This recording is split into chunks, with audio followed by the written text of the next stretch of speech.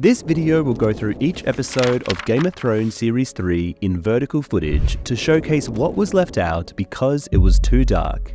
Even though the TV show was great, there were a lot of missing book storylines. So we'll remind you of what happened in the TV show and use artwork to show you what happened in the books. In the opening scene, the sounds of chaos and battle echo in the darkness as the White Walkers and their army of undead whites launch a fierce attack on the Night's Watch at the Fist. Samwell Tarly braves a blizzard in search of safety, only to stumble upon a gruesome sight: a decapitated member of the Night's Watch holding his own head. Before Sam can react, a White closes in on him, wielding an axe, but is swiftly taken down by the fierce direwolf Ghost. Ghost rips apart the White as it struggles to reach Sam, inching closer with each movement. The White meets its end in a blaze of fire, courtesy of Lord Commander Jorah Mormont and his torch. With only a handful of survivors left from the original 300 men, Mormont is furious that Sam failed to send out any ravens during the chaos of the attack. Realizing the urgency of the situation, Mormont orders a retreat to the Wall, not just to save their own lives, but to warn Castle Black and the rest of Westeros of the impending danger. Failure to do so would mean the demise of everyone they hold dear. In the book, the intense battle at the Fist of the First Men is vividly recounted through the eyes of Sam. The Night's Watch is overwhelmed by hordes of whites and a massive snow bear, breaching the fortifications of the Fist with ease. Despite Sam's efforts to send messages via ravens, the chaos of the situation causes confusion. Only fire arrows prove somewhat effective against the whites, but the dwindling supply forces Commander Mormont to make the difficult decision to order a retreat. As the Night's Watch members flee, they suffer heavy casualties, leaving only 44 survivors. Sam himself is pushed to his limits and has to be carried away from the battlefield. Rast did not make an appearance at the Fist of the First Men in the books, as he was still a new recruit and stayed behind at Castle Black. Unlike the television adaptation, Jon's loyal direwolf is not present during the battle. Jon had parted ways with him before scaling the wall, hoping the wolf would find his way back to safety at Castle Black.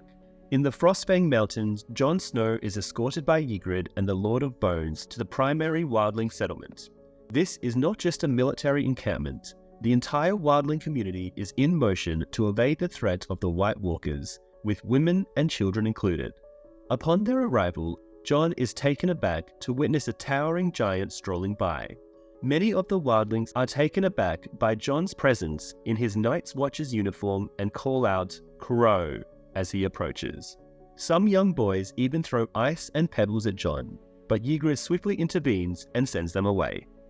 The spears wielded by the wildlings are adorned with sharp metal tips, a stark contrast to the basic fire-hardened poles described in the books. In the behind-the-scenes footage, the production team reveals that many of the wildlings carry weapons crafted from sharpened wood or bone because they lack the expertise to forge metal weapons. Nonetheless, the book suggests that wildlings often acquire steel weapons by looting fallen Night's Watch members. Jon is escorted into the tent of the King Beyond the Wall, Mance Rayder, by the Lord of Bones. Inside, a burly man with a thick beard is enjoying a meal of chicken by the fire. The Lord of Bones reveals Jon's true identity as the illegitimate son of Eddard Stark, causing the man's curiosity to peak upon learning that Jon was responsible for the death of Corran. As they converse, Jon humbly kneels before the man, mistaking him for Mance Rayder, and addresses him as Your Grace, a title typically reserved for kings in the southern lands. This gesture evokes laughter from the wildlings, as such formalities hold no significance in their society. It turns out that the man is not Mance, but his trusted lieutenant, Tormund. Mance Rayder, a modest figure sitting in a corner, then introduces himself to Jon and instructs him to rise. Among the free folk, no man kneels before another, as they reject the notion of nobility and hierarchy in their culture. In the book, when Jon steps into Mance Rayder's tent, he is greeted by 5 other individuals: Mance's wife, Dalla, her sister Val, wildling raiders named Jarl, Stir, and Tormund. As Mance sings a tune and both Stir and Tormund exude leadership qualities, Jon assumes that one of them is Mance, even though he does not kneel. In the books, Mance remembers Jon from visiting Winterfell during King Robert's feast, disguising himself as a musician. Dominic West declined the role of Mance Rayder in order to prioritize spending more time with his children. As a result, Kieran Hinds was chosen for the role. Mance expresses his approval of Jon's actions in killing Corran, noting that Corran had killed many of Mance's people. He acknowledges that Corran was once his brother when they were both members of the Night's Watch, and when Corran had both of his hands. Mance questions Jon's motives for wanting to join them, to which Jon responds that he seeks freedom. Mance, however, suspects that Jon's true desire is to become a hero. Jon recounts a disturbing incident at Craster's Keep, where he witnessed Craster abandoning his newborn son as a sacrifice to a mysterious creature. Jon is appalled by the fact that Lord Commander Mormont was aware of Craster's actions, but chose to turn a blind eye. Jon reveals his belief that his ancestors, the First Men, had defeated the White Walkers during the Long Night, and expresses his desire to fight alongside those who defend the living. Impressed by Jon's conviction, Mance advises him to obtain a new cloak as a symbol of his allegiance. In the book, Mance Rayder grew disenchanted with his life as a member of the Night's Watch and its many restrictions. While on a mission beyond the Wall, he gets ambushed by a Shadowcat. A wildling woman comes to his aid, tending to his wounds and repairing his tattered black cloak with scraps of red fabric. Upon his return to the Wall, Mance's superiors order him to discard the patched cloak, prompting his decision to abandon the Watch altogether. Costume designer toyed with the idea of incorporating this backstory into the show by outfitting Mance with a cloak adorned with red patches, but due to time constraints, this was not included. In the heart of King's Landing, Tyrion Lannister is coming to terms with his physical scars and changed circumstances. Suspicious of his sister's involvement in the assassination attempt against him, Tyrion is on edge when she pays him a visit. Queen Cersei demands to know the purpose of his meeting with their father. Cersei teasing Tyrion about rumors of him losing his nose is a clever reference for fans of the books. In the original story, Tyrion actually has a significant portion of his nose cut off by Mandon Moore. However, in the TV series, only a scar on his face is shown to simplify production. Summoned by Podrick Payne, Bronn engages in a tense confrontation with Sir Meryn Trant outside Tyrion's chambers. Meryn belittles Bronn, calling him an opportunist for his role in the Battle of Blackwater. After Cersei departs, Bronn informs Tyrion that he will be increasing his fees. Sansa Stark and Shae spend time on the docks, observing ships coming and going. Sansa suggests a game of inventing stories about the ship's destinations, but Shae, as usual, shows no interest. Peter Baelish approaches Sansa, who eagerly expresses a desire to leave quickly. He hints at the possibility of Sansa stowing away on his next sea voyage out of the capital. Sansa warns him not to provide too many details, admitting she is not a proficient liar. Meanwhile, Ross, seemingly serving as Littlefinger's assistant, fondly recalls the day of Sansa's birth, when Winterfell's bells rang in celebration. She asks Shae to keep an eye on Sansa, especially concerning Littlefinger. The interaction between Shae and Sansa depicted in the show does not occur in the books, as Shae does not become Sansa's handmaiden until a later point in the story. When Littlefinger informs Sansa about Arya's well-being, it could be a tactic to manipulate her into cooperating. On the other hand, it might be a subtle acknowledgement that he knows Arya is serving as Tywin's cupbearer. Even though the show doesn't explicitly reveal his recognition of Arya, Aidan Gellin, the actor playing Littlefinger, has suggested that he portrayed the scene with that in mind. In the books, Littlefinger doesn't have direct interactions with Sansa. Instead, he discreetly communicates through Dontos, the disgraced knight from the beginning of Season 2. Furthermore, Littlefinger never visits Harrenhal in the books, and doesn't cross paths with Arya there. Davos Seaworth is saved from the ocean by Salladhor Saan after being thrown into the water by the explosion of wildfire during the battle. Grieving over the loss of his son, Mathos, Davos believes that Melisandre's guidance has brought nothing but destruction to Stannis. He is shocked to learn from Salladhor that she has started performing human sacrifices. Upon the return of the remaining soldiers to the island, Melisandre orders anyone who speaks against her to be burned alive as their offering to the Lord of Light. Davos manages to persuade Salladhor to take him to Dragonstone. In the books, Davos finds himself marooned on a rocky spire for a fortnight. Following the devastating defeat at the Battle of the Blackwater, King Stannis Baratheon's remaining forces gather on Dragonstone to lick their wounds. Davos Seaworth makes his return to find Stannis in a state of despair, accompanied only by Melisandre in the chamber of the painted table. Davos does not mince words, openly declaring Melisandre as his foe and accusing her of heinous acts such as human sacrifices. He firmly believes that she is leading Stannis down a dark path. Melisandre, however, shifts the blame back to Davos, reminding him that he was the one who advised Stannis against bringing her to the battle. She insinuates that it was Davos's counsel that ultimately led to the fiery demise of so many soldiers, including Davos's own son. The mention of his son ignites a fierce rage within Davos, causing him to draw a weapon on Melisandre. Before things escalate further, the guards intervene and Stannis orders Davos to be thrown into the dungeon. In the book, Davos returns to Dragonstone only to immediately be imprisoned as Melisandre has foreseen his plot against her. He languishes in captivity for months without ever laying eyes on Stannis. In the Riverlands, the spirits of King Robb Stark's army are diminishing. They have not achieved a significant triumph since their victory at the Battle of Oxcross several months ago. The recent news of the Lannisters' success over Stannis and their newfound alliance with the Tyrells only adds to the mounting despair. Despite Robb's impeccable record on the battlefield, the Lannisters have cleverly avoided direct confrontation with him.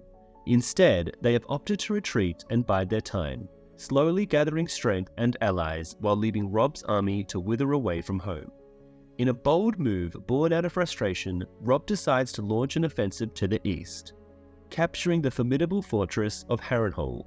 This stronghold had been a crucial base for the Lannisters in the Riverlands, but Tywin had withdrawn his forces to defend King's Landing against Stannis, leaving Harrenhal virtually undefended. Much to Robb's disappointment, the victory is not as decisive as he had hoped. The Lannisters had already evacuated the castle, leaving behind a gruesome scene of massacred prisoners of war. Among the carnage, a lone survivor is discovered, a maester by the name of Qyburn. While the capture of Harrenhal is a strategic gain, the sight of the bloodied courtyards and the stench of death further dampened the morale of Robb's forces. As they regroup and assess their next moves, the shadow of the Lannisters looms large, casting a pall over their once indomitable spirit. In the books, the Stark soldiers led by Roose Bolton seize control of Harrenhal well before the Battle of Blackwater Bay. When they take over the castle from Tywin Lannister, they are surprised to find that most of the Stark prisoners have already fled with the assistance of Arya and Jaqen H'ghar. Arya remained in Harrenhal for a brief period and serves as Roose's cupbearer before making her escape. Robb and Catelyn are not present at Harrenhal during this time, and they do not cross paths with Qyburn. Robb is busy overseeing the western whole of the Stark army in the Westerlands. In the books, Qyburn is not a prisoner of House Stark held captive at Harrenhal. Instead, he is a shamed maester associated with the Brave Companions, a notorious mercenary group hired by Tywin Lannister. The Brave Companions often mutilate their enemies, leaving Qyburn with the challenging task of tending to their wounds. When Tywin departs from Harrenhal and Roose Bolton's forces approach, the Brave Companions quickly switch allegiances to the Boltons in a strategic move. While this group has not been included in the television adaptation, they inspire a ruthless faction of Bolton soldiers that make an appearance in Season 3. Upon arriving at the bustling city of Astapor in Slaver's Bay, Daenerys Targaryen's ship docks, marking the end of her journey from Qarth. During her journey on the television show, Daenerys embarks on a Qarthine vessel to reach Astapor. However, in the books, she has a fleet of 3 ships named after the dragons of her Targaryen ancestors, Vhagar, Meraxus, and Balerion, in honor of Aegon I Targaryen and his sisters Rhaenys and Visenya. Illaroy Mopatis originally sent the ships to bring her back to Pentos, but at the urging of Jorah Mormont, she decides to make a detour to Astapor before returning. As the ship approaches, her dragons, now resembling small dogs in size, soar through the air, snatching fish from the sea and incinerating them with bursts of flames from their mouth. Daenerys acknowledges that although her dragons are growing, they are not yet formidable enough to be used as weapons for conquering Westeros. She understands the necessity of acquiring an army, Sir Jorah Mormont mentions that renowned unsullied warriors of Astapor, revered as some of the best soldiers in the world. Despite their exceptional skill, Daenerys grapples with the moral implications of using slave soldiers, a practice frowned upon in Westeros where slavery is outlawed. Jorah emphasizes the lack of alternatives for assembling an army, prompting Daenerys to consider expanding her small Dothraki khalasar. However, most of the Dothraki are struggling with seasickness due to their unfamiliarity with sea travel. Jorah cautions that other Dothraki would only join her cause if they perceive her as strong, underscoring the need for a formidable army to support her ambitions. King Joffrey Baratheon's troops celebrate their triumph following the Battle of the Blackwater. House Lannister's newfound allies, House Tyrell, start to integrate themselves into the city. Tywin Lannister reveals that he is responsible for overseeing 7 kingdoms, with 3 of them currently rebelling against his rule. These rebellious regions are believed to be the North, the Iron Islands, and the Riverlands. After the defeat of Stannis, many of the Stormlords have pledged their allegiance to the crown. However, according to the HBO Go interactive features, it is indicated that the Stormlands are actually the 3rd rebellious kingdom. This contradicts the common belief among Westerosi people who do not consider the Riverlands to be a separate kingdom and are now under the influence of the North. Tywin Lannister adamantly refuses to acknowledge Tyrion's contributions to the city's defense or his effective rule as Hand of the King. Instead, Tywin stubbornly clings to the belief that Tyrion is a debauched, bitter, and incompetent individual who is jealous of his family's success. Tywin is particularly offended by Tyrion's defiance in bringing his lover to the capital against his explicit orders, leading him to suspect that Tyrion was preoccupied with Shae instead of fulfilling his duties. When questioned about his harsh decision, Tywin is appalled and insinuates that Tyrion's birth caused the death of his beloved wife, Joanna. Tywin warns Tyrion that he would hang any prostitute found in his bed. This intense dislike for prostitutes can be traced back to the traumatic event in Tywin's past. Following the death of his mother, Tywin's father, Tytos, entered into a relationship with a woman who was seen as little more than a prostitute. This woman managed to manipulate Tytos, leading to the near ruin of House Lannister's wealth and reputation. After Tytos passed away, Tywin took drastic measures by forcing the woman to publicly humiliate herself by walking the streets naked and destitute. This act was meant to serve as a reminder of her lowly origins. From that point on, Tywin holds a deep-seated animosity towards prostitutes despite frequently visiting brothels in secret. Bronn now identifies himself as Sir Bronn of the Blackwater, a title that elevates his social status despite his lack of land, wealth, or noble lineage. As Joffrey makes his way back from the Great Sept of Baelor in a well-guarded palanquin, his journey is unexpectedly halted by his betrothed, Lady Margaery Tyrell in Fleabottom. Surprising both the guards and Joffrey himself, Margaery steps out of the procession to explore the area, eventually finding her way to an orphanage where she engages with the children. Meanwhile, her attendants distribute bread and toys, endearing Margaery to the common people of Fleabottom. Later that evening, Joffrey and Cersei join Margaery and her brother Loras Tyrell for a small dinner gathering. Cersei reprimands Margaery for her audacity and reminds her that her spontaneous acts of charity occurs in the same streets where the royal party has recently been attacked. As Joffrey innocently defends Margaery and rebukes his mother, Cersei realizes she is in danger of being outmaneuvered. Cersei's rule relies on instilling fear, while Margaery excels at earning the love of those she governs, a talent Cersei lacks. In the book, there is no mention of Margaery Tyrell comforting orphans and distributing food. However, Cersei is informed that Margaery and her family are cleverly winning over the common people by providing food aid, purchasing hot pies from bakers, donating to beggars, and other acts of generosity. Ironically, the Tyrells played a significant role in causing the small folk to suffer from famine by closing off the Roses Road during the previous season. Upon her arrival in Astapor, Daenerys is taken on a tour of the unsullied barracks by their owner, Cranes Munaklos. During the tour, a slave girl named Missandei translates Krans's Low Valyrian into the common tongue of Westeros for Daenerys to understand. In the book, Missandei is depicted as a young child of 10 years. However, in the TV series adaptation, she is presented as much older, with an actress in her 20s bringing the character to life on screen. Although she pretends not to understand the language and relies on a translator, Missandei, to deceive the slavers into divulging their secrets in her presence. This strategy is also depicted in the television series, but the revelation is not made until the following episode. Cranes explains that the Unsullied are trained for battle starting from the tender age of 5. He reveals that only 1 in 4 recruits survive the brutal training process. To demonstrate the Unsullied's lack of fear for pain or death, Cranes cruelly slices off the nipple of a soldier in front of Daenerys. Despite the horrific act, the soldier shows no sign of pain and even thanks his master for the opportunity to serve. Further shocking Daenerys, Cranes discloses that the Unsullied are trained to show no mercy or weakness by killing a newborn slave child in front of its mother at the end of their training. Outraged by this inhumane practice, Daenerys still asks about the number of Unsullied available for sale. She is informed that there are 8,000 soldiers up for sale, and she has until the following day to make a decision. George R.R. Martin has drawn inspiration from various historical slave soldier armies, such as the Egyptian Mamluks, Spartans, and Ottoman Janissary troops when creating the Unsullied in his books. In Martin's world, only 1 out of every 3 boys endure the grueling training process.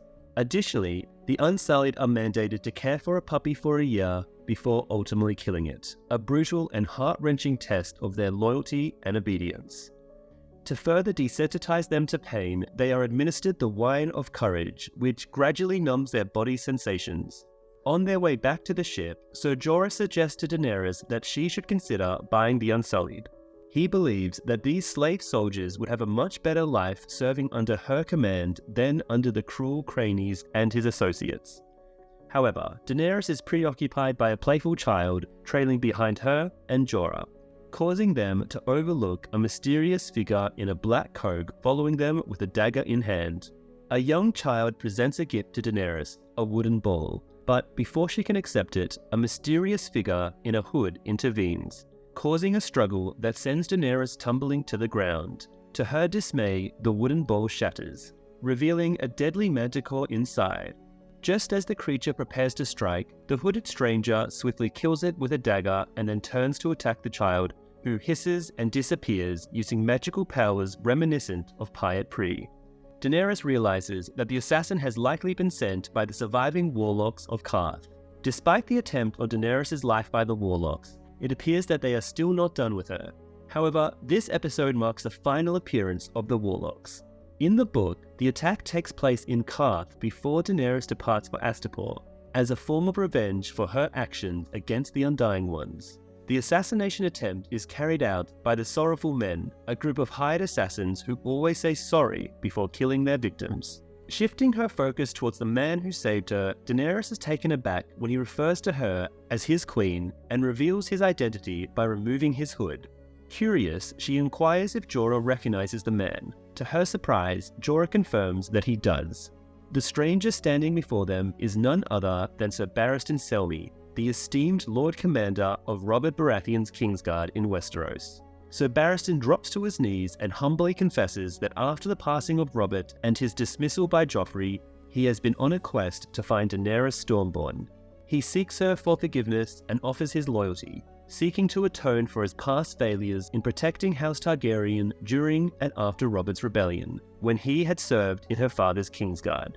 Barristan declares her as the rightful queen and expresses his desire to join her Queensguard in service.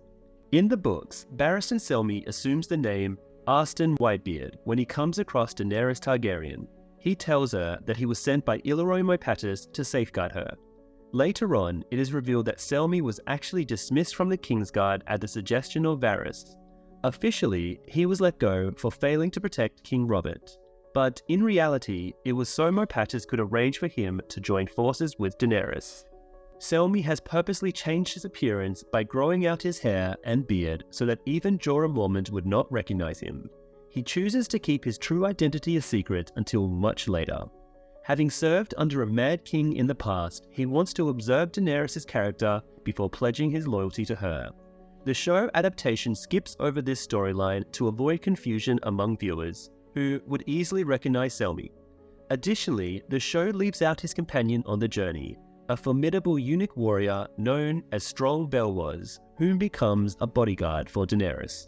The episode titled Valar Dohaeris drives from the High Valyrian language translating to "all men must serve." This phrase is commonly used in Essos as a response to the saying Valar Morghulis, meaning all men must die. Also, this episode won the Emmy Award for Best Special Visual Effects. Bran Stark has a vivid dream where he finds himself wandering and hunting in the deep woods. During his dream, he once again encounters the enigmatic three-eyed raven. As he prepares to take a shot with his bow, memories flood back of the days when he trained in archery with Jon and Robb, and he hears the echoes of his father Eddard's voice. Despite his best efforts, Bran's arrow misses its mark on the raven. Suddenly, a mysterious young boy emerges and cryptically informs Bran that he cannot harm the raven because he is connected to it in some way. Startled, Bran wakes up abruptly, causing a momentary concern for Hodor, who quickly reassures everyone that he is alright. Osha, recognizing the significance of Bran's unsettling dream, voices her concerns about the challenges they are already facing.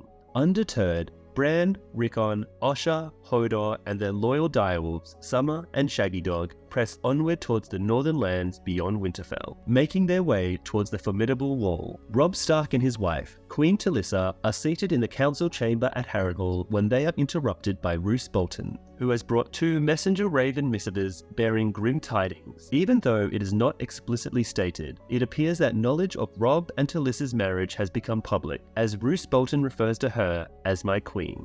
The first message conveys the news of Robb's maternal grandfather, Hoster Tully's passing after a long illness at Riverrun. This devastating news has brought Catelyn to tears as she laments not having seen her father in years. The second message is from Roose's bastard son, Ramsay Snow, reporting that Winterfell has been set ablaze by the Ironborn, resulting in the massacre of its inhabitants. They have fled before Roose's forces could arrive. There is no sign of Robb's younger brothers, Bran and Rickon, leading to the grim possibility that they may have perished. Additionally, there is no news regarding Theon Greyjoy's whereabouts, and if he has taken the boys captive. No demands has been made by the Greyjoys. The title of this episode, Dark Wings, Dark Words, is a commonly used saying in the books, often associated with the arrival of ominous messages delivered by ravens. The phrase is referring to the 2 ravens that bring Robb Stark news of his younger brothers, Bran and Rickon, being killed, as well as the passing of his grandfather, Hoster Tully. In an undisclosed location, Theon Greyjoy finds himself imprisoned in a dungeon after being rendered unconscious prior to the sack of Winterfell.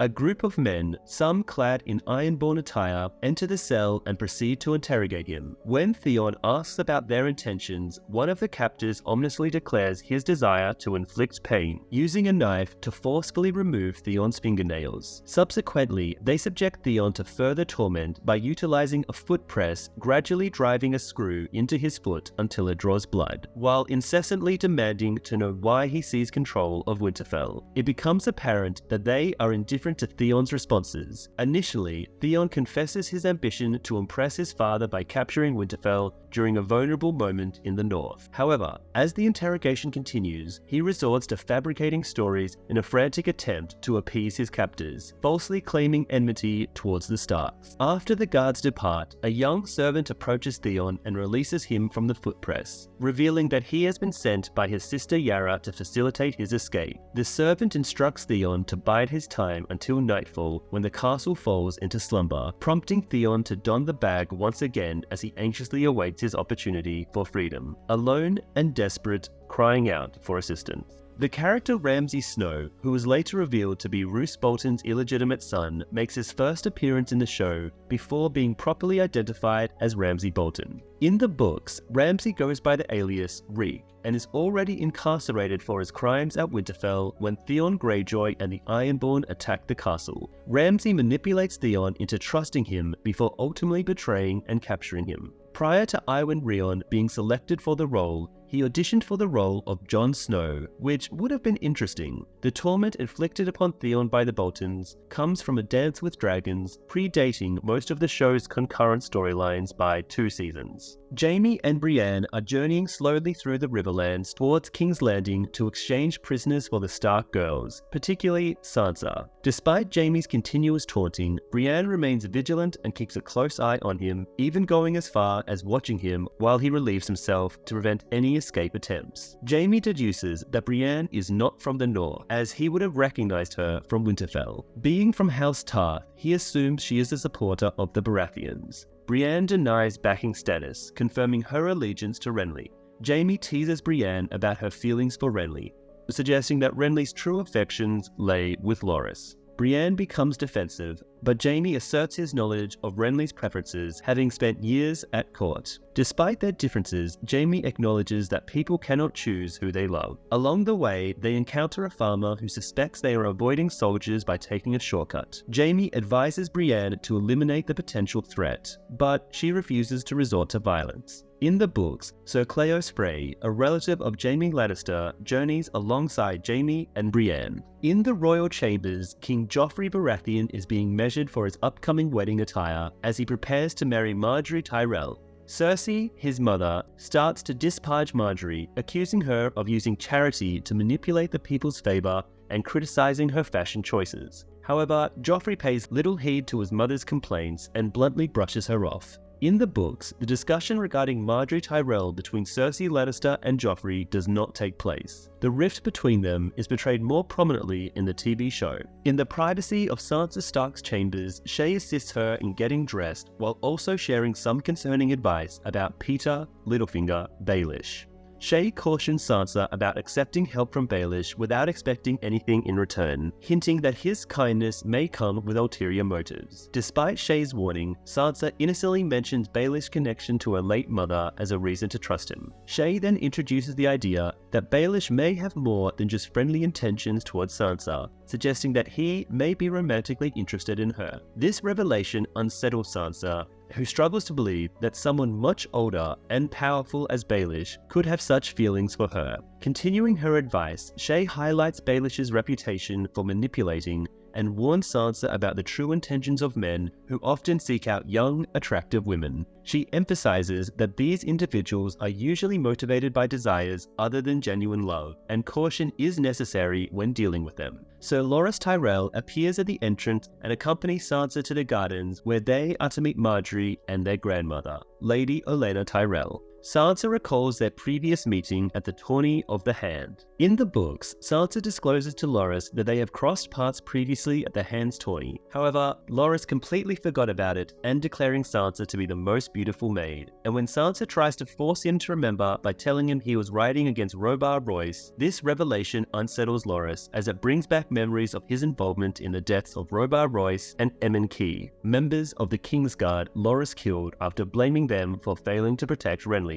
He treats Sansa with icy courtesy after this. Lady Olenna, a shrewd and astute woman, openly criticizes her son, Mace, for supporting Renly Baratheon's claim to the throne, despite Margaery's positive opinion of Renly. Lady Olenna presses Sansa to divulge the truth about Joffrey, as he is set to marry Margaery. Initially hesitant, Sansa eventually breaks down and passionately recounts Joffrey's cruel betrayal of her father, which has left her traumatized. Feeling exposed, Sansa tries to backtrack, but Lady Olenna persistently urges her to speak freely, promising confidentiality. In a moment of vulnerability, Sansa blurts out that Joffrey is a monster, much to Lady Olenna's disappointment, but not surprise, given the rumors circulating about Joffrey's behavior. Fearing that this revelation will jeopardize the marriage alliance with the Tyrells, Sansa is reassured by Lady Olenna that her son Mace is determined to see Margaery wed into royalty, regardless of Joffrey's true nature. During the meeting with Olenna and Margaery, Allery, Margaery's mother, who is notably absent from the show, is also in attendance along with a group of people in their entourage.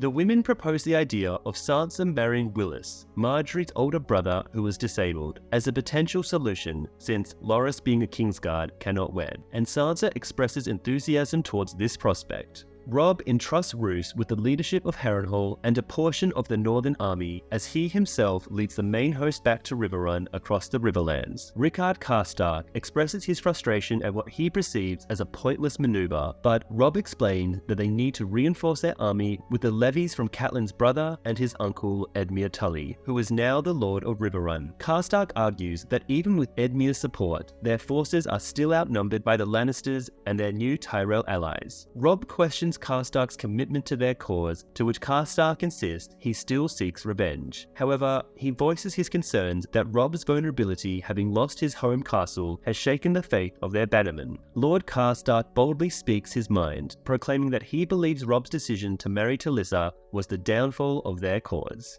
In the book, the Freys react with anger and chaos, departing amidst much turmoil. While in the show, Robb appears to downplay the loss, in the novel it is a significant setback. Many of Robb's loyal lords lose respect for him for failing to uphold his vow. Moreover, the Freys not only provided a substantial number of soldiers to his army, but also control the route back to the north. In the books, Catelyn and Robb remain at Riverrun for Hoster Tully's funeral, as Catelyn has been caring for her sick father during most of the war, instead of being in Robb's military camp. Robb has just returned from his military campaign in the Westerlands when Hoster passed away, and neither of them had visited Harrenhal. Robb does not have a heart-to-heart discussion with Rickard regarding the potential consequences of his marriage and the loss of his home on the outcome of the war. Additionally, Catelyn's tale to Talisa about crafting a prayer wheel for Jon Snow is created specifically for the television adaptation. Jon Snow leads the Free Folk army of Mance Rayder southward at a deliberate pace. Mance points out that his army is a diverse mix of around 90 different wildling groups, each speaking a different language and harboring internal conflicts. Despite these differences, Mance manages to unite them all by revealing the harsh truth: they will all perish if they remain north of the wall. Mance introduces Jon to one of his scouts named Orell, who possesses the ability to enter the mind of animals, a skill known as being a warg. Ygritte expresses surprise that Jon is unfamiliar with this concept. Mance explains that wargs can see through the eyes of animals and even influence their actions. Orell uses the gift to scout far ahead, controlling an eagle to gather information. When Mance asks about what Orell has observed, he reports seeing the Fist of the First Men and numerous deceased members of the Night's Watch, known as crows. In the books, Orell meets his demise at the hands of Jon Snow during a search beyond the wall. However,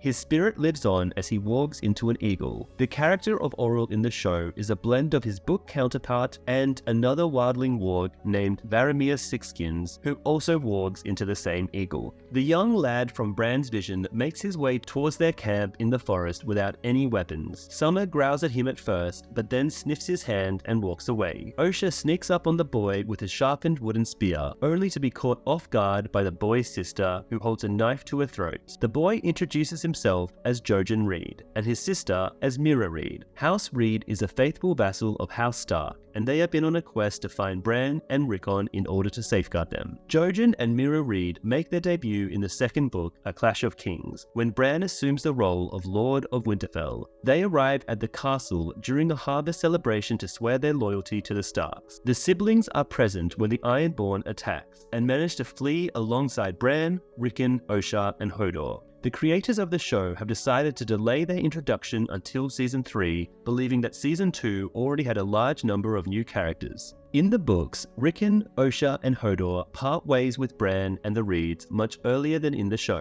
Additionally, Jojen is depicted as being younger in the books, and there is no confrontation involving weapons between Mira and Osha. In the Riverlands not too far away, Arya, Gendry, and Hot Pie are traveling north from Harrenhal with the goal of reaching the Red Fork of the Trident River and then heading west to her grandfather's castle at Riverrun. Arya confides in her companions about how Jaqen H'ghar helped them escape by offering to eliminate 3 people of her choosing. Gendry is skeptical and criticizes Arya for choosing minor Lannister guards instead of more powerful figures like King Joffrey or Tywin Lannister that could have had a greater impact on the war. Robb, Catelyn, and Arya unknowingly are in close proximity to each other without ever realizing it. Arya has departed from Harrenhal towards Riverrun just before Robb and Catelyn arrive from the Riverlands. It is quite possible that they narrowly missed each other, considering Arya's preference for avoiding main roads while Robb and Catelyn stuck to them. This causes Arya to become defensive. As they journey deeper into the forest, they stumble upon a scouting party of the Brotherhood Without Banners, a group of outlaws led by Thoros of Myr,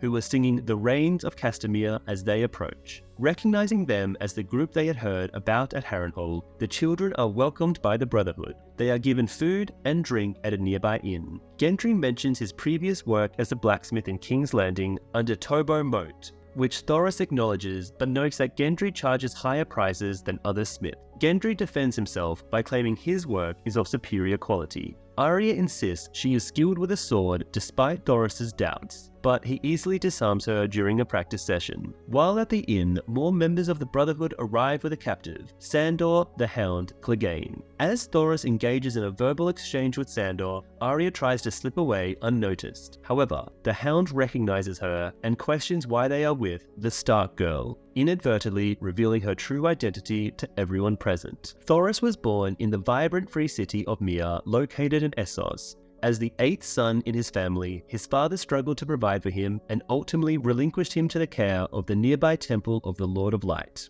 Within the walls of the temple, Thoris was groomed to be a Red Priest, although he exhibited tendencies towards gluttony and lust, often sneaking food from the kitchens and entertaining women in his chambers. It was his divine duty, assigned by the High Priest, to steer the future King Robert Baratheon away from the worship of the Seven and guide him towards embracing the Lord of Light. He had already arrived at the Red Keep when the bodies of Rhaenys and Aegon Targaryen were shown to Robert. Thoris was welcomed into the royal court and quickly became a close companion of King Robert, known for his love of drinking and debauchery. He gained renown for wielding a sword coated in wildfire, which he would set ablaze before battle to strike fear into his adversaries. Thoris fought alongside King Robert Baratheon during the Greyjoy Rebellion, being the first to breach the defenses at the Siege of Pike with his fiery sword, causing chaos and panic among the Ironborn. Shae enters Tyrion Lannister's new living quarters, where he cautions her about the serious threat his father made to harm her if she was caught with him again. Despite the warning, Shae proceeds to undress Tyrion and requests a favor from him, to safeguard Sansa from Baelish. Tyrion explains that he lacks the power or influence to intervene in Sansa's situation, but Shae accuses him of being drawn to Sansa, a claim he denies with a smile. The conversation takes a turn when Tyrion reveals his past involvement with Ross in the North, clarifying that it happened before he met Shae. They engage in playful banter about this revelation as they engage in intimacy. Throughout the book, there is a common insinuation that her feelings towards Tyrion are not genuine, but rather a result of her professional skills. As they journey onwards, Jojen and Bran engage in a deep conversation about Bran's wolf dreams. Jojen reveals to Bran that he possesses the gift of walking,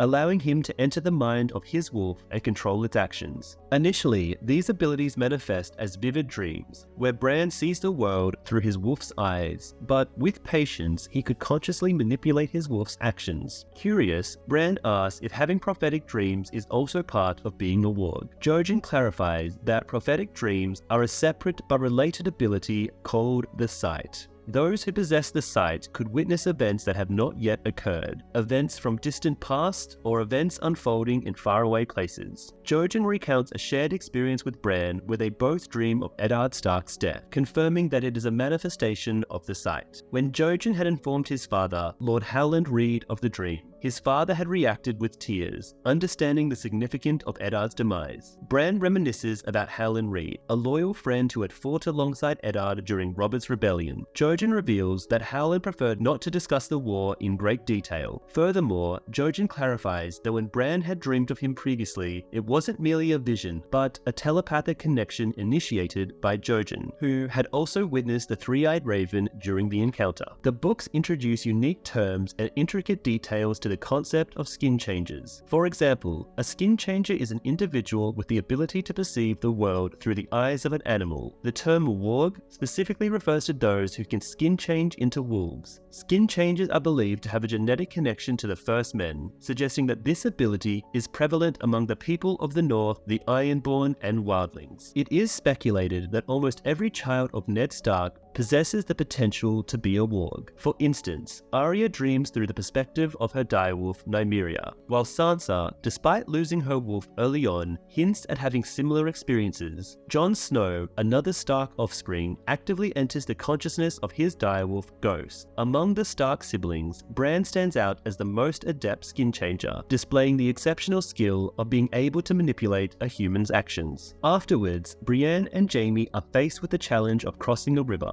They must decide between a risky ford or taking the bridge, which is likely to be under surveillance. Brienne opts for the safer route of the bridge, but Jaime seizes the opportunity to distract her, seizing her spare sword and freeing himself from his restraints. A fierce sword fight ensues on the bridge, with Jaime initially taking the offensive and putting Brienne on the back foot. However, Jaime's movements are hampered by his still mangled hands and weakened state from a year of imprisonment. As Jaime tries, Brienne gains the upper hand with well-placed kicks and punches, gradually wearing him down. Eventually, Jaime succumbs to exhaustion and collapses on the ground. At that moment, riders from House Bolton, led by a man named Locke, appear on the scene. Jaime attempts to negotiate, but Locke makes it clear that they will take his head unless she surrenders the Kingslayer to the king in the north. With little choice, Jaime is taken captive by Locke and his men. In the books, Jaime's cousin, Cleos Frey, tragically loses his life during an ambush by outlaw archers.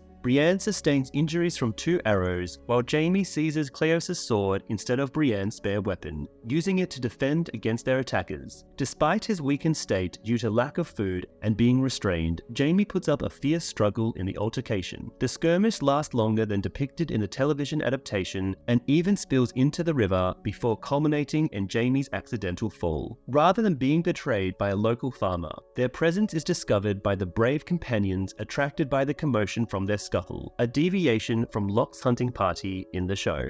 In the heart of the Riverlands at Riverrun, the ancestral home of House Tully, a somber funeral is being held for the late Lord Holster Tully. The ceremony takes place on the banks of the Red Fork of the Trident River. King Robb Stark stands alongside his northern army, paying his respects as he assists in launching Lord Holster's funeral boat. Walder Frey's decision to send both his legitimate and illegitimate sons to the funeral stirs up anger in Edmure, although Robb handles the situation with grace. Also present is Holster's younger brother, Brendan, the Blackfish Tully. Watching from the dock are Catelyn Stark and Robb's new wife, Queen Talissa, surrounded by a crowd of bannermen. As the youngest child of Lord Holster, Edmure Tully tries in vain to ignite the funeral boat with a flaming arrow. Despite his attempts to pay his respects, Edmure repeatedly misses the boat carrying his father's remains due to overwhelming grief. Brandon steps in to take over after Edmure's failed attempts. With precision and skill, Brendan successfully sets the boat ablaze just before it disappears around a bend in the river. The first appearance of Brendan, played by Clive Russell, and Edmure Tully, portrayed by Tobias Menzies, occurs in the 3rd season of the show, but they were supposed to be introduced in Season 2. This episode does not delve into the reasons behind the tension between Holster and Brendan, nor does it explain the origins of Brendan's nickname, Blackfish. In the backstory, Holster had arranged a marriage for Brendan in order to secure an alliance with House Redwyne and strengthen their own position. However, Brendan adamantly refused to go through with the marriage. This caused Holster to become angry as he believed Brendan was not willing to make sacrifices for the family's safety. Holster then called Brendan the black sheep of the family, to which Brendan cleverly retorted that since their sigil featured a trout, Blackfish would be a more fitting description. This nickname eventually stuck, and Brendan even incorporated it into his heraldry. Additionally, his armor is adorned with small black patches that resemble the scales of a fish. In the meeting room of Riverrun, King Robb, Brendan, and Edmure are in a deep discussion. The ongoing war is proving to be a challenge for them. The Lannisters have emerged victorious in the south and have successfully defended King's Landing through a marriage alliance with House Tyrell. They hold the advantage in terms of numbers, wealth, and their strategic position. Edmure proudly recounts his recent triumph in the Battle of the Fords, where he managed to drive Sir Gregor Clegane and his Lannister forces out of the Riverlands. However, Robb and Brendan are not pleased with Edmure's actions. Edmure was supposed to provide a token defense to deceive the Lannisters into crossing the Red Fork of the Trident, where the mountain could be killed after crossing. The Stark strategic position has been weakened by Edmure's actions, but at the same time, Edmure didn't know this was their plan. Although Edmure argues that they captured valuable Lannister hostages, Willem and Martin, Robb reminds him that the Lannisters are not likely to negotiate for their release, as they did not do so when Jaime was taken captive. In the books, Willem and Martin Lannister are actually Tywin's nephews, being the sons of Kevan Lannister. They were not taken prisoner by Edmure during the Battle of Stone Mill. Willem was captured during the intense fighting at the Whispering Wood alongside his cousin Tion Frey, the son of Tywin's sister Jenna, while Martin was seized during the Battle of Oxcross. Dean Charles Chapman, known for his role as Martin Lannister in Riverrun, was later chosen to portray Tommen in Season 4 of the show. Edmure tries to emphasize that they suffered minimal casualties at Stonemill and inflicted heavy losses on the Lannisters, but Robb interrupts him, stressing the importance of their dwindling forces compared to Tywin's overwhelming numbers. It is clear that the Lannisters now have the upper hand and can afford to be patient, wearing down Robb's army through attrition. The Starks must reconsider their strategy and find a way to defeat the Lannisters' formidable position. In the books, the original plan was to lure Tywin and Gregor's armies into the Westerlands, where they would be exposed and vulnerable, leaving King's Landing unprotected against Stannis Baratheon, who would have won the war for them in a single blow. This strategy was crucial for Robb's plan to trap Tywin in the Westerlands, allowing Stannis to win the war after capturing King's Landing. However, Edmure's direct confrontation with the Lannisters, instead of allowing them to pass, gave Tywin a long enough delay to learn about Stannis' imminent attack on King's Landing and rush back to the city's defense. Edmure's victory, although small, ultimately hindered Robb's chance to swiftly end the war by forming an alliance with Stannis after taking the capital. In King's Landing, Tywin Lannister conveys the first small council meeting since his arrival in the city and appointment as Hand of the King. He moves the meeting to a chamber adjacent to his own in the Tower of the Hand, establishing his authority. Tywin is punctual and summons all council members at once. The seating arrangement, with all chairs on one side of the table, serves as a silent test of their reaction to his presence. Peter Baelish assertively maneuvers to sit closest to Tywin, displaying his ambition. Varys, unimpressed by Littlefinger's eagerness, allows him to pass and settles for the seat next to Tywin. Grand Maester Pycelle, more concerned with self-preservation than power struggles, quietly takes the third seat away from Tywin. Cersei, finding all seats taken, refuses to engage in the power play and places herself at Tywin's right hand across from Littlefinger. Tyrion, the only one to challenge Tywin's dominance, deliberately chooses a seat at the far end of the table opposite his father, making a statement by dragging his chair noisily. While not depicted in the books, this scenario actually captures the power dynamics described within the books. However, missing from Tywin's small council are Mace Tyrell, Kevan Lannister, and the High Septon. In the books, Pycelle emerges from the dungeons looking thin and frail, relying on a cane for support. His once full beard is now sparse, with only a few stray white hairs remaining. However, in the show, it appears that only a small portion of his beard has been trimmed. Tywin expresses his frustration with his three advisors, pointing out that despite having the largest network of spies in the world among them, they have failed to locate his son, Jaime, who escaped from the Northern Army. Tywin inquires about the progress of the war, and Varys informs him that Robb has taken out his army to Riverrun for his grandfather's funeral, leaving Roose Bolton in charge of Harrenhal.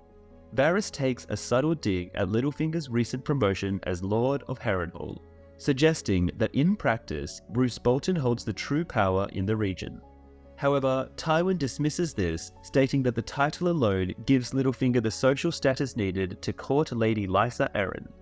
Littlefinger confidently asserts that Lysa has always had feelings for him, and they have known each other since childhood, implying that she will soon agree to marry him. Pycelle adds that this marriage will make Littlefinger the acting defender of the Vale, a position of even greater importance, evidenced by Paelish's extravagant attire adorned with gold to signify his new rank. Tywin declares that by securing the support of the Vale of Arryn, a previously neutral party in the ongoing war, Robb Stark's dwindling alliances will be further weakened. The strategic marriages with House Tyrell of the Reach and House Martell of Dorne, combined with the defeat of the Baratheons, have effectively brought the entirety of southern Westeros under Lannister control. During a conversation, Tyrion brings up the fact that if Baelish leaves for the Vale, there will be an empty seat on the small council. Tywin surprises everyone by appointing Tyrion as the new Master of Coin to fill that vacancy. Despite the appearance of giving Tyrion a position of authority, he acknowledges his lack of financial expertise. Cersei, in her usual passive-aggressive manner, insinuates that the promotion is more about setting Tyrion up to fail and take the blame for any mistakes. In another part of the Riverlands, Jaime Lannister and Brienne of Tarth find themselves in the clutches of Locke and a group of Bolton men. As they journey together, the men sing a lively tune of The Bear and the Maiden Fair. This popular and bawdy song tells the tale of a hairy bear who, while on his way to a fair accompanied by 3 boys and a goat, comes to the rescue of a maiden in distress who had been longing for a knight. Bound together on a horse, Jaime solemnly cautions Brienne that the men will likely assault her when they stop for the night. He advises her to submit without resistance and think of Renly to endure the ordeal. Jaime reveals that the men are only tasked with capturing him, implying that Brienne's fate is insignificant to them. Any defiance from her could result in swift and lethal consequences. Despite the grave situation, Brienne asserts her determination to fight back, even if it means facing death. Jaime emphasizes with her, acknowledging that he too would choose death over such dishonor if he were in her shoes. At the inn at the crossroads located in the Riverlands, Arya Stark, Gendry and Hot Pie are still in the company of the Brotherhood Without Banners, who are getting ready to leave. Gendry has just finished repairing a steel breastplate, which Thoros then puts on. Arya questions why Gendry is assisting them, to which Thoros explains that they are not being held captive, but rather the war-torn Riverlands are not safe for a high-profile figure like Ned Stark's daughter. Arya observes as Sandor the Hound Clegane is being loaded onto a prisoner cart. She approaches him with anger and asks if he remembers his previous visit to the inn. However, he nonchalantly remarks that all run-down inns appear identical to him.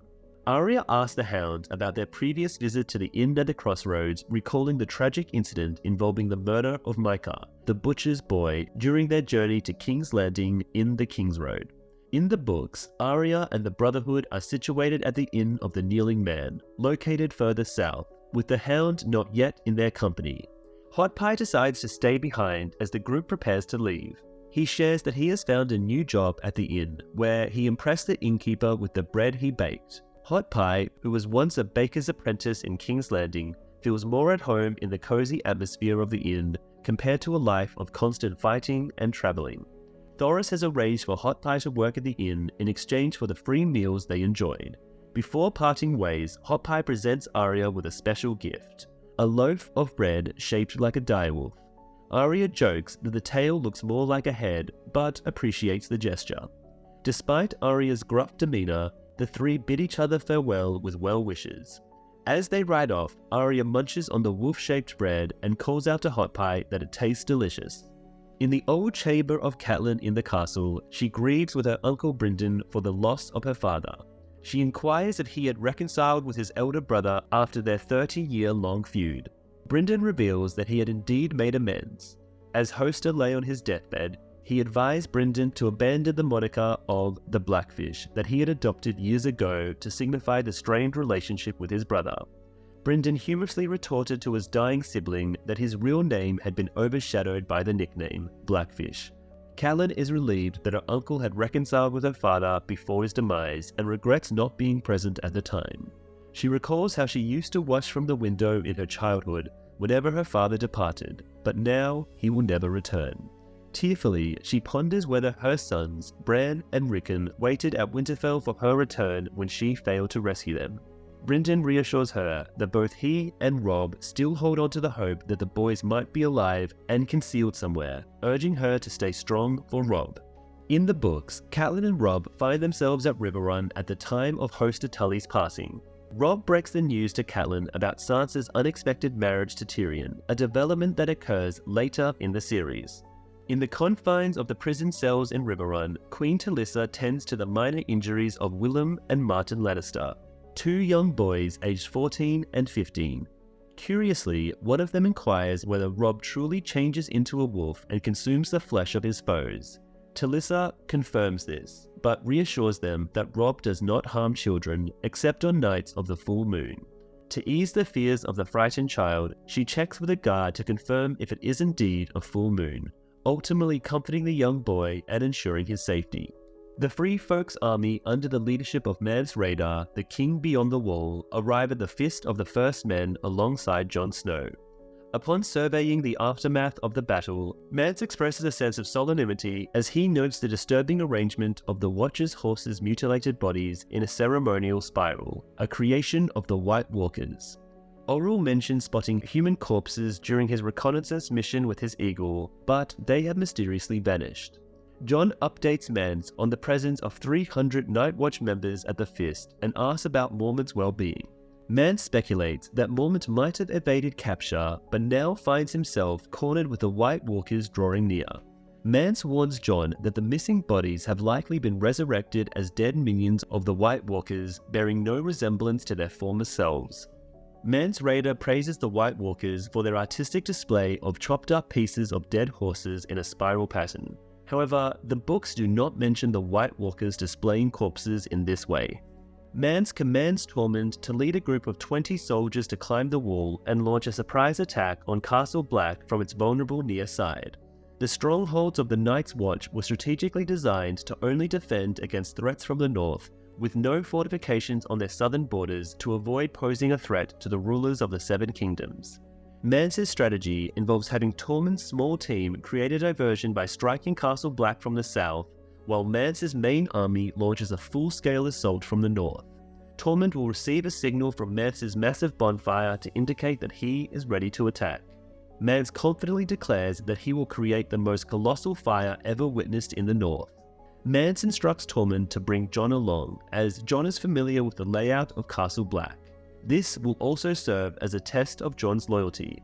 If Jon proves unwilling to betray the Night's Watch, Tormund can easily dispose of him by throwing him off the wall to his demise. The book depicts Mance Rayder organizing a group of 120 wildlings to climb the wall. Orell is absent from the group due to his prior demise, and Tormund is also missing. Styr, the Thenn leader, takes charge of the divided group, assigning them into 4 teams to scale the wall without any assistance, and then hoist up rope ladders for the remaining wildlings. Further to the south, Commander Jorah Mormont leads the ragged remnants of the Night's Watch expedition to Craster's Keep. Upon arrival, Craster taunts the survivors from the battle at the Fist. At first, he is hesitant to offer them shelter, but changes his mind when he sees some of them clutching their weapons, fearing they may turn violent in desperation. As the weary Black brothers huddle by the fire, Craster continues to mock them, insinuating that they should be grateful for his hospitality as he considers himself a godly man for assisting them. Mormont questions Craster's claim to godliness, but Craster asserts that he is loyal to the White Walkers, who spare him in exchange for sacrifices. Craster even jokes about feeding Samwell Tarly to his pigs and is irritated by Gilly's cries of pain during childbirth. Sam eventually witnesses Gilly giving birth to a baby boy, realizing the danger they face as Craster will likely offer the child as a sacrifice to the White Walkers. A pact has been made between the White Walkers and Craster, ensuring that he and his kin would remain undisturbed by the icy beings as long as he continues to offer up his newborn sons as sacrifices. The White Walkers wants to use these infants to bolster their ranks and expand their army in the show, whereas in the books, it seems the others are suffering from inbred depression and require new genetic stock or they will go extinct, justifying their invasion since, in the past, the Night's Watch used to offer up unwanted babies to them through the Black Gate, or so it is theorized. In a secret location, Theon Greyjoy manages to break free from his prison cell with the assistance of a young man. The mysterious helper provides him with a horse and instructs him to head east. Theon expresses his gratitude and promises to reward the young man by granting him a lordship in the Iron Islands. However, the boy points out that they are not currently in the Iron Islands. Soon after his escape, Theon finds himself being pursued by his captors in a thrilling horseback chase through the dense forest. As the chase intensifies, Theon is cornered between 2 groups of hunters and is eventually knocked off his horse by a brutal flail attack. Overpowered and outnumbered, Theon is held down by his captors, who proceed to humiliate him by stripping him of his clothing. Just when it seems like all hope is lost, Theon's mysterious savior reappears and takes out all of the captors with precise shots from a bow, saving him from the impending assault. The timely intervention of the unidentified hero ensures Theon's survival in the nick of time. On Dragonstone, King Stannis Baratheon and Melisandre engage in a deep conversation as she prepares to depart by boat. Stannis confesses his worries about how his enemies view him as a defeated man, mocking him at every turn. He feels a sense of abandonment even from Melisandre. However, she offers him words of reassurance, affirming her unwavering belief that he is the prince that was promised. Stannis expresses his longing for Melisandre's aid in dealing with his enemies, particularly Joffrey and Robb. He requests her to summon another shadow creature like the one she used to eliminate Renly. Melisandre explains the grave consequences of creating such a creature, warning Stannis that it could cost him his life. Despite his concerns, she unveils her plan to seek a more powerful force that will shift the tides of the ongoing war in their favor. However, she mentions the necessity of a sacrifice involving king's blood to achieve this goal. Stannis is taken aback by Melisandre's revelation. She clarifies that Stannis himself cannot be the sacrifice, hinting at the possibility of using King Robert's surviving bastard children as potential offerings, as they also carry the royal bloodline. In the books, Melisandre stays at Dragonstone instead of seeking out royal blood because she already possesses Edric Storm, one of Robert's illegitimate children. Stannis does not request her to create additional shadow creatures. It remains uncertain whether he is aware of Melisandre's actions, with suggestions that the magical process causes him to forget about it. Later on, Melisandre clarifies to Davos the reason behind her inability to produce any more shadow creatures. In the bustling city of Astapor, accompanied by her faithful companions Ser Jorah Mormont and Ser Barristan Selmy. This particular route has a notorious reputation as the Walk of Punishment, where rebellious slaves are publicly crucified and left to meet their demise as a cautionary tale to others. As they make their way down the path, they encounter a condemned man who is facing the consequences of his defiance. Daenerys, moved by compassion, offers the suffering man some water in an attempt to alleviate his pain. However, the man, resigned to his inevitable fate, declines the offer and expresses a desire for a swift end to his suffering. The title of this episode is Walk of Punishment. Throughout history, the Walk of Punishment commemorates the aftermath of the slave uprising led by Spartacus against the powerful Roman Empire. Following Spartacus's defeat in a fierce battle against Crassus and Pompey, a chilling display unfolded as 6,000 surviving rebels, all of whom were once enslaved, were crucified along the stretch of the Appian Way from Capua to Rome. The scenes set in Astapor were filmed in Morocco. Jorah and Barristan are in disagreement over whether Daenerys should acquire the Unsullied. Jorah believes it is their best opportunity to secure an army, while Barristan argues that slavery is dishonorable and illegal in the Seven Kingdoms. Jorah contends that the Unsullied will be treated better under Daenerys' command and will follow orders without harming innocent civilians, unlike other male soldiers who may give in to their violent impulses during battle. Barristan counters by pointing out that soldiers who fought for Rhaegar did so out of loyalty and love, not because they were enslaved. Jorah acknowledges Rhaegar's honor, but reminds Daenerys that he ultimately perished in battle. Daenerys, curious about her older brother, asks Barristan about Rhaegar, whom he describes as the finest man he ever knew. In the book, Jorah Mormont says about Rhaegar, "Rhaegar fought valiantly, Rhaegar fought nobly, Rhaegar fought honorably, and Rhaegar died." Barristan Selmy has stated that he participated in 3 significant wars throughout his military career. These conflicts include the War of the Nine Penny Kings, Robert's Rebellion, and the Greyjoy Rebellion. Daenerys boldly declares her intention to acquire all 8,000 Unsullied warriors, even those still in training. Cranies, the arrogant slave trader, scoffs at her claim, suggesting that she can barely afford a mere 100 soldiers. Throughout their exchange, Cranies hurls disrespectful remarks and ridicule towards Daenerys in his own language, prompting his slave translator, Missandei of Narth, to delicately rephrase his offensive comments into more polite language. In the books, the rulers of Astapor have a strict policy of selling Unsullied soldiers in batches of either 100 or 1,000. They propose trading 1,000 soldiers for Daenerys' ship and cargo, and 100 for her crown, a detail not depicted in the television series. When Daenerys suggests offering one of her dragons instead, Barristan, disguised as Arstan Whitebeard to assess her intentions, is the only one to oppose the arrangement. Missandei is already included in the deal as she is not one of Daenerys' stipulations. However, Daenerys astounds him by revealing that she possesses dragons and is open to trading one of them. This proposition catches Cranies off guard, but Daenerys firmly insists that only one dragon is up for negotiation. Daenerys will exchange her largest dragon for the entirety of the Unsullied army. Despite objections from Jorah and Selmy, who argue that the dragons are her ultimate weapon in claiming the Iron Throne, Daenerys remains resolute in her decision. She seals the agreement with Cranies, also demanding the inclusion of Missandei as a gesture of goodwill.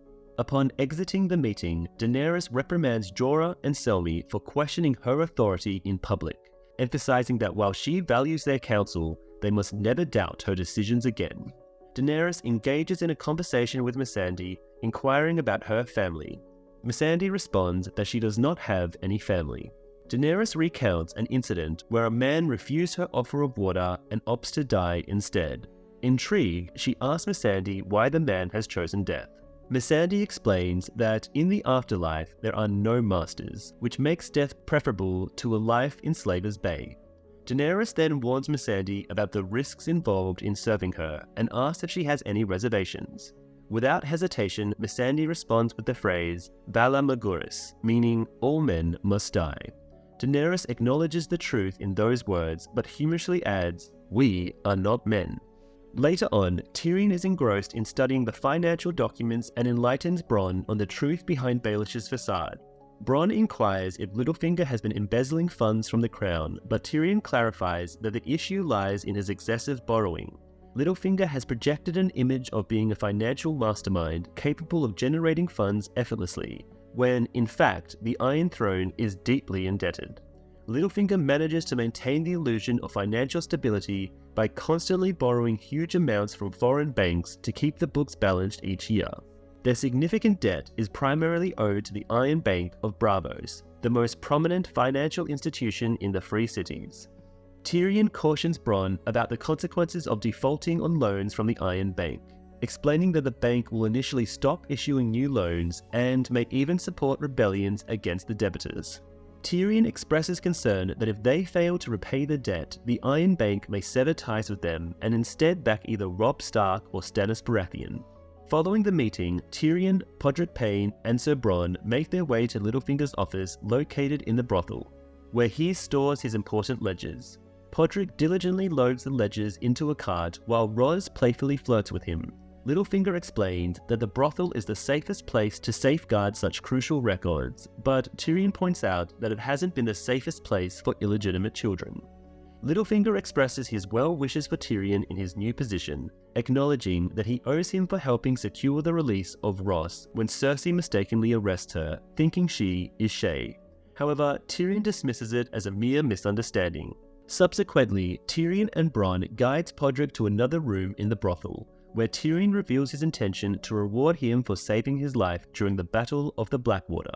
Tyrion has arranged for Podrick, who has never been intimate with a woman before, to indulge in the company of not just one, but 3 professional companions, Mayri, Jenna, and a skilled contortionist named Kayla. Kayla is renowned for her ability to perform the intricate Miranisi knot, a feat only mastered by a select few women worldwide. This reference is a clever nod to fans of the book series, as the term Miranisi knot originally stemmed from author George R.R. Martin's struggle with writer's block while developing a storyline in Meereen for the 5th book, A Dance with Dragons, resulting in a significant delay in the novel's release. Podrick's character is given an older age in the television adaptation to better suit the storyline. In the books, he is depicted as being around 12 years old when he becomes Tyrion's squire. Podrick then reappears, returning the money Tyrion provided him to settle debts with the prostitutes. Tyrion worries that Podrick may have lost his nerve and fled, but Podrick innocently reveals that the prostitute declined his payment and offered their services for free. Impressed by the women's generosity, Tyrion and Bronn ask Podrick to provide a detailed account of their encounter so they can make thorough observations. The infamous scene where Podrick impresses prostitutes with his skills is unique to the series and not found in the original source material. Fans speculate the reason why the women refused payment is not because Podrick slept with them, but because he sang to them as he has a beautiful singing voice in Season 8. Later that evening, Locke's men set up camp and proceed to drag Brienne into the shadows with cruel intentions. Jaime intervenes by disclosing Brienne's noble lineage as the rightful heir of Lord Selwyn of Tarth, known as the Sapphire Isle. He proposes that her father would offer a hefty ransom in sapphires for her safe return, provided she remains unharmed. Locke, intrigued by the prospect of a large ransom, halts his men before they can harm Brienne further. They secure her to a tree once more, contemplating the potential wealth awaiting them. Jaime attempts to negotiate his own freedom by appealing to Locke's greed, highlighting the lucrative rewards that await him if he releases Jaime unscathed. Growing wary of Jaime's repeated attempts to persuade him to switch sides to the Lannisters, Locke decides to demonstrate that Jaime's father would never negotiate with someone like him. Initially pretending to release Jaime, Locke's men then restrain him on a chopping block while Locke brandishes a carving knife, threatening to gouge out Jaime's eyes.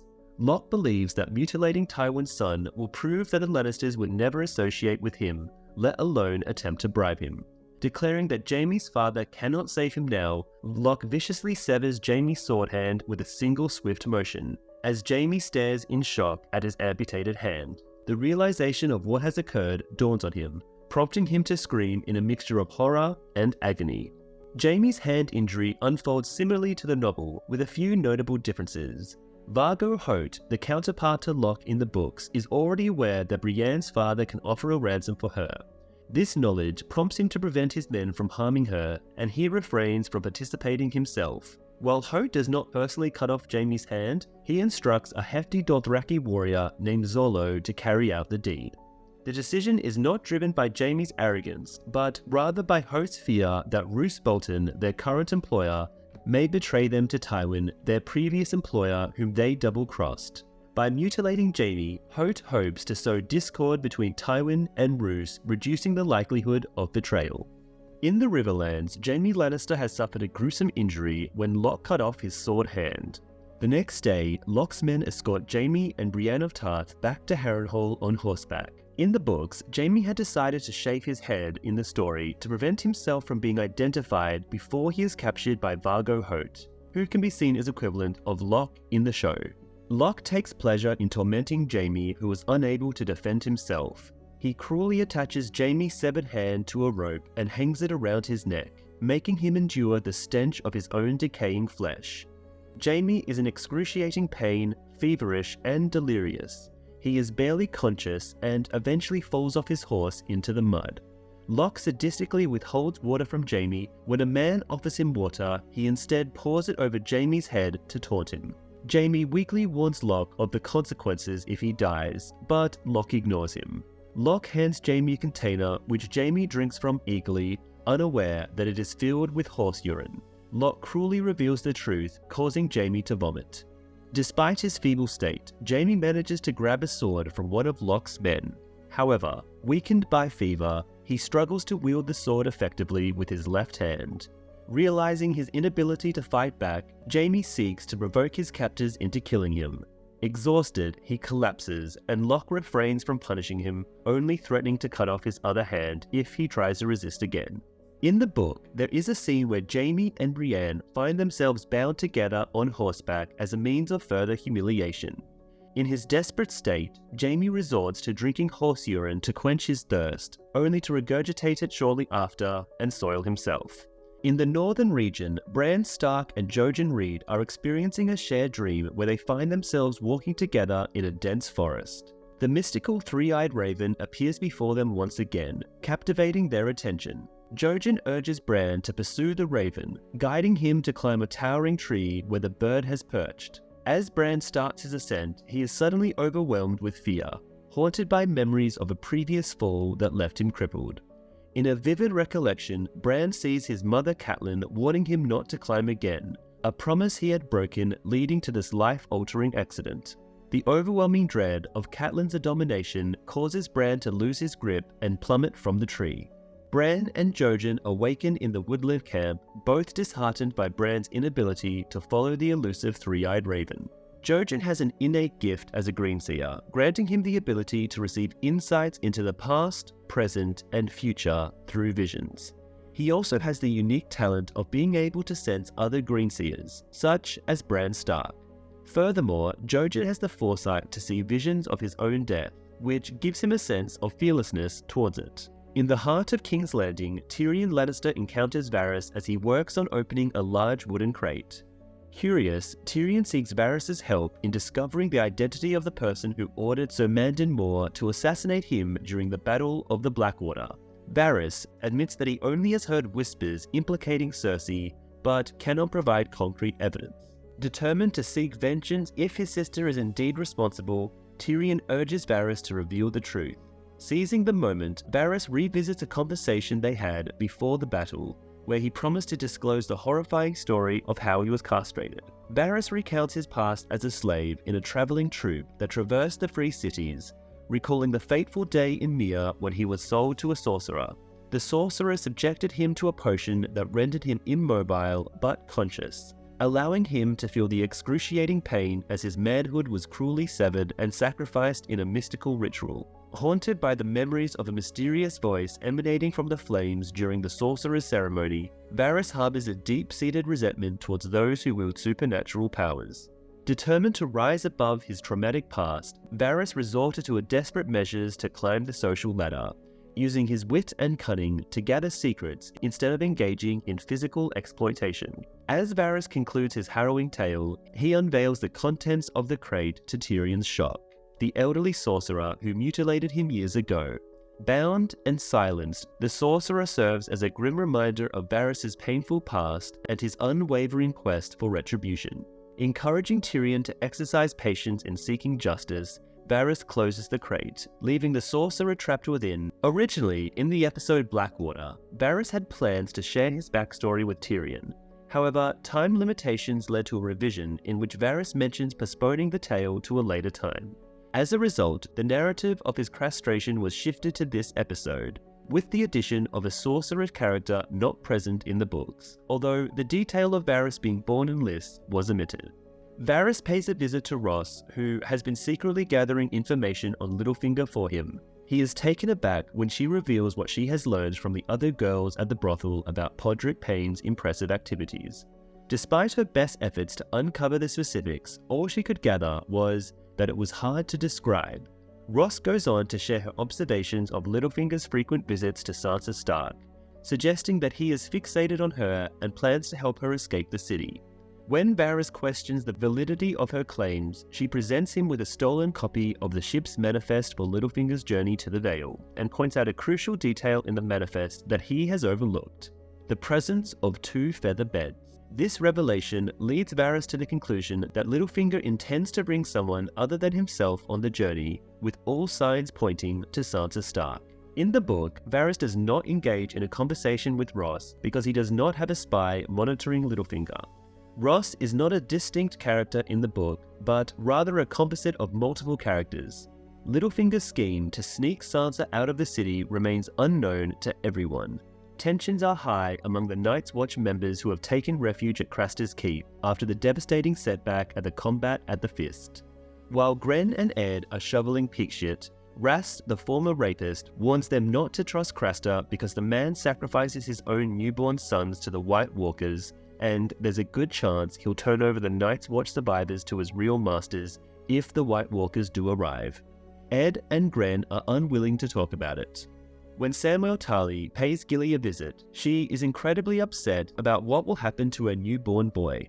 In a panic, she cries at Sam not to call it a he so loudly, since that will alert Craster that it is a boy. When Sam asks whether she has chosen a name, she tells him that it is pointless to name her child because he would just be used as a human sacrifice. Moreover, the book shed light on another cause for this omission: the challenging living conditions and high child mortality rate among wildlings. It is customary among them to wait until the child reaches 2 years of age before giving a name, as naming them earlier is believed to bring bad luck. Giving Sam back his mother's thimble, she tells him that her only concern is keeping her kids safe. She doesn't give a damn about such little matters. Several of their injured comrades have succumbed to their wounds, and Lord Commander Jorah Mormont proceeds over a solemn funeral ceremony for a fallen brother named Bannon as his body is laid to rest on a funeral pyre. Mormont may not have been well acquainted with the deceased, but he acknowledges Banon's courageous journey beyond the wall and his valiant efforts in battle against unknown creatures at the Fist. And Mormont concludes the eulogy with the customary farewell of the Night's Watch, and now his watch is ended, which is echoed by the gathered men in a show of respect. In the main hall, Lord Commander Mormont studies a map in his journal while Craster insults the men of the Night's Watch. Mormont insists they must wait until their wounded are well enough to travel, but Craster dismisses this, claiming they will never fully recover. He cruelly suggests killing those too injured to journey on, offering to do the deed himself if Mormont won't. Mormont refuses. Carl Tanner, a young member of the Night's Watch, enters and protests that Craster is only feeding them bread mixed with sawdust.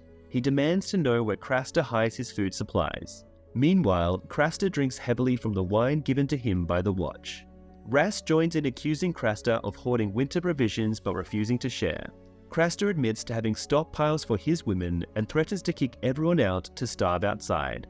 He warns he will mutilate anyone who insults him again. Mormont tries to calm the situation, but Carl provokes Craster, calling him a derogatory name. In a fit of rage, Craster attacks Carl with an axe, but Carl expertly defends himself and fatally wounds Craster. As Craster dies, Carl interrogates one of his wives about the hidden food. Mormont condemns the act as a violation of the guest rights, but Carl scoffs at laws beyond the wall. Mormont draws his sword to protect the women, prompting Carl to face off against him. Suddenly, Rast betrays Mormont and stabs him in the back. Gren intervenes by tackling Carl, sparking chaos in the hall. The Night's Watch is in a dire situation as recruits like Rast, who are mostly criminals forced to join after being exiled to the wall, rebel against officers loyal to Mormont.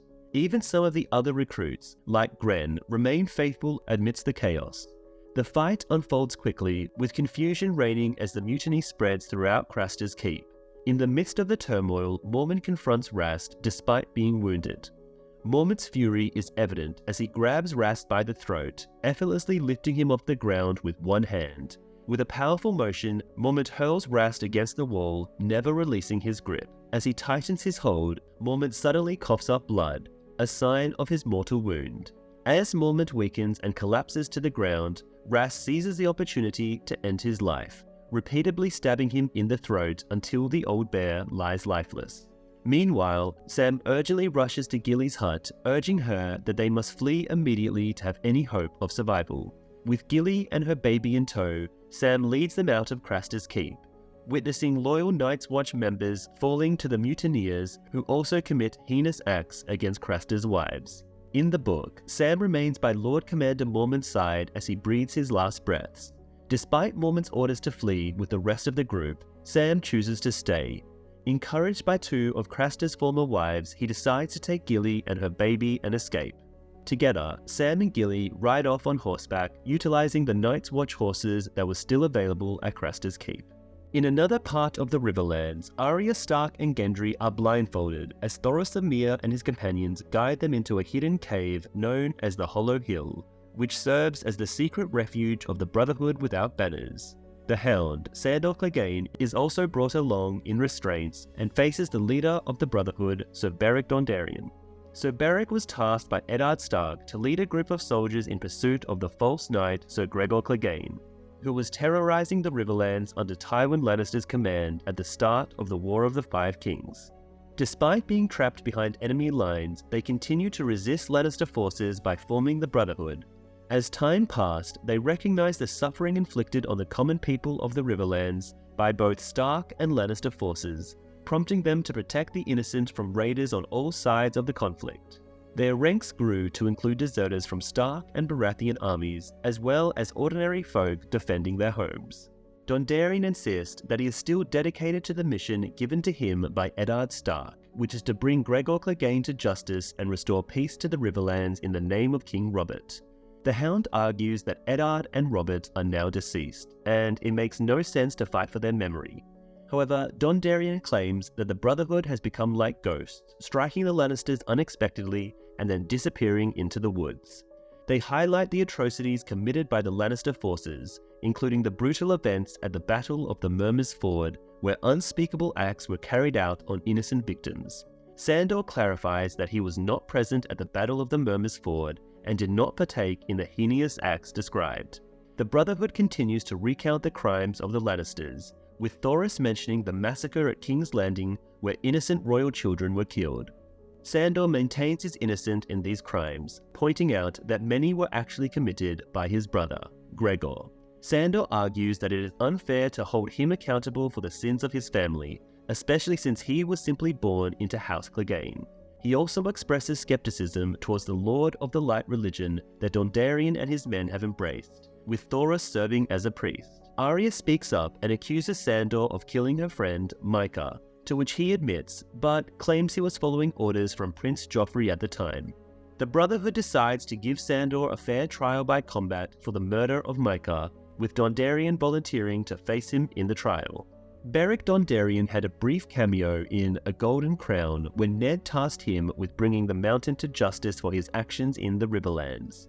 This incident eventually culminated in the Battle of Murmur's Ford, a significant event highlighted by Angai, known as the Mad Huntsman in the book, considered one of the initial clashes in the War of the Five Kings.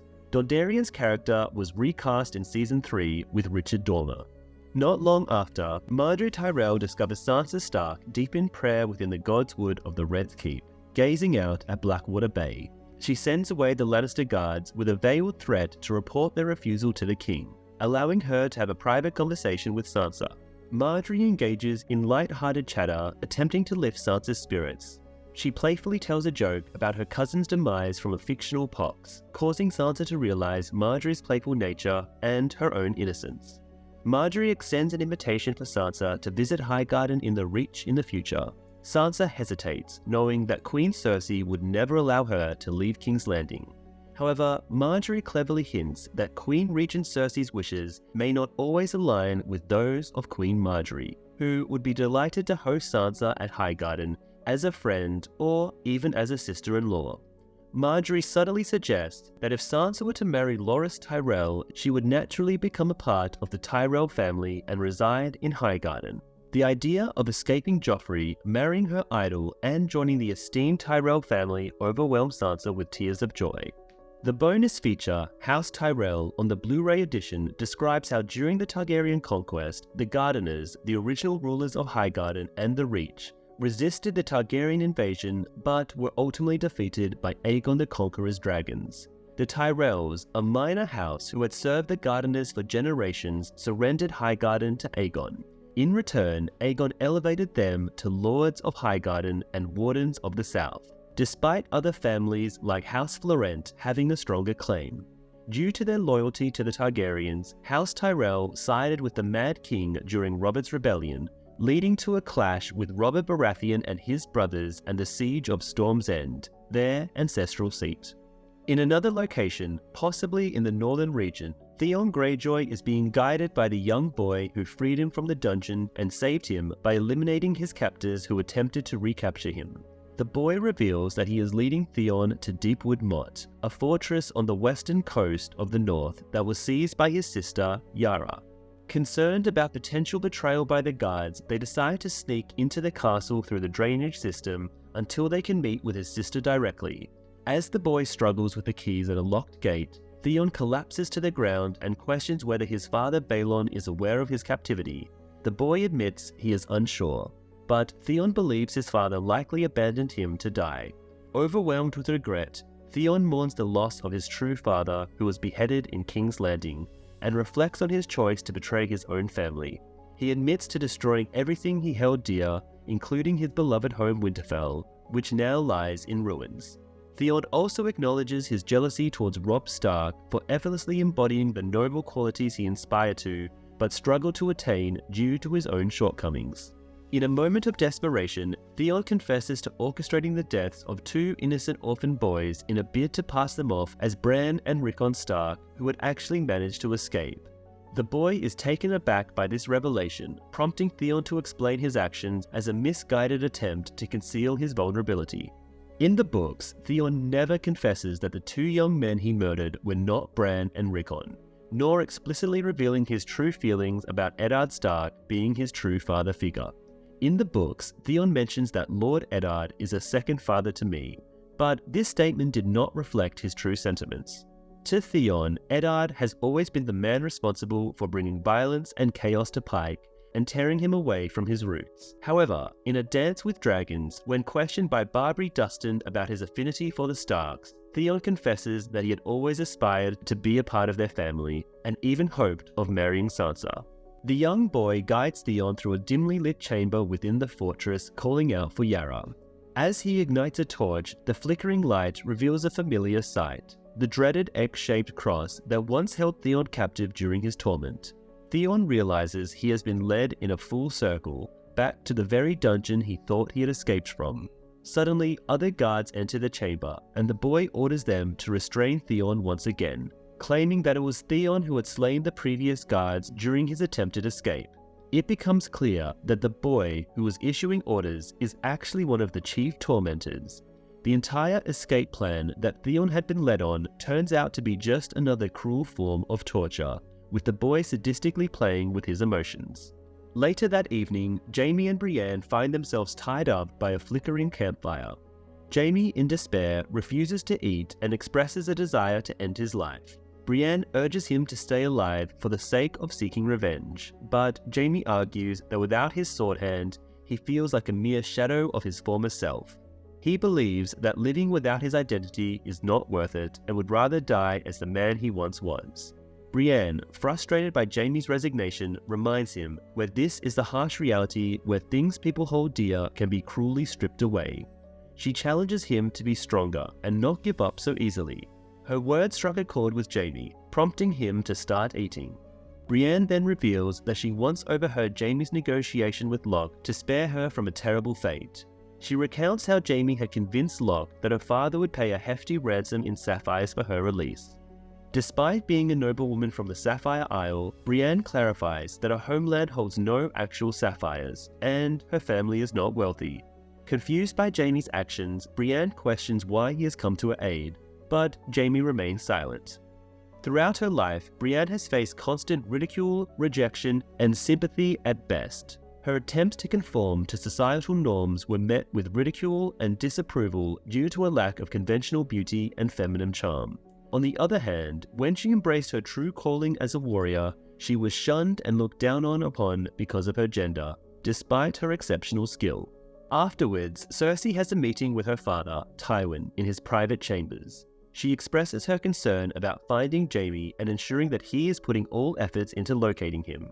Tywin, in a dismissive tone, reminds Cersei that he initiated a war when Tyrion, his despised son, was captured by the Starks. Therefore, he is now willing to go to even greater lengths to locate his elder son, Jaime. Despite Jaime renouncing his rights to inheritance as a member of the Kingsguard, Tywin firmly believes Jaime is his rightful heir. Cersei, as the next in line of succession after Tyrion, suggests that she should be considered the true heir to Tywin's legacy, as she is the only child who has taken his teachings on family and legacy seriously. She points out that despite Tywin's emphasis on family and legacy, he has excluded her from his plans. Tywin confirms this exclusion, not because of her gender, but because he believes she lacks intelligence. He criticizes Cersei for allowing Joffrey to wreak havoc on the city and its people, vowing to rein in his grandson's erratic behavior. Concerned about the rising influence of the Tyrells at court, Cersei expresses her unease about Margaery Tyrell's ability to manipulate Joffrey. Tywin bluntly remarks that it is a good thing someone can control Joffrey, as Cersei has failed to do so. Cersei suggests that Tywin tries to control Joffrey's actions, implying it will be a challenging task. However, Tywin confidently asserts that he will be able to handle it. In this episode, Tywin and Cersei have their first private conversation. Notably, this particular scene does not appear in the books, as neither Cersei nor Tywin serves as a point of view character. Director Alex Grave shared that during filming, Lena Headey's microphone accidentally fell off, making it visible in the footage, rendering it unusable. Despite this mishap, Graves thought Headey's performance was exceptional, leading him to digitally remove the microphone in post-production. Guided by Gilly's knowledge of the surrounding woods, the group ventures into the night, desperate to escape the bloodshed behind them. Covered in Mormont's blood, Ras taunts into the darkness, threatening Sam with a similar fate. In the books, Sam manages to defeat a White Walker on his way back from the Fist of the First Men, not on his way back to the Wall. While at Craster's Keep, some of the Watch members who doubt his story mockingly nickname him Sam the Slayer, causing annoyance to Sam. However, Commander Mormont and his comrades regard it as a mark of respect. In the bustling city of Astapor, located in Slaver's Bay, Daenerys Targaryen makes a grand entrance before Cranies Monaclos and the other slave masters of the city. Her Dothraki guards transport Drogon, her largest dragon, in a massive cage, accompanied by her Queensguard members, Ser Jorah Mormont and Ser Barristan Selmy. Daenerys is also joined by Missandei, her gifted translator, now adorned in finery that mirrors Dany's own attire. Cranies cynically mentions that young boys sold as slaves will eventually become unsullied soldiers after undergoing castration and training for approximately a decade. Cranies Monaclos is a member of the Good Masters, the powerful group of slave traders who govern the city of Astapor. Like his fellow elites, Cranies is fluent only in a particular dialect of Valyrian and lacks knowledge of the common tongue spoken in Westeros. The main square of Astapor is filled with all 8,000 unsullied warrior eunuchs, ready for the upcoming transaction. Onlookers, including the upper-class citizens of Astapor, gaze in awe at the magnificent dragon while enslaved individuals in chains offer refreshments. Cranies communicates with Daenerys through Missandei, suggesting that she should unleash the Unsullied in battle to prove their worth before journeying to Westeros. The slavers express their willingness to purchase any slaves captured during these battles, creating a mutually beneficial arrangement. Missandei is taken aback when Daenerys unexpectedly addresses the Unsullied in Valyrian, testing their obedience with simple marching commands. A slight smile plays on her lips as she realizes their loyalty is now unquestionably hers. In the book, Daenerys proposed giving her ships and Drogon in exchange for the Unsullied. When she confronts Cranies Monaclos, she lashes out with the whip, and her supporters quickly pounce on the masters once she cries out Dracarys. Daenerys releases Drogon from his cage, taking control of him with a long chain leashed attached to his foot as he hovers in the air. She exchanges the leash for a cat o' nine tails with a harpy-shaped hilt, symbolizing her ownership of the Unsullied. Confirming that the transaction is complete, Cranies struggles to control the dragon as Daenerys asserts her newly found authority. Daenerys turned to Cranies and firmly stated in flawless Valyrian, "A dragon is not a slave." When Cranies demands an explanation, she reveals her true identity as Daenerys Stormborn of House Targaryen, from the bloodline of Old Valyria, indicating that Valyrian is indeed her native tongue. She has been pretending to be ignorant all along, enduring Cranies' insults to deceive him and his allies into a false sense of security. Addressing the thousands of Unsullied, Daenerys commands them to eliminate all the slave masters in Astapor, as well as their soldiers and anyone who wielded a whip. She instructs them to spare any children and to free any slaves they encounter. Without hesitation, the Unsullied carries out her orders, swiftly attacking the slave masters in a brutal onslaught. In a desperate attempt to stop her, Cranies cries out for someone to kill Daenerys, but she coolly commands Dracarys. Drogon unleashes a torrent of fire upon Cranies, engulfing him in flames as he withers in agony before succumbing to his death. Her dragons then turn its wrath towards the high-ranking slave masters watching from the walls, incinerating them all. The Unsullied continue to ransack the city, exterminating the slave masters and liberating their oppressed brethren, bolstered by the fiery might of Daenerys' dragons. Emilia Clarke earned a nomination for Outstanding Supporting Actress in a Drama Series at the 65th Pristine Emmy Awards for her performance in this particular episode. It marked her debut nomination for the show. In another part of the Riverlands, deep in the hideout of the Brotherhood Without Banners, nestled within a hollow hill, Sandor Clegane is gearing up to face Beric Dondarrion in a trial by combat. As both warriors make their final preparations, Thoros of Myr beseeches the Lord of Light to pass judgment on Sandor for his alleged sins or grant him strength if he is truly innocent. Prior to the duel commencing, Beric calls upon the Lord of the Light to engulf his sword in flames, using only his own blood. Sandor, who harbors a deep fear of fire, is initially at a disadvantage as Beric's blazing sword poses a threat.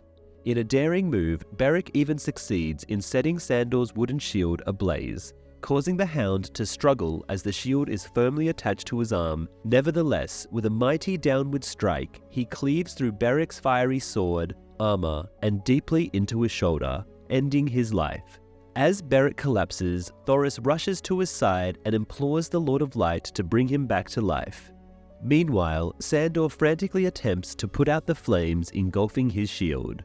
Arya Stark, seizing the opportunity, tries to kill Sandor with a dagger while he is vulnerable, only to be thwarted by Gendry.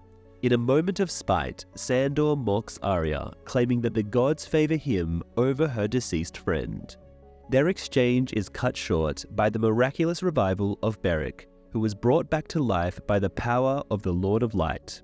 Having emerged victorious in the trial by combat and proven his innocence in the eyes of the divine, Sandor is permitted to depart. The Brotherhood confiscates all the gold in Sandor's possession to support their cause. Instead of returning the gold, Beric provides Sandor with a written promise of payment once the war is over. Dismissing the gesture, Sandor flings the promissory note to the ground in disdain. Anguy reminds him to be grateful for sparing his life as he is blindfolded to prevent him from finding his way back to their hideout before being escorted to a safe distance and set free. George R.R. Martin has expressed his distaste for what he calls comic book deaths, the resurrection of characters without consequences. This is why Beric Dondarrion's revivals by Thoros of Myr are marked by lingering injuries and memory loss. In a 2017 interview with Time, Martin explained the process of Beric's resurrection, noting that his memories are fading, he bears numerous scars, his appearance is deteriorating as he's no longer truly alive. His heart doesn't beat, his blood doesn't flow. He is essentially a wight powered by fire rather than ice, bringing us back to the theme of fire and ice. Jon Snow is a part of a group of 20 wildlings led by Tormund, who were sent ahead by King Beyond the Wall Mance Rayder to climb the wall and launch a surprise attack on Castle Black. While gathering firewood with Ygritte, Jon is questioned by the warg Orell about the Night Watch's defenses. Orell, using his eagle's vision, has spotted patrols on top of the wall and is curious about their frequency. Jon explains that patrols usually consist of 4 members, 2 builders for structural inspections and 2 rangers for protection, but their schedule varies. Orell mentions that the wildlings are aware of the 19 castles along the wall's south side and inquires about the current occupancy. Reluctantly, Jon reveals that only 3 castles are manned, including Castle Black, Eastwatch by the Sea, and the Shadow Tower. When asked about the garrison size at Castle Black, Jon hesitates, but eventually provides a false number of 1,000 men after being threatened by Orell. In reality, Castle Black's garrison has around 300 men. Tormund warns Jon that he appreciates him, but any deception will result in his death. On the screen, it is officially revealed for the first time in the series that out of 19 fortresses lining the wall, only 3 are currently occupied: Castle Black, the Shadow Tower, and Eastwatch by the Sea. This fact is also consistent with the books.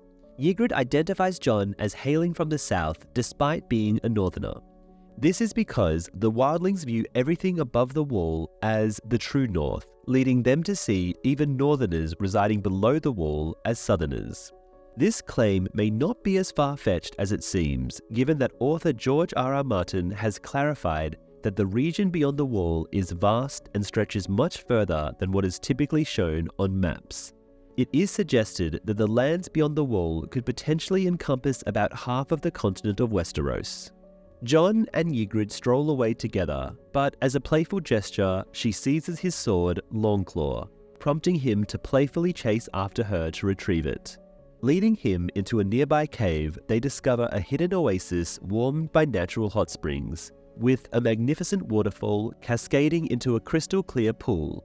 Ygritte, feeling mischievous, begins to undress, expressing her desire to test Jon Snow's loyalty to the wildlings and his willingness to forsake his Night Watch vows by engaging in a physical relationship with her. Despite his initial reluctance and shyness, Jon finds himself drawn to Ygritte. As she sheds her clothes and approached him naked, he hesitates, but ultimately succumbs to the passion between them. Jon and Ygritte's on-screen romance transcended into reality as Kit Harington and Rose Leslie tied the knot in 2018. After their intimate encounter, Jon admits to being a virgin. Ygritte shares stories of her past lovers in order to tease him. As they embrace in the warmth of the cave, Ygritte expresses her wish to remain there indefinitely, sheltered from what is awaiting them beyond its confines. The title of the episode, Kissed by Fire, refers to a term that the wildlings use to describe individuals with red hair, such as Ygritte. The rarity of red hair among the wildlings lead them to view it as a symbol of good fortune. Jon and Ygritte's intimate encounter occurs in the same location where the Brotherhood Without Banners hold their trial by combat, which is a cave in Belfast, Northern Ireland, that has been cleverly transformed for each scene. Upon arrival at Harrenhal, Locke proudly presents the captured Jaime Lannister and Brienne of Tarth to the Northern Castellan, Lord Roose Bolton. Locke smirks at his handiwork in torturing Jaime, but Roose is taken aback to see that Jaime has lost his hand.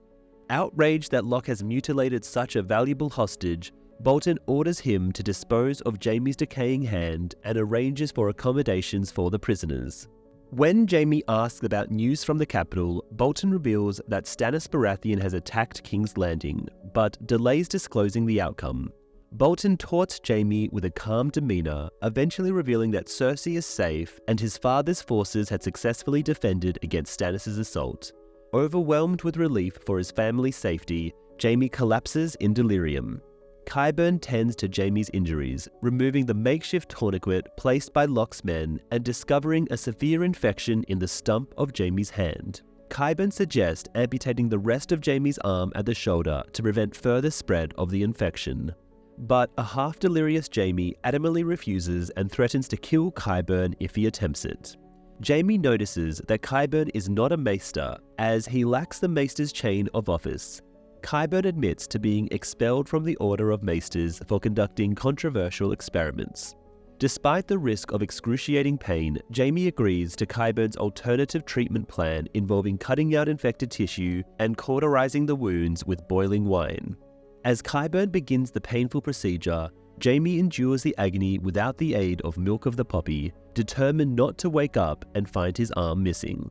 In the books, Qyburn is portrayed as highly proficient in treating injuries that require amputation due to his past association with the Brave Companions, a group of mercenaries known for inflicting torture on their captives by severing their limbs. In King's Landing, Tyrion Lannister sits down for a meeting with Lady Olenna Tyrell to discuss the upcoming royal wedding, which is expected to be a lavish and costly event. Tyrion, being mindful of the expenses involved, expresses his concerns to Olenna. In response, Olenna reminds him of the contributions that the Tyrells have made to the city in terms of soldiers and supplies during the war and upcoming winter. She emphasizes the importance of the royal wedding proceeding as planned, as it would boost the morale of the city and keep the people content. Despite Tyrion's attempts to negotiate, Olenna ultimately decides on her own that House Tyrell would not be seen as shirking their responsibilities. She agrees to cover half of the expenses for the wedding festivities, much to Tyrion's gratitude. In the books, there is no mention of Tyrion discussing the upcoming marriage of Joffrey and Margaery with Olenna.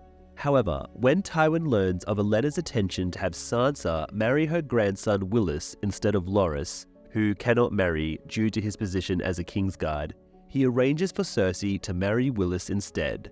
Cersei is enraged and storms out of the room, but Olenna ultimately declines the proposal, deeming Cersei as too old and too experienced.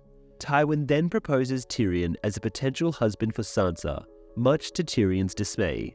After Tywin suggests marrying Sansa to Lancel or another cousin of Tyrion's, Kevin points out that Lancel, injured during the Battle of Blackwater, could perform the ceremony but not consummate the marriage. Threatened with being wed to Lolly Stokeworth, a plump and unintelligent woman, Tyrion reluctantly agrees to marry Sansa in order to avoid the undesirable match. In Riverrun, the captives Martin and Willem Lannister, aged 15 and 14 respectively, are rudely awakened by the sounds of commotion and fighting just outside their cell. Lord Rickard Karstark manages to break into their room accompanied by his men, leaving a guard dead in their attempt to intervene. Willem and Martin, in a state of confusion, questions if this is a rescue, only to meet their demise at the hands of the Karstark men. During the show, Rickard Karstark suffers the loss of two of his sons at the hands of Jaime Lannister. Harrison is killed during Jaime's capture in the Battle of the Whispering Wood, and Thorin dies during Jaime's escape attempt. In the book, Karstark's son, Eddard, and Thorin are both killed by Jaime in the Whispering Wood, while his other son, Harren, is taken prisoner during the Battle of Duskendale. Greatjon Umber manages to kill 3 of the assailants before capturing Karstark, but some of Karstark's men had fled Riverrun by then.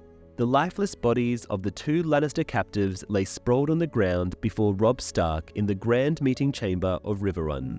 Robb's expression twists with disgust as he recounts how Karstark had unleashed a savage attack on the unarmed squires within their own cell, requiring 5 men to carry out the brutal deed. Karstark defends his actions as a father's quest for revenge, but Robb points out the boys played no part in the demise of Karstark's sons at the hands of Jaime Lannister. Rickard clarifies that his thirst for vengeance was thwarted when Catelyn, Robb's mother, released Jaime in a bid to secure the return of her daughters from King's Landing. Growing increasingly incensed, Robb condemns Karstark for his treacherous acts, branding the slain boys as mere children. Karstark remains unyielding, asserting that the true betrayal lies in sparing their foes when they should be eliminated in battle. He taunts Robb, and despite Brynden Tully's physical retaliation against Karstark's insolence, Robb intervenes and commands for Karstark's followers to be executed, saving the harshest punishment for the leader himself. Karstark, disillusioned with Robb's leadership, mocks him as the king who lost the North for allowing the fall of Winterfell. In response, Robb orders Karstark's confinement in the dungeons. Brynden Tully takes on a significant role in the 3rd season by delivering important lines originally attributed to Greatjon Umber in the books. This includes where he punches Rickard Karstark. The reason for this change is due to the Greatjon actor's unavailability for filming during that time. Edmure Tully is adamant that if the news of the death of the young nephews reaches Tywin Lannister will seek revenge. He proposes a discreet burial for the boys and a vow of silence until the end of the war. Robb, however, stands firm in his principles. He believes he cannot fight for justice in the name of justice without holding his own men accountable for murder. Despite the warnings from his advisors, Robb remains resolute. Catelyn and Talisa caution Robb that executing Lord Karstark will lead to desertion among his soldiers, as they are already at a disadvantage in numbers. They suggest keeping Lord Rickard as a hostage, with Edmure echoing the idea and ensuring the Karstarks that no harm will come to him as long as they remain loyal. Robb coldly disregards their pleas, ordering Lord Karstark to be brought out to the courtyard of Riverrun for execution in the midst of a relentless rainstorm. Rickard Karstark explains to Robb that the Starks and Karstarks are related. House Karstark is a branch of the Stark family, stemming from Carlon Stark, a younger son of the former king in the north. Carlon Stark quelled a rebellion by the Boltons a millennium ago, and in recognition of his service, he was granted his own lands and a stronghold called Karl's Hold. As time passed, Karl's Hold came to be known as Karhold, and the descendants of Carlon Stark became known as House Karstark. Rickard also reveals that he was named after Rickard Stark, who was Robb's paternal grandfather. He warns that those who commit kin murder will face a curse. Despite Karstark's reminder of their shared ancestry as descendants of the First Men and their kinship, Robb remains unmoved. He insists that Karstark's blood ties did not prevent his betrayal, nor will they spare him from the consequences now. In a final act of defiance, Lord Karstark curses Robb, condemning him as a kinslayer and denying him the title of king. Upholding the laws of his father, Robb carries out the execution himself. In the books, the execution of Rickard Karstark is described as being chaotic. Robb opts for an axe over a sword, but fails to deliver a clean blow, resulting in a bloody outcome that symbolizes his rash decision. Instead, this botched execution was used for Theon's clumsy and reckless execution of Sir Roderick in Season 2's The Old Gods and the New. The Karstarks pull their troops from his army and head back home. This results in Robb losing nearly half his forces stationed at Riverrun. Admitting his mistake to Talisa, Robb acknowledges that Tywin Lannister no longer needs to attack the Northerners. He can simply wait for their demoralized forces to crumble. Initially united by a common goal, Robb's army now lacks cohesion, with his generals squabbling like children. Surveying a war map of the Seven Kingdoms with Talissa, Robb sees his forces at Riverrun and Harrenhal, Lannister and Tyrell armies dominating the Stormlands, and Greyjoy forces controlling the western north coast. Talissa proposes taking the fight to the Lannisters if they refuse to engage, but Robb deems it futile. With King's Landing heavily fortified and defended by Tywin and the main Lannister army, a direct assault would be suicidal. Instead, Talissa suggests retreating to the north to fend off the Greyjoys and regroup. Robb notes that his exhausted soldiers, weary from war and unprepared for winter, may be reluctant to leave their homes again. The Northerners have yet to harvest provisions for the long winter ahead, making it challenging to rally them for another campaign. Struggling to find a viable strategy, Robb contemplates a risky move, launching an all-out attack on Castle Rock, the Lannisters' seat of power. However, lacking the Karstark forces and in need of more soldiers, Robb must mend his fractured alliance with House Frey. In the book, Robb assembles a northern army of 20,000 soldiers, with only 2,300 being Karstark forces, a much smaller number compared to the 4,000 Frey soldiers who initially support him before the betrayal of his wedding alliance. Robb's plan to capture Castle Rock as a desperate attempt to boost morale among his troops is thwarted by the lack of manpower to siege the heavily fortified castle. Instead, it is Catelyn who convinces Robb to redirect his forces on reclaiming Winterfell from the Ironborn in order to strengthen his position in the north. Despite concerns that the Northerners may prioritize their harvest over returning to battle, Robb understands the importance of not leaving their home vulnerable to potential attacks from the Lannisters. His decision to seek reconciliation with the Freys is not solely based on the need for their military support, but also because he must pass through their stronghold, the Twins, on his journey back to the north. Gendry busies himself with repairing Beric's armor while Arya questions his decision to stay behind. She reminds him that they had planned to search for her brother Robb, who also needs soldiers for the war.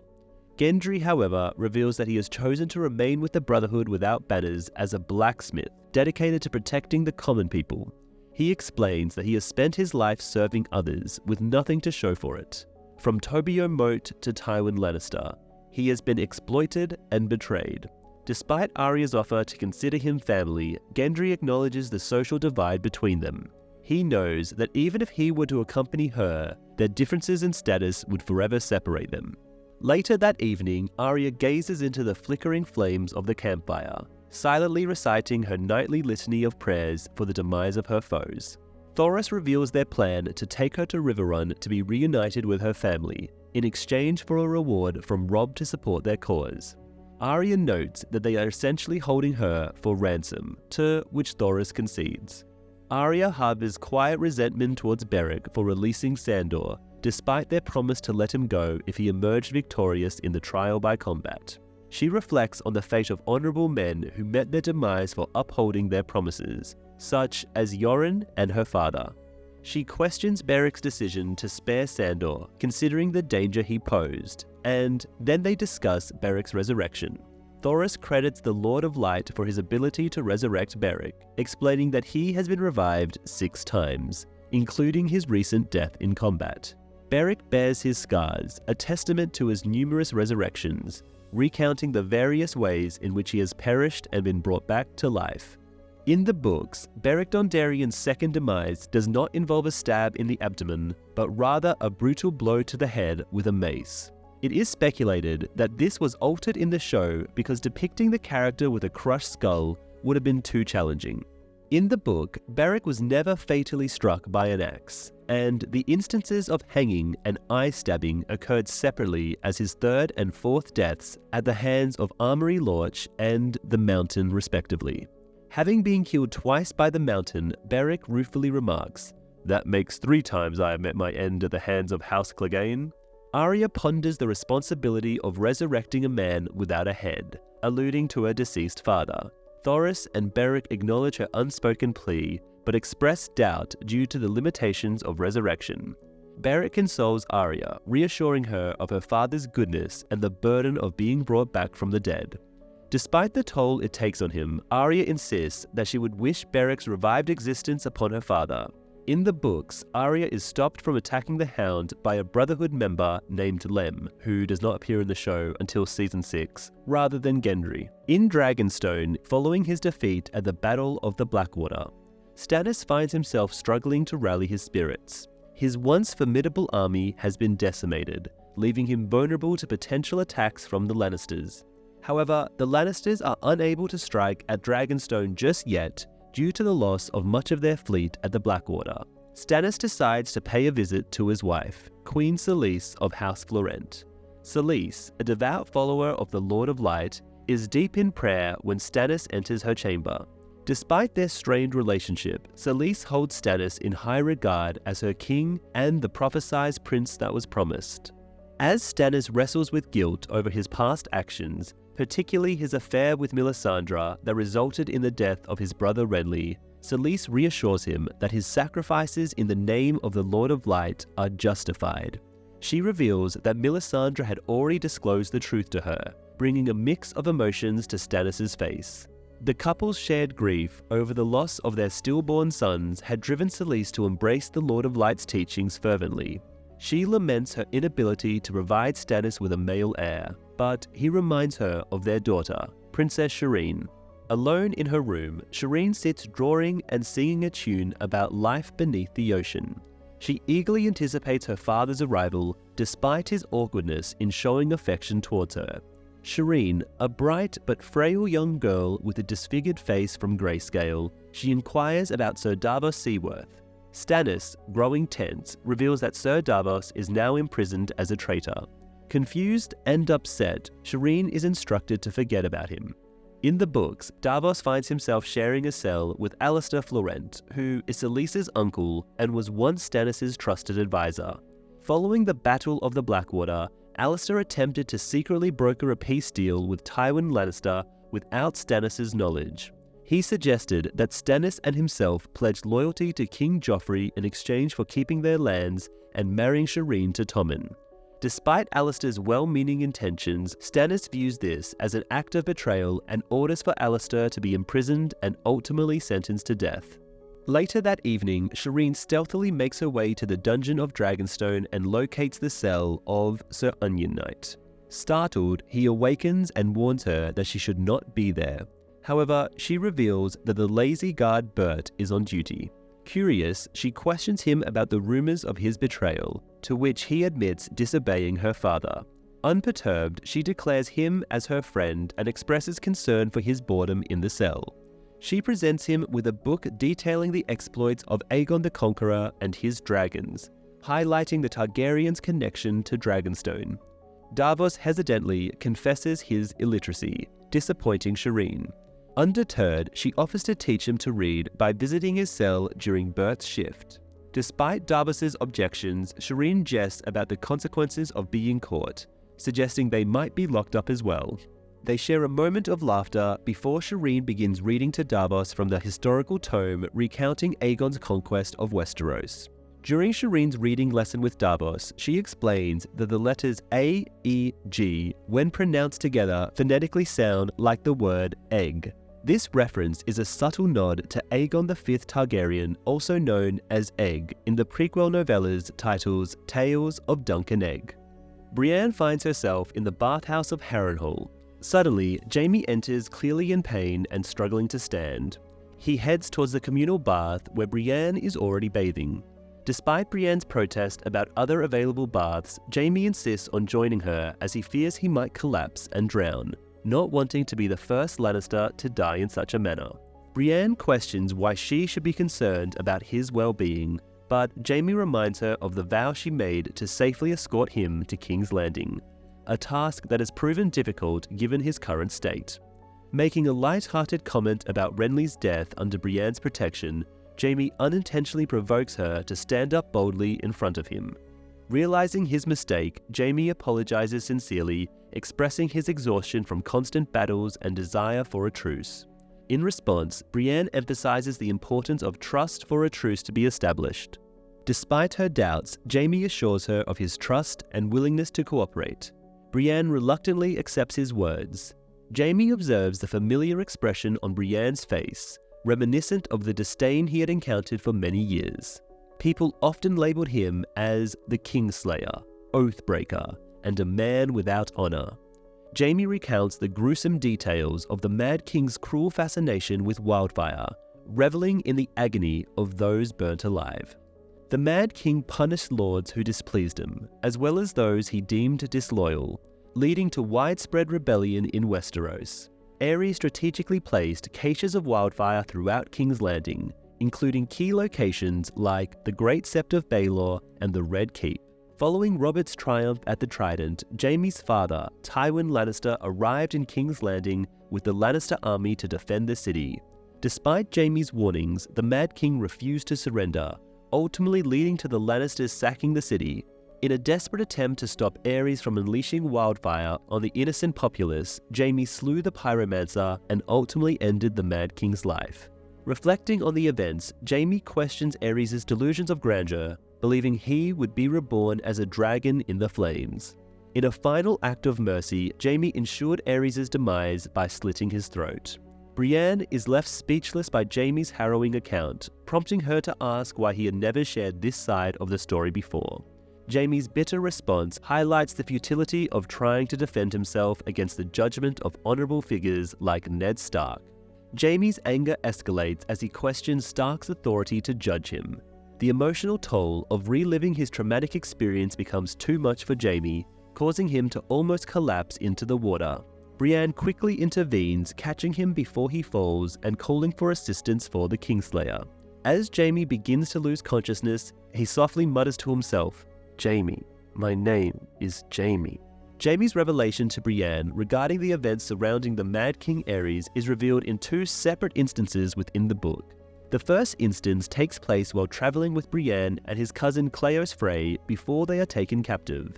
Jaime recounts how he valiantly defended the Red Keep, but ultimately realizing the battle was lost, he sent a messenger to Aerys requesting surrender. Upon the messenger's return, Jaime learned that the head pyromancer was advising the king, who then demanded Jaime to prove his loyalty by killing his own father. Recognizing the imminent danger, Jaime acted swiftly by turning against the pyromancer and ultimately slaying Aerys himself. Caught red-handed by his father's knights standing over Aerys' lifeless body, there was no way to conceal his actions. Jaime later sought out and eliminated the two other pyromancers involved in the treacherous plot. In the land of Slaver's Bay, Daenerys Targaryen's fresh army of liberated unsullied soldiers who had recently conquered Astapor are now marching towards the next target, Yunkai, one of the three major slaver cities. Sir Jorah Mormont shares with Sir Barristan Selmy the story of how he earned his knighthood at the conclusion of the Greyjoy Rebellion, a conflict they both participated in. Jorah recounts how he stormed the walls of Pike as the second man through the breach, following closely behind Thoros of Myr, who was wielding a flaming sword. It was King Robert Baratheon himself who knighted Jorah in recognition of his valor in that battle, a moment that Jorah cherishes as one of the proudest in his life. Interestingly, Jorah admits that amidst the chaos and excitement of the battle, his primary concern was actually the urgent need to relieve himself after being encased in heavy armor for 16 consecutive hours. Barristan acknowledges that Robert was both a skilled warrior and a decent man, yet expresses regret over his reign as king. He reflects on the years he dedicated to defending unworthy rulers, including 17 under Robert, and before that, the Mad King. Barristan emphasizes the importance of honoring vows, even when serving under incompetent or unstable leaders. He longs for the opportunity to fight for a cause he truly believes in before his time comes to an end. The scenes featuring Daenerys were initially written by David Benioff and D.B. Weiss for the upcoming episode, The Climb. However, they were later rescheduled and filmed for the current episode due to their better alignment with Shireen's discussion about the Targaryens. Barristan Selmy, a former loyalist to the Targaryens, was excluded from Robert's small council meetings despite being entitled to attend as the commander of the Kingsguard. Unbeknownst to him, Jorah had been spying on Daenerys for Robert. In the books, Selmy did participate in these meetings and was well aware of Jorah's treachery, never forming a bond with him. Currently in the story, Selmy goes by the name Arston Whitebeard to observe Daenerys without revealing his true identity, unable to expose Jorah without incriminating himself.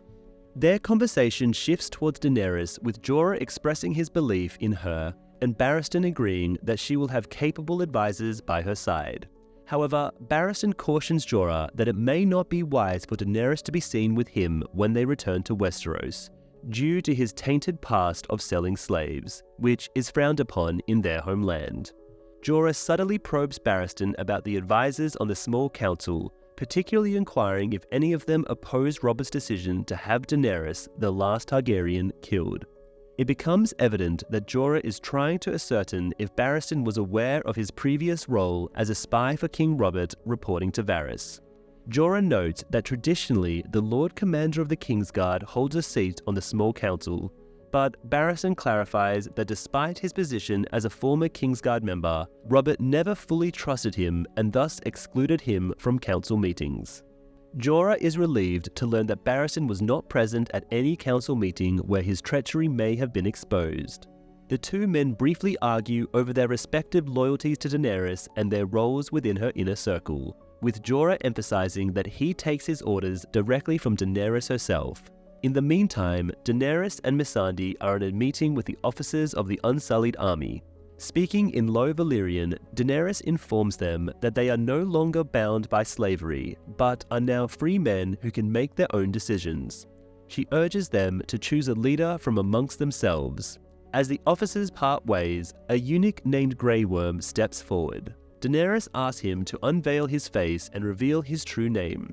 Missandei explains that the slave masters of Astapor give the Unsullied demeaning names like Grey Worm, Red Flea, or Black Rat to strip them of their individuality and self-worth. Outraged by this practice, Daenerys demands that the Unsullied choose their own names as free individuals.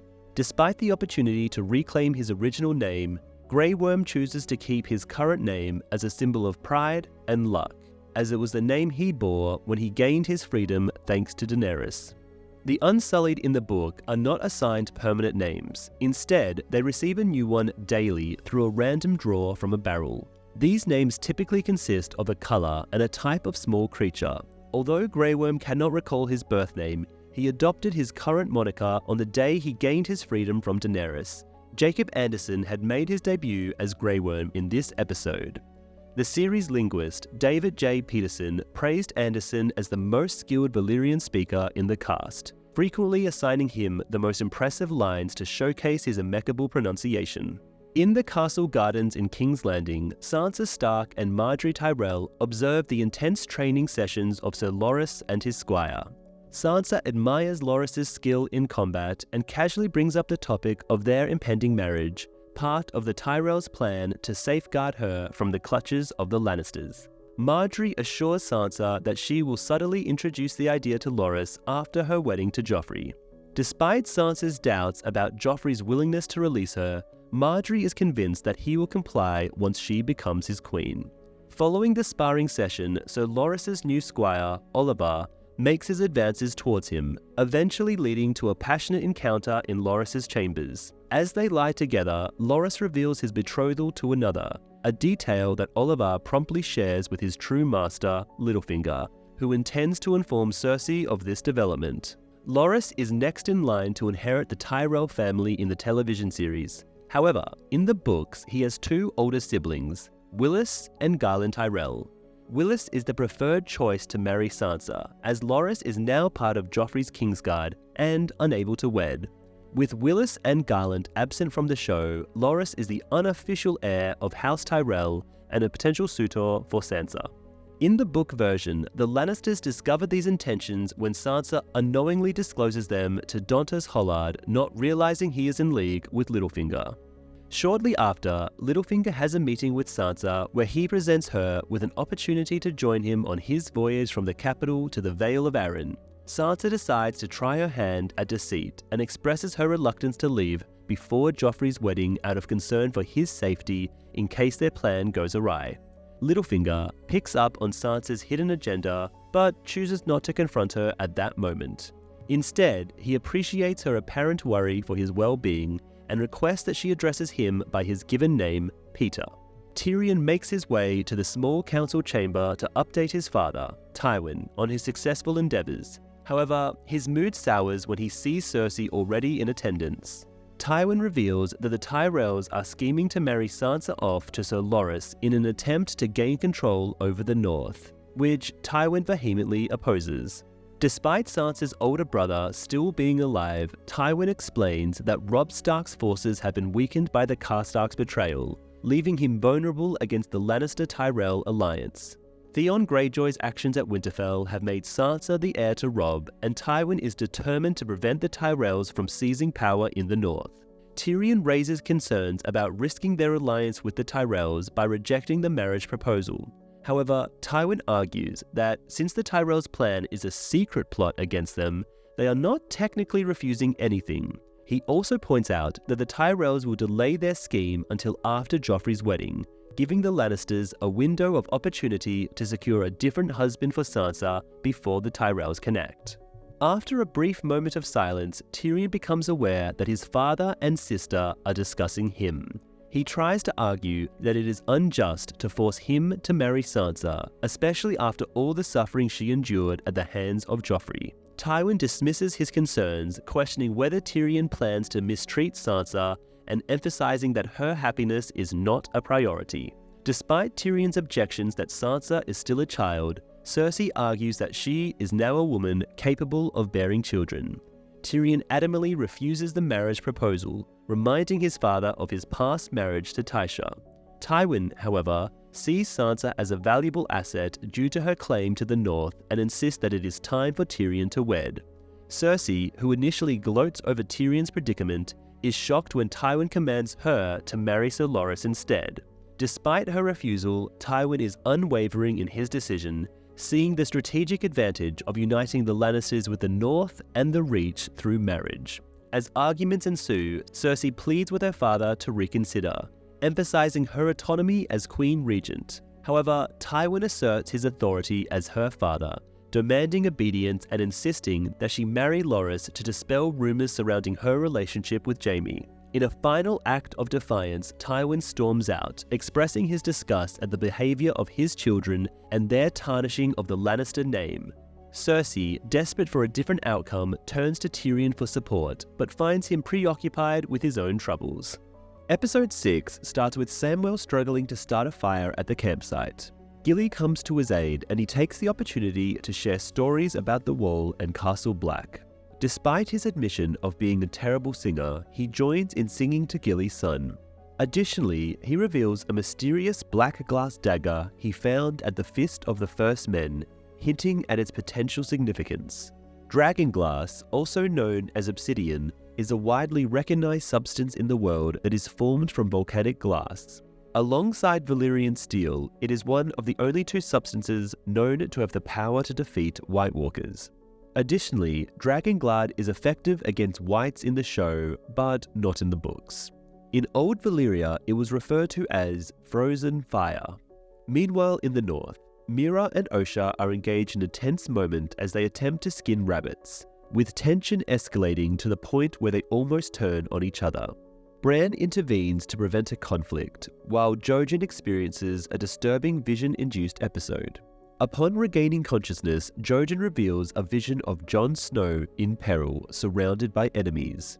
In the books, Mira searches for fish and frogs instead of rabbits, and Osha is absent as she has already departed from the group with Rickon. Back beyond the Wall, Jon Snow and the wildlings are gearing up for a treacherous climb. Ygritte playfully teases Jon about his loyalty to the Night's Watch, but assures him she won't betray him.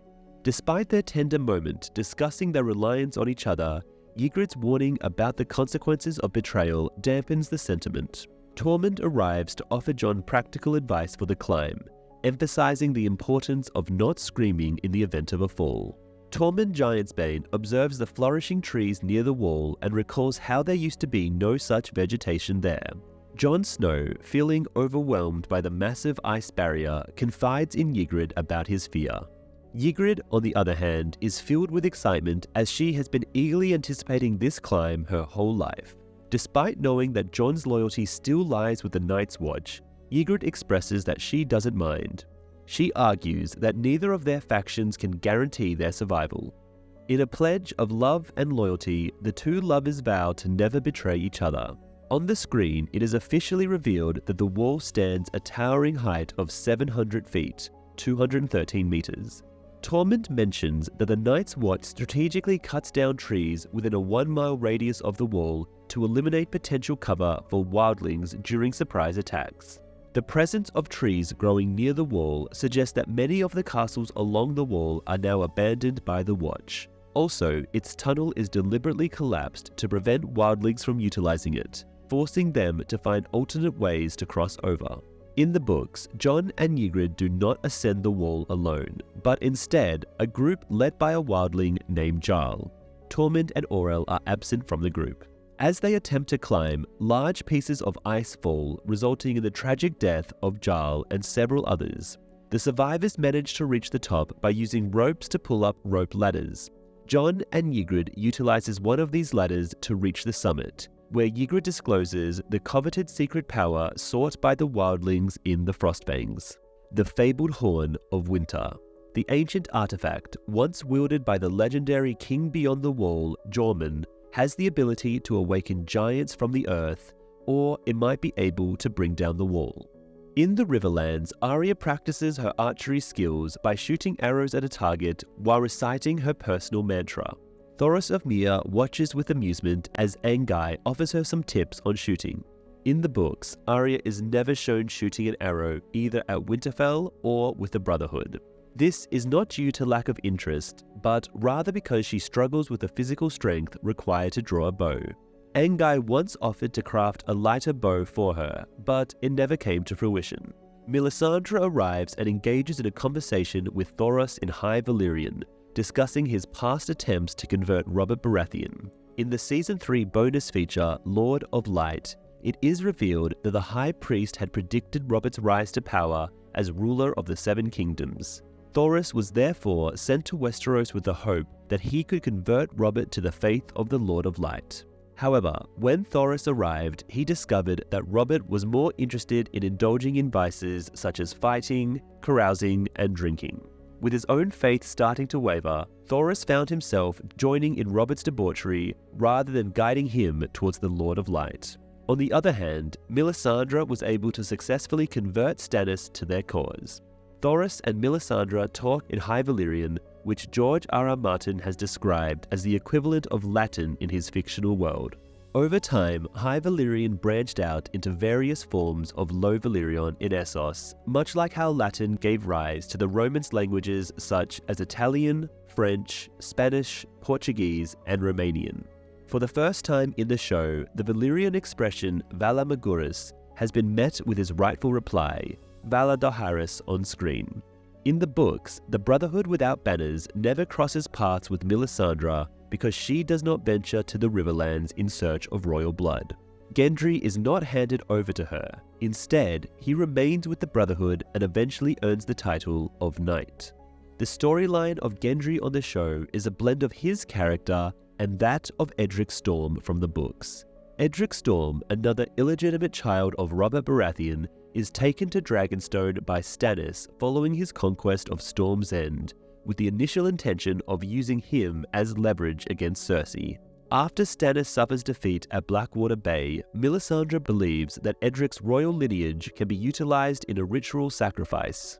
Eventually, Thoros introduces Melisandre to Beric Dondarrion, who has been resurrected multiple times, leaving her both impressed and unsettled. Melisandre questions the source of Thoros' power, and he explains that it comes from the Lord of Light. He shares his story of losing faith and sinning before regaining it when he prayed for Beric's revival. Now, both Thoros and Beric serve the Lord of Light faithfully.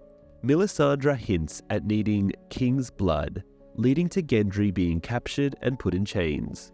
Arya defends Gendry, but Melisandre insists that he is special.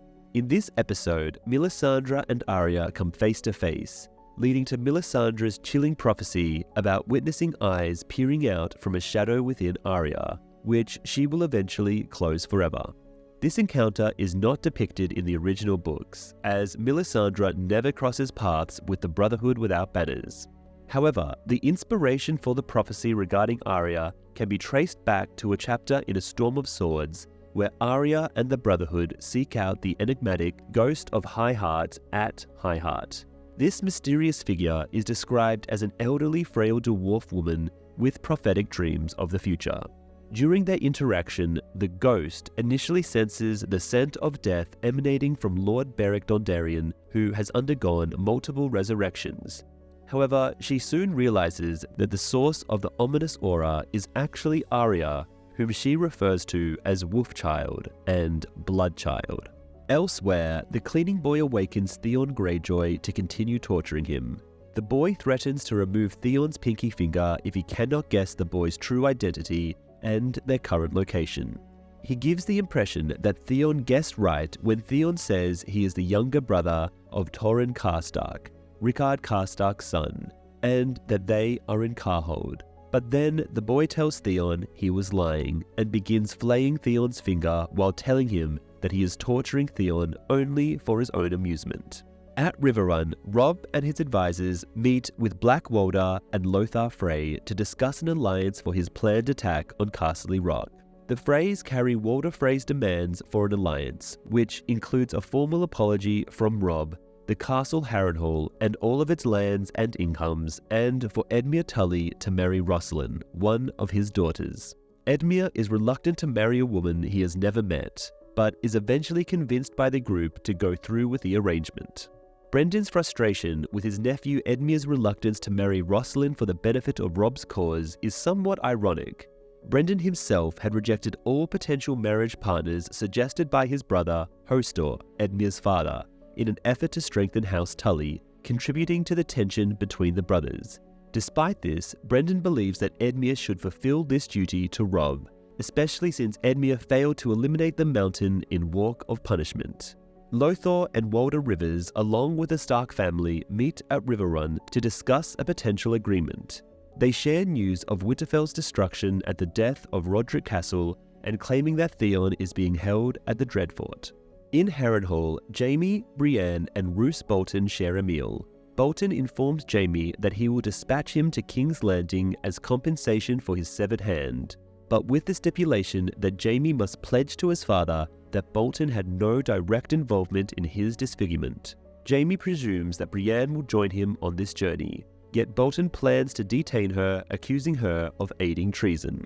In the novels, Jaime does not ask Roose Bolton to allow Brienne to accompany him. Instead, Roose decides to keep her at Harrenhal to amuse Vargo Hoat, Locke in the show, not due to any suspicion of treason. The gown assigned to Brienne once belonged to Lady Went, the former mistress of Harrenhal, but it is far too large and does not fit well, requiring Brienne to be cautious in order to avoid revealing certain body parts.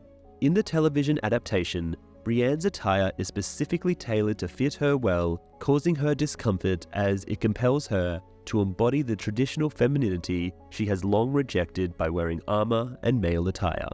In King's Landing, Lord Tywin Lannister convenes with Lady Olenna Tyrell to discuss the possibility of Sir Loras marrying his daughter, Cersei.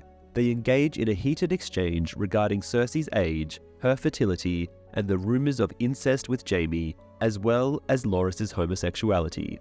Tywin strongly believes that Cersei, whom he deems the most beautiful woman in the kingdom, should wed Loras, the most handsome and sought-after bachelor.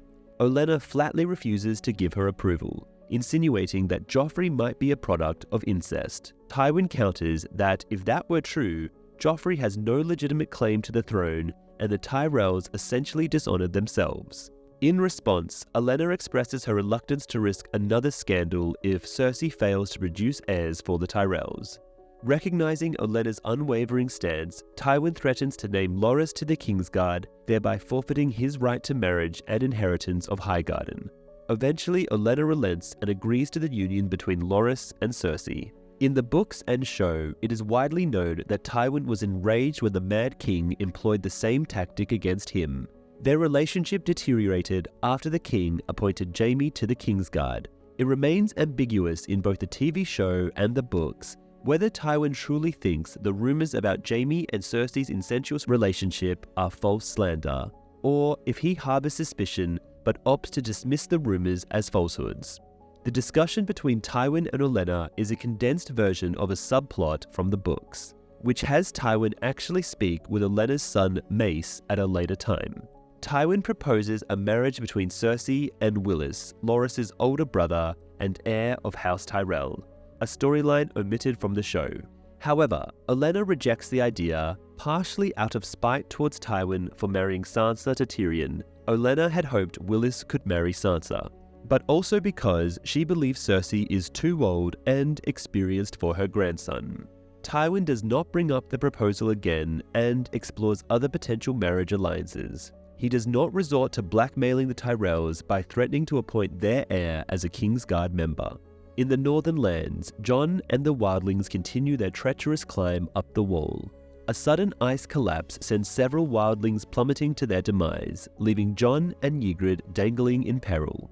Despite Tormund's objections, Orell makes the decision to sever the rope, believing that Jon and Ygritte's combined weight will drag him and Tormund down.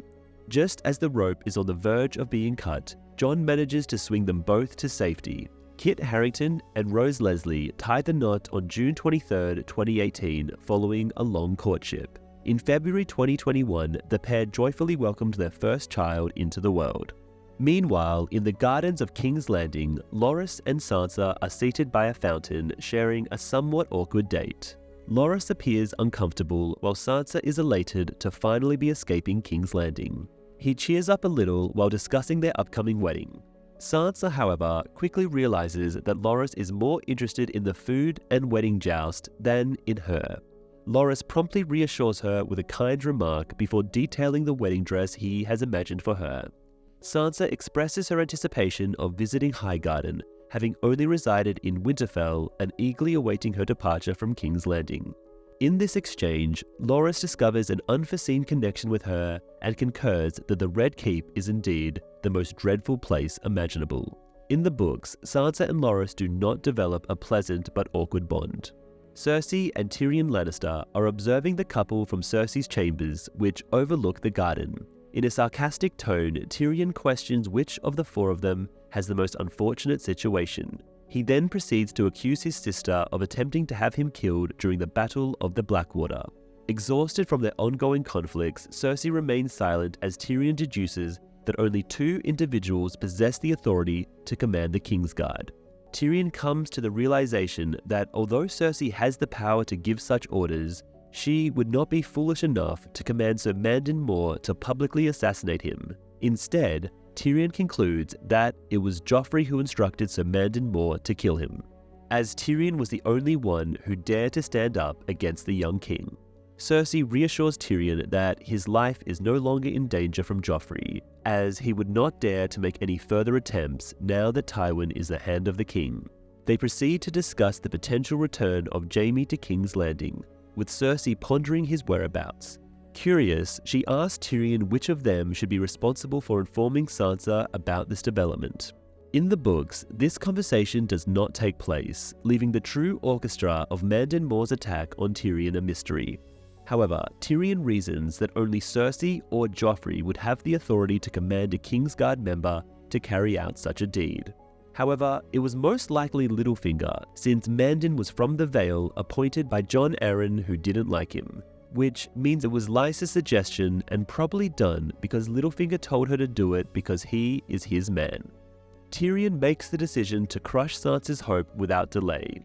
He proceeds to Sansa's quarters and requests a moment alone with her, yet Sansa refuses to send Shae away. Tyrion then presents Shae with a meticulously crafted apology, using coded language to express his regret for not informing her privately before delivering the news to Sansa.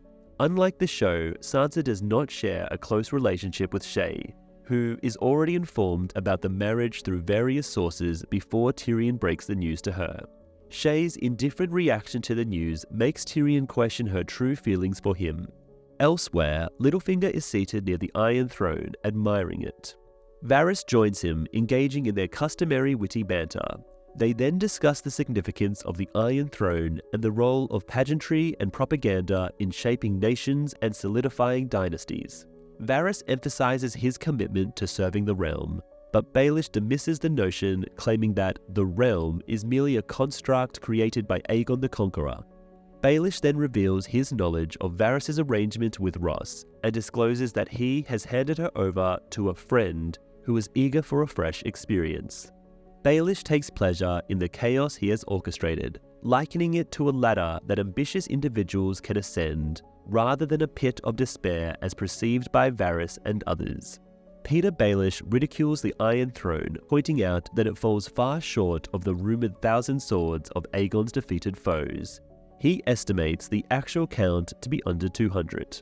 In the books, the Iron Throne is depicted as significantly larger, towering over 40 feet tall, and so massive that it cannot be moved, with the king seated over 20 feet above the ground, accessible only by a staircase. Author George R.R. Martin describes the room containing the throne in the novels as being as vast as St. Peter's Basilica in Vatican City.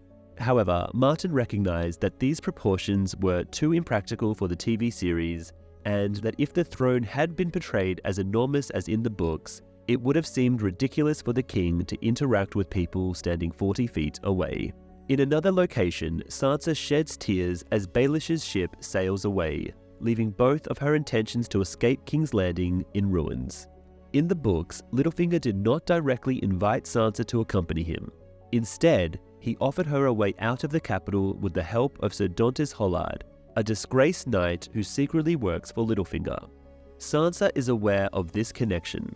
Despite warnings from Hollard about the Tyrell's ulterior motives for offering her marriage into their family, she refuses the proposal. Shortly after, Littlefinger departs from King's Landing on a mission to wed Lysa Arryn and establish control over the Vale. Meanwhile, within his private quarters, Joffrey calmly reflects on the lifeless body of Ross, who met her demise maybe because he remembered Tyrion sending her to him in Season 2. Following the passing of Ross, Esme Bianco, she stands out as one of the major non-book characters. She was inspired by a brief mention of a red-haired prostitute in the first book. Originally intended to only appear in the pilot episode, Bianco's portrayal impressed the producers, leading to her character being kept in the series. By incorporating Ross into the storyline, the writers found it easier to introduce backstory and subplots to the audience through a familiar and relatable character. The episode concludes with the climbers finally reaching the top of the wall. Ygritte, who had expressed her longing to view the world from above, briefly admires the view before sharing a passionate kiss with Jon. The title of the episode, The Climb, can be interpreted in two ways. One being the wildlings' ascent to the summit of the wall, and the other being Littlefinger's chaos is a ladder and the consequences for those who attempt or decline to scale it, as the climb is everything. This monologue is not found in the book, as his conversation with Varys never takes place on page, and this iconic scene is a creation of the television adaptation. After successfully navigating the treacherous ascent of the wall, Jon Snow, Ygritte, and the group of wildlings led by Tormund make their way towards Castle Black, where they anticipate Mance Raydar's signal to commence the assault on the Night's Watch. During filming, Kit Harington had sustained a fractured ankle, which made walking difficult for him. A double wearing a wig portrayed Jon in wide shots, and scenes were adjusted so that Harington could remain seated for the majority of the time. Jon confronts Orell regarding the incident where he severed the rope holding Jon and Ygritte while scaling the wall, putting their lives in jeopardy. Orell defends his actions by claiming that Ygritte, being a wildling, understood the necessity of his actions under pressure, implying that Jon lacks the same instinct. He further asserts that Jon will never be able to keep Ygritte due to his difference in mindset. As they journey through the forest, Orell's jealousy becomes evident as he confronts Ygritte, insisting that he would make a better match for her than Jon Snow, and expresses his distrust towards Jon. Within the books, the wildlings show no disapproval towards Jon and Ygritte's relationship. Meanwhile, Jon attempts to convince Ygritte that the wildlings' cause is futile, citing the failures of previous kings beyond the wall who attempted to invade the southern lands. Ygritte, however, remains steadfast in her beliefs and reminds Jon that he is now one of them. Their fates are intertwined. She reaffirms her love for him, stating that they will embrace life together, even in the face of death. The 6 kings mentioned may have been Jormungand, Gendel, Gorn, the Horned Lord, Beowulf the Bard, and Raymond Redbeard, who all tried to breach the wall and invade the north over the last 8,000 years. In King's Landing, both Sansa and Tyrion are not thrilled about their upcoming marriage. Margaery Tyrell tries to comfort Sansa by reminding her that Tyrion is not the worst Lannister, and that he may be able to bring her happiness with his skills in romance. On the other hand, Bronn suggests to Tyrion that he could marry Sansa to please his father, have a son with her for an heir, while still keeping his affair with Shae in secret.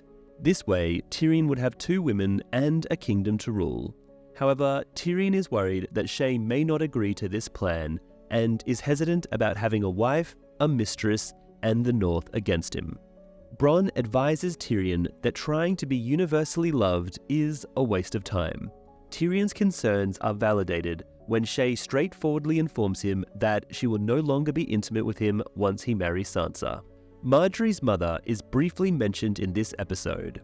Despite never being named or shown on screen in the show, in the books she is known as Ellery Tyrell, formerly Hightower, and has been residing in King's Landing with Margaery and Olenna since their arrival. Sansa's wedding to Tyrion happened much earlier in the book, just before Hoster Tully's passing. Sansa never had the chance to discuss her impending marriage with Margaery. Instead, while getting fitted for a dress in her room, still believing she would wed Margaery's brother Willis.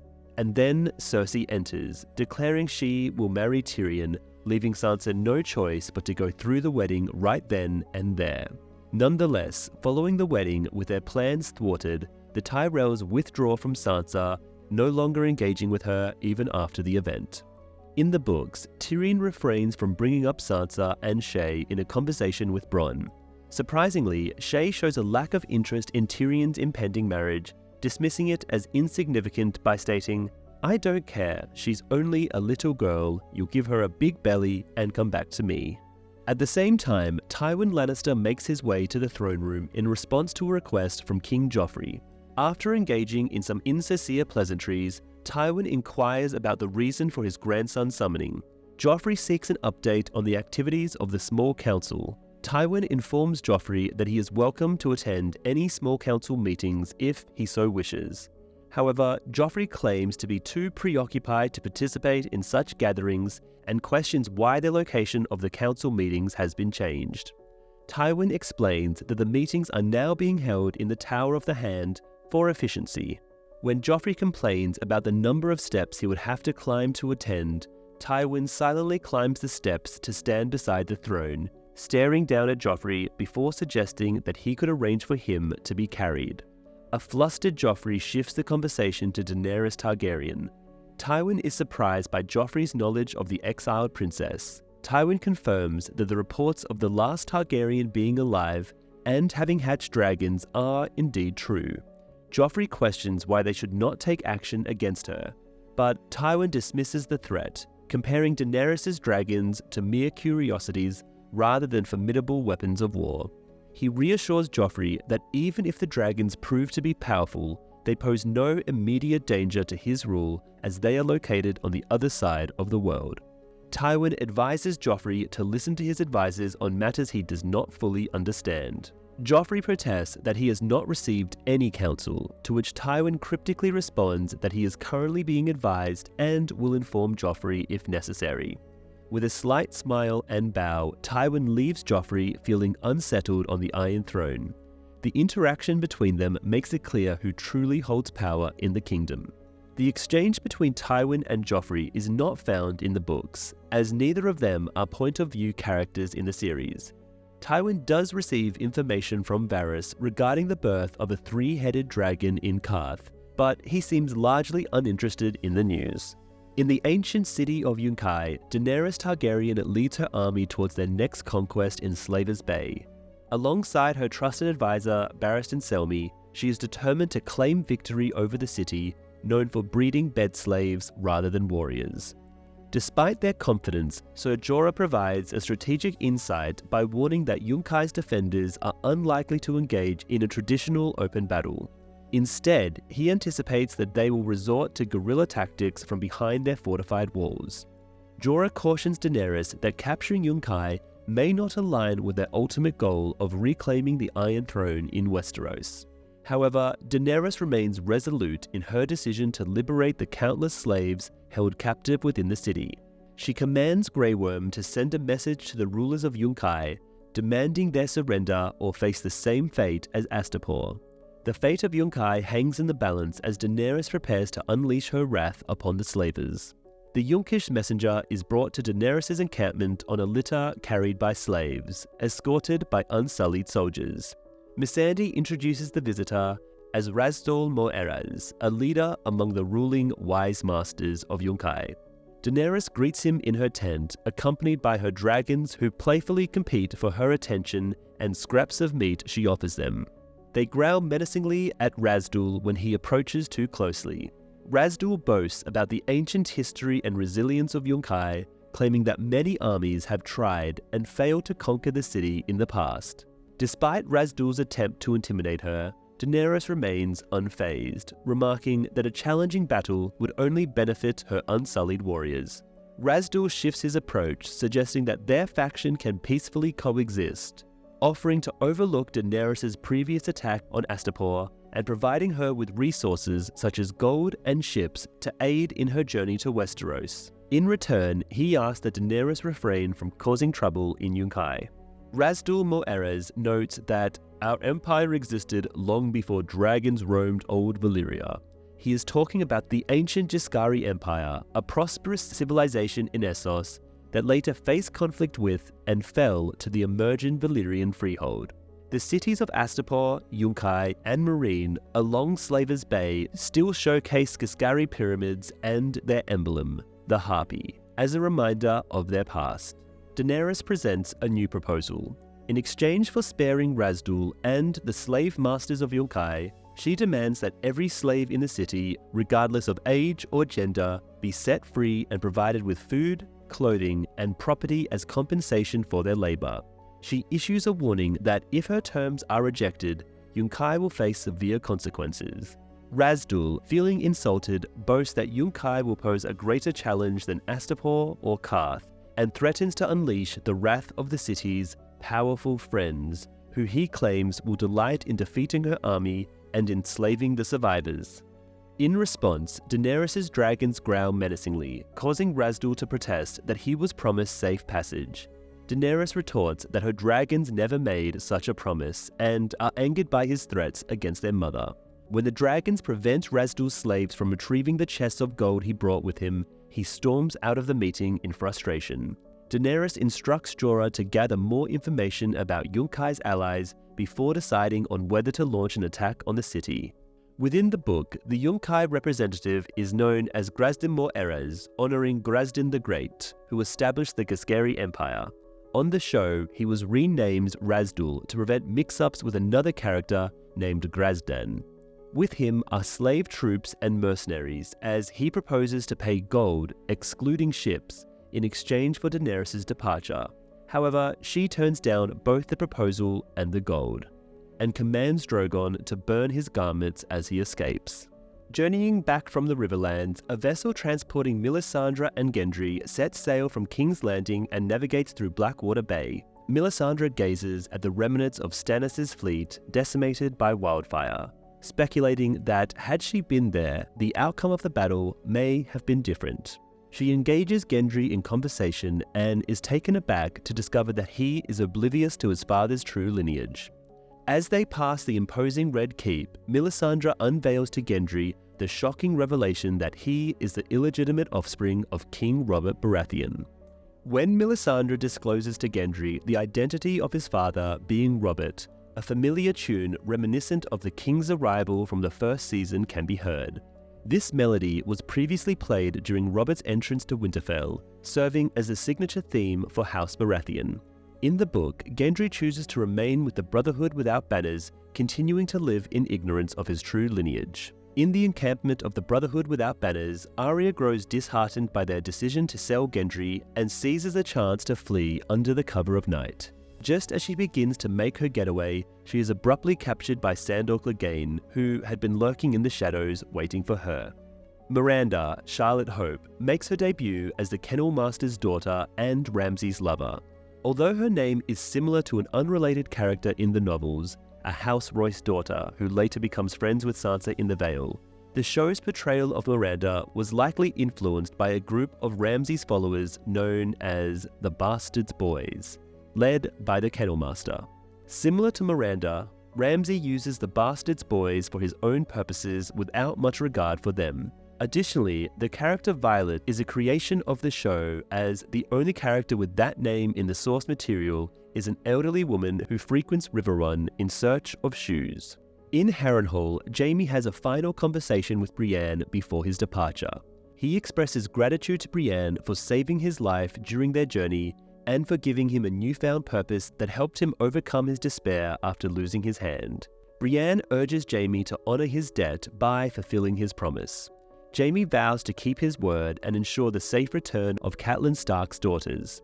In the books, Jaime bids farewell not to Brienne, but to the brave companions, now led by Locke and his soldiers in the series, assuring them with the words, "I will return. A Lannister always settles his debts." Tywin subsequently dispatches the Mountain to Harrenhal to exact retribution on the brave companions, particularly Vargo Hoat, their former leader who had once served under Tywin but betrayed him and mutilated Jaime. The Mountain ruthlessly slaughters the remaining members of the group. Jaime later encounters Hoat's lifeless body after he had been cut limb from limb, and suddenly revenge leaves a bad taste in his mouth. The following day, Jaime sets out from Harrenhal accompanied by Qyburn, who was tasked with continuing treatment on his arm in hopes of regaining his status as a maester through Lord Tywin's influence. Jaime humorously suggests that his father may appoint Qyburn as Grand Maester if he manages to grow Jaime a new hand. They are joined by a group of Bolton soldiers led by Steelshanks, a captain in Lord Bolton's service. Before departing for the twins, Lord Roose Bolton, at the behest of Robb Stark, asks Jaime to convey his regards to Tywin. In return, Jaime requests that Bolton pass on his regards to Robb. Locke, left in charge of Harrenhal in Bolton's absence, taunts Jaime as he leaves, insinuating that he will look after Brienne. Jaime remains unfazed by the jibe. As Roose Bolton departs Harrenhal for the Frey wedding, Jaime requests that he convey his and his family's greeting to Robb, similar to the scene depicted in the books. This sentiment is reiterated at the Red Wedding, when Roose says to Robb before stabbing him in the heart, "Jaime Lannister sends his regards," which makes Catelyn think Jaime had a hand in the Red Wedding, which he didn't. In the depths of his prison cell, Theon Greyjoy finds himself freed from his chains by two alluring women. They gently lie him down on a soft bed, their seductive intentions clear. Whispering words of curiosity about his rumoured endowment, the women set out to explore firsthand. Theon, initially wary of their advances, couldn't resist the arousal that overcomes him as one of the women undresses and straddles him. Just as things begin to escalate, a familiar horn is sounded, signaling the entrance of a young boy. Panic grips Theon as he attempts to flee, only to be knocked to the ground by a powerful blow. The boy, reveling in the idea of Theon's alleged size, reveals a menacing knife with cruel intentions. Realization dawns on Theon as he understands the boy's twisted plan to mutilate him. In a desperate plea for mercy, Theon begs for his life, but the boy sees this act as a twisted form of kindness. With no intention of killing Theon, the sadistic youth sees fit to alter him instead. As two burly men hold him down, Theon's screams echoes through the prison cell as the boy prepares to carry out his gruesome deed. George R.R. Martin penned this episode as well as Seasons 1, The Pointy End, and Seasons 2, Blackwater. Heading towards the wall in the north, Bran Stark's group decides to set up camp. Osha, still wary of Mira and Jojen Reed, is shocked when they express their desire to venture beyond the wall. Osha adamantly declines, recounting the traumatic experience of losing her husband to death and then witnessing him come back as a threat to her life.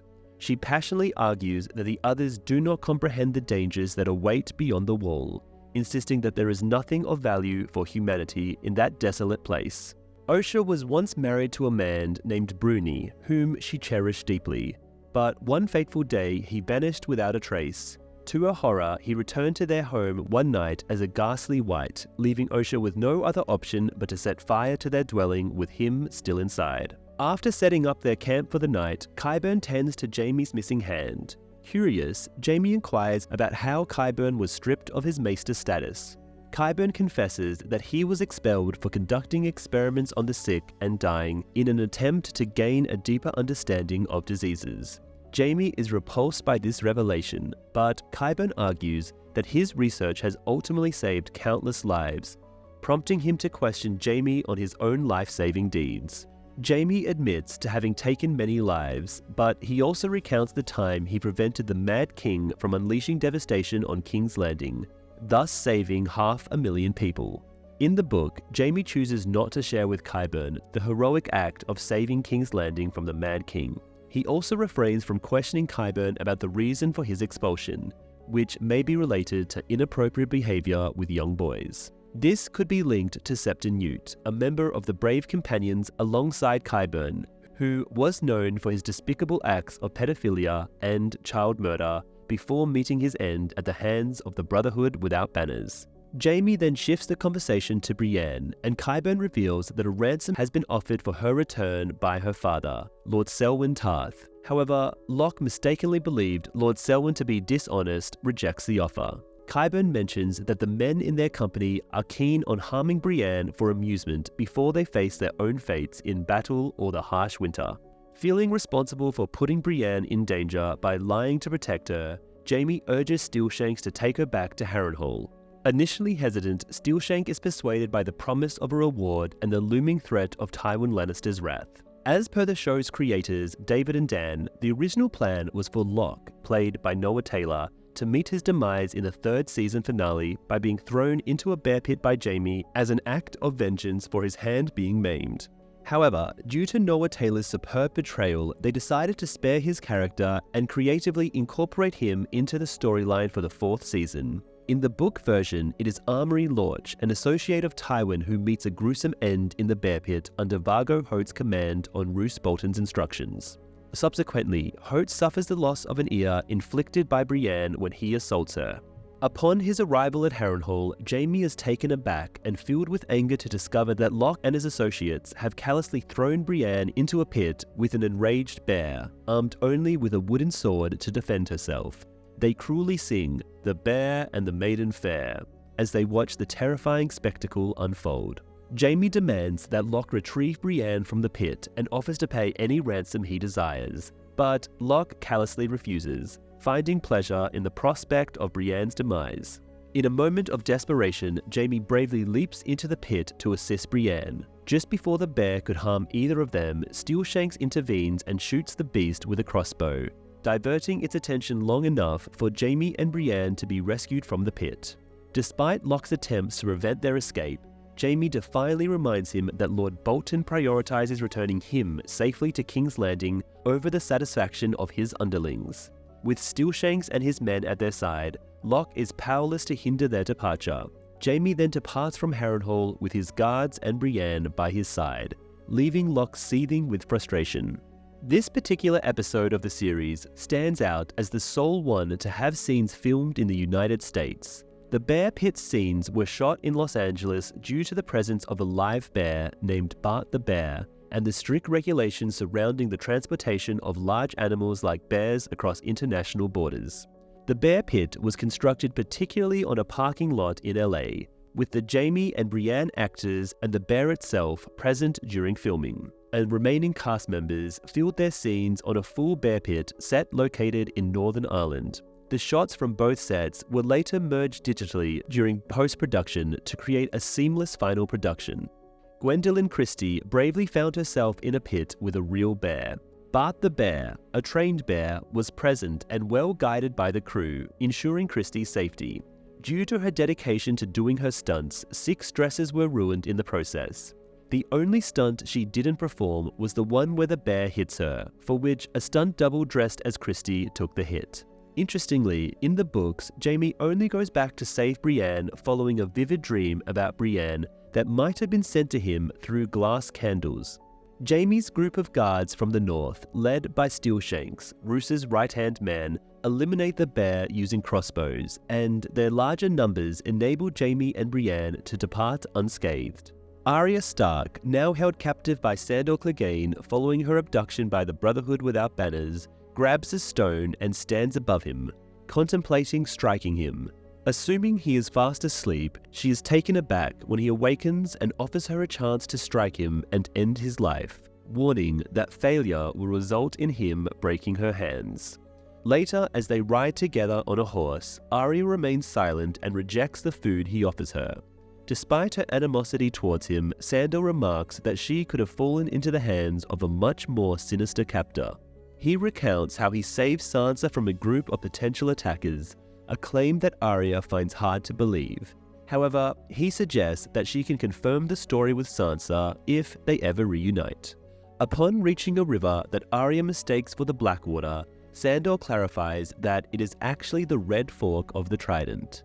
Arya had assumed they were heading back to King's Landing, but Sandor discloses that they are en route to the Twins, where her mother and brother are expected to attend her uncle's wedding. He plans to negotiate her release to them. Regretfully, he mentions that they might have made it in time for the wedding if Arya had not been preoccupied with trying to harm him.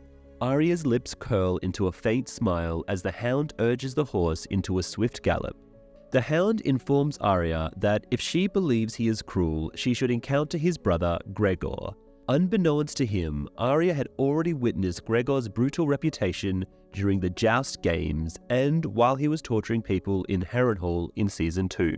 Sandor recalls that Gregor once murdered a man for snoring, which could be a nod to John Wesley Hardin, an American Old West outlaw who allegedly killed a man for snoring. In the Histories and Lore bonus feature, Sandor hints that over time, Gregor might have killed multiple servants, his wife, a sister he can't recall, and perhaps even their own father.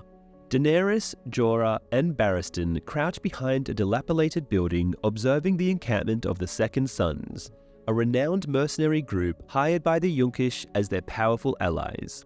Barristan points out that even though there are only 2,000 of them, the Second Sons are well equipped and mounted, posing a threat to the Unsullied. Determined not to be underestimated, Daenerys instructs Barristan to arrange a meeting with the captains of the Second Sons, emphasizing that mercenaries motivated by gold cannot afford to be defeated by a woman. Soon after, Daenerys welcomes the captains Mero, a Braavosi known as the Titan's Bastard, and Prendal Nargazan, a Jaraski.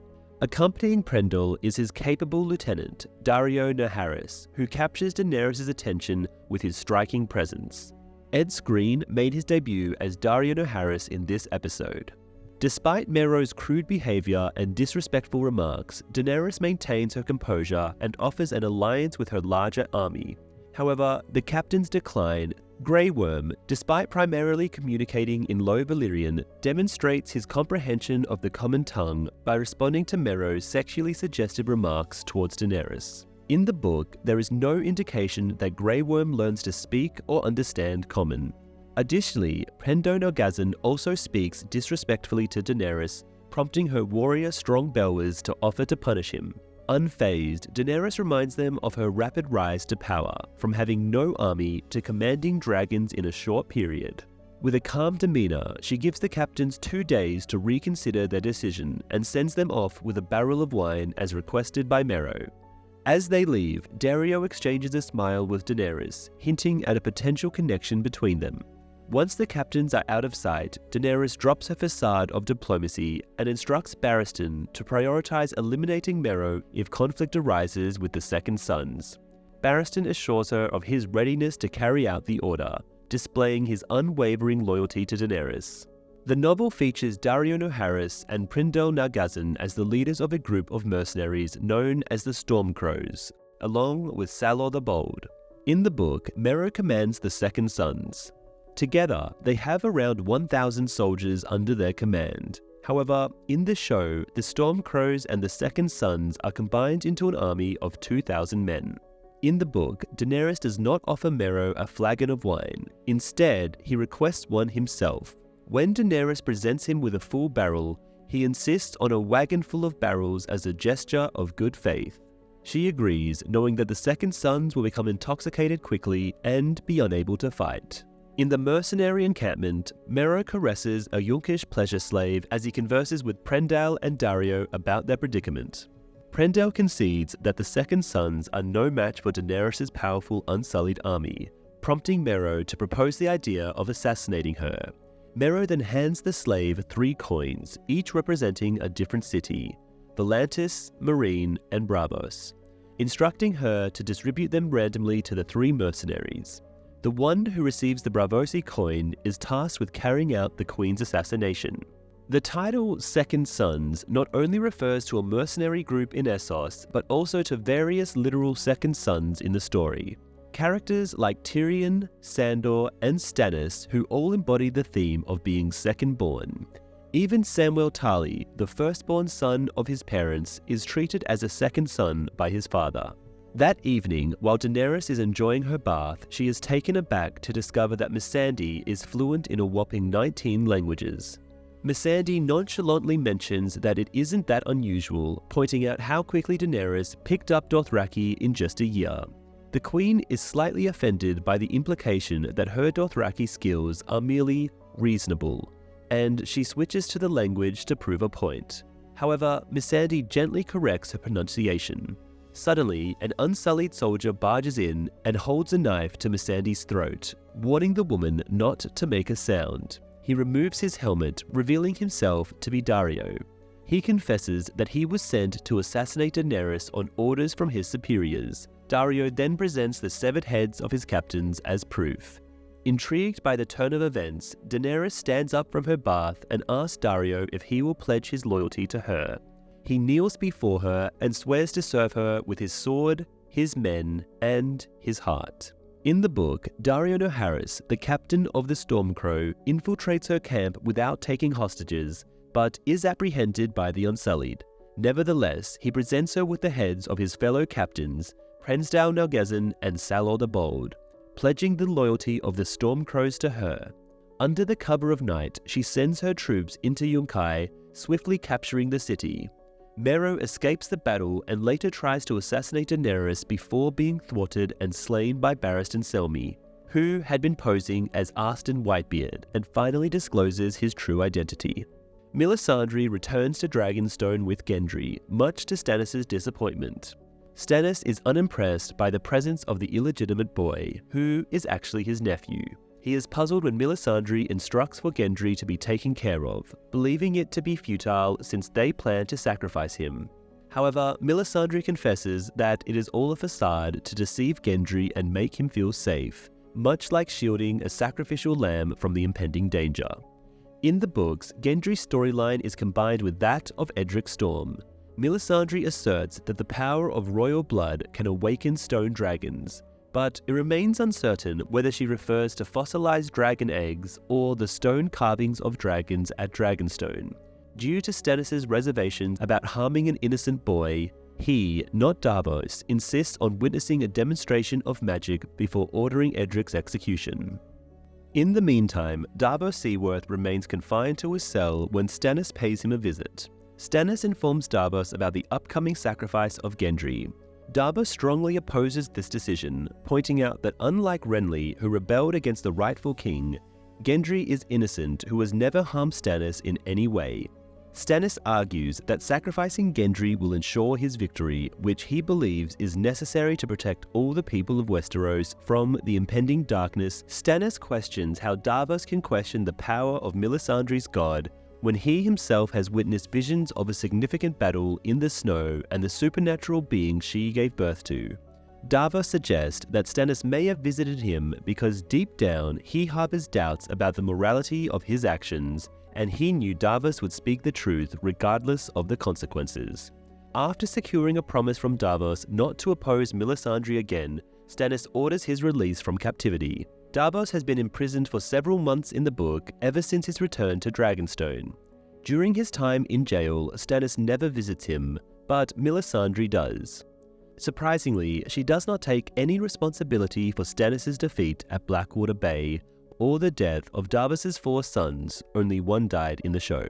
Melisandre explains to Davos why she cannot create any more shadow babies with Stannis, as it may endanger his life.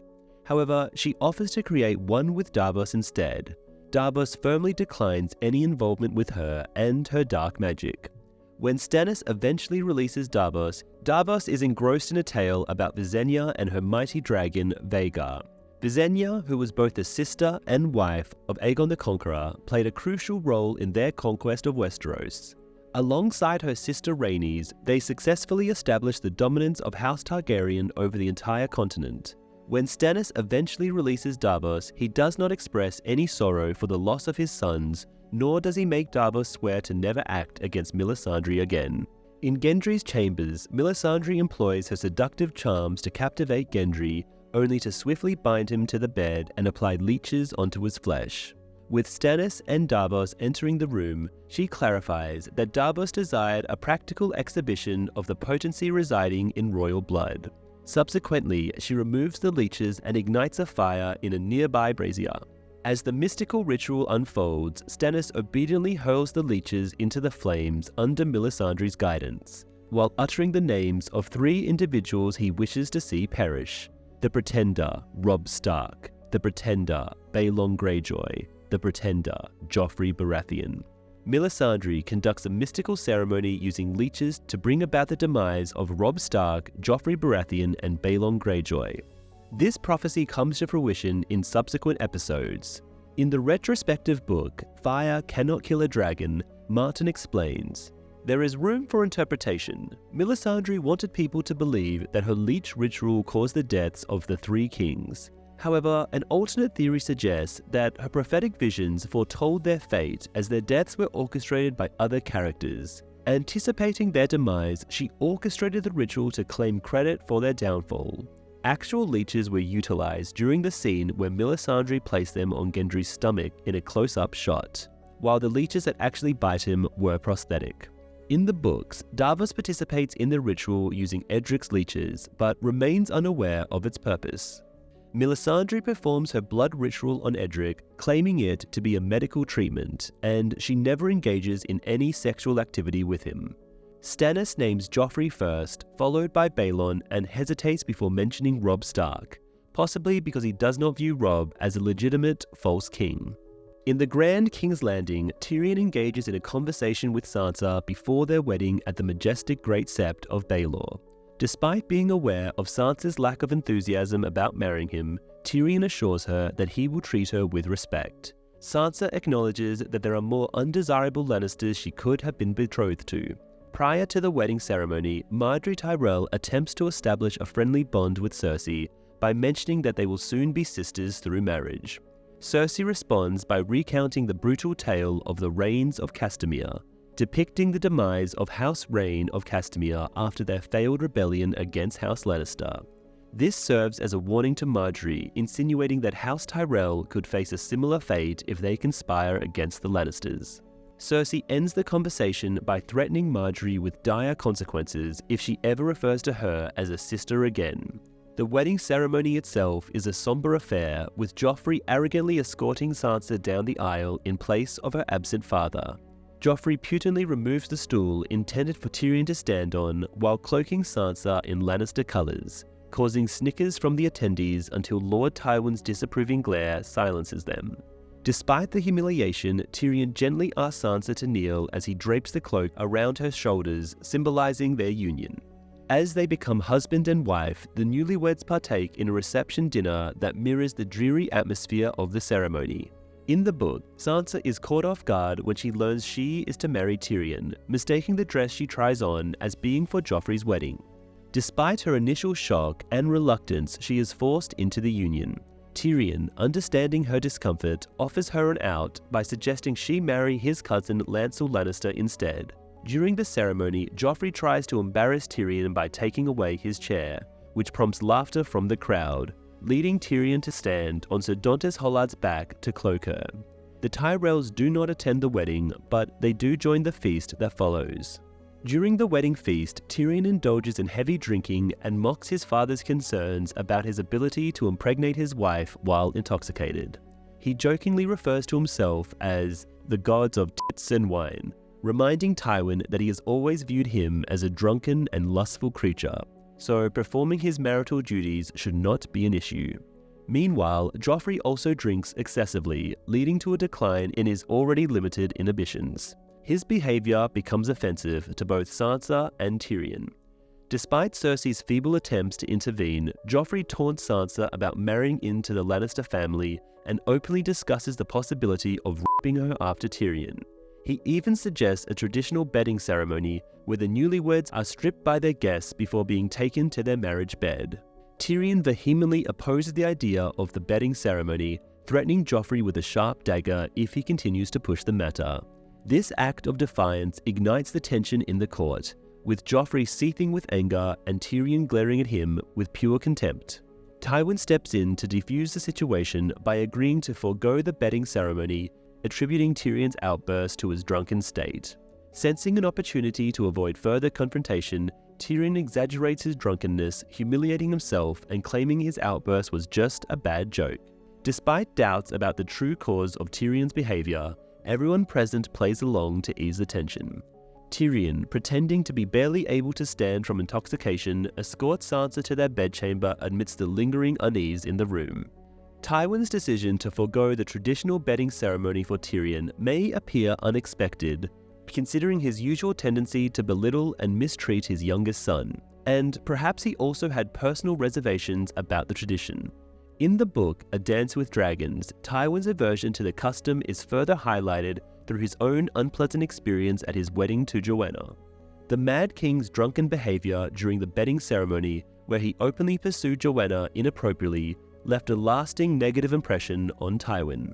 After they are alone in their chambers, a tense moment ensues as Sansa slowly and nervously begins to undress. Tyrion, sensing her discomfort, stops her and reassures her that he would not force her to consummate their marriage if she is not ready. He tells her that he will only do so if she changes her mind. Sansa, unaware of what to expect, asks Tyrion what he will do if she never feels ready. In response, Tyrion humorously remarks, "And so my watch begins," implying that their marriage will remain celibate like that of a member of the Night's Watch. He then collapses onto a nearby couch, seemingly exhausted. The next morning, Shae notices Sansa's untouched bedsheet with a small smile, confirming that Tyrion's virgin bride remains untouched.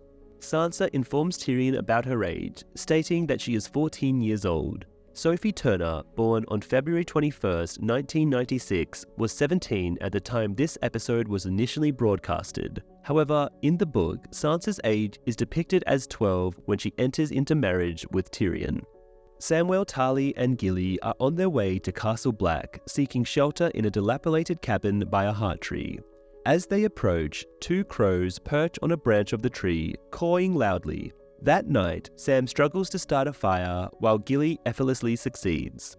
In a conversation, Sam suggests that Gilly choose a name for her son, but she is unsure of any suitable names for a boy. Sam provides some suggestions and explains the distinction between first and last names. Although Gilly is drawn to the name Randall, which is Sam's father's first name, Sam advises against using it. He opens up about his father's harsh nature and the shared experience of cruelty in both their upbringings. Gilly's failure to choose a name for her newborn baby highlights the tradition among wildlings to wait until their children are 2 years old before naming them. Sam puts forward a list of potential names for the newborn baby boy: Duncan, Kevin, John, Guyman, Felden, Christopher. The name Duncan is likely inspired by Sir Duncan the Tall. Out of nowhere, a deafening cacophony of crows interrupts their conversation. Sam and Gilly venture outside to investigate, only to find a swarm of crows congregating in the nearby tree and on the surrounding structure, screeching with alarming intensity. Gilly's heart sinks as she spots a menacing White Walker approaching them, its chilling gaze fixed on her child. This particular walker appears to be the same one that spared Sam's life before the fateful battle at the Fist of the First Men. With determination, Sam unsheaths his sword and commands the walker to stop in its tracks. However, the walker effortlessly grabs the blade, causing it to shatter into pieces with a sharp clang. In one swift motion, the walker effortlessly tosses Sam aside and sets its sight on Gilly and her baby. Refusing to surrender her child, Gilly stands her ground as the monstrous figure looms closer. As the walker reaches out to snatch the infant, Sam rises to his feet, brandishing a dragonglass dagger in a last-ditch effort. With a primal scream that mingles with Gilly's cries, Sam thrusts the obsidian blade into the walker's shoulder, prompting a guttural shriek of agony. The walker, now in excruciating pain, turns to face Sam with a look of recognition mixed with disbelief before crumbling to the ground in a cloud of white dust, leaving only the dagger behind. In a frenzy of panic, Sam and Gilly flee the scene as the crows swoop down from the trees, screeching in fury and pursuit. After Sam successfully defeats the White Walker, he finds himself standing next to a majestic weirwood tree teeming with a flock of ravens. The books make it abundantly clear that the mystical abilities of the three-eyed raven, known as the three-eyed crow in the novels, are most potent when connected to weirwood trees.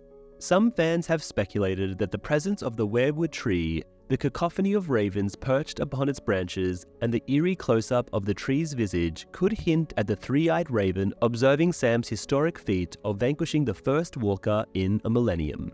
The White Walker, known as the others in the novels, faced its first death in 1,000 years at the hands of Sam.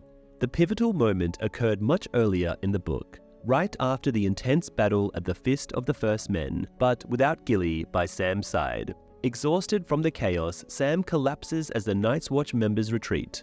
Gren and a steward named Paul come to his aid, but their respite is short-lived as an other catches up to them. In a desperate attempt to defend themselves, Sam uses a dragonglass dagger to strike the other, watching in astonishment as the creature dissolves before his eyes. Together, Gren and Sam continue on their journey towards Craster's Keep, carrying with them Commander Mormont's dragonglass blade for protection. However, their encounter with Whites proved to be more challenging than anticipated. When they come face to face with a transformed Paul, Sam realizes that conventional weapons like steel daggers are ineffective against the undead. Dragonglass, while deadly to others, barely scratches the surface of Whites and shatters upon impact due to its fragile nature. Surrounded by his reanimated brothers, Sam and Gilly find themselves in a dire situation until a mysterious figure known as Cold Hands intervenes.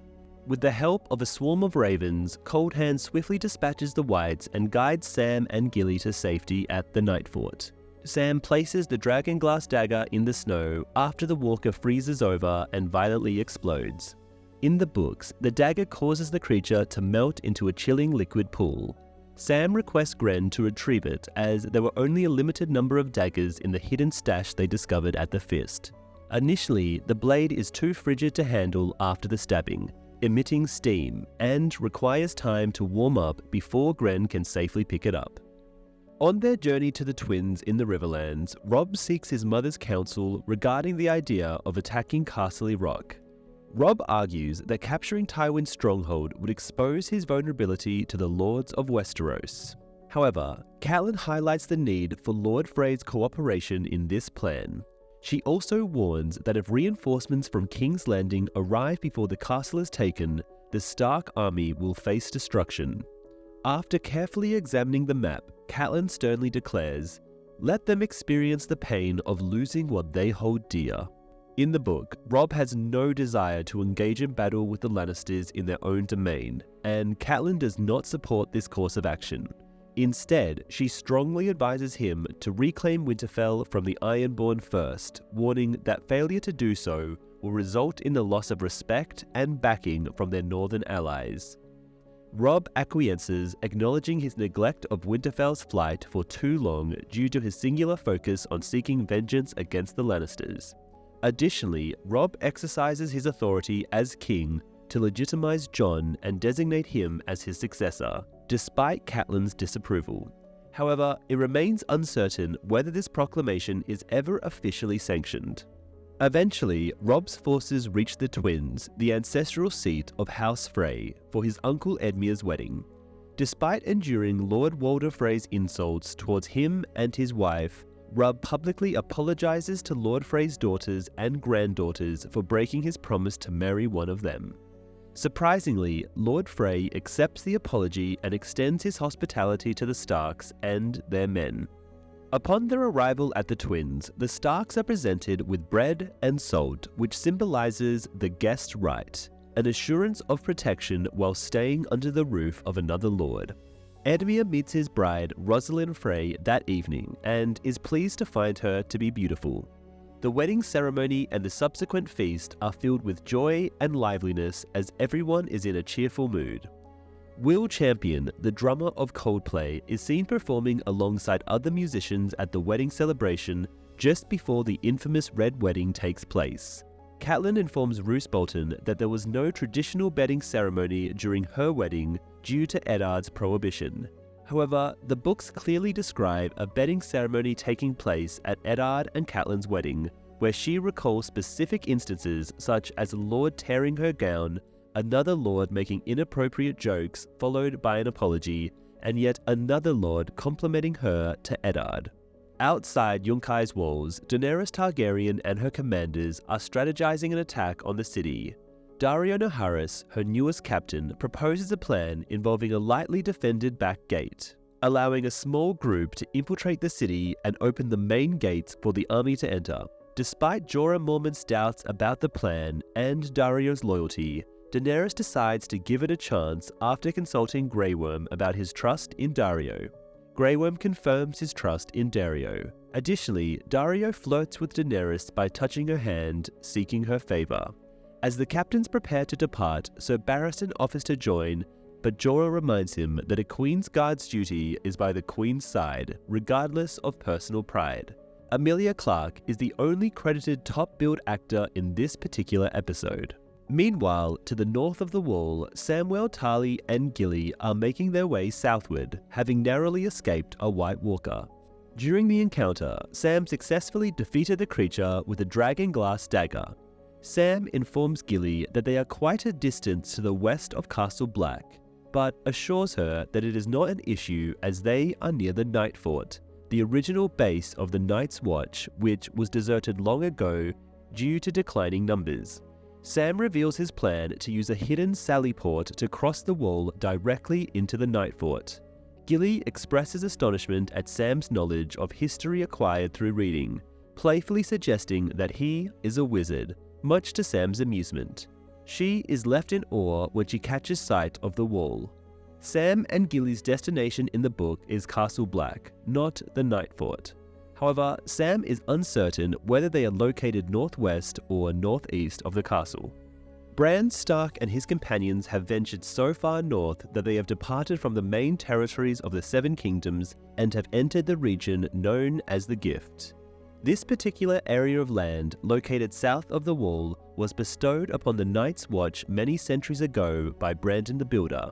It serves as a source of substance for the Watch, providing them with the necessary resources.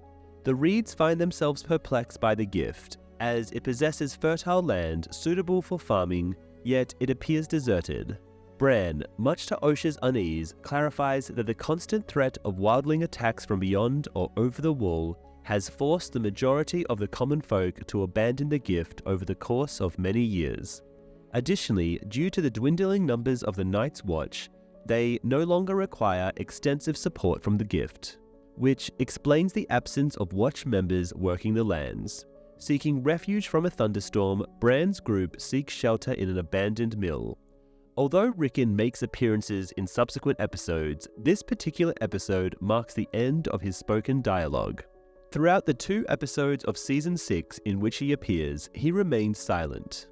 Rickon, Osha, and Shaggy Dog's departure occurred a considerable time ago within the books, shortly following the devastating attack on Winterfell. In the 5th installment, it is disclosed that they embarked on a journey to Skargos, an island known to be inhabited by a tribe with cannibalistic tendencies. In the vicinity, Jon Snow and the group of wildlings come across an elderly gentleman who resides alone on a small farm where he raises horses for the Night's Watch. Their intention is to seize his horses and valuables by launching an attack, but Jon firmly believes that the old man poses no danger to them. Auril and Tormund, however, are determined to eliminate the man in order to prevent him from alerting the Night's Watch about their presence. Nevertheless, during the assault on the farm, Jon discreetly strikes a rock with his sword, catching the attention of the old man, who promptly flees. Jon also manages to divert Ygritte's attention when she attempts to shoot the fleeing man with an arrow. In the evening, Bran requests Osha's assistance in escorting Rickon, who would inherit Winterfell in the event of anything happening to Bran or Robb, to Last Hearth, the residence of House Umber. Meanwhile, Bran, Meera, and Jojen embark on a journey beyond the Wall to find the Three-Eyed Raven. Osha assures Bran that she will take care of Rickon and instructs the Reed siblings to do the same with Bran. Together, they bid farewell as Osha, Rickon, and Shaggy Dog slip away under the cover of darkness. The small abandoned village where Bran and his companions seek refuge from the wildlings is Queen's Crown, as confirmed by both the book and HBO's Viewer's Guide. The wildlings are heading south initially instead of directly towards Castle Black along the Wall's base, likely to gather a small army first to avoid being detected by sporadic night watch patrols on top of the Wall who could then inform Castle Black on their whereabouts. In the book, Queen Crown's tower is situated in the middle of a lake that can be reached through a winding stone causeway concealed beneath the water. Meanwhile, inside the mill, Bran and Jojen Reed engage in a discussion about their strategy for crossing the Wall when Meera notices the old horse breeder riding nearby. Once the wildlings capture the old man, Hodor, frightened by the thunder, begins to yell, jeopardizing their location. In response, Bran utilizes his walk abilities to enter Hodor's mind and induce him to lose consciousness. Jojen Reed asserts that wildling wargs are unable to mentally dominate other humans, only animals. However, in the book, they possess the ability to do so, albeit rarely, as it is a challenging task that they view as unnatural. Tormund attempts to have Jon kill the old man to prove his loyalty, but Jon is unable to do so. Ygritte ends up killing the man with an arrow, showing Jon's loyalty to the Night's Watch. In response, Tormund orders his men to kill Jon. During the chaos, Jon fights with Orell while Bran enters the mind of Summer to help. Summer and Shaggy Dog come to Jon's aid, killing 2 wildlings. Jon finally defeats Orell after a fierce battle. Despite Orell walking into his pet eagle to attack Jon manages to escape on a horse, leaving Ygritte behind as he heads back to the Wall. In the novel, the elderly man is portrayed as a traveler rather than a resident who breeds horses for the Night's Watch. He does not make any verbal pleas for his life or attempt to escape. Instead, he gazes at Jon with determination. It is Styr who commands Jon to kill him, not Orell, who had already been slain by Jon during Qhorin Halfhand's expedition beyond the Wall. Ygritte cuts the elderly man's throat, but Tormund does not intervene after attempting to save Jon, as he never joined the wildling group. Jon manages to escape with the help of his brother's direwolf Summer, but not before being struck in the leg by an arrow, presumably shot by Ygritte. In the books, Orell also survives by transferring his consciousness into his eagle, but this occurs much earlier.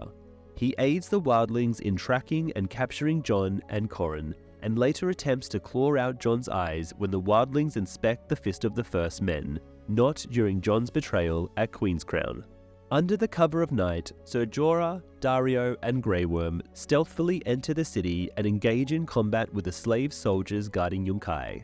To their surprise, there are more soldiers than Daario had anticipated, much to Jorah's annoyance. Nevertheless, the 3 warriors prove to be evenly matched with their adversaries, albeit barely. A short while later, a restless Daenerys walks back and forth in her tent, inquiring of Barristan the usual duration of sacking a city. Jorah and Grey Worm eventually arrive, looking dusty and bloody but grinning broadly. Yunkai has been conquered. Daenerys is overjoyed, yet inquires about Daario, who is still missing. Following a tense moment of silence from Jorah, Daario enters the chambers and kneels before the Queen. He presents the torn flag of Yunkai and proudly declares the city as hers. In the book, the capture of Yunkai does not involve an infiltration mission. The city is protected by the Stormcrows and the Second Sons, 2 sellsword companies. Daenerys has gained the loyalty of the Stormcrows led by Daario Naharis, while she has bribed the Second Sons with a cart of wine. She orders her Unsullied and the Stormcrows to launch a surprise attack under the cover of night. As anticipated, the Second Sons are too intoxicated to resist and end up surrendering the city to her. Edmure is evidently smitten and his focus is entirely on his new wife. When the festivities peak, Lord Walder initiates the bedding ceremony. Robb consents and the newlyweds are escorted to their marriage bed, with Rosalind being carried by the male attendees and Edmure closely following. The inebriated Brendan Tully, having consumed too much wine, excuses himself from the revelry to relieve himself by a tree. The Frey residence's interior is adorned with deliberately distressed and worn-out leather, portraying Walder Frey as a thrifty individual who disregards the aesthetics of his abode. In line with this notion, the banquet arranged at the residence is notably modest compared to the extravagant feast hosted by other noble houses to flaunt their riches. The menu prohibitively features fish and uncomplicated dishes, further emphasizing the Frey's inclination towards simplicity. After their departure, and as the celebration starts to calm down, Catelyn's suspicions are aroused when she observes Black Walder Rivers shutting the doors of the banquet hall and the musicians in the galley playing The Reigns of Castamere, a song that symbolizes House Lannister's ruthless victory over House Reign of Castamere in the past.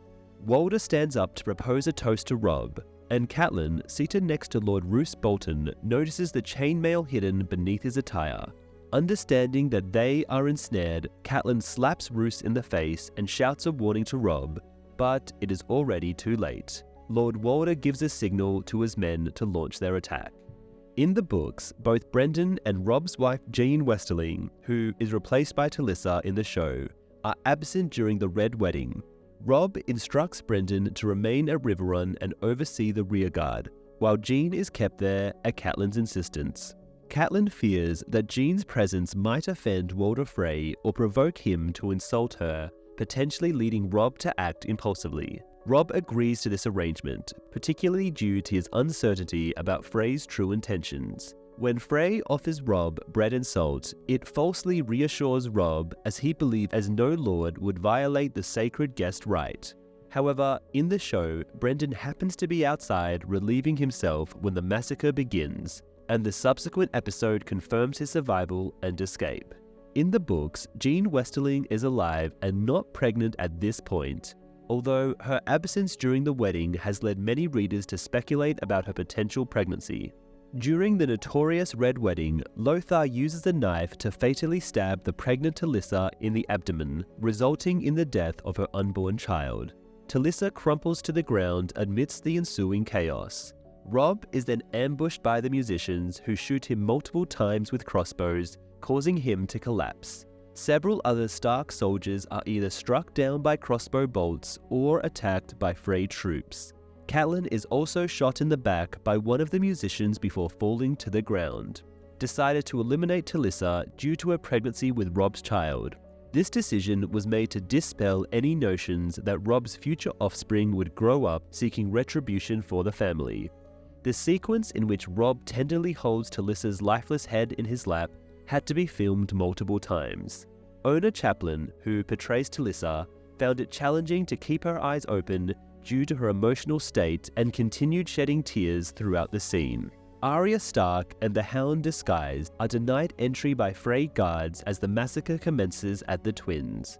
Arya manages to elude Sandor and sneak past the gate guards, witnessing the Frey men slaughtering Stark soldiers and Greywind, Robb's direwolf. Determined to reach the castle, Arya is intercepted by the Hound, who insists it is futile. Despite her persistence, Sandor renders her unconscious and carries her to safety outside the castle. George R.R. Martin disclosed that he had intended to betray one of the characters who met their demise at the Twins, but his busy schedule hindered him from doing so.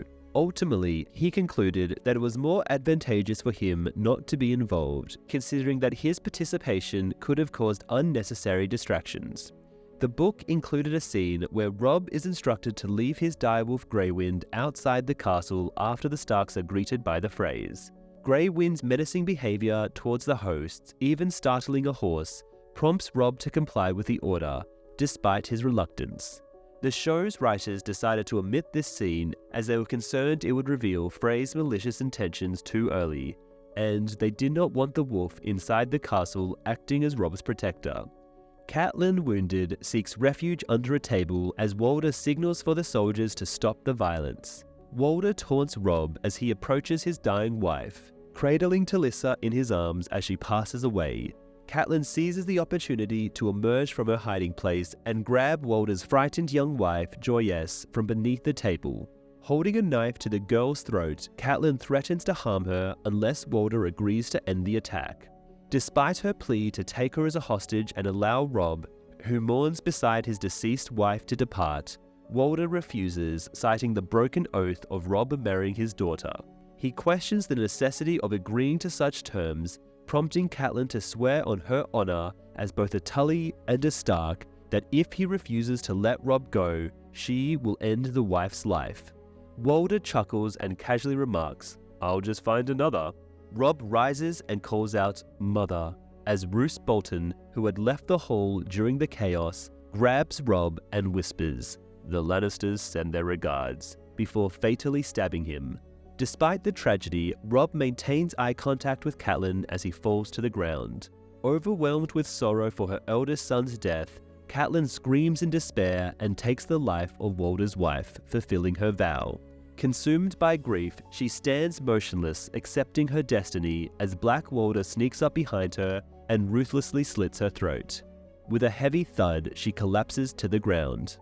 In the book, instead of taking one of Walder's wife's hostage, she seizes his grandson, Aegon Jinglebell. The other Freys mistreat the mentally challenged Aegon, using him as a court jester due to his jester's hat filled with bells. Walder shows no concern for Aegon as he was never deemed useful. Disregarding her vow to refrain from seeking revenge, Walder mocks Catelyn's intentions, inserting that he is not a fool. Following Roose's fatal blow to Rob with a longsword, Catelyn slits Aegon's throat, and in her grief, she becomes so distraught that she inflicts severe wounds upon her own face with her nails. The shocked Freys then proceed to slit her throat, despite their initial plan to keep her as a captive. In the novels, Walder Frey's son, Lothar, is responsible for planning and carrying out most of his orders. However, there is no character named Black Walder Rivers in the books. This character in the TV series is a composite of 3 different book characters: Black Walder Frey, one of his great-grandsons who participates in the Red Wedding massacre of the Tullys; Walder Rivers, his illegitimate son who leads the Frey forces outside the castle; and Raymond Frey, his son who kills Catelyn Tully. Following the release of A Storm of Swords in 2000, George R.R. Martin was inundated with a multitude of grievances and even faced death threats from his readers. Martin drew inspiration for the Red Wedding from 2 events in Scottish history, one of them being the Black Dinner, which occurred during a conflict between the King of Scotland and the Black Douglas clan. The king offered safe passage to the young Earl of Douglas as a gesture of peace. The Earl accepted the invitation and attended a grand feast at Edinburgh Castle. However, at the end of the feast, the king's men began pounding on a drum and presented a covered plate to the Earl. To his horror, the plate contained the head of a black boar, symbolizing death. Understanding the grave implications, the Earl was swiftly executed in the castle courtyard. Martin also referred to the Glencoe massacre as another source of inspiration. In this incident, Clan MacDonald extended hospitality to the Campbell clan, but the Campbells betrayed their host and mercilessly slaughtered the MacDonalds. Martin acknowledged that history is filled with equally horrific events, if not worse. However, in a Season 5 bonus documentary, Martin has emphasized multiple times that Robb's demise in the novels was a deliberate move to maintain originality and because any young warrior who defied crucial alliances in order to follow his heart would inevitably meet a tragic end. Furthermore, Martin aimed to challenge the common trope of the orphaned son seeking vengeance for his father's murder. The end credits, in complete silence at the end of this episode, only occur once in the entire show's run. Roose Bolton's original script in the books included the line, "Jaime Lannister sends his regards," before he killed Robb, mirroring the words Jaime had spoken to Roose in The Bear and the Fair Maiden. However, this was deemed perplexing as it implied that Jaime was responsible for orchestrating the Red Wedding, despite his lack of knowledge about it at the time. To avoid this confusion, the line was altered to the more impartial, "The Lannisters send their regards," indicating Jaime's innocence in the matter. This episode marks the absence of Lannisters and scenes set in King's Landing for the first time. In the books, nearly every noble family in the north suffered the loss of a significant member during the Red Wedding. Robb had dispatched the leaders of his vassal houses to handle the Ironborn threat, which is why they were not in attendance at the wedding, except for Greatjon Umber, who was captured. Among the notable casualties were lesser-known characters like Daisy Mormont and Lucas Blackwood. At the Twins, the aftermath of the Red Wedding unfolds with brutal efficiency. As the Northern Lords are mercilessly slaughtered in the main hall, House Frey soldiers launch a surprise attack on the Stark army outside the castle walls. What ensues is not a battle, but a ruthless massacre as the Stark forces are caught off guard by their treacherous allies. The betrayers set fire to the camp's tents, trapping and burning many men alive. Frey soldiers show no mercy as they mutilate the dead and dying. From a tower in the Frey stronghold, Roose Bolton observes the carnage with a cold and calculating gaze. Sandor Clegane makes an attempt to escape the chaos on a horse, accompanied by the unconscious Arya Stark. He cleverly rides away while carrying a Frey banner, hoping to slip away unnoticed. However, their plans are interrupted when Arya regains consciousness. Both Sandor and Arya turn their attention towards a group of Frey men who are marching through the main gate, shouting loudly. To their horror, they witness the Freys parading the mutilated body of Robb Stark, with his severed head replaced by the head of his direwolf Grey Wind. The Freys, intoxicated by their perceived victory, the crowd of Frey soldiers responds with cheers and laughter, adding to the gruesome spectacle. With the Frey banner in his possession, the Hound rides away undisturbed. In the book, Arya and Sandor never witness the gruesome sight of Robb's body being displayed at the Twins, adorned with Grey Wind's head. The news of the Red Wedding and this horrific act is disclosed to readers through Tyrion's perspective in King's Landing. Additionally, it is mentioned off-screen that Robb's iron crown was cruelly attached to Grey Wind's head. In the books, the Freys disrespectfully dispose of Catelyn's body unclothed into the Green Fork. Mocking House Tully's burial traditions, Nymeria pulls the body from the water where it is discovered by the Brotherhood. Thoros declines to resurrect Catelyn due to the extended time since her passing, so Beric Dondarrion sacrifices himself to bring her back, ultimately dying for the 7th and final time.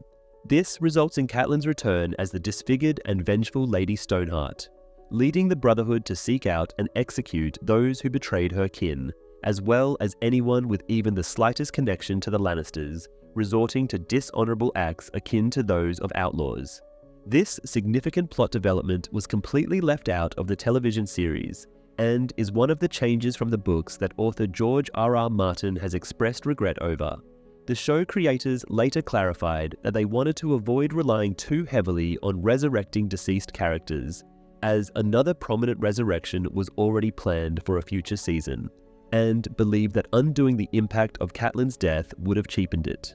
David Benioff remarked, "Catelyn's final scene was so powerful, and Michelle Fairley is such a talented actress, bringing her back as a silent zombie felt like a step backwards." They also suggested that Martin's vision for Lady Stoneheart in his upcoming novels clashed too much with the long-term plans they had for the show. The fate of Robb's corpse after the direwolf's head was attached remains a mystery in the books. There is no mention of the Freys parading it, displaying it, or disposing of it. The only known fact is that they made no effort to reunite it with the family. In the meantime, at King's Landing, Tyrion Lannister and Sansa Stark stroll through the gardens. A couple of gentlemen passing by chuckle at Tyrion, either because of his dwarfism or the rumors about his unconsummated marriage. Sansa advises him to ignore them. Tyrion points out to Sansa that he's accustomed to such treatment, given his stature as a dwarf. He mentions that he's not like Joffrey, preferring to wait for the right moment to embarrass them. Sansa jokingly goes along with his idea and proposes sheep-shifting, secretly placing sheep dung deep inside a mattress, similar to what Arya used to do to her, so the victim wakes up smelling of dung. Tyrion finds it amusing but is puzzled by the term. Podrick Payne interrupts and summons him to a small council meeting. In contrast to their warming relationship on the show, Sansa and Tyrion do not develop any kind of bond in the books. Sansa finds Tyrion's appearance repulsive, as it is described as grotesque and disfigured, with a disproportionately large head and a missing nose due to his injuries in the Battle of the Blackwater. Their wedding night is marked by Sansa rejecting Tyrion's cautious advances, leading to tense and awkward moments between them. Despite Tyrion's efforts to lighten the atmosphere, Sansa becomes increasingly miserable with each passing day. Adding to her distress, Tyrion is the one who delivers the devastating news of her mother and brother's deaths. Grand Maester Pycelle hesitates over delivering a secret message from Lord Frey to Tyrion. Joffrey, filled with joy, eagerly explains the hidden meaning behind the message, the demise of Robb and Catelyn Stark. Tyrion, visibly taken aback by the news, immediately envisions the long-term complications that this incident will bring. However, Joffrey dismisses his concerns and excitedly declares his intention to present Robb's severed head to Sansa during their wedding feast. The members of the small council struggle to conceal their disgust towards this idea. Varys, in particular, highlights that Sansa is now Joffrey's aunt by marriage, emphasizing the importance of treating her with the basic respect she deserves. Cersei, deeply embarrassed, puts on a forced smile and insists to the rest of the council that Joffrey's words were merely a joke and not to be taken seriously.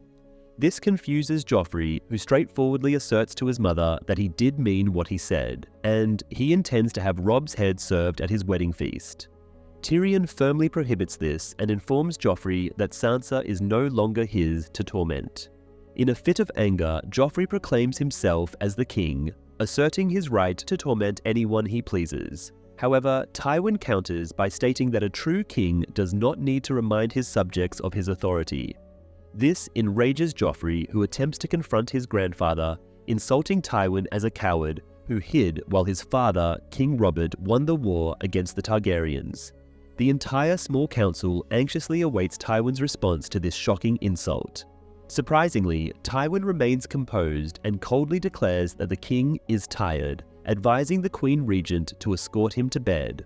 Joffrey weakly protests his lack of fatigue but ultimately leaves with his mother. Tywin then instructs Pycelle to administer a sedative to ensure Joffrey falls asleep. Tyrion cautions his father about the lasting impact of the Red Wedding on the Northerners. This marks the first occurrence in the show where the saying, "The North remembers," is uttered on screen, although not in its precise wording. In the book, Tywin's growing frustration with his grandson is more evident, particularly when he mentions that Joffrey requires a sharp lesson. Tyrion recalls past instances where Tywin reacted similarly reservedly after being slighted, and it was always followed by a severe punishment for the offender, including the one that occurred after Tyrion's secret wedding to Tysha. Tywin counters by stating that showing mercy to surrendering enemies is crucial, as it encourages future surrenders. Tywin expresses his intention to offer lenient surrender terms to any Lord of the Riverlands who submits.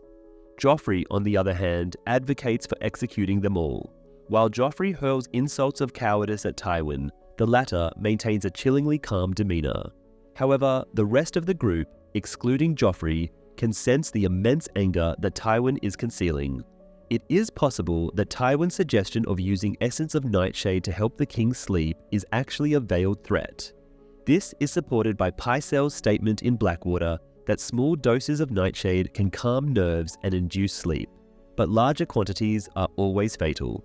Cersei recalls a past incident where Robert had punished Joffrey harshly, leading Tywin to remind her of her promise to prevent Joffrey from becoming like his father. Tyrion then remarks that Joffrey resembles Aerys III more than anyone else. Joffrey's criticism of Tywin for remaining in Casterly Rock while Robert fought Rhaegar is severe yet partially accurate. Tywin did choose to stay out of the conflict during Robert's rebellion against the Mad King, biding his time until the outcome became clear at the Battle of the Trident. Anticipating the rebels' victory, Tywin promptly switched sides and attacked King's Landing, claiming to support the Mad King. Tywin dismisses all but Tyrion from the council, with Tyrion dryly remarking that the Lord of the Seven Kingdoms has been sent to bed without supper.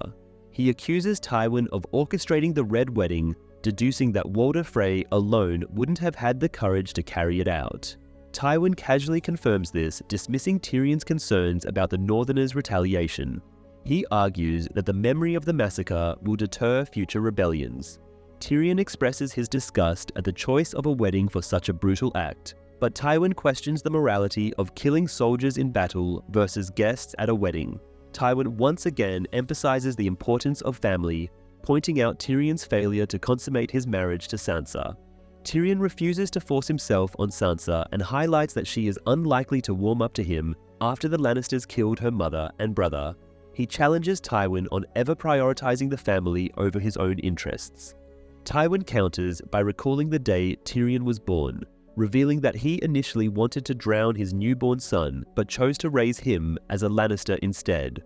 Tywin does not discuss in the novels his attempt to have Tyrion murdered as an infant. Upon his departure, Tyrion promptly retreats to his quarters and summons Sansa, only to be met with a desolate countenance adorned with tear tracks. Sensing the futility of offering solace, Tyrion tactfully withdraws, aware that his sympathy would provide little consolation. Upon reaching the deserted Night Fort, Meera Reed assures Bran, Hodor, and Jojen that it is safe to enter the castle. The Night Fort, the oldest castle along the wall and the former headquarters of the Night's Watch, is first mentioned in the Reigns of Castamere by Sam. It was abandoned due to the difficulty in maintaining the castle with a dwindling number of watch members stationed there. As a result, Castle Black was chosen as the new headquarters. In addition to the infamous Ratcook story, the Night Fort is also associated with the legend of the Night's King.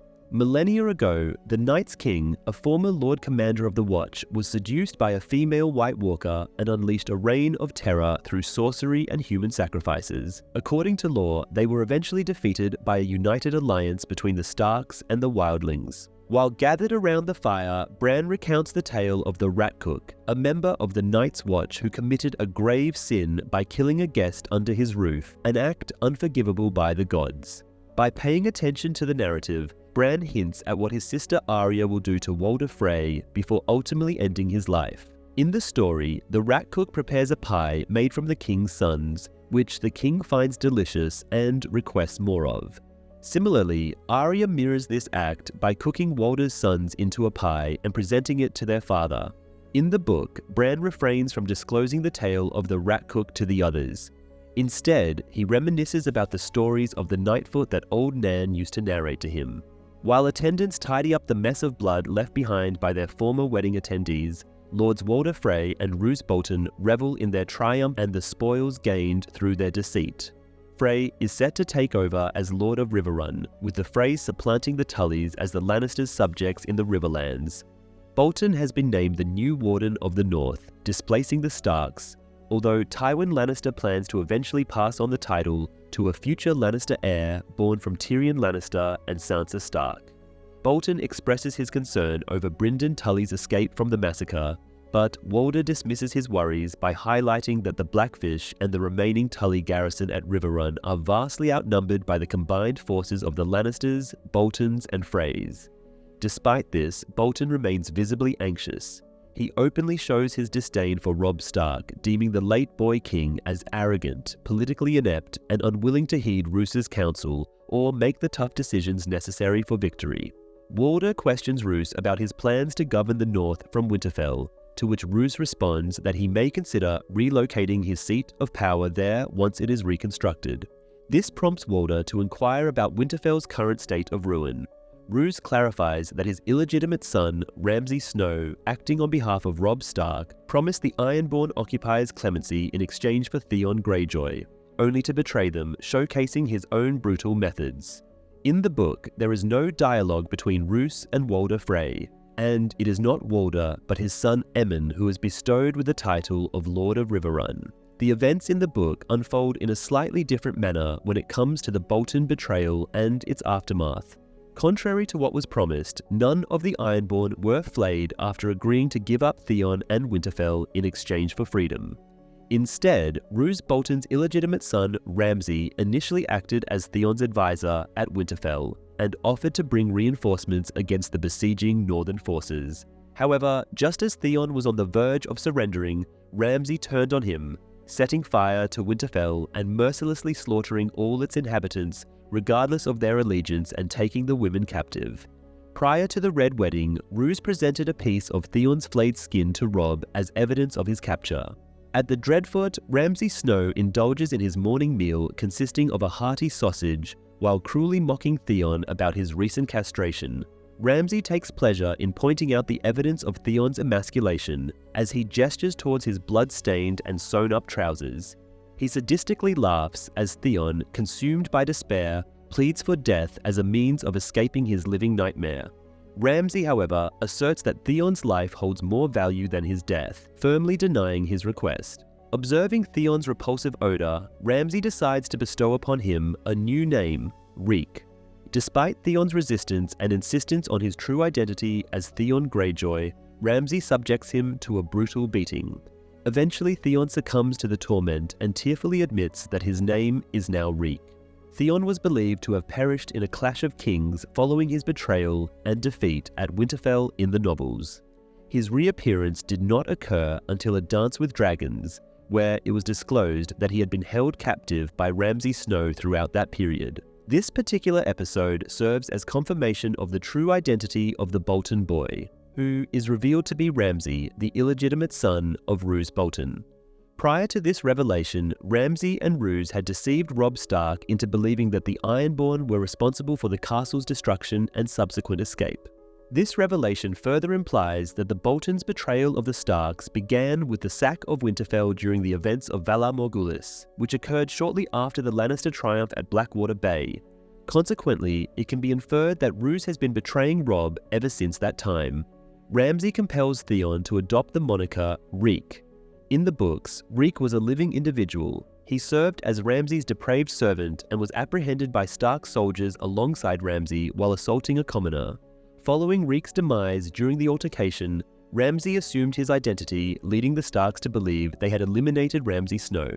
Ramsay has coerced Theon to embrace his former servant's name and his own previous alias. Later that night, Bran is awakened by a noise and alerts his companions just in time to witness a large figure emerging from the castle well. Meera swiftly subdues the intruder, who turns out to be Sam, accompanied by Gilly. Sam quickly identifies Bran by recognizing his direwolf and Hodor. Bran implores Sam to lead them north of the Wall, despite Sam's initial reluctance due to the imminent threat of the White Walkers and their undead army. Eventually, Sam agrees and guides them through a secret passage. Before parting ways, Sam gifts the group with the remainder of his dragon glass supply, informing them of its effectiveness against White Walkers. The two groups then head in opposite directions, Sam and Gilly towards Castle Black, while the Reeds, Hodor, and Bran venture beyond the Wall. In the book, Sam and Gilly also make their arrival, having been sent by an unidentified individual named Cold Hands. Cold Hands, resembling a sentient wight, was unable to traverse the wall due to the magical barriers within. Bran makes Sam swear 3 times to keep their encounter a secret, even from Jon. Unfortunately, Sam no longer possesses any dragon glass weapons to share, as they have all been lost or destroyed. The concealed passage beneath the well is sealed by an ancient weirwood door adorned with a colossal talking face known as the Black Gate. Cold Hands informs Sam that only a member of the Night's Watch can open it by reciting their vow, and with reluctance, Sam opens it for Bran. Cold Hands then joins Bran's group as they continue their journey north. Balon Greyjoy of Pike receives a message from Lord Bolton's illegitimate son, while his daughter, Yara Greyjoy, cautiously opens a box engraved with the Greyjoy sigil. The letter from Ramsay details that the box contains Theon's beloved plaything. The message warns that the Ironborn must leave the north by the next full moon, or risk receiving more gruesome reminders of Theon's fate. Furthermore, any remaining Ironborn will face the horrific fate of being flayed alive, a fate that befell Theon's 20 followers at Winterfell after they surrendered, despite Ramsay's earlier promise of safe passage. It was actually Ramsay Snow and his troops from House Bolton who set Winterfell ablaze, with false reports being sent to Robb Stark by his father Roose, blaming the Ironborn for the betrayal that the Boltons had been planning for months leading up to the Red Wedding. Balon displays apathy towards Theon's predicament after he disobeyed Balon's commands and disregarded Yara's logical advice by remaining at Winterfell, Additionally, he is unable to continue the Greyjoy lineage as evidenced by the box's contents. Nevertheless, Yara does not adopt her father's stance towards her only surviving sibling. She declares her plan to embark on her swiftest vessel with her top 50 warriors, navigate around Westeros, lay siege to the Dreadfort, and rescue Theon. In this episode, Balon makes an appearance as one of the characters whose role in the series surpasses that in the books. Unlike in the books, where he was the second of the 5 kings to die instead of Robb, Balon's presence is extended. Melisandre's blood ritual with Robert's royal blood, cursing Joffrey, Balon, and Robb, is depicted in A Storm of Swords, and adapted in Season 3's Prior to the Red Wedding. On their way to the Twins, Catelyn and Robb learn of Balon's death when he is blown off a bridge between the Towers of Pike by the wind. This event occurs in the series at the start of Season 6. In the book, Yara assumes that Theon is dead until Ramsay eventually dispatches a threat along with a piece of Theon's flayed skin to her later. At Dragonstone, Davos puts his newfound literacy to the test by reading Stannis' correspondence. He declines Shireen's invitation to read more tales about Aegon the First Targaryen, expressing dissatisfaction with the peculiar spelling of the word night. However, their conversation is interrupted by the sound of horns, signaling Melisandre's intentions to sacrifice Gendry. Davos once again argues with Stannis about the boy's sacrifice, but Stannis is convinced by Melisandre's claims that using Gendry in her blood magic will grant him the power to defeat his enemies and claim the Iron Throne. Failing to persuade his liege, Davos takes matters into his own hands and sets Gendry free, providing him with a rowboat and directions to King's Landing. Davos and Gendry form a connection based on their shared origins in Flea Bottom, the most extensive and most impoverished slum in King's Landing. Situated in the northeastern section of the capital, Flea Bottom lies in the valley between Rhaenys' Hill, positioned below the Dragon Pit, and Aegon's Hill, which houses the Red Keep at its summit. The northern boundary of Flea Bottom is marked by the Street of Flour, where the bakeries are located. Due to the frequent overflow of sewage pipes from the Red Keep, the valley would often be inundated with its contents, with Ginali, Davos's place of residence, being the lowest point in proximity to the Street of Flour and closest to the Red Keep. Consequently, it served as the ultimate destination for all the waste generated by the Red Keep. Stannis and Davos question whether the ritual caused Robb's death, leading Stannis to hesitate in sacrificing his nephew initially, as Davos warns him of the consequences faced by kinslayers. In the books, Davos sets Edric free much later, sending him on Salladhor Saan's ship to the Free Cities after Stannis learns of the deaths of the 3 false kings and believes sacrificing Edric is necessary. Stannis then prepares to execute Davos on the spot, until Davos provides a compelling reason for him to be pardoned. Despite finding the Night's Watch letter, Davos does not use it as leverage and is not spared at Melisandre's urging, who believes he made a mistake. Instead, he saves himself by reminding Stannis that his true duty is to protect the realm. In another part of the Red Keep, Varys encounters Shae. He informs her that he is aware of her genuine love for Tyrion, which is why he urges her to accept the diamonds he presents and depart immediately for Essos. Varys believes that Tyrion is the last hope for the current regime of the Seven Kingdoms, and therefore Shae's presence poses a weakness that Tyrion and the realm cannot afford. Shae acknowledges her love for Tyrion and her deep care for Sansa, but despite the pain of witnessing them together and the danger she may bring, she refuses to leave unless Tyrion himself requests it. In the books, Varys does not extend an offer of a fresh start to Shae. Unlike in the show, Shae's tenure in Sansa's service is considerably shorter, and she never exhibits any allegiance towards Sansa, or doubts regarding Tyrion's union with her. In truth, it is Shae's apathy that dawns upon Tyrion the realization that her love for him is not genuine, leading him to reproach himself for not severing ties with her. In the Riverlands, Arya Stark and Sandor Clegane ride away from the outskirts of the Twins, their spirits low. As they pass by a small group of Freymen, one of them proudly boasts about his involvement in severing Grey Wind's head and attaching it to Robb Stark's lifeless body. Intrigued, Arya approaches them with a sweet demeanor, requesting to warm herself by their fire. She offers the coin bestowed upon her by Jaqen H'ghar as a form of payment. Curiosity piqued, the Freyman investigates the coin, only to be met with a swift and fatal stab to the neck from Arya. Momentarily taken aback, the Hound swiftly dispatches the remaining men before questioning Arya about the origin of the knife. To his surprise, she reveals that it belongs to him.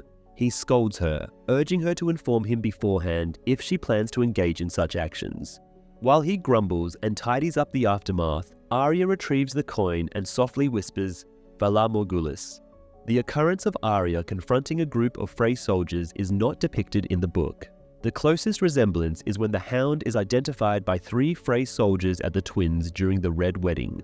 Swiftly dispatching all 3 of them, he ensures Arya's safety by rendering her unconscious, preventing her from venturing into danger. In the show, Arya's act of stabbing one of the Freys by diverting his attention combines elements from 2 of her kills in the books. She distracts and eliminates a Bolton soldier to escape Harrenhal with Hot Pie and Gendry, while the multiple stabbings draw inspiration from her later killing of the Tickler, one of Harrenhal's tormentors. After escaping from the wildlings, Jon Snow pauses to rest and care for his wounds. Suddenly, he is faced with a furious Ygritte, aiming an arrow at him. Despite Jon's attempts to persuade Ygritte not to shoot him, by professing his love for her and reminding her of his loyalty to the Night's Watch, she remains enraged by his perceived betrayal. Ygritte ultimately shoots Jon 3 times with her bow as he runs away, tears streaming down her face. In the book, Jon has managed to evade the wildlings following his escape, sustaining only a single arrow wound in his leg, presumably from Ygritte. However, the wildlings do not pursue him any further. Jon keeps his feelings for Ygritte to himself, and upon returning to Castle Black, he finds that Sam and Gilly have not yet returned. The remaining brothers have already dispatched Raven letters seeking aid from across Westeros, including one to Dragonstone. Sam and Gilly arrive at Castle Black and are met by Maester Aemon. Sam defends himself by reciting the Night's Watch oath, emphasizing their duty to protect all realms of men, regardless of their location. He also reminds Aemon of Jorah Mormont's belief that the wall was not solely meant to keep out barbarians. Aemon's demeanor softens when he discovers that Gilly was one of Craster's wives, recognizing her as a refugee in need of shelter. Aemon then instructs Sam to immediately start writing letters and ensure that all 44 ravens at Castle Black are well fed.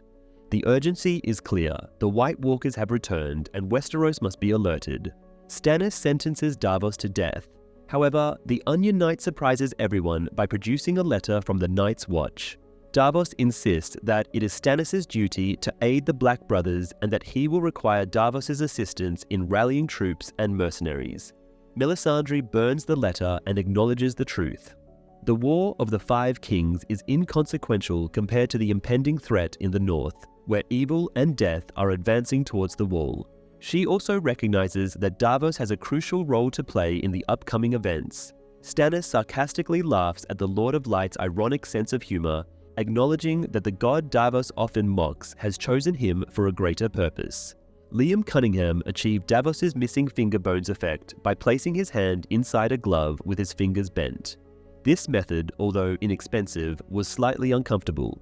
Jon sustains severe injuries, yet his horse valiantly carries him to Castle Black, while he drifts in and out of consciousness. Upon arriving at the safety of the castle, the guards bring Jon inside, where he comes across Sam and Piper. Their faces light up with joy upon seeing him, and they insist on ensuring that his injuries are promptly attended to. Jaime Lannister, Brienne of Tarth, and Qyburn have arrived in King's Landing without anyone's knowledge. The citizens of the city fail to recognize Jaime due to his prolonged absence. Upon reaching the Red Keep, Jaime seeks an audience with Cersei. She appears puzzled as she observes his unkempt appearance and the absence of his hand. Jaime, Brienne, and Qyburn do not reach the capital until after Joffrey's wedding in the books. While on their journey, a knight named Bertram Beesbury brings them the news of the Red Wedding. Despite the Starks being their enemies, Jaime attempts to comfort Brienne, who is deeply affected by the tragic event.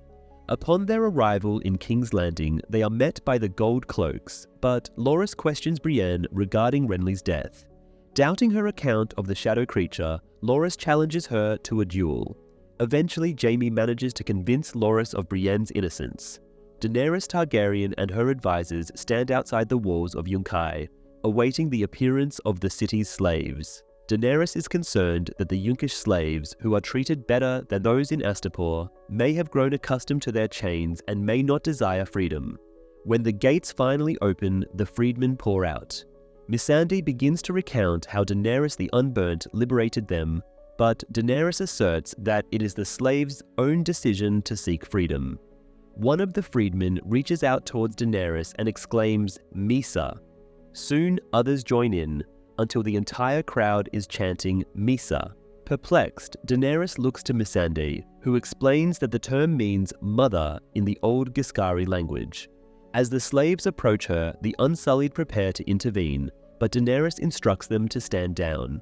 Commanding her dragons to take flight, Daenerys steps away from the protection of the Unsullied and into the midst of the chanting crowd. Embraced by the former slaves, this is Ed Skrine's final portrayal of Daario Naharis because he is replaced by Michiel Huisman for the rest of the series. In an interview with Entertainment Weekly, Skrine expressed his desire to continue with Game of Thrones long-term, stating that it was always his intention.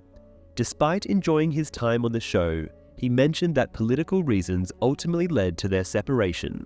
The title of the episode, Mhysa, translates to mother in the ancient Giscari language spoken in Slavers Bay.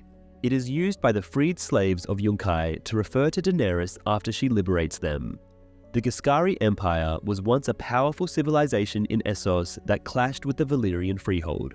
The Valyrians, with their dragons, ultimately defeated the Giscari by destroying their capital, Old Gis. Today, remnants of the empire can be seen in cities like Astapor, Yunkai, and Meereen, where the Giscari symbol, the harpy, still adorns their pyramids. Despite the decline of Giscari customs and language, some words like Mhysa have survived in Low Valyrian, and the tradition of slavery, a hallmark of the Giscari Empire. In the novels, Daenerys gracefully rides on her silver horse amidst a diverse group of freed Yunkai slaves, representing various skin types. However, in the show, due to the unfortunate demise of her horse, she walks alongside the slaves, who are predominantly depicted as having dark skin. It is important to note that in the novels, the slave cities draw inspiration from the Greco-Roman form of slavery, encompassing individuals from different races who were enslaved through warfare, piracy, or the slave trade. Consequently, the slaves exhibit a wide range of ethnicities, thereby diminishing the notion of a white savior trope when a white queen liberates them. Nevertheless, it is worth mentioning that the scene was filmed in Morocco, as stated by author George R.R. Martin, and the production's budget constraints limited the availability of extras, resulting in the inclusion of approximately 800 local Moroccan individuals, who naturally possess predominantly dark skin tones. Tywin Lannister has decided to have the ancient Valyrian steel greatsword of House Stark, ice, melted and transformed into two smaller swords. While observing the process, he casually tosses the sword's wolf-fur scabbard into the smith's fire, a satisfied smile playing on his lips as he sees it consumed by flames. He has one sword made for his son Jaime and the other for his grandson Joffrey. Tywin impresses Jaime, who acknowledges that the Lannisters have been without a Valyrian steel sword for many generations. Tywin shares that he got the original sword from someone who had no use for it anymore, and then enlisted a skilled Volantene blacksmith, known for his expertise with Valyrian steel, to reforge it. In the book, Tywin refrains from summoning a smith from Volantis to reforge ice, and there is no mention of there being only 3 smiths capable of working with Valyrian steel. Instead, the task is undertaken by Tobo Mott, Gendry's former master from Qohor, who is renowned for being able to reforge Valyrian steel. Maybe because the show couldn't get the actor who portrayed Tobo Mott to reprise his role. Despite the frequent mentions of Valyrian steel and the Valyrian language on the show, the Valyrian civilization itself, along with its location and fate, is rarely discussed in great detail. Valyria served as the magnificent capital of the Valyrian freehold, which encompassed a significant portion of the Essos continent. Approximately 4 centuries prior to the beginning of the show, the city faced near total destruction during the catastrophic event known as the Doom of Valyria. This calamity consisted of a series of massive volcanic eruptions and earthquakes. As a result, the dragon population on the continent was severely diminished, and the collapse of the Valyrian realm indirectly led to the surviving Targaryen family, accompanied by their dragons, invading Westeros nearly a century later. This particular episode is the first episode to acknowledge that the art of crafting Valyrian steel was lost during the Cataclysm. Tywin expresses his desire for Jaime to be his successor and come back to Casterly Rock. Jaime, however, expresses his determination to remain in the Kingsguard. Enraged by Jaime's defiance and lack of ambition, Tywin coldly dismisses him but nonetheless instructs him to keep the sword. In the books, Jaime is furious upon receiving the new sword, viewing it as a cruel mockery following his disfigurement. Also, the conversation between Jaime and Tywin takes a heated turn. Jaime erupts in anger when he declares his intention to remain in the Kingsguard. Tywin responds harshly, stating, "You are not my son." This marks their final conversation in the books. In the book, Tywin reveals the sword intended for Joffrey's wedding in the small council chamber, showing it first to Tyrion. This occurs prior to the Red Wedding, when Jaime was still in the Riverlands. It is Tyrion, not Jaime, who privately reflects on the Lannisters' desire for a Valyrian steel sword. Tywin's efforts to obtain one for the family are elaborated on in the books, detailing his unsuccessful attempts to purchase one from impoverished houses. Geryon, Tywin's younger brother, embarked on a mission to find Brightroar, the Lannisters' lost ancestral sword, but never returned. Tyrion, Bronn, and Podrick are waiting on a road outside the city for the arrival of Prince Doran Martell of Dorne, who has been invited to the royal wedding. While Bronn is unable to answer Tyrion's questions on the sigils of the Dornish houses, Podrick impresses with his correct responses. Bronn acknowledges the need for a sigil now that he has been knighted. In the books, Tyrion came up with the ingenious plan to use a massive chain to trap Stannis' fleet within Blackwater Bay, while Bronn was entrusted with the task of operating the chain. As a token of his triumph after being knighted, Bronn opted for a sigil depicting a flaming green chain to commemorate his pivotal role in the victory. In the television adaptation of Blackwater, the chain was omitted, but Bronn's contribution remained crucial as he fired the flaming arrow that set the wildfire ablaze. In the books, it is Joffrey, not Bronn, who makes a derogatory joke about the Dornish. He quips, "How many Dornishmen does it take to shoe a horse? 9. 1 to do the shoeing, and 8 to lift the horse up." Suddenly, Lord Blackmont rides up and informs them that Prince Doran is unwell and will not be attending. Prince Oberyn, his brother, has arrived in his place and is already at the city. Tyrion instructs the City Watch to handle the welcome of the Dornish lords and urges them to locate Oberyn quickly to prevent any potential incidents. Lord Blackmont discloses that Doran Martell's well-being has limited him to Sunspear. In the books, though, Prince Doran has not visited the Dornish capital for 2 years, favouring the tranquility and seclusion of the Water Gardens, his summer residence. Prince Oberyn and his lover Ilaria Sand are inspecting some prostitutes at a brothel run by Peter Baelish. The establishment is currently being overseen by Oliver while Lord Baelish is away in the Vale. Oberyn and Ilaria decide to select the contortionist named Mare. Oberyn then instructs Oliver to undress. Oberyn becomes furious upon hearing the song The Rains of Castamere being sung by men. He approaches 2 Lannister soldiers and criticizes them for not living up to the reputation of being golden lions, but acting as small pink men who lack skill. The confrontation escalates as one of the soldiers reaches for his weapon, prompting Oberyn to swiftly stab him in the wrist with a dagger. He warns the other soldier that his companion will only survive if he seeks immediate medical attention. Just then, Tyrion and Bronn arrive, and Oberyn and Tyrion opt to step outside for a private conversation. In the book, Oberyn's entourage reaches King's Landing prior to the Red Wedding. When Tyrion encounters them, they are accompanied by Lord Giles, Jalabar, Sho, Sir Adam, Bronn, Podrick, and a group of gold cloaks. Additionally, Oberyn meets Tyrion in a different setting rather than a brothel. Oberyn shares his desire for retribution for the deaths of his niece Rhaenys, nephew Aegon, and the heinous crimes committed against his sister Elia during the fall of King's Landing by Lannister forces. Oberyn has finally provided confirmation regarding the atrocities committed by the Mountain towards the Targaryen children during the sack of King's Landing. In the episode Baelor, Maester Aemon briefly mentions the tragic fate of the children, stating that they were all killed, including the innocent little ones. Additionally, in the episode and now his watch is ended, Thoros recounts witnessing the lifeless bodies of the deceased children being presented before the Iron Throne.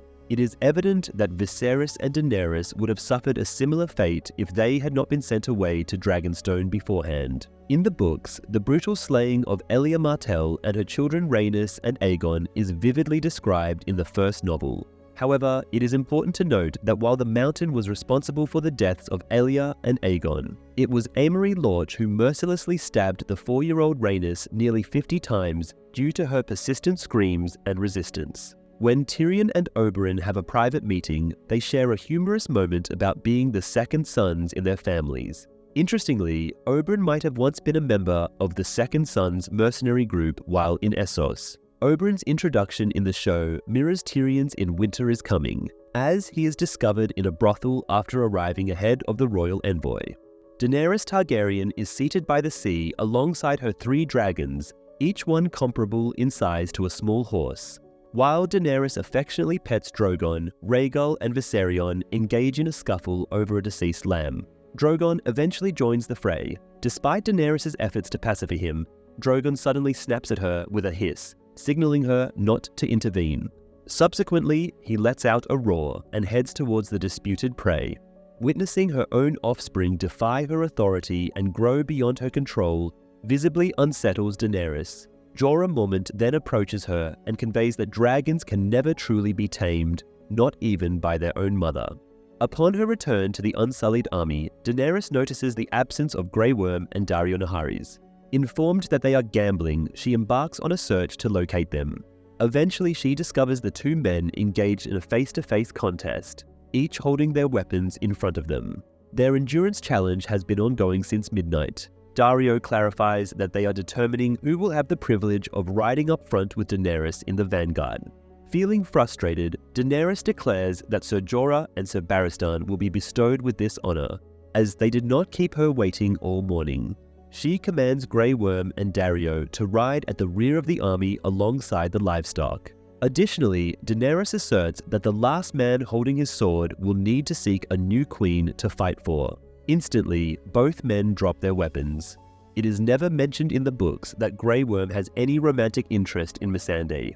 Additionally, it is worth noting that Missandei is only 10 years old in the books. However, the books do highlight that the Unsullied, despite lacking certain physical attributes, still possess emotions and can form deep connections with others, especially now that Daenerys has liberated them from their oppressive enslavement. Contrary to the TV show, Grey Worm and Daario Naharis never engage in gambling activities together. Tyrion, Sansa, Shae, and another handmaiden are seated in a garden. Sansa is still deeply upset by the tragic loss of her family members. Despite Tyrion's efforts to offer comfort, Sansa remains inconsolable after learning the horrifying details of the Red Wedding. Feeling isolated, Sansa retreats to the Godswood where she can find solace in solitude. Meanwhile, Tyrion returns to find Shae waiting for him in his chambers. Anxious to keep their relationship secret, Tyrion reprimands Shae. She tries to seduce him, but he resists her advances. Accusing him of trying to manipulate her with gifts and exile her to the Free Cities, Shae storms out of the room. However, a handmaiden named Bernadette, who had been eavesdropping on their conversation, notices Shae leaving the chambers in a fit of anger. In Cersei's chambers, Jaime, Cersei, and Qyburn are present. Cersei presents a golden prosthetic hand made for Jaime, which Qyburn then attaches to his stump. After inquiring about Cersei's symptoms, she confirms they are gone. As Qyburn leaves, Jaime expresses his intention to remain in the Kingsguard with one hand so he can be near Cersei. According to the Histories and Lore episode Robert's Rebellion, Jaime Lannister, when the Mad King appointed Jaime to the Kingsguard, ensuring that he could not be married off and would stay by her side in King's Landing, Jaime would be close to Cersei as their father served as Hand of the King in the capital at that time. However, when Tywin, deprived of his heir, angrily resigned as Hand and took Cersei back to Casterly Rock, leaving Jaime in the capital, they would not reunite until she was wed to King Robert.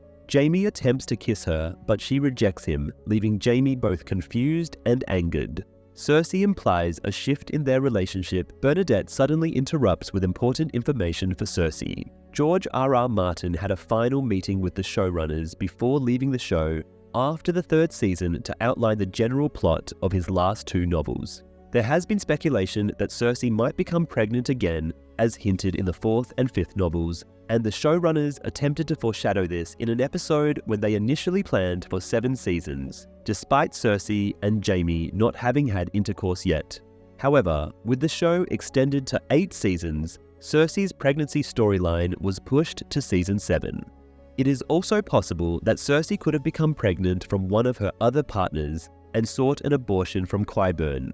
Alternatively, her symptoms could be related to alcohol withdrawal, as Jaime notices her increased drinking. Cersei's promiscuity and alcohol abuse are more emphasized in the novels than in the series. Jaime is sporting a shorter haircut now that he has returned to King's Landing. In the novel, he had already shaved his head while underway to the capital with Brienne to avoid being recognized. He also grew a thick beard for that purpose. Ygritte and Tormund are stationed outside a stone ravine. Tormund scolds her for not successfully assassinating Jon Snow. Suddenly, their scouts indicate that someone is approaching. Styr and a group of Thenns make their way towards them through the ravine. Away from hearing distance, Tormund expresses his disdain for Thenns. Styr mentions that his group pillaged a village south of the ravine and acquired meat. He notes that the meat tastes much better south of the wall and criticizes Tormund for losing their Warg and Jon. He points out how the Night's Watch is indulging and growing plump at Castle Black. Styr proposes that Tormund try crow meat before meeting his end while a human arm is cooking over a fire. Contrary to popular belief, the Thenns in the books are not cannibals. This misconception arises from the confusion between the Thenns and another wildling tribe known as the Ice River clans, who do practice cannibalism. In reality, the Thenns are considered the most civilized among the wildlings, as they have their own lords who enforce their own laws. At Castle Black, Jon Snow has managed to survive the injuries inflicted by Ygritte and has made significant progress in his recovery. However, he still experiences discomfort while dressing and walks with a slight limp. It was revealed in the episode that mere weeks have passed since the last episode of Season 3 Mhysa, indicating that Jon should have appeared somewhat gaunt due to his recovery from arrow injuries.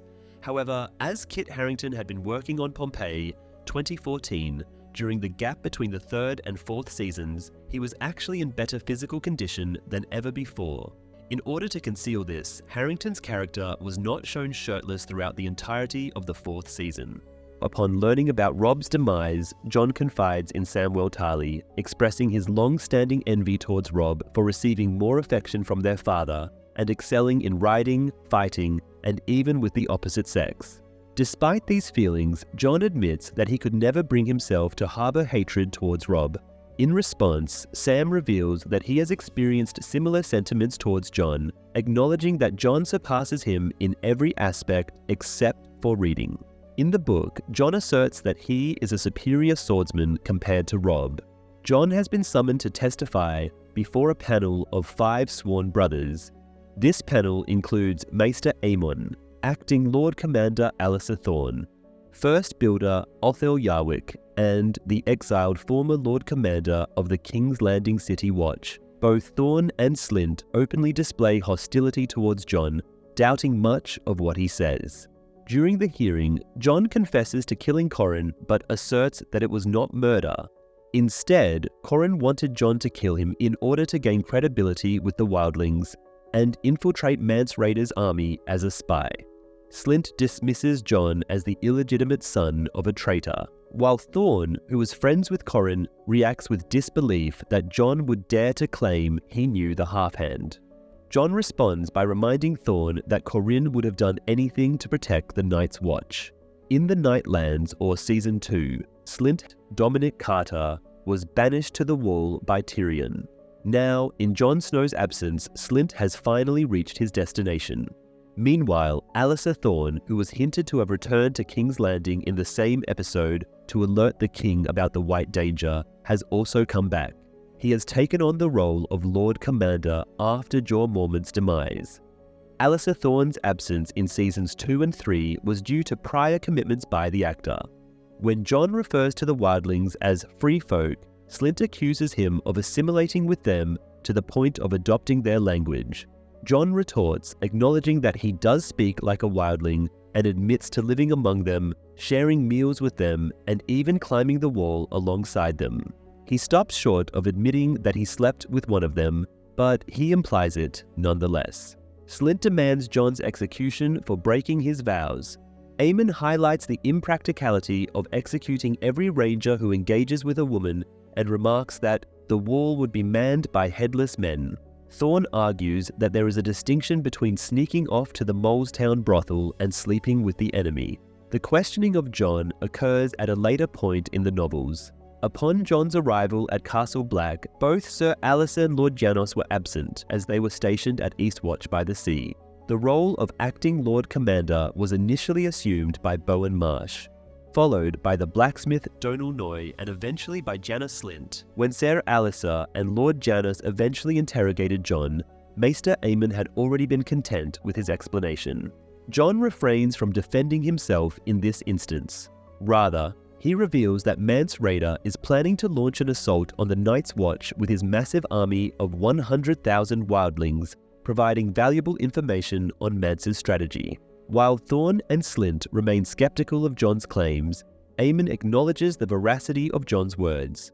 The hearing concludes with Jon being spared, but Thorne makes it clear that he still harbors suspicions towards Jon after he departs.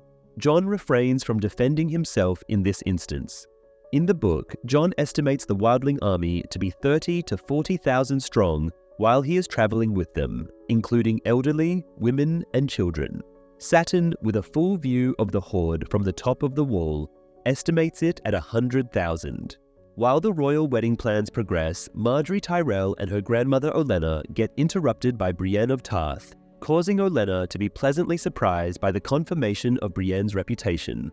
Brienne asks for a private conversation with Margaery in which she reveals the real circumstances of Renly's demise and swears to avenge him by ultimately seeking retribution from Stannis Baratheon, who she blames for the tragedy.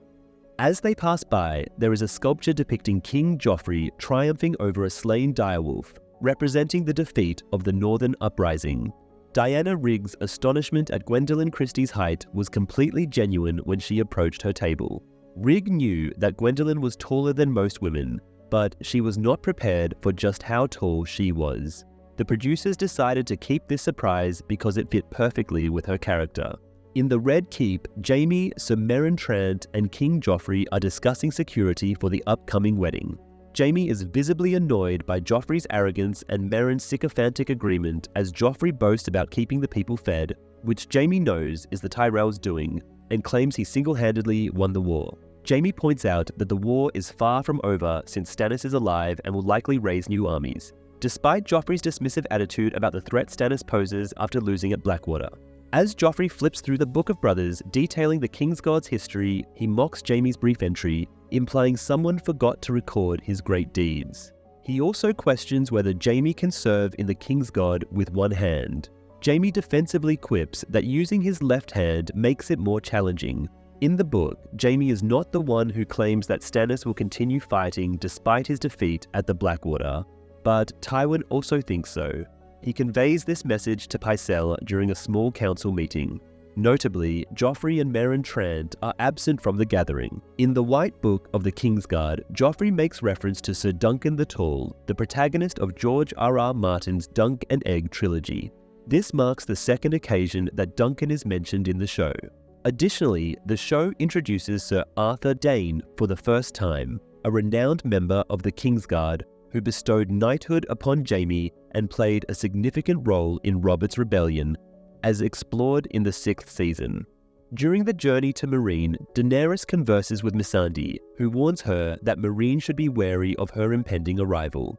Daario joins them on the cliff, presenting flowers he picked. Despite Daenerys' initial irritation, Daario explains that the flowers serve as a map of the terrain and are crucial for her strategic planning. While Daario does present Daenerys with flowers in the books as a way to showcase the country and its people, this is a regular occurrence during his daily reports to the Queen, unlike the TV show where it is depicted as a singular, specific scene. As the army stops marching, Daenerys takes the lead and stumbles upon a crucified slave child, with her hand pointing towards Meereen. Although Ser Barristan suggests sending outriders to bury them, Daenerys insists on personally overseeing the burial of each child and removing their collars, determined to honor their memory before continuing her journey. Sansa prays in the Godswood, observed by Jaime and Brienne. Brienne expects Jaime to fulfill his oath to return Catelyn Stark's daughters, but Jaime mentions the complications of Catelyn's death and Sansa's marriage to Tyrion. Jaime assumes Arya is dead since no one has seen her since her father's death. In the books, Brienne and Jaime make their way to King's Landing following Joffrey's death. While some of Jaime's storylines are adapted from the books, they are depicted much later in the series after his return. Also, Brienne is not permitted to freely roam the city. Upon her and Jaime's arrival, he orders her imprisonment for her safety, following a tense encounter with Loras, who accuses Brienne of Renly's death and plans to kill her because of Renly. Dontos Hollard approaches Sansa, thanking her for saving his life and giving her a necklace as a token of gratitude. In the books, Sansa meets Ser Dontos shortly after Joffrey's Name Day tournament in a clash of kings, receiving a hairnet instead of a necklace. Arya Stark and Sandor Clegane continue their journey through the Riverlands on a single horse. As they pass by overturned carts and deceased bodies, including those of children, Arya asks about getting her own horse and complains about the hound's smell. He dismisses the idea, mentioning the scarcity of horses and stating that he wouldn't give Arya her own horse even if one was available, as she is the only valuable thing he has since he left King's Landing. Arya reassures him that she has no intention of running away, emphasizing that she would not survive without him by nightfall, as she has nowhere else to go. The Hound reminds her of her aunt in the Vale, Lysa Arryn, to whom he plans to ransom Arya. In the novels, when Arya and the Hound arrive at the inn, Arya possesses her own horse, a mare they discovered wandering without a rider the morning after the massacre at the Twins. Arya gives her the name Craven. Upon reaching a tavern while feeling hungry, Arya proposes attacking the men inside, but the Hound hesitates due to the presence of 5 men. However, when 2 men step out to relieve themselves, Arya recognizes one of them as Polliver, the Lannister man-at-arms who had taken her sword needle and killed her friend Lomi. Seeing that Polliver still has Needle, Arya rushes to retrieve it. The Hound follows her and manages to stop her at the tavern's entrance, but they decide to enter despite being noticed. In the books, despite the absence of any individuals outside the inn, Arya hesitates to enter, fearing it may be haunted. However, the Hound insists on going inside as he seeks both refreshments and valuable information. Interestingly, Arya never discloses the existence of Lomi to him.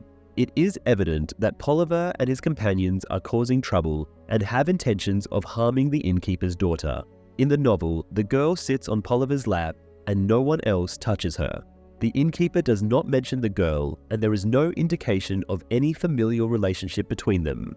Arya and the Hound decide to sit at a distant table to avoid any confrontation, but Polliver still manages to recognize the Hound and approaches their table to engage in conversation.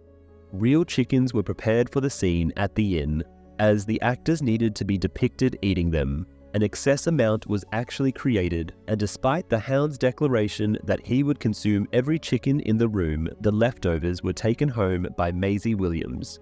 Rory McCann, who played the Hound, had to repeatedly empty Polliver's cup of ale during the filming, which was done approximately 12 times in rapid succession. Although it was actually coloured water and not ale, McCann ended up feeling so full after the final take that he had to step outside and vomit. The last take filmed was the one ultimately used in the episode. Despite this, Polliver fails to recognize Arya and assumes she is just another woman the Hound is involved with. Polliver hints at their plans to commit crimes on their journey back to King's Landing and invites the Hound to join them. He boasts about wearing the King's colors and having the freedom to do as they please, prompting the Hound to boldly declare, the King. The situation escalates quickly, leading to a tense standoff that results in drawing swords. Initially, the Hound takes on the 5 men alone while Arya watches from a distance. He swiftly defeats 2 of them and manages to fend off the others, injuring one in the groin. However, one of the men gains the upper hand and pins the hound to the ground, threatening him with a dagger at his throat. Despite this, the hound fights back fiercely, overpowering his attacker and repeatedly stabbing him in the head with his own weapon. In the books, Polliver and the Tickler briefly observe Arya, but they do not pay her any significant attention or make any offers regarding her to the hound. It is not Polliver, but the Squire of Sarsfield, who mocks the hound for fleeing from the Battle of the Blackwater. Arya subsequently enters the battle, forcefully striking one of the men with a pot and thrusting him with his own longsword. She proceeds to cut Polliver's leg from behind, causing him to collapse onto the ground.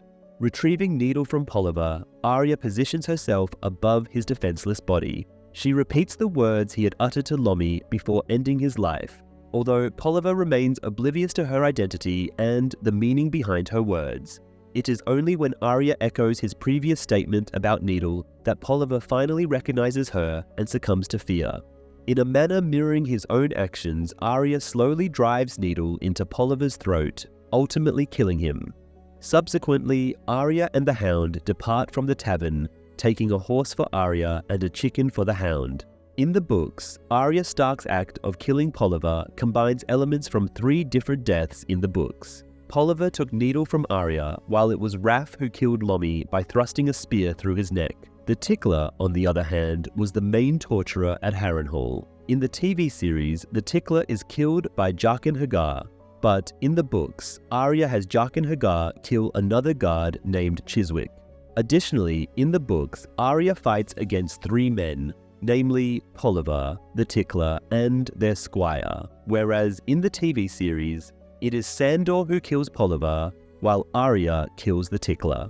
Arya's killing of the Tickler is done in a frenzied manner, repeatedly stabbing him while sarcastically shouting the questions he used to interrogate innocent prisoners with during his torturous acts. The Tickler's cruelty lies in the fact that he knew there was no hidden gold but still tortured people.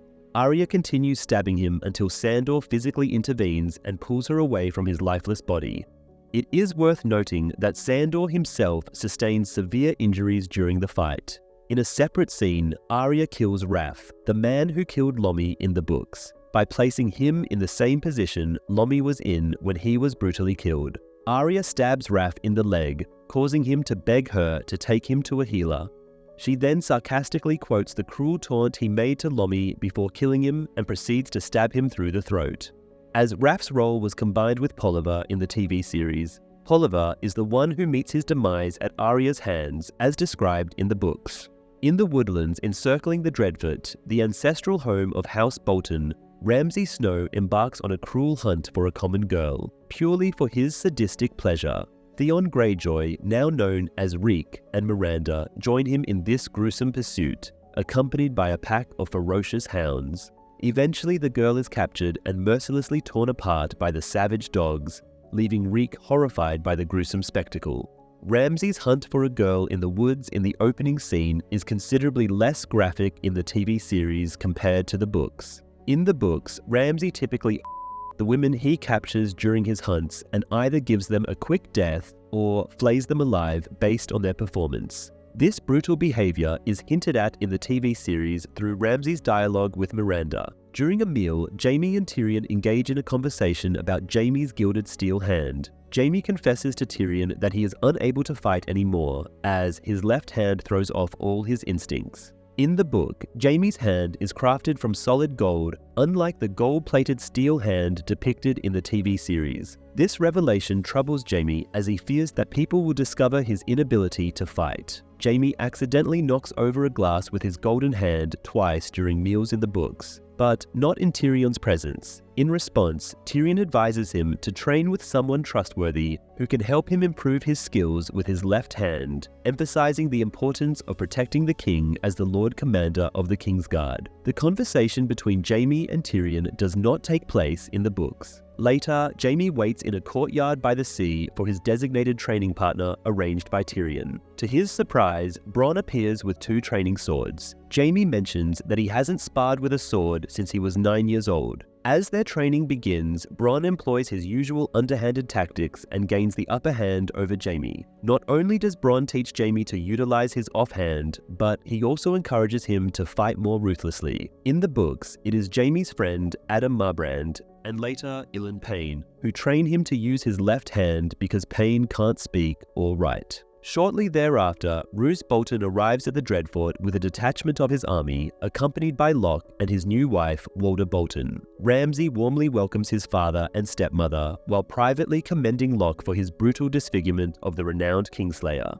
Roose expresses his desire to meet Ramsay's captive, Theon Greyjoy. In the books, Roose Bolton does not sneak into the north to reach the Dreadfort. Instead, he remains with his main army, which travels north from the Twins but is unable to pass through Moat Cailin. It has been verified that the Ironborn are in control of Moat Cailin, a castle located in the Neck, a narrow stretch of marshland that separates the north from the rest of Westeros. The castle guards the only road that crosses through the Neck, making it a strategic defensive position against potential attacks from the south. In the TV series, Roose presumably bypasses the Neck by crossing the Bight on a boat and then traveling north to the Dreadfort in order to make his way back home. As a result, the Bolton army remains stuck in the Neck. In the books, Roose is still accompanying his army and is bringing back the fake Arya Stark with him that Ramsay will marry. Theon is escorted to Roose's chambers, where Roose is filled with disgust and anger upon discovering that Ramsay has subjected Theon to torture and flaying. As the only surviving male heir of Balon Greyjoy, Theon was a valuable hostage. Roose acknowledges that despite being appointed as Warden of the North, he cannot rely on Tywin Lannister's assistance in reclaiming the North from the Ironborn.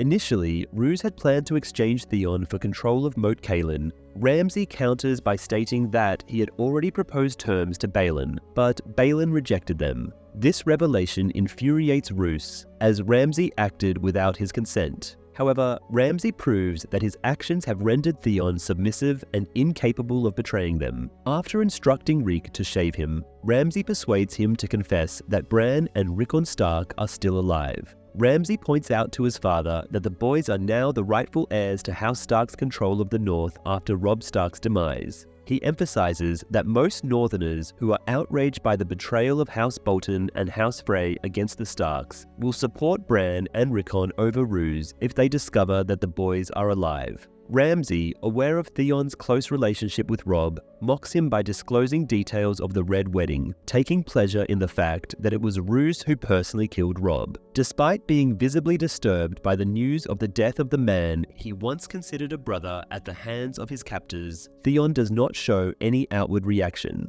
Despite not being mentioned in the show, Roose Bolton was originally planned to have a legitimate son named Domeric, who passed away in the past.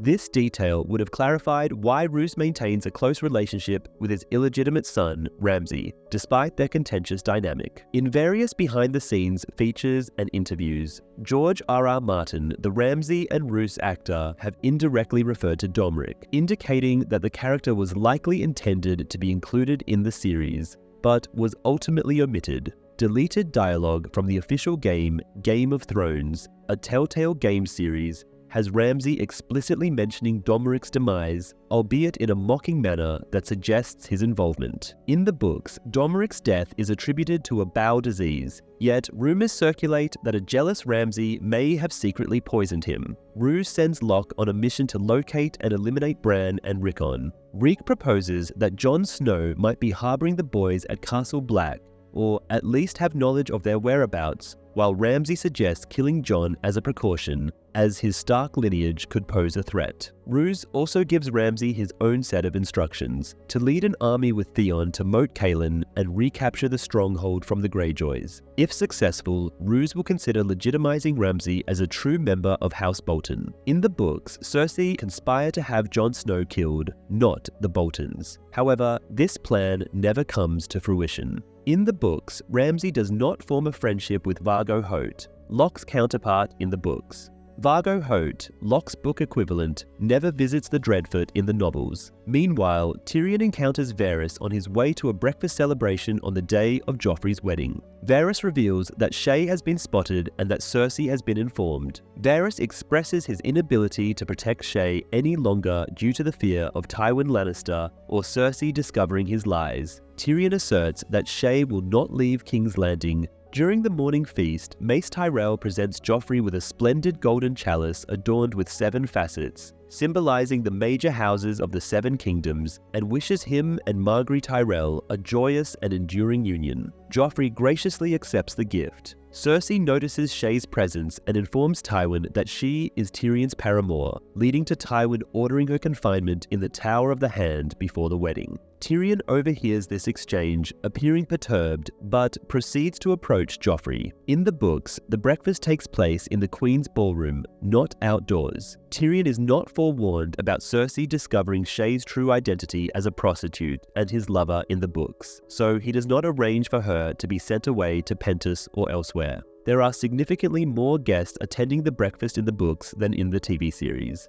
Podrick Payne, Tyrion's squire, offers Joffrey The Lives of 4 Kings, a book chronicling the reigns of 4 monarchs by Grand Maester Caeth. Joffrey accepts the book, though his gratitude seems dubious. In the books, Joffrey does not show gratitude for Tyrion's wedding gift. Instead, he crudely suggests that Tyrion's love for books has rendered him impotent, and publicly declares his intentions to bed Sansa in the future. It is Joffrey's great-uncle Kevan, not Tyrion, who recommends the book as essential reading for all kings. In the books, after obliterating the book with his new Valyrian sword, Joffrey is informed by Garland Tyrell that the book was one of only 4 known original copies. He simply sneers that now there are only 3 copies. Oberyn reveals that he was once fortunate enough to view another of the originals while studying at the Citadel, and is particularly disgusted by Joffrey's senseless destruction of a treasured artifact. A member of the Kingsguard then presents a Valyrian steel sword, which Tywin reveals to be one of 2 such swords in the capital. Joffrey eagerly seizes the sword and begins to wield it, recklessly slashing at Tyrion's gift before seeking suggestions for its name from the assembled guests. Ultimately, he decides on the name Widow's Wail.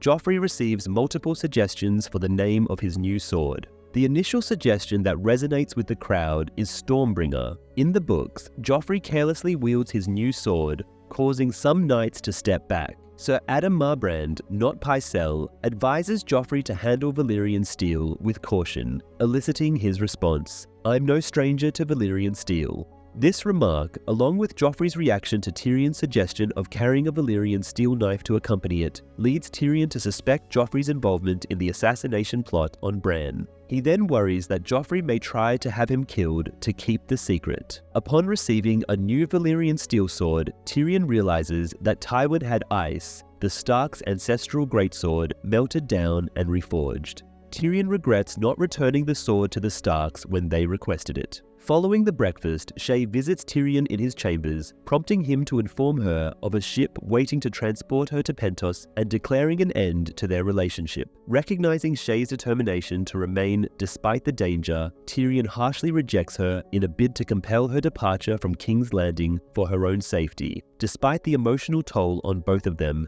he cruelly labels her a mere prostitute, incapable of love. When Bronn intervenes to escort her away, Shae reacts with a slap before fleeing, consumed by anger and heartbreak. Later, Tyrion inquires if she has left, to which Bronn confirms her departure on the ship. Assured that no one has observed her exit except for themselves and Varys, Bronn advises Tyrion to drown his sorrows in drink until he can convince himself that his actions were justified.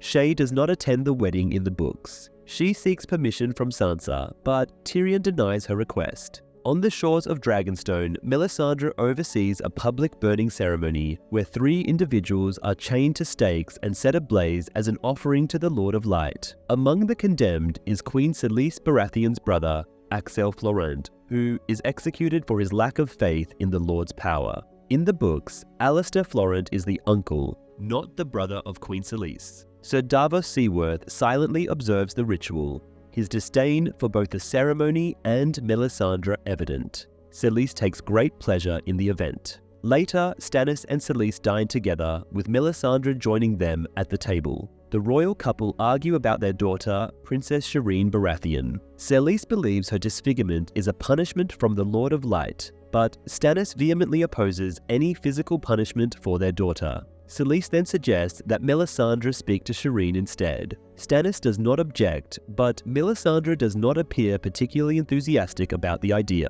In the books, Selyse never mentions Shireen, whether with affection or criticism. However, Melisandre does have a conversation with Shireen, who overhears her uncle's death from her bedroom window. Melisandre calmly and straightforwardly explains that the faith of the Seven and its sacred texts are falsehoods. She firmly believes that there are only two deities, the Lord of Light and the Great Other, engaged in an eternal conflict. When Shireen inquires about the validity of the faith's belief in 7 heavens and 7 hells, Melisandre responds, "There is only one hell, the one we currently live in." We observe the perspective of an exhausted individual traversing a dim, snow-laden forest. This person proceeds to hunt down and slay a deer. However, as the deed is done, it is unveiled that the individual in question is Summer, and that Bran Stark had been warging into Summer. Meera Reed interrupts Bran's warging, informing him that he had been absent for hours. Bran expresses his displeasure at being abruptly pulled out of his warging, claiming that he was in the midst of eating. Jojen Reed clarifies that it was Summer who was consuming, and that Bran cannot derive sustenance from Summer's meals.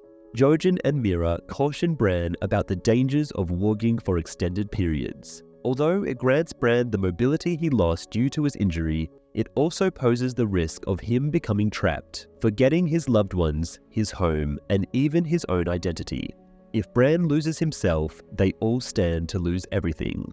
The group dismantles their camp and continues their journey through the forest. Eventually, they stumble upon a weirwood tree. Bran instructs Hodor to guide him to the tree. Placing his hand just below the carved face on the tree, Bran makes contact and experiences a vision. A multitude of images flood Bran's mind, including flocks of crows, both human and equine whites, and the fall that left him paralyzed. He also witnesses the three-eyed raven soaring through a darkened passageway and later perching on a tree. Bran witnesses his father sharpening ice in the black cells, being led to his execution, the Red Keep deserted and blanketed in snow, and the silhouette of a dragon soaring above King's Landing. Additionally, Bran sees numerous images of a distinct weirwood tree situated atop an otherwise desolate mountain. Amidst the vision, a gravelly voice instructs Bran to seek me beneath the tree, north. Bran emerges from the vision breathless, but then calmly declares, "I know where we must go."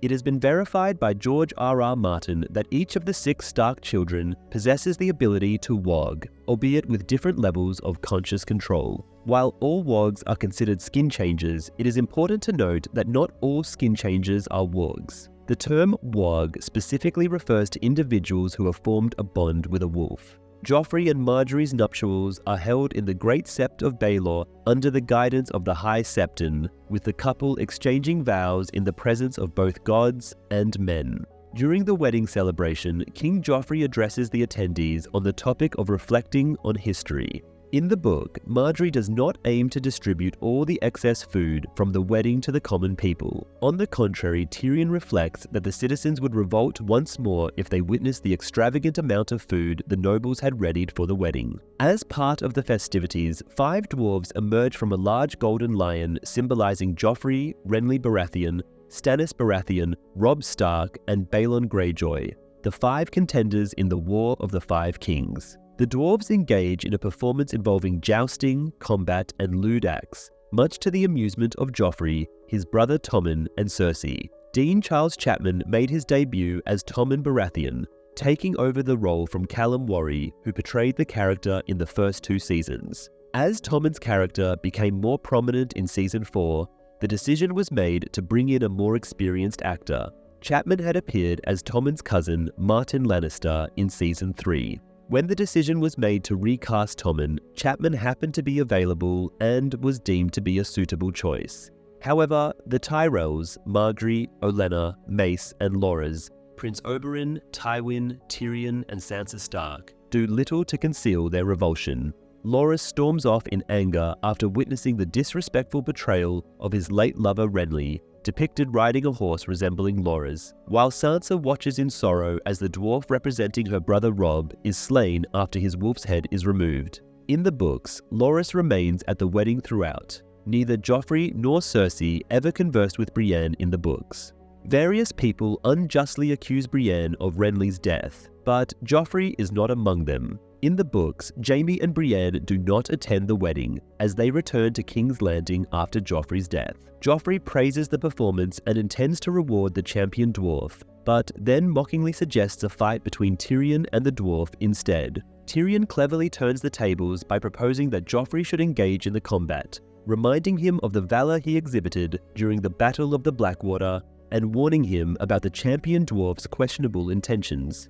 This witty exchange elicits a few subdued laughs from the audience. Infuriated and embarrassed by his uncle's clever retort in front of the guests, Joffrey spitefully pours wine over Tyrion's head and demands that he serve as his cupbearer. Tyrion walks up to Joffrey, who deliberately drops the goblet and kicks it under the table. Sansa passes the goblet to Tyrion, who fills it with wine and hands it back to Joffrey. The king insists that Tyrion kneel before him, but Tyrion declines. The sequence in which Joffrey requests Tyrion to fetch his beverage right before consuming his fatal gulp had to undergo multiple retakes. Peter Dinklage and Lena Headey couldn't help but burst into laughter whenever Jack Gleeson delivered the line, "Hurry up, this pie is dry," as they perceived it as a suggestive innuendo. When Joffrey is given the chalice with the sigils of the 7 Westerosi great houses, he remarks, "A splendid cup, but we'll need to chip the wolf off and put a squid in its place," clearly intending to hurt Sansa by reminding her of her family's downfall and the Ironborn's invasion of the North. Littlefinger, as he disclosed to Sansa later, is the one who orchestrated the dwarf show. Joffrey was not enthusiastic about the idea until Littlefinger pointed out it would embarrass Tyrion. Littlefinger arranges for only 2 dwarf jousters, one sitting atop a dog and the other a sow, instead of 5. One mocking Robb and the other mocking Stannis. In the TV series, they simply have fake mounts attached to their costumes. Benioff and Weiss explained that they actually wanted to use the pigs, but when they inquired, were told that this would be considered animal cruelty, and thus they legally could not do it. In the books, the event was meant to offend only Tyrion and Sansa, and most of the wedding guests were laughing. There was no dwarf playing Renly in the book, and therefore Loras does not storm away in anger. In the books, when Joffrey proposes that Tyrion should face the dwarf champion, Tyrion doesn't mock his brave behavior at the Blackwater battle. Instead, he retorts, "I'll ride the pig, but only if you ride the dog." Confused, Joffrey insists he's not a dwarf and questions why Tyrion chose him, falling right into Tyrion's trap. Tyrion responds, "Why, you're the only man in the hall that I'm certain of defeating." This causes most of the crowd to burst into laughter, much to Tyrion's delight, while Joffrey and Cersei seethe with anger. Margaery interrupts the tense situation and suggests it is time to serve the pigeon pie. Joffrey gives the goblet to Margaery, who places it near her grandmother Olenna. Joffrey unsheathes his new sword, cuts the pie, and a flock of white doves fly out. Sansa and Tyrion try to exit the feast, while Margaery offers Joffrey a slice of pie.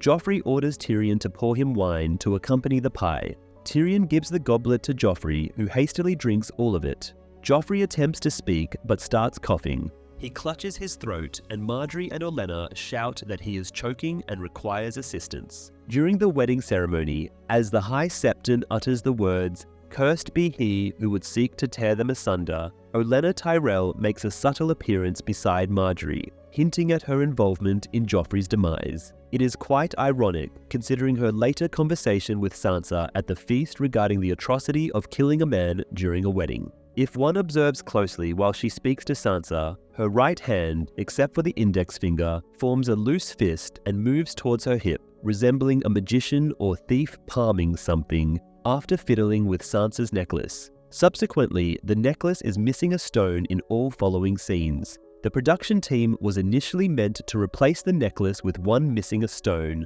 but they overlooked it, resulting in the stone having to be digitally erased from all shots. Joffrey falls face first, starts vomiting and convulsing, clearly in intense pain. Jaime and Cersei hurry over, turning Joffrey onto his back. Dontos Hollard suddenly appears behind Sansa and quietly tells her she must leave with him immediately, and she complies. In the books, Sansa had already received guidance from Dontos to flee, rendering Dontos' assistance unnecessary.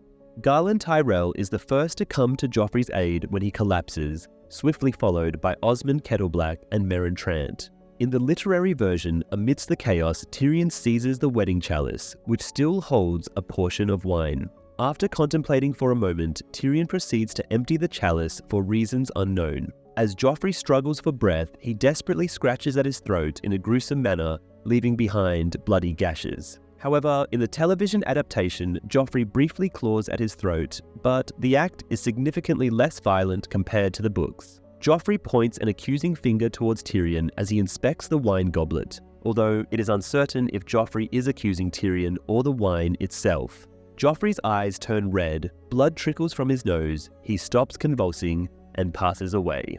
Cersei weeps in sorrow and commands the Kingsguard to apprehend Tyrion for allegedly poisoning her son. Joffrey's nuptials have been famously dubbed by enthusiasts as the Purple Wedding, alluding to the poison-laced wine that led to Joffrey's demise and the purple crystals adorning Sansa's unique hairnet gifted by Ser Dontos. This moniker has gained widespread recognition to the extent that both George R.R. Martin and the HBO crew have acknowledged its usage. In the books, during Joffrey's death, the attendees become frantic and numerous individuals run away. However, in the television adaptation, they remain in place and observe his demise. George R.R. Martin's initial vision was for this to be a self-contained episode centered solely on the royal wedding in King's Landing, similar to Blackwater.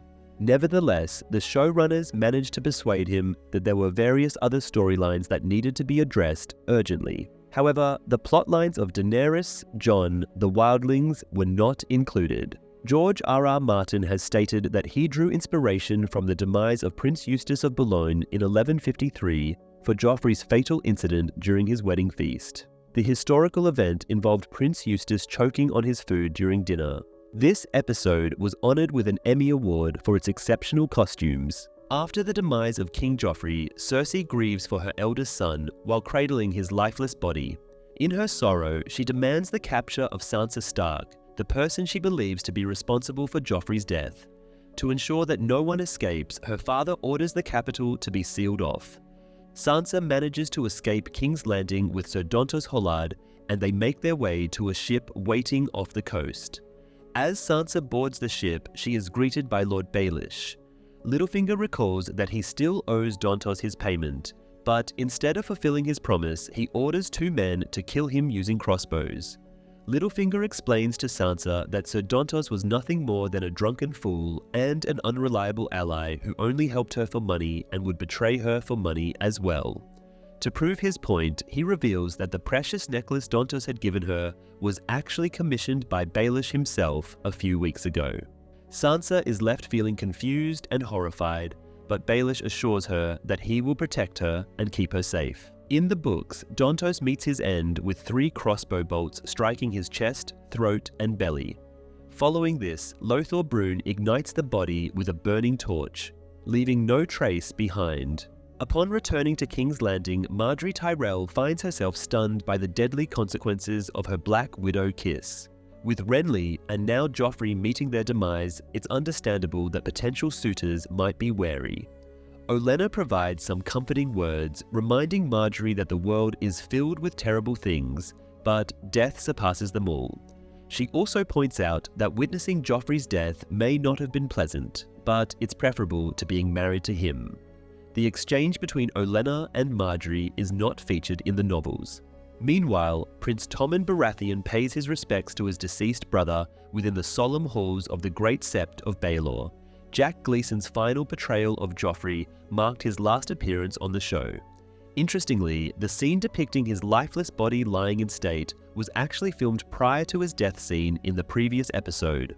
Gleeson himself described this experience as wonderful, as he was essentially compensated for a full day of filming by simply taking a nap. Following his departure from the show, Gleeson chose to distance himself from acting, making only sporadic appearances in movies and series. Tywin Lannister, present at the scene, wastes no time in imparting his wisdom about the qualities of a worthy ruler to the young prince. Tywin never engages in a conversation with Tommen regarding the qualities of a good king in the books. As Tywin and Tommen depart, Jaime enters and finds Cersei passionately calling for the execution of Tyrion and Sansa Stark. Seeking solace, Jaime dismisses the Septon and Septars, allowing him to be alone with Cersei. Despite her initial resistance, Jaime's advances become forceful. Cersei protests, deeming their intimate encounter within the Sept, where their son's body lies, highly inappropriate. She implores Jaime to stop, insisting that it is wrong. However, Jaime remains unyielding, declaring that he doesn't care. In a disturbing turn of events, they engage in sexual activity beside their deceased child. The depiction of Jaime and Cersei's sexual encounter in the Great Sept received severe criticism due to the recurring portrayal of in the series. This criticism was particularly strong because, in the books, the encounter was consensual. One critic even expressed feeling exhausted by the constant use of this narrative device to shock viewers. In the novels, Jaime is still on his way to King's Landing when Joffrey dies. Upon his return, he immediately goes to the Great Sept, where he reunites with Cersei for the first time, leading to their passionate encounter. Martin clarified that Cersei's protests in the particular scene were mainly about the inappropriate setting and timing, but she was equally desirous of Jaime. He expressed regret that the scene disturbed people for the wrong reasons. The cast director Alex Graves and the showrunners refrained from commenting on the controversy for a long time. Eventually, they stated that the scene was never intended to be scripted or portrayed as but rather as an expression of grief. However, due to unclear shots and editing, it unintentionally appeared as a It is worth noting that Graves, who was also the editor, did not return as a director after Season 4, although it has not been confirmed whether this controversy played a role in his departure. In the meantime, Arya Stark and the Hound traverse the Riverlands and catch the attention of a farmer and his young daughter as they make their way towards the Vale, where Arya can be exchanged for a hefty ransom from her wealthy aunt, Lysa Arryn. Arya and the Hound's decision to bypass Fairmarket and head towards the Vale suggests that they are intentionally avoiding the direct path along the King's Road. Instead, they are choosing to travel through the Riverlands to evade any potential Lannister patrols searching for them. This strategic choice also accounts for the extended duration of their journey to the Vale. Arya swiftly concocts a tale portraying the Hound as her father and Clegane as a knight in the service of House Tully. The farmer falls for the deception and offers them shelter for the night, along with a meal. Ravenous, Arya and the Hound devour the food hastily. The next morning, Arya is awakened by the screams of the farmer's daughter. Clegane has attacked the farmer and stolen his silver. Confused and horrified, Arya demands an explanation from Clegane. He coldly responds, "A dead man has no use for silver," asserting that the farmer is feeble, and he and his daughter will not survive the impending winter. In the book, Arya and the Hound spend some time in a small village. The Hound compensates the villagers with his labor. Once the work is completed, the Hound receives his payment before departing with Arya. He does not harm any of the villagers.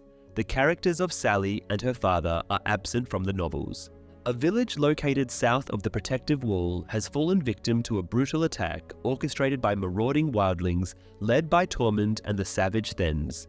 In the midst of the devastating massacre, a young boy is entrusted by Styr to carry a crucial message to Castle Black. This message not only details the horrifying events of the attack, but also serves as a dire warning that further atrocities are imminent. Jon concurs with Alyssa Thorne's choice to withhold assistance from the individuals residing in the Gift who are being targeted by the Wildlings' raids. He firmly believes that the Wildlings' intention is to entice a significant number of Night's Watch members out of Castle Black in order to execute a comprehensive assault. This scenario is precisely depicted in the book, where only a small faction of men remain stationed at Castle Black, while the majority is drawn away to confront the Wildlings' attack on the Bridge of Skulls near the Shadow Tower in the Western region. Brennock O'Connor made his debut as Ollie, a character created specifically for the series. Initially intended for a single episode, the producers decided to retain him by integrating him into the Night's Watch. Consequently, his character was combined with Saturn from the source material, ultimately becoming Jon Snow's personal attendant. Within the confines of Castle Black, Samwell Tarly finds himself consumed by worry for the safety of Gilly. Taking decisive action, he arranges for her relocation to a nearby vassal town. Known for catering to the physical desires of the Night's Watch brothers, Sam is unwavering in his determination to shield Gilly from any harm that may befall her. He solemnly vows to visit her as frequently as possible, ensuring that the inn where he leaves her understands the strict instruction that she is to remain untouched. The conversation between Sam and Gilly does not take place in the books, and Sam never sends Gilly to Molestown. At this point in Jon's journey, Sam and Gilly are still travelling, while the Night's Watch is enlisting refugees from Molestown to bolster their ranks. By the time they arrive at Castle Black, Molestown has been deserted and they do not pass through it. Dragonstone appears gloomy and rainy once again. Stannis is troubled by the news of Joffrey's death, suspecting that Melisandre's leech curse may have been the cause. In the books, Davos is the one who informs Stannis and Melisandre about Joffrey's demise. Despite Davos rallying houses to Stannis' side, Davos engages in a reading lesson with Stannis' daughter Shireen. The Iron Bank of Braavos is brought up, prompting Davos to come up with a clever plan involving Shireen drafting a letter on behalf of her father. It remains to be seen how the Iron Bank will react to receiving a letter supposedly penned by Stannis himself. The books do not mention any instance where Davos was nearly executed by a First Sword of Braavos. During an episode, Davos reveals that he has successfully gained the support of 3 minor houses for Stannis: House Peasbury, House Musgood, and House Hay. Stannis dismisses their significance, claiming that their combined forces are insufficient even to raid a pantry. In the books, House Peasbury is indeed one of the few houses from the Stormlands that remains loyal to Stannis. However, House Musgood is not mentioned as supporting him, and House Hay is actually a minor house sworn to House Frey. The Hays fought alongside the Freys during the Red Wedding and continue to serve in Frey armies under the Lannisters. It is therefore peculiar that the TV adaptation portrays them as supporting Stannis, especially considering the success achieved by the Lannister-Frey-Bolton alliance. In the book, Davos refrains from sending any correspondence to the Iron Bank seeking financial assistance, nor does he propose the recruitment of the Golden Company. Instead, it is Tycho Nestoris who engages in negotiations with Stannis after Cersei declines to fulfill the crown's debt to the Iron Bank. However, this occurrence takes place at a much later time. During this period, Stannis does not abstain from hiring sellswords due to financial constraints, but rather because it contradicts his principles. Once Tycho Nestoris provides him with the necessary funds through a loan, Stannis instructs one of his trusted subordinates to journey to Braavos and enlist sellswords, preferably from the Golden Company. The interaction between Davos and Shireen is not depicted in the novels. Tywin interrupts Oberyn Martell and his group's intimate gathering with Ellaria Sand and Oliver to discuss Tyrion's upcoming trial for Joffrey's murder. According to Pedro Pascal, one of the actresses portraying a prostitute in the brothel scene chose not to wear her robes in between takes. This is a common occurrence as many actresses feel more uncomfortable constantly undressing in front of the crew than being nude itself. However, what surprised Pascal the most was the extensive amount of time it took to film this scene, and the actress never once put on any clothing, even during longer breaks. At one point, he discovered her completely naked in the green room, engrossed in a game of Words with Friends on her phone alongside showrunner David Benioff. Sitting nearby was a slightly embarrassed Charles Dance, unsure of where to direct his gaze. Tywin mentions Oberyn's expertise in poisons, and the suspicion surrounding Joffrey's death, hinting at Oberyn's possible involvement. While it is true that Oberyn had pursued studies to become a maester during his youth, successfully acquiring several links for his chain, it is worth noting that his expertise in the art of poisoning was acquired during his travels across the Free Cities, not at the Citadel as depicted in the show. The conversation shifts to the tragic death of Oberyn's sister, Elia, at the hands of the Mountain during the sack of King's Landing. Despite denying any involvement in her murder, Tywin offers Oberyn a chance to seek justice by arranging a meeting with the Mountain. Tywin vehemently denies Oberyn's accusation of ordering the Mountain to and murder Elia, claiming that soldiers often commit atrocities in war without their superiors' knowledge. This denial could be interpreted as an indirect admission of guilt, as Tywin previously reprimanded Tyrion for the actions of his hill tribesmen, stating that a lack of discipline among soldiers reflects poorly on their commander. Despite this, Tywin failed to discipline the Mountain and continued to employ him, effectively condoning his actions. While Tywin did order the deaths of Elia's children to demonstrate loyalty to Robert Baratheon, he claims he did not intend for Elia to be harmed, simply forgetting to instruct the Mountain to spare her. Oberyn, however, suspects that Tywin may have explicitly ordered Elia's and murder as an act of revenge against the Mad King for choosing Elia over Cersei as a wife for Rhaegar. There is no account in the books of Tywin engaging in a private conversation with Oberyn regarding Elia's murder. In fact, they never exchange words in the books. Nor does he propose arranging a confidential meeting between Oberyn and Gregor Clegane. In the books, Tywin informs Tyrion after a small council meeting, the same one where they learned about the Red Wedding, that he has no intention of upholding Tyrion's previous agreement with House Martell. This agreement involved handing over Gregor Clegane to face justice and honouring Myrcella's betrothal, in exchange for Dorne's support in the War of the Five Kings. Tywin reveals that he considers Clegane too valuable to be given away. He further explains that his plan is to keep Clegane away from King's Landing as long as Oberyn is in the city. If Oberyn insists on pursuing the matter, Tywin would shift the blame for the murders of Elia and her children onto the deceased Amory Lorch. Additionally, Tywin proposes a seat on the small council for Oberyn, provided he serves as the third judge at Tyrion's trial. Tywin emphasizes the importance of uniting the Seven Kingdoms against looming threats, such as the Greyjoy Rebellion, the Wildling Army, and the Targaryen girl with dragons in the east. In the book, Tywin does not view the Wildlings and the Ironborn as enemies. In fact, he is pleased to learn from reports that they are currently engaged in battles against the people of the North. Reflecting on history, Tywin acknowledges the Dornish resistance against Aegon Targaryen's dragons, prompting Oberyn to dryly remark on Tywin's need for Dornish assistance. Instead of engaging in direct warfare, the Dornish employed guerrilla tactics to disrupt the Targaryen armies. This allowed them to maintain their independence for a significant period before eventually joining the other kingdoms through marriage. Additionally, the existence of Daenerys' dragons is largely disregarded as mere rumors. Tywin's primary objective is to secure Dorne's loyalty and prevent them from aligning with Stannis. Oberyn alludes to a belief that the sky appears blue because humans reside within the eye of a colossal being. This reference harkens back to a scene in Season 1's Lord Snow, where Robb recounts a tale from Old Nan to Bran, suggesting that the sky's hue is due to inhabiting the eye of a blue-eyed giant named Macumba. It is worth noting that this myth does not appear in any of the books. Tyrion finds himself confined in a cell within the walls of King's Landing. His loyal squire, Podrick Payne, manages to sneak in some much-needed sustenance and other supplies for him. In addition to this, Pod has been tasked with compiling a list of potential witnesses for Tyrion. Initially, he mentions Tyrion's wife, Sansa, but sadly informs him that she vanished shortly after Joffrey's demise.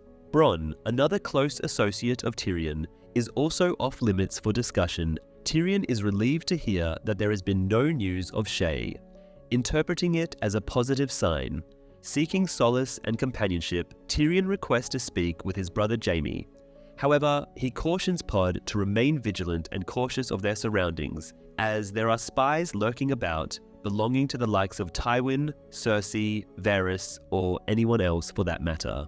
Tyrion believes that numerous individuals had motives to kill Joffrey, except for Cersei, whom he excludes from the list. Concerned for Pod's safety due to their close association, especially after Pod's refusal to testify against Tyrion despite the tempting offer of knighthood, Tyrion urges him to leave King's Landing promptly. Just as Pod is about to depart, Tyrion calls him back and expresses his unwavering loyalty, stating that there has never been a more faithful squire. Upon his arrest in the books, Tyrion is handled with care, a common practice for highborn prisoners, and is merely confined to his quarters instead of being thrown into the black cells. In the novels, Kevin, not Pod, informs Tyrion about the judges.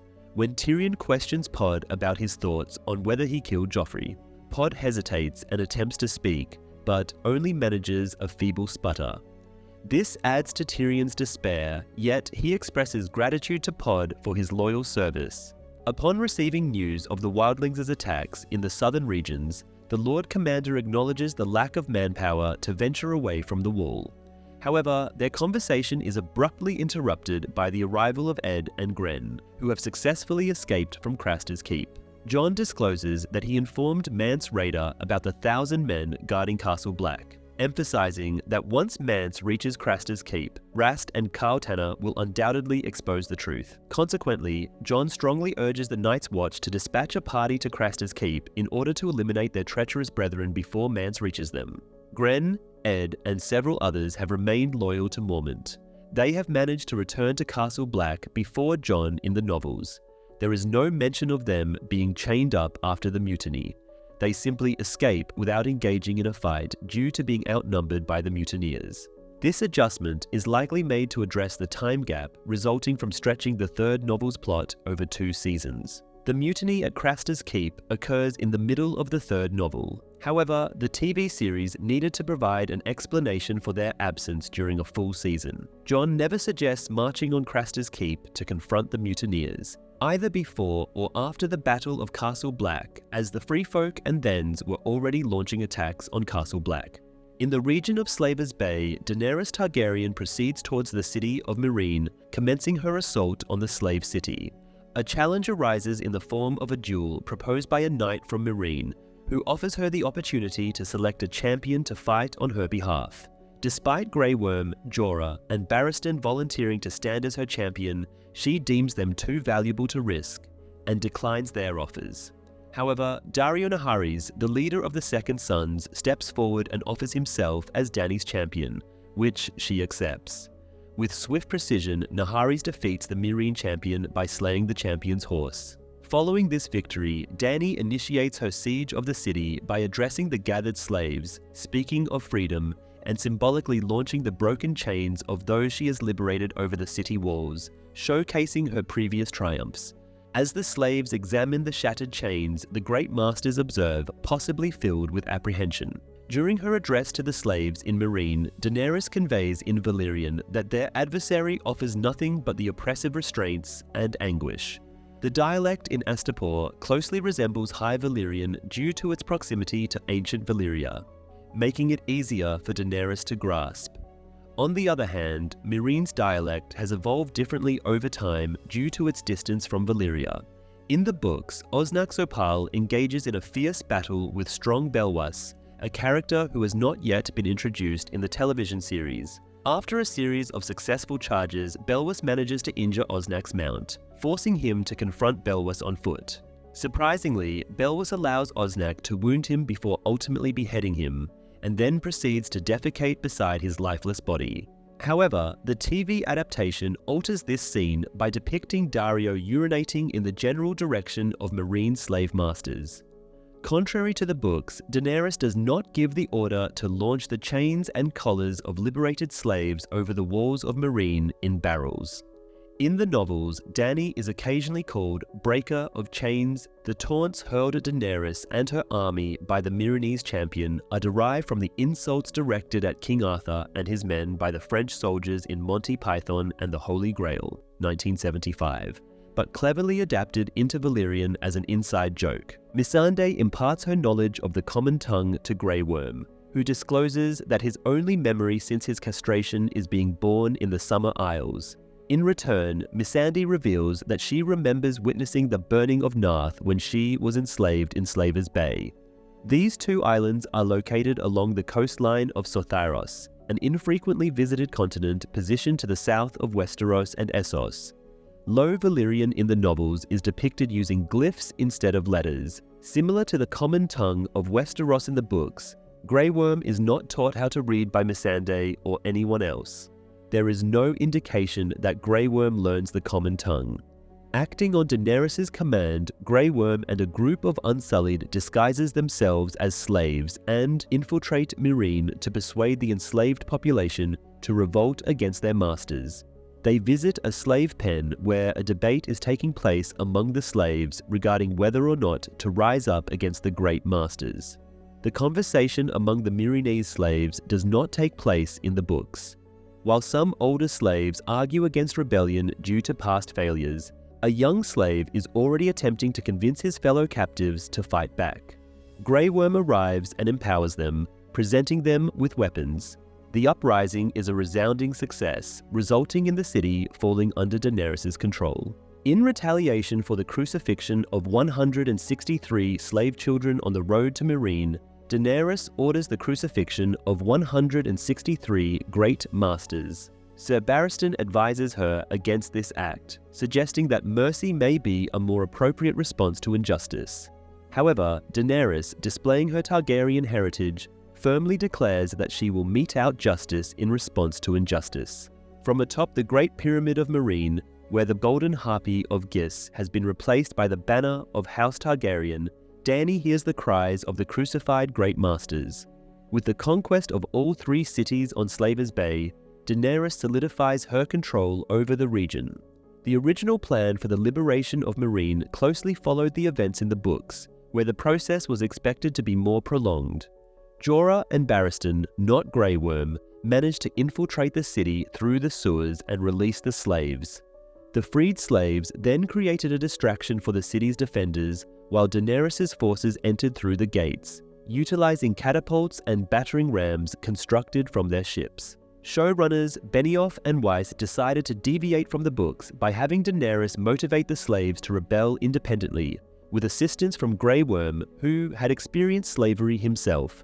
The tactic of using Jorah and Barristan as a diversion was later employed for the liberation of Yunkai in Season 3. The Siege of Meereen lasts for a significantly longer period in the books. The ships that transported Daenerys and her followers from Qarth to Slaver's Bay are dismantled and repurposed as catapults and battering rams. After Daenerys' conquest, the bronze harpy atop the Great Pyramid of Meereen is completely removed in the books. During their sword training, Bronn urges Jaime to pay a visit to his brother Tyrion in the dungeon. He mentions that Tyrion chose Jaime as his champion in the Eyrie because he believed Jaime would come to his aid without hesitation. Jaime eventually goes to see Tyrion, revealing that Cersei had asked him to kill Tyrion. Despite this, Tyrion assures Jaime that he did not murder Joffrey. Tyrion points out that even if there was undeniable proof and a confession from the real culprit, Cersei would still seek his blood. He explains that the trial is particularly daunting as one of the judges has always harbored a desire to see him dead. Jaime informs Tyrion that Cersei is offering a knighthood to anyone who captures Sansa Stark. Tyrion maintains that Sansa is innocent of the crime despite having a strong motive. Jaime never receives any insistence from Bronn to pay a visit to Tyrion in his cell in the books, as he dedicates his time to honing his sword fighting skills with Adam Marbrand. Jaime comments on the conditions of Tyrion's cell, noting that it is not as terrible as it could be since it has 4 walls and a pot to piss in. This statement is actually in reference to Jaime's own experience as a prisoner of Robb. He takes the initiative to visit Tyrion entirely of his own volition, but only after the trial, where Tyrion intentionally fabricates a lie about murdering Joffrey without ever seeking Jaime's assistance in escaping.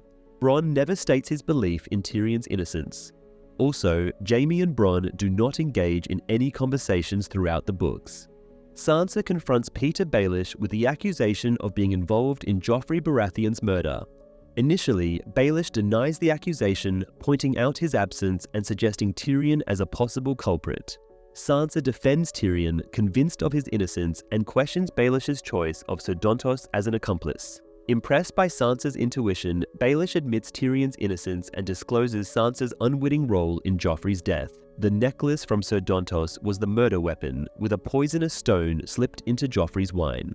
Sansa is shocked, considering the favors the Lannisters have bestowed upon Baelish, such as Harrenhal. Baelish acknowledges the benefits of his ties with the Lannisters, but emphasizes the importance of keeping enemies guessing, ensuring his absence from the wedding avoids suspicion.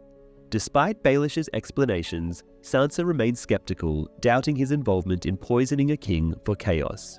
Baelish acknowledges Joffrey's instability and reveals that his demise was desired by his new friends, emphasizing the value of gifts in fostering new alliances. Lady Olenna informs Margaery of her imminent departure to Highgarden. She discusses the upcoming marriage between Margaery and King Tommen, expressing concerns that Cersei may manipulate Tommen against Margaery if she doesn't act quickly.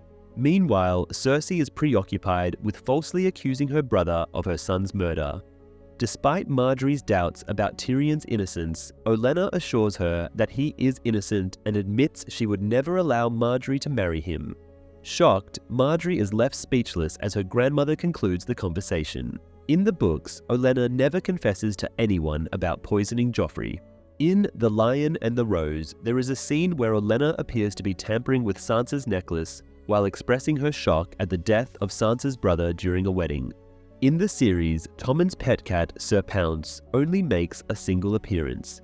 In the books, Margaery gifts Tommen 3 black kittens, but their conversation is not depicted.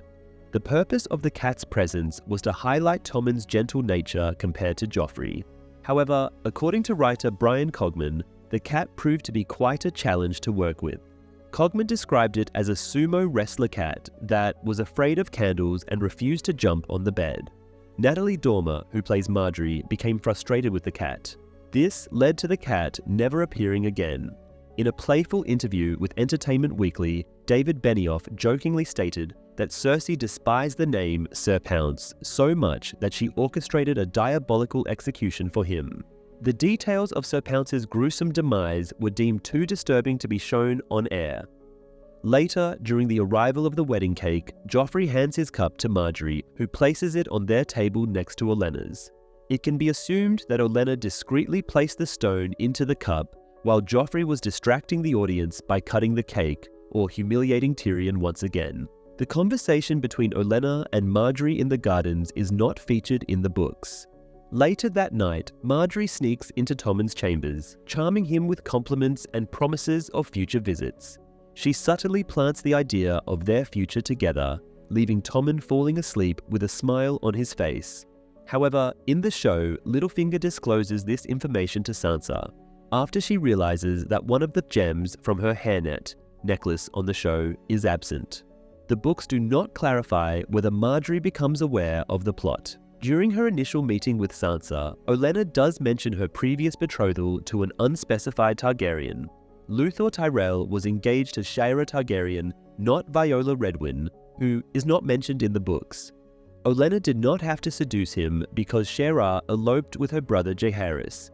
Later in the books, it is revealed that the engagement with Daeron Targaryen, son of former King Aegon the Unlikely and younger brother of King Jaehaerys II, was terminated by mutual agreement as Daeron was concealing his homosexuality. Subsequently, Olenna wed Luthor Tyrell.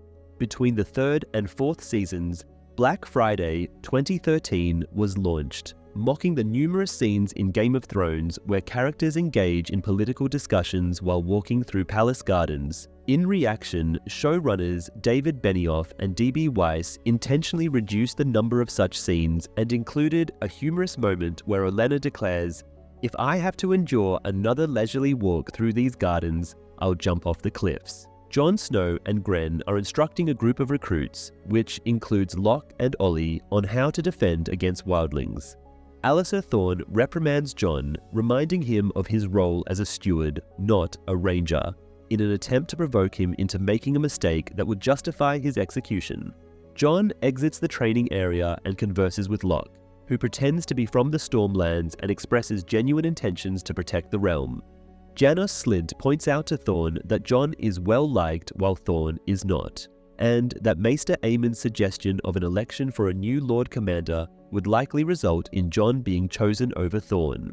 Slynt persuades Thorne to allow Jon to handle the mutineers, hoping that they will eliminate Jon as a problem. Meanwhile, Samwell Tarly is worried about Gilly's safety in Mole's Town with wildlings on the loose. Jon empathizes with Sam, acknowledging the difficulty of the situation. In the novels, Jon does not seek Alliser Thorne's approval before heading to Craster's Keep to confront the mutineers. He reveals to Sam that ever since learning from him that his younger brother, Bran Stark, is alive and beyond the wall, he has been eager to go find him. Sam explains his unsuccessful attempt to bring Bran back, as Bran was determined to venture beyond the wall. Jon is never informed by Sam that Bran is beyond the wall. In the novel, Sam was compelled by Brandon Stark to make a solemn vow on 3 separate occasions, ensuring that their encounter remained a secret even from Jon. Sam, true to his word, faithfully kept his promise. It is worth noting that in the book, Bran's party never venture beyond Craster's Keep, and thus they are never taken captive. Just as Jon and Sam speculate that Bran may have sought refuge at Craster's Keep, Locke interrupts them. Locke brings Jon to Thorne, who approves his mission to Craster's Keep, but insists that Jon must recruit volunteers rather than forcing men to accompany him. Jon delivers a passionate speech, emphasizing the importance of dealing with the mutineers for the safety of Castle Black and the need for justice for Lord Commander Mormont. To the surprise of Thorne and Slint, Gren, Edison Tollett, and a group of other men volunteer to join Jon on his mission, with Locke even expressing willingness to take his vows before heading north of the Wall. Jon's punitive expedition is likely influenced by the aftermath of the wildling attack in the books. Thorne accuses Jon of desertion and the murder of Corran Halfhand, prompting him to send Jon back north with instructions to locate and eliminate Mance Rayder. In both scenarios, Thorne hopes that Jon will perish during this mission. Furthermore, Ghost, Jon's direwolf, does not remain at the keep either. Instead, he accompanies Jon on his journey to the wildlings. However, before Jon ascends the wall, he commands Ghost to return to Castle Black. Uncertain of whether Ghost comprehends these instructions, Jon arrives back at the castle only to find that Ghost has not yet returned. In the novel, Vargo Hoat, who Locke is based on, suffers the loss of his ear after an encounter with Brienne, which leads to his descent into madness as the wound festers. Unlike the show, Hoat remains at Harrenhal and never ventures north. Eventually, he faces torture and meets his demise at the hands of the Mountain, seeking revenge.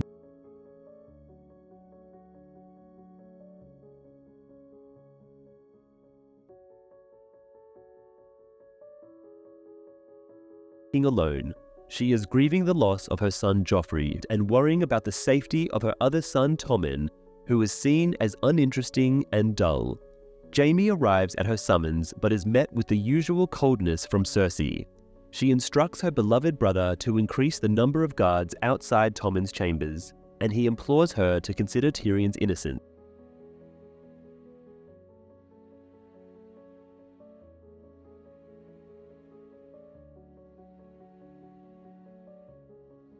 The recent incident of Jaime raping Cersei casts a shadow over this interaction.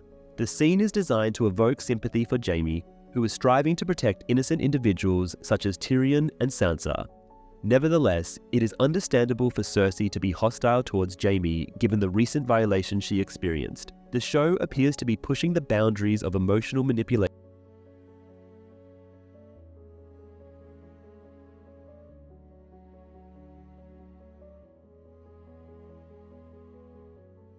In the chambers of the Kingsguard, Jaime assigns Brienne the task of locating Sansa. He implores her to locate and protect the girl from those who intend to deliver her to Cersei. Jaime equips her with a horse, provisions, and a newly crafted set of armor. Additionally, Jaime presents her with the sword bestowed upon him by his father, explaining that its Valyrian steel was forged from Ned Stark's sword and therefore should be utilized to safeguard Ned Stark's daughters. He also insists that she bring Podrick Payne along as a squire, both as a token of appreciation for the boy's loyalty to Tyrion and to shield him from those who might try to manipulate him against his former master. Prior to her departure, Brienne dubs the sword Oathkeeper and pledges to locate Sansa in honor of Jaime and Lady Catelyn. The title of the episode, Oathkeeper, alludes to the sword Jaime bestows upon Brienne. In the book, it is Jaime, not Brienne, who suggests the name Oathkeeper for the new sword. Brienne also never reads the White Book. Jaime explains to Brienne the purpose of the Book of the Brothers. He mentions that there are still numerous pages awaiting his own tales. This particular revelation sets the stage for a poignant moment in the series finale, The Iron Throne, 2019, where Brienne takes it upon herself to chronicle the remarkable endeavours of Jaime's last years, thus completing the remaining pages. Brienne displays hesitance in accepting Oathkeeper, prompting Jaime to adopt a rude tone and refer to her as a stubborn, stupid wench, while commanding her to depart before he alters his decision. In the book, Podrick does not accompany Brienne to search for Sansa. Instead of dispatching Podrick with her, Podrick trails behind Brienne. It is only much later that she discovers Podrick's desire to locate Sansa, as she can provide evidence of Tyrion's innocence. Upon learning this, Brienne consents to Podrick accompanying her on the journey. At Craster's Keep, the rebellious deserters remain firmly entrenched, indulging in the provisions stored there and committing acts of violence against Craster's wives. Carl Tanner, in a drunken state, boasts about his skills as a hired assassin in King's Landing while sipping wine from Jorah Mormont's skull. He then commands Rast to satisfy the creature. Simultaneously, one of Craster's wives enters the scene carrying Craster's final son, insisting that the infant must be offered as a sacrifice to the gods. Following Carl's orders, Rast abandons the infant on an exposed patch of land and proceeds to confront Ghost, the caged direwolf that the mutineers have captured. Rast cruelly taunts Ghost by withholding food and water from him. Suddenly, a snowstorm arises, causing the temperature to plummet and freezing the water that Rast was using to torment Ghost. Realizing the imminent arrival of the White Walkers, Rast hastily flees. The book only hints at the excessive debauchery of the mutineers at Craster's Keep within the Night's Watch. The commentary reveals that the original script intended to begin the episode with a long establishing shot, resembling a nightmarish blend of debauchery and professional adult movie actresses were even hired, but during filming it was unanimously agreed that the scene was excessively dark and gratuitous, even by the show's standards, and focused on relatively unfamiliar characters. Consequently, significant portions of the scene were edited out, including a shot of a Night's Watch member vomiting over the food prepared by Craster's wives, which was relocated to the end of the episode instead. The prop skull used by Carl as a cup, which belonged to Jorah Mormont, was custom made for the show. Gordon Fitzgerald, the prop master, took photos of James Cosmo's lower jaw and teeth to accurately incorporate his features into the design of the skull. Shortly after his return to the Watch from beyond the wall, the wildlings launch an assault on Castle Black, keeping Jon occupied with its defense while Thorne is away seeking reinforcements. Nearby, Bran Stark and his companions hear the child's cries. Bran walks into Summer to investigate, but Summer falls into a trap just outside Craster's Keep. Mira Reed, sensing danger, urges them to move on, but Bran insists on trying to free Ghost and Summer. Before they can do so, they are captured by the mutineers. Some of the deserters take pleasure in tormenting Hodor, while the rest are brought before Carl. Carl demands to know their identities and threatens to kill Mira and Yojen when they remain silent. Yojen suddenly suffers a seizure and collapses, prompting Mira to plead for her release so she can assist him. Carl agrees to let her go when Bran discloses his true identity. Bran's group never encounters Craster's Keep in the books, and therefore they are not captured. Neither Ghost nor Summer are captured or imprisoned by the mutineers of the Night's Watch. In the farthest northern region of the world, a solitary White Walker travels on its undead steed towards a broken mountain, carrying Craster's final offspring in its embrace. Upon reaching the mountain, the White Walker ascends a grand circle of icicle pillars, dismounts, and positions the child on an ice altar at the center. Across from it, a row of dark-clothed White Walkers observe the ritual. Shortly after, one of them steps forward and gently lifts the crying infant, who quickly falls silent. The White Walker then presses its index finger's nail into the baby's cheek. The sound of ice cracking fills the air as the child's eyes transform into a chilling, depthless blue. The Night King, leader of the White Walkers and a key antagonist in the series, made his first appearance. Initially referred to as the Night's King in HBO's viewer guide, this character was a legendary figure in the books. The original Night's King was a former commander of the Night's Watch who was seduced and corrupted by a female White Walker and is believed to have died long ago. The viewer guide was later updated to change the name to Night King without the possessive. It remains unclear whether the show creators or author George R.R. Martin intended for the two characters to be the same entity. The transformation of Craster's baby son by the White Walker leader is not depicted in the novels. The novels provide little insight into the culture of the White Walkers, others, as they have limited interaction with the point of view characters. Nevertheless, Craster's wives have a suspicion that their sacrificed infant sons are transformed into others, and they refer to them as Craster's sons. The ultimate scene signifies the initial introduction in any form of media of the lands of Always Winter, the utmost northern region of Westeros, which is believed to be the abode of the White Walkers. This fact likely designates it as the furthest point ever explored in the entire show. Considering the considerable distance of these lands, situated beyond the haunted forest and spanning numerous hundreds of miles from the wall, it is plausible that this scene takes place several days after the events of the rest of the episode, assuming that the White Walker's horse can maintain a swift pace over long distances. The scene where Craster's last son is taken to the land of Always Winter and transformed into a White Walker is absent from all published books. The episode begins with Tommen being officially declared the King of the Seven Kingdoms. Tommen's coronation is not depicted in the novels. The title of the episode, First of His Name, makes a nod to the naming convention for Westerosi kings. The recently crowned King Tommen is now officially recognized as King Tommen of the House Baratheon, first of his name, King of the Andals and the First Men, and Lord of the Seven Kingdoms, essentially signifying King Tommen the First. During the ceremony, Cersei attempts to make a peaceful gesture towards Margaery. However, Margaery remains cautious and suspicious of Cersei's intentions.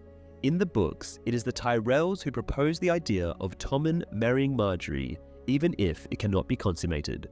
Cersei is irritated by the offer because it comes so soon after Joffrey's death, but she reluctantly agrees because the Lannisters need the support of the Tyrells. Additionally, Cersei never speaks negatively about Joffrey to Margaery or anyone else. Instead, she idolizes him even more after his death. In fact, he was her favorite child. In Season 3's Second Sons, Margaery enrages Cersei by proposing to address her as either sister or mother. Cersei, in response, issues a menacing threat to Margaery, warning that she would have her life taken away while she slept if she dared to refer to her as sister once more. In her new headquarters at the summit of the Great Pyramid of Meereen, Daenerys receives news of Joffrey's death and Tommen's coronation. She is displeased to discover that Daario Naharis has seized Meereen's navy without her explicit command, but contemplates the idea of sailing to Westeros and seizing King's Landing with her 8,000 unsullied and 2,000 second sons. In the book, the Second Sons fail to seize a single ship. All the ships present in the harbours of Meereen either escape or are obliterated by Daenerys' forces. The 3 ships under Daenerys' possession are dismantled as per her orders to construct siege machines.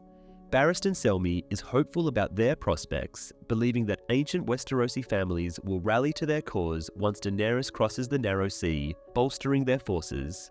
Jorah Mormont is less optimistic. While 10,000 soldiers may be sufficient to capture King's Landing from its weary defenders, the rest of the continent remains a concern. Her advisors then bring more troubling news. The wise masters have regained power and re-enslaved all liberated men in Yunkai. And although Astapor is still free, the council Daenerys established has been overthrown by a butcher named Cleon. Daenerys dismisses everyone except Jorah and reflects that her plans are falling apart. He reminds her that she is the final Targaryen and the mother of dragons, but Dany insists she must be more than that. She mourns that if she cannot maintain order in 3 cities, she stands no chance of ruling 7 kingdoms. Consequently, she decides to stay in Meereen and fulfill her duties as a queen. However, in the books, her choice to stay in Meereen temporarily is primarily a pragmatic decision due to the perilous nature of the overland route to Westeros. Lord Peter Baelish and Sansa Stark safely reach the Bloody Gate, with Peter advising Sansa to cover her hair to conceal her identity. To conceal her identity, Peter has Sansa dye her hair brown. He introduces her as his niece, Elaine.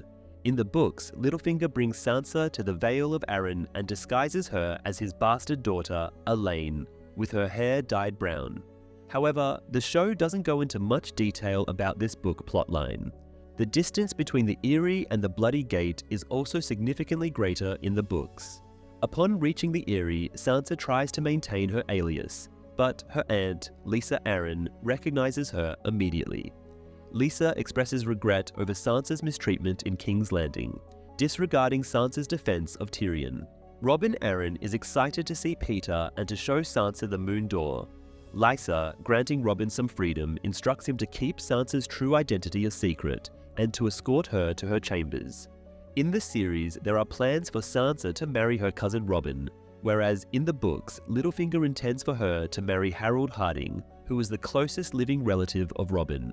It's worth noting that in the novels, Robin is referred to as Robert and remains unaware of Sansa's true identity. In the book, Lysa remains unaware of Sansa's true identity until the following day, expressing displeasure at her presence. Robin never addresses Petyr as uncle and does not receive any gifts from him, nor does Robin bring up the Red Wedding ever. Once alone, Lysa insists on marrying Petyr at once, claiming they already had a wedding night in the past. In a private moment, Lysa discloses that she had been pregnant with Littlefinger's child in the past, but was forced to have an abortion by her father. She confesses to poisoning her previous husband and framing the Lannisters, using these actions as proof of her love for Petyr. In Season 2's What Is Dead May Never Die, Tyrion accused Pycelle of murdering Arryn. Pycelle argued that he knew Jon Arryn had discovered the truth about Cersei's children and intended to inform Robert. However, he denied any involvement in Arryn's death, stating that someone else had beaten him to it and he simply allowed it to happen. It turns out that both Hugh and Pycelle were actually innocent. This also clarifies why Lysa refused to have the Vale army support the Starks against the Lannisters in Season 1, despite claiming that the latter had killed her husband. Strengthening the Starks would have weakened the Lannisters and shortened the war that Littlefinger was hoping to instigate. Littlefinger emerges as the true mastermind, manipulating Lysa and falsely accusing the Lannisters to ensue chaos. However, Littlefinger's schemes ultimately led to the unintended death of his beloved Catelyn. Littlefinger, feeling uneasy about her speaking so openly about these revelations, attempts to silence Lysa by kissing her. It is much later in the book when Lysa confesses to killing Jon Arryn and sending the false letter to Catelyn. This revelation occurs while she is dragging Sansa towards the Moon Door with Marillion present. Despite Petyr's attempts to dissuade her, Lysa reveals witnesses and a Septon waiting outside. She vows to scream so loudly that night that her voice will be heard across the narrow sea. Later, Sansa struggles to sleep as Lysa fulfills her promise. In the book, during the wedding ceremony, Sansa finds herself assisting in undressing Littlefinger for the bedding ritual, as Lysa has only 3 ladies in attendance. Despite being paraded into Lysa's chamber in the nude, Littlefinger continues to smile at Sansa. Lysa and Petyr get married at his ancestral home on the Fingers, not at the Eyrie. Later that evening, a drunken singer named Marillion attempts to assault Sansa, only to be thwarted by Littlefinger's knight Luthor. In Season 1's The Wolf and the Lion, Ned hinted that Hugh might have used Lannister money to purchase his armor, which he obtained for poisoning Arryn, and that he was subsequently silenced by the Mountain during the jousting event. In a separate conversation, Tywin discloses a troubling matter to Cersei regarding the Iron Bank of Braavos. He informs her that they owe an enormous amount of money to the bank, and to make matters worse, the gold mines in the Westerlands have been depleted for the past 3 years. Despite acknowledging that the Lannisters can only rely on themselves, Tywin emphasizes the importance of having the support and resources of the Tyrells. Cersei suggests negotiating with a representative from the bank, but Tywin dismisses the idea, explaining that the bank is an unyielding institution that cannot be deceived, manipulated, or avoided. The conversation between Tywin and Cersei does not occur in the books. Cersei and Tywin do not discuss the Lannisters' mines running dry. The Lannisters remain wealthy, with the Crown owing them most of its debts instead of the Iron Bank. The gold mines of the Westerlands continue to thrive in the books. They have not depleted. In the show, the storyline was altered to emphasize their need to form an alliance with the Tyrells for their military and financial assistance. Cersei points out that Westeros has not seen a competent king in half a century. Aegon V Targaryen is often regarded as the most recent good ruler. He passed away 43 years prior to this event, paving the way for the Mad King's disastrous reign, resulting in Robert's rebellion and the downfall of the Targaryen dynasty. Robert assumed the throne, yet he indulged in revelry and debauchery, delegating political matters to his advisors. Joffrey's reign was marred by 3 years of brutality and internal conflict. Arya accompanies the Hound on their journey. She reviews her nightly death prayer. Arya's list of targets includes Joffrey, Cersei, Walder Frey, Meryn Trant, Tywin, Melisandre, Beric Dondarrion, Thoros of Myr, Elend Payne, the Mountain, and the Hound. The Hound mostly agrees with the concept of a death list, but he is slightly surprised to find his own name included. It would be more convenient if she simply documented everything. Polliver has already been eliminated from the list, and Arya is still unaware of Joffrey's demise. In the books, she does not have Walder on her list because she is not familiar with the specific phrase responsible for her family's deaths. Beric and Thoros do not betray Gendry to Melisandre, and Arya never encounters the latter, so they are not included in her list either. Later, Lysa and Sansa share a meal together, where Lysa kindly offers Sansa some lemon cakes. Sansa, feeling relieved and safe, allows herself to indulge in the treats. However, her comfort is short-lived as Lysa starts recounting stories of Catelyn's past overeating, making Sansa feel a bit self-conscious. Lysa reassures Sansa that it was just a story and encourages her to keep eating.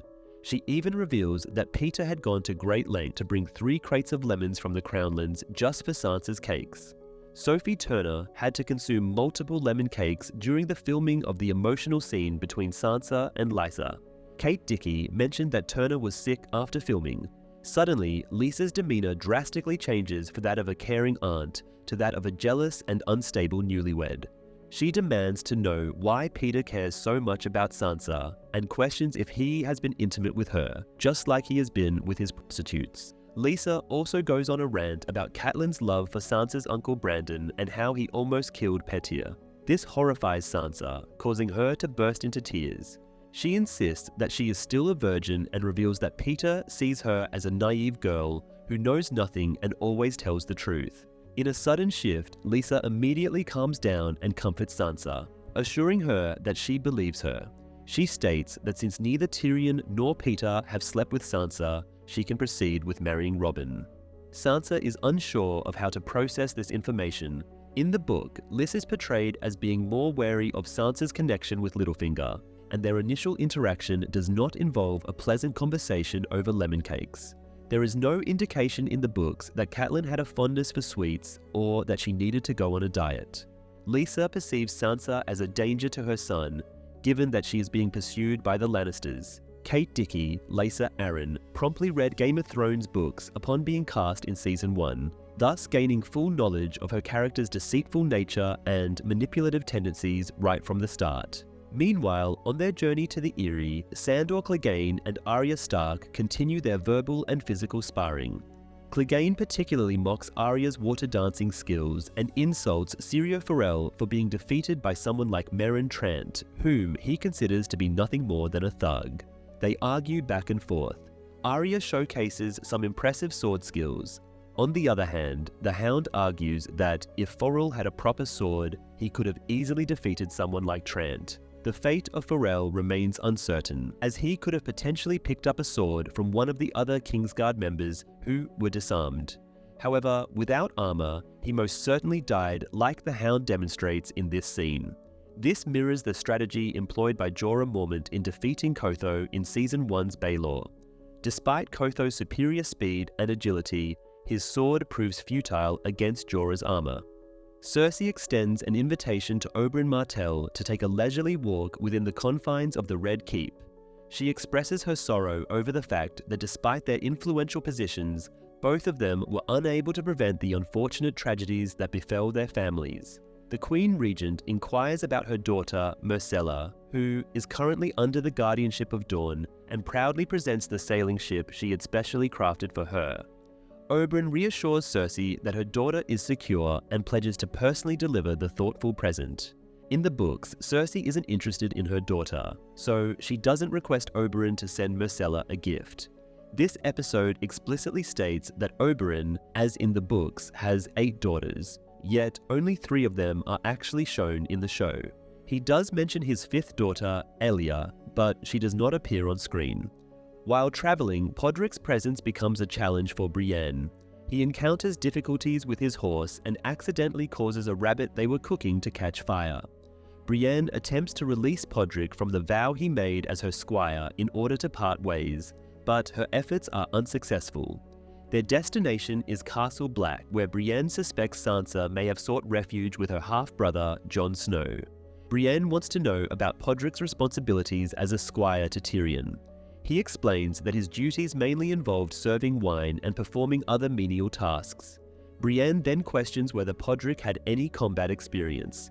Podrick discloses how he eliminated Sir Mandon Moore of the Kingsguard by thrusting a spear through his head when he attempted to harm Tyrion during the Battle of the Blackwater. Subsequently, Brienne shows Podrick some respect and permits him to assist her in removing her armor. During his exploration of Craster's Keep, Locke searches for the Night's Watch group tasked with eliminating the traitors hiding within. In his investigation, Locke locates the cabin where Bran Stark, Jojen, Mhysa, and Hodor are held captive. Upon returning to Jon Snow and the rest of the group, Locke informs them that there are only 11 traitors present, most of whom are intoxicated and pose little threat. Additionally, Locke deceives them about the cabin where Bran and his companions are imprisoned, falsely claiming it only houses hounds and advising them to steer clear to avoid alerting the enemy. Jon, trusting Locke's information, decides that the attack will take place at nightfall. Locke, a character inspired by Vargo Hoat from the books, remains at Harrenhal and is eventually apprehended by Gregor Clegane, who carries out a slow and brutal execution as per Tywin Lannister's command. Hoat does not infiltrate the Night's Watch or die beyond the wall.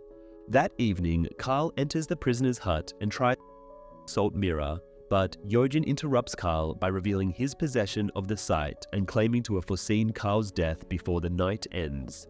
In that moment, Ras bursts in to warn Khal that the keep is under attack. Jon's group swiftly breaches the defenses and begins eliminating their treacherous former comrades. In the chaos, Locke sneaks into the hut and tries to kidnap Bran, but Bran enters Hodor's mind and uses him to eliminate Locke. Bran notices Jon amidst the battle and desires to join him, but Jojen stops him, reminding Bran that they must continue their journey to find the three-eyed raven and that Jon would impede their progress in an attempt to protect Bran as his older brother. Reluctantly, Bran departs despite being so near to Jon. The Night's Watch quickly overpowers their adversaries and Jon confronts Khal in a one-on-one duel. Khal's utilization of underhanded tactics acquired from his criminal past gives him the advantage. Just as he is about to finish Jon, one of Craster's wives named Sissy stabs him from behind. When Khal turns to face her, Jon rises to his feet and thrusts Longclaw through the back of Khal's skull, ending his life. Following the battle, the aftermath reveals the deaths of 4 Night's Watch brothers, including Locke, while all but one of the traitors are found. The lone surviving mutineer, Rast, flees in fear through the forest until he stumbles upon the cage where Ghost was imprisoned. He notices that someone has opened the cage, but before he can comprehend this, the direwolf suddenly attacks and kills him. Ghost then reunites with Jon, who is filled with joy at seeing his loyal companion again. Jon speaks with Craster's wives, cautioning them about the imminent arrival of Mance Rayder's army and other dangers, and offers to lead them to safety south of the wall. However, the women decline the offer, choosing to embark on their own journey. Before returning to Castle Black, Jon orders the burning of Craster's Keep, along with the bodies of all those who perished there. Ghost reunites with Jon at a much later point in the books, following the conclusion of the Battle of Castle Black, without harming Rast. Rast, one of the castle's defenders, meets his demise at the hands of Athen during the initial phase of the battle. In the books, Jon is unable to take punitive action against the mutineers at Craster's Keep due to the wildlings launching an attack on Castle Black. Subsequently, he is assigned a different mission. At this point, he is not yet reunited with Ghost, as the direwolf is on his way back to Castle Black, having been ordered to return there by Jon before he climbed the wall. Cold Hands eliminates 5 mutineers off-screen, including Ollo Lophand, who killed Yor Mormont. He then feeds these mutineers to Bran, Jojen, Mhysa, and Hodor, pretending it is pig meat. The fate of the remaining mutineers and Craster's wives is unknown, as they do not come into contact with the Night's Watch or Bran and his companions. Stannis and Davos pay a visit to the Iron Bank of Braavos seeking financial support for Stannis' military campaign. The colossal statue that Stannis and Davos walk under at the start of the episode is inspired by the Colossus of Rhodes, an ancient Greek monument dedicated to the sun god Helios and one of the original 7 wonders of the ancient world. The original statue has been lost to time, with only vague descriptions remaining. Medieval interpretations of the Colossus show it straddling the harbour entrance, but modern engineering studies suggest this would have been structurally unsound. It is possible that the statue in Braavos could have been constructed using different materials and techniques. Initially, Tycho Nestoris, a bank representative, declines their plea. However, Davos persuades him by highlighting that backing Stannis is the most promising strategy to recover the gold owed by Tywin Lannister. Davos, when questioned about Tywin's age at the Iron Bank, states that he is 67 years old. It is worth noting that Charles Dance, the actor portraying Tywin, was indeed 67 years old. However, in the book, Tywin's age at this particular juncture was 58. Eventually, the bank approves the loan due to the Lannisters, particularly Cersei, refusing to repay their debt, and Davos utilizes it to re-enlist his former pirate ally, Salladhor Saan, to join forces with Stannis once more.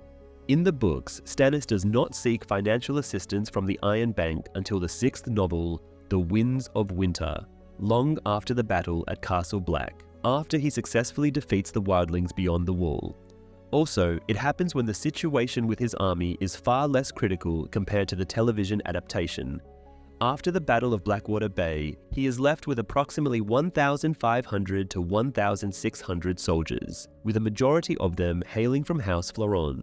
However, as time progresses, he successfully recruits around 2,000 to 3,000 warriors from the northern mountain clans, and a few hundred troops from minor houses such as the Mormonts. Instead of traveling to Braavos to negotiate with the bank's representatives, Tycho Nestoris comes to meet Stannis while he is in the midst of his campaign to take control of the north from the Boltons. Davos is not present during the meeting between Stannis and Tycho Nestoris in the north, as he was previously sent to White Harbour to secure the backing of Lord Wyman Manderley. Lastly, Tycho readily provides Stannis with the necessary funds without any inquiries or reservations. This is due to Cersei's refusal to repay their debts until her enemies are defeated, causing the Iron Bank to doubt her ability to maintain control over Westeros. Writer Brian Cogman clarified that these alterations were made in the show for several reasons. By having Stannis travel to Braavos, the creators were able to introduce yet another new aspect of this world. Additionally, it added a sense of humiliation and drama for Stannis to seek a loan outside of his comfort zone. Cogman also aimed to emphasize that the Iron Bank has not completely abandoned the Lannisters, but rather keeps their options open by financing their adversaries as well. This strategy increases their chances of recovering the owed money. During Davos's presentation to the Iron Bank representatives, he reveals his missing fingertips. In order to depict this accurately, CGI was utilized to digitally erase the upper knuckles of Liam Cunningham's hand. In the books, Davos never encounters Salladhor Saan in a Braavosi bathhouse as Salladhor abandoned Stannis, just before Stannis got his loan from the Iron Bank, which would have allowed him to pay the pirate. Yara Greyjoy is preparing her troops for the imminent assault on the Dreadfort in order to rescue her brother, Theon. As she reads the letter sent by Ramsay Snow, which contains a menacing threat to flay any Ironborn who remain in the north, Yara's determination grows stronger. Meanwhile, Ramsay indulges in a encounter with Miranda, while Yara and her troops stealthily make their way to the castle. Silently eliminating the guards, they continue their search for Theon. Through interrogating one of the guards, Yara discovers Theon's whereabouts, which happen to be the dog kennels. Despite her earlier promise not to harm anyone, Yara is compelled to kill the guard. Finally, they reach the dog kennels and find Theon confined in a cage. Yara opens the cage, but Theon, consumed by his fear of Ramsay's sadistic tricks, refuses to accompany her. Suddenly, Ramsay and a group of Bolton soldiers enter the scene, triggering a fierce battle that results in casualties on both sides. Theon, now identifying himself as Reek, bites Yara and retreats back into his cage, displaying his broken spirit. Ramsay then unleashes the hounds, forcing Yara and her remaining forces to retreat to their ship. When questioned about Theon's fate, Yara solemnly declares that he is dead. In the books, there is no rescue mission by the Ironborn to save Theon from Ramsay, since Asher Greyjoy, Yara on the show, assumes Theon is deceased. The nearest event in the book is when Ramsay gives Theon the opportunity to go back home with the rest of the Ironborn after the liberation of Moat Cailin. Nevertheless, Theon recognizes this as another loyalty test by Ramsay and declines. His decision proves to be correct, as Ramsay ends up having the other Ironborn flayed regardless. Yara's involvement in this episode signifies the final appearance of the House Greyjoy plotline for over a season. At a certain point in the 5th novel, Asher contemplates the idea of rescuing Theon, not out of personal concern for him, but due to the political implications it would have in the Iron Islands. However, she never gets the opportunity to put her plan into action. Ramsay grants Reek the privilege of bathing as a token of appreciation for his unwavering loyalty. Although Reek harbors apprehensions about the bath being a deceitful ploy, Ramsay assures him otherwise. As Reek indulges in the cleansing ritual, Ramsay devises a scheme to attack Moat Cailin, relying on Reek to assume the identity of someone he no longer is, Theon Greyjoy.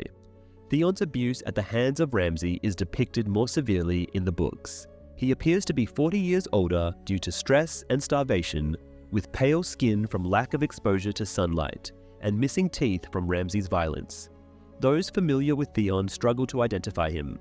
The books do not directly mention his castration. Brian Cogman had initially written a scene showing Theon in the bath to reveal the state of his genitals, but this concept was ultimately discarded. On a bright and sunny day just outside of Meereen, a goat herd and his young son peacefully tend to their goats on a serene hill. As the sun playfully throws rocks to pass the time, a sudden and unexpected event unfolds. Drogon, now grown to the size of a majestic horse, emerges from the skies and unleashes his fiery breath upon the field, engulfing it in flames.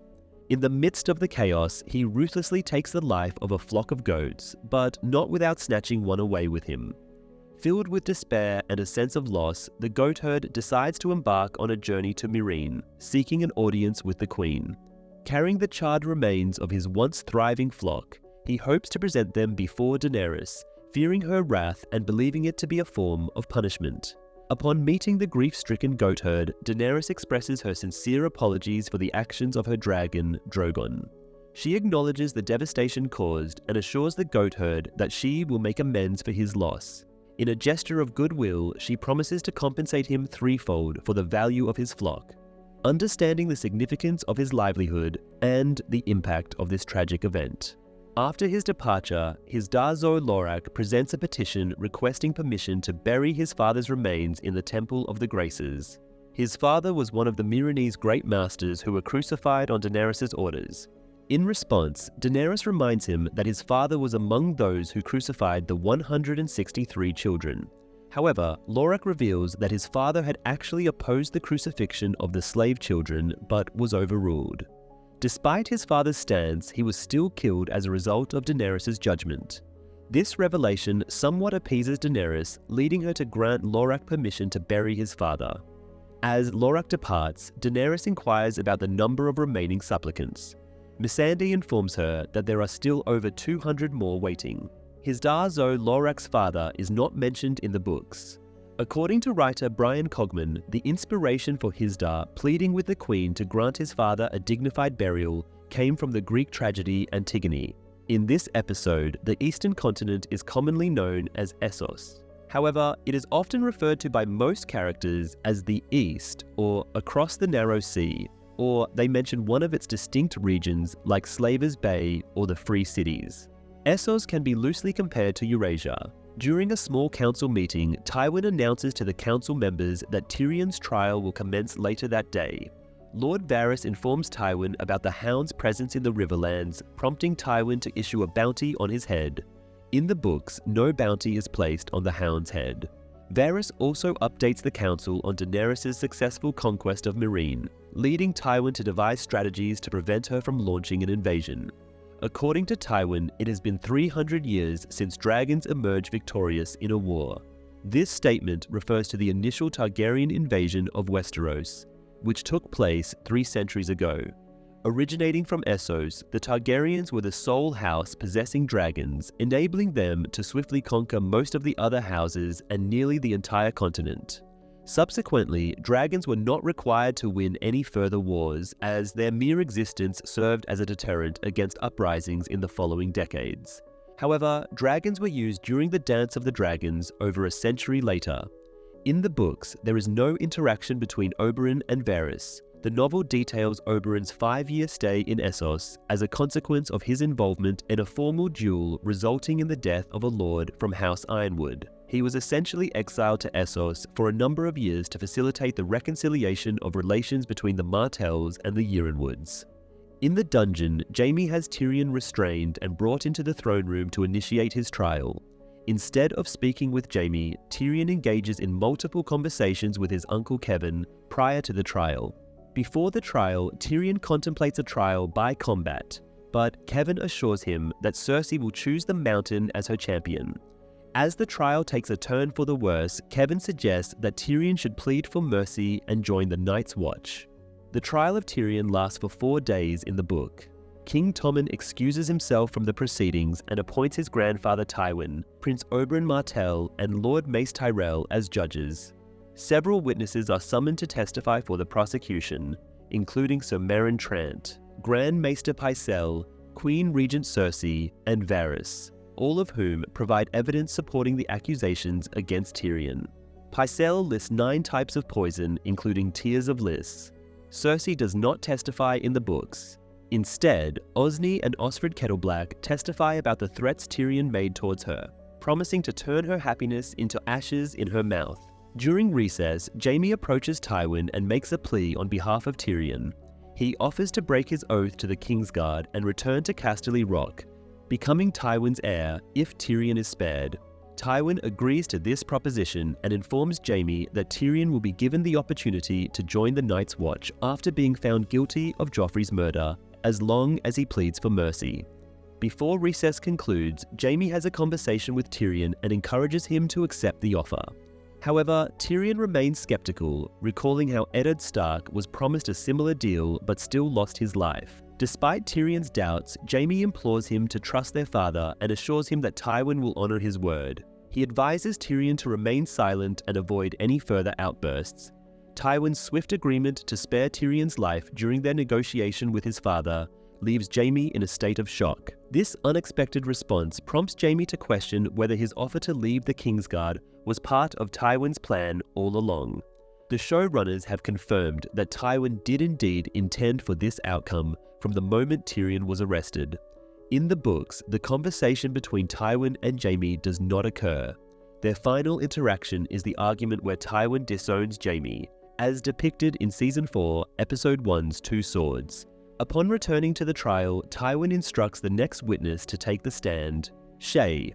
Both Tyrion and Jaime are taken aback by her presence. Shae proceeds to testify that Tyrion and Sansa conspired to murder Joffrey, alleging that Sansa sought revenge for the deaths of her family members.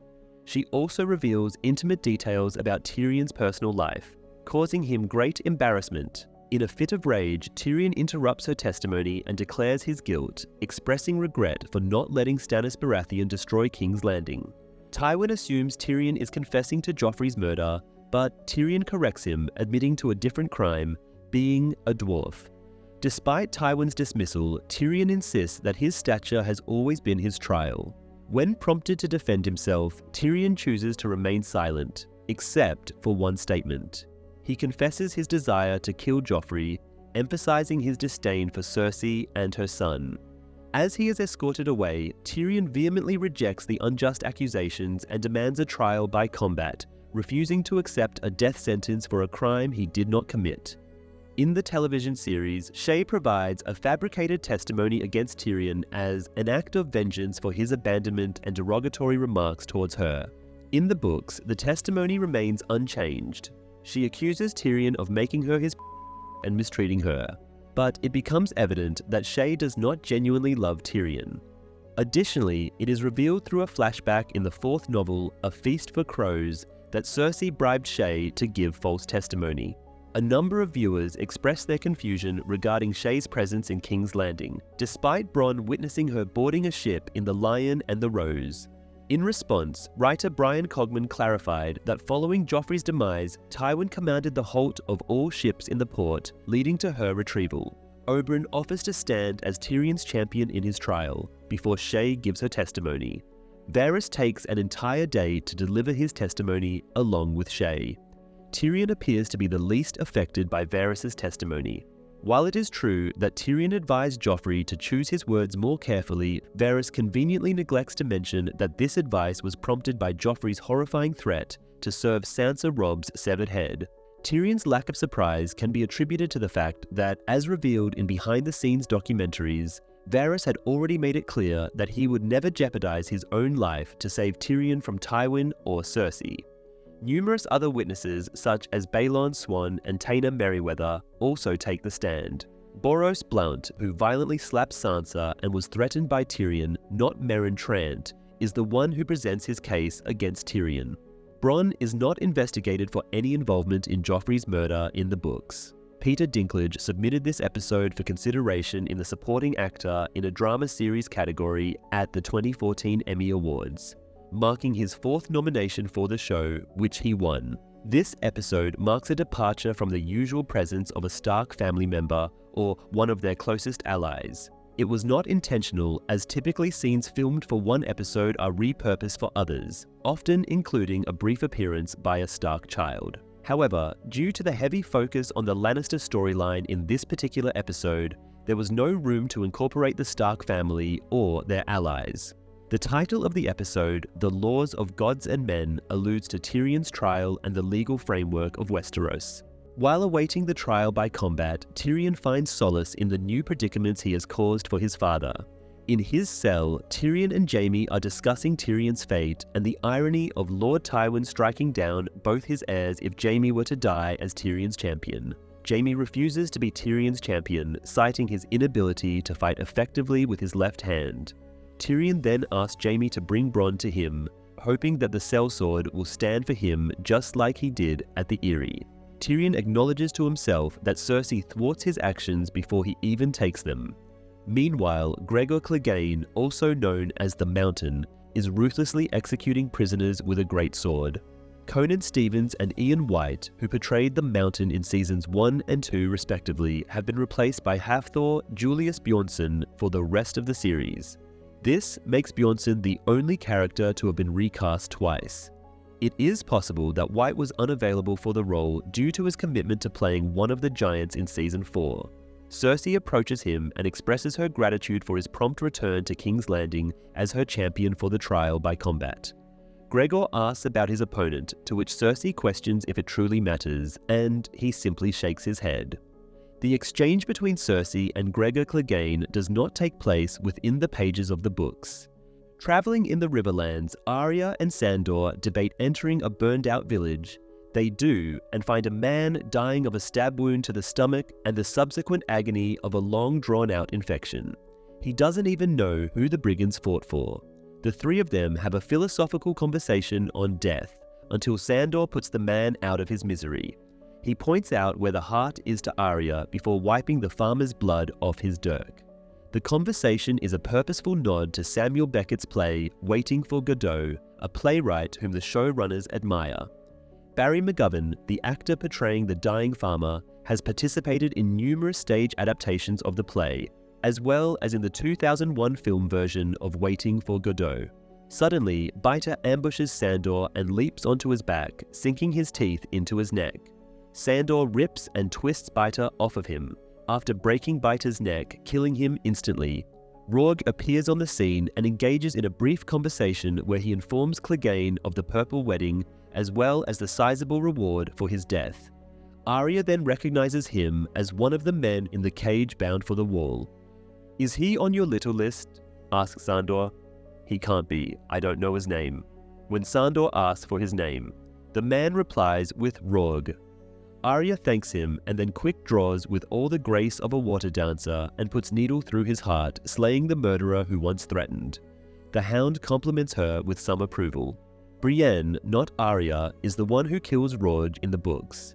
Gendry is also the one who kills Biter, not the Hound. In the book, the Hound sustains severe injuries inflicted by Polliver and the Tickler during the altercation at a tavern in the Riverlands, rather than by Biter.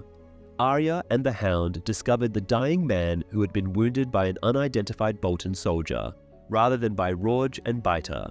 Polliver, not Rorge, informs Arya and the Hound about Joffrey's death. Arya suggests using fire to cauterize the wound, but declines due to his fear of flames. Sandor confirms the truth behind his facial scars, caused by Gregor's brutal actions and how his father concealed the reality, leaving him feeling isolated. The Hound's burnt face is mentioned for the second time in this episode after it was first brought up in Season 1's Cripples, Bastards, and Broken Things. Interestingly, this is the first time that the Hound himself narrates the story, which was originally intended to be done by him in the aforementioned episode. However, due to unfavorable weather conditions, the scene had to be delayed and Littlefinger ended up recounting it instead. It is worth noting that in the books, Arya remains unaware of how the Hound's disfigurement occurred and never asks about it. In the episode, Arya offers to clean and stitch his wounds, and Sandor reluctantly agrees. The Hound and the Mountain are shown in this episode without their armor for the very first time. Jon and his fellow brothers arrive back at Castle Black after their time at Craster's Keep. As soon as Alliser Thorne catches sight of Jon's direwolf, Ghost, he immediately orders the creature to be removed from the premises. Jon then proceeds to propose a plan to the Night's Watch, suggesting that they block off Castle Black's entry tunnel with ice and rocks in order to protect against the impending wildling invasion. However, his request is denied, with the reminder that his role within the Watch is that of a steward. Reluctantly, the First Builder agrees with Thorne's assessment that the tunnel can be defended. Consequently, Jon and Sam are assigned the duty of serving as sentries atop the wall until Mance arrives. In the year 2011, Brian Fortune made his debut in the television series You Win or You Die as a member of the Night's Watch who was present during Jon and Sam's vows. Initially, the writers intended for him to portray Bowen Marsh, the first steward, and this was how the character was identified on the Game of Thrones wiki until Season 4.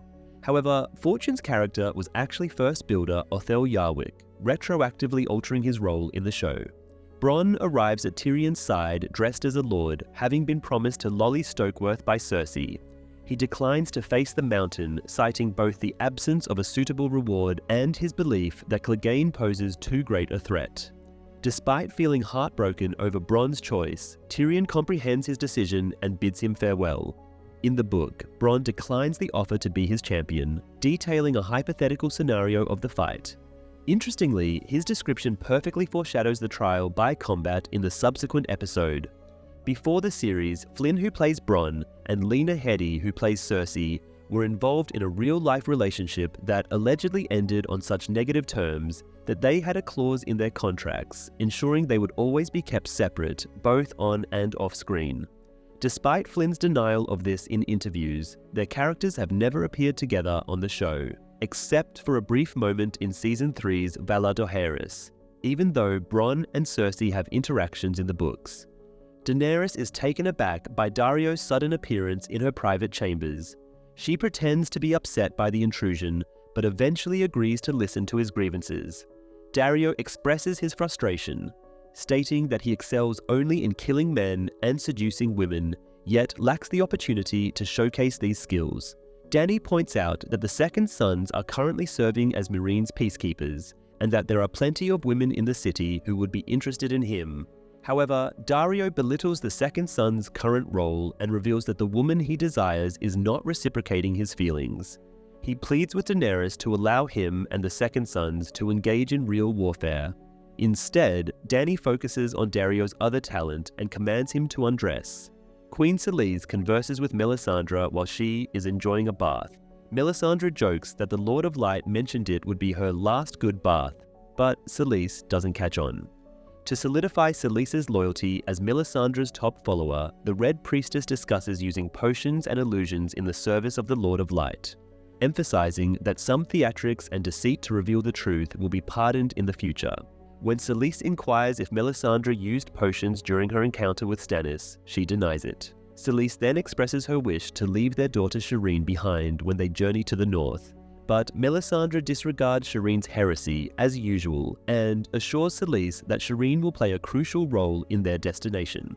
The exchange between Melisandre and Selyse is absent from the books, at least not depicted directly, as they are not point-of-view characters.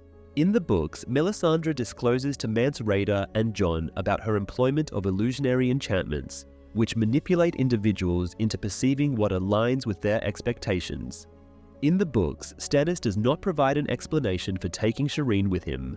It seems that he simply believes she would be safer away from Dragonstone, considering he left only a small force to defend it.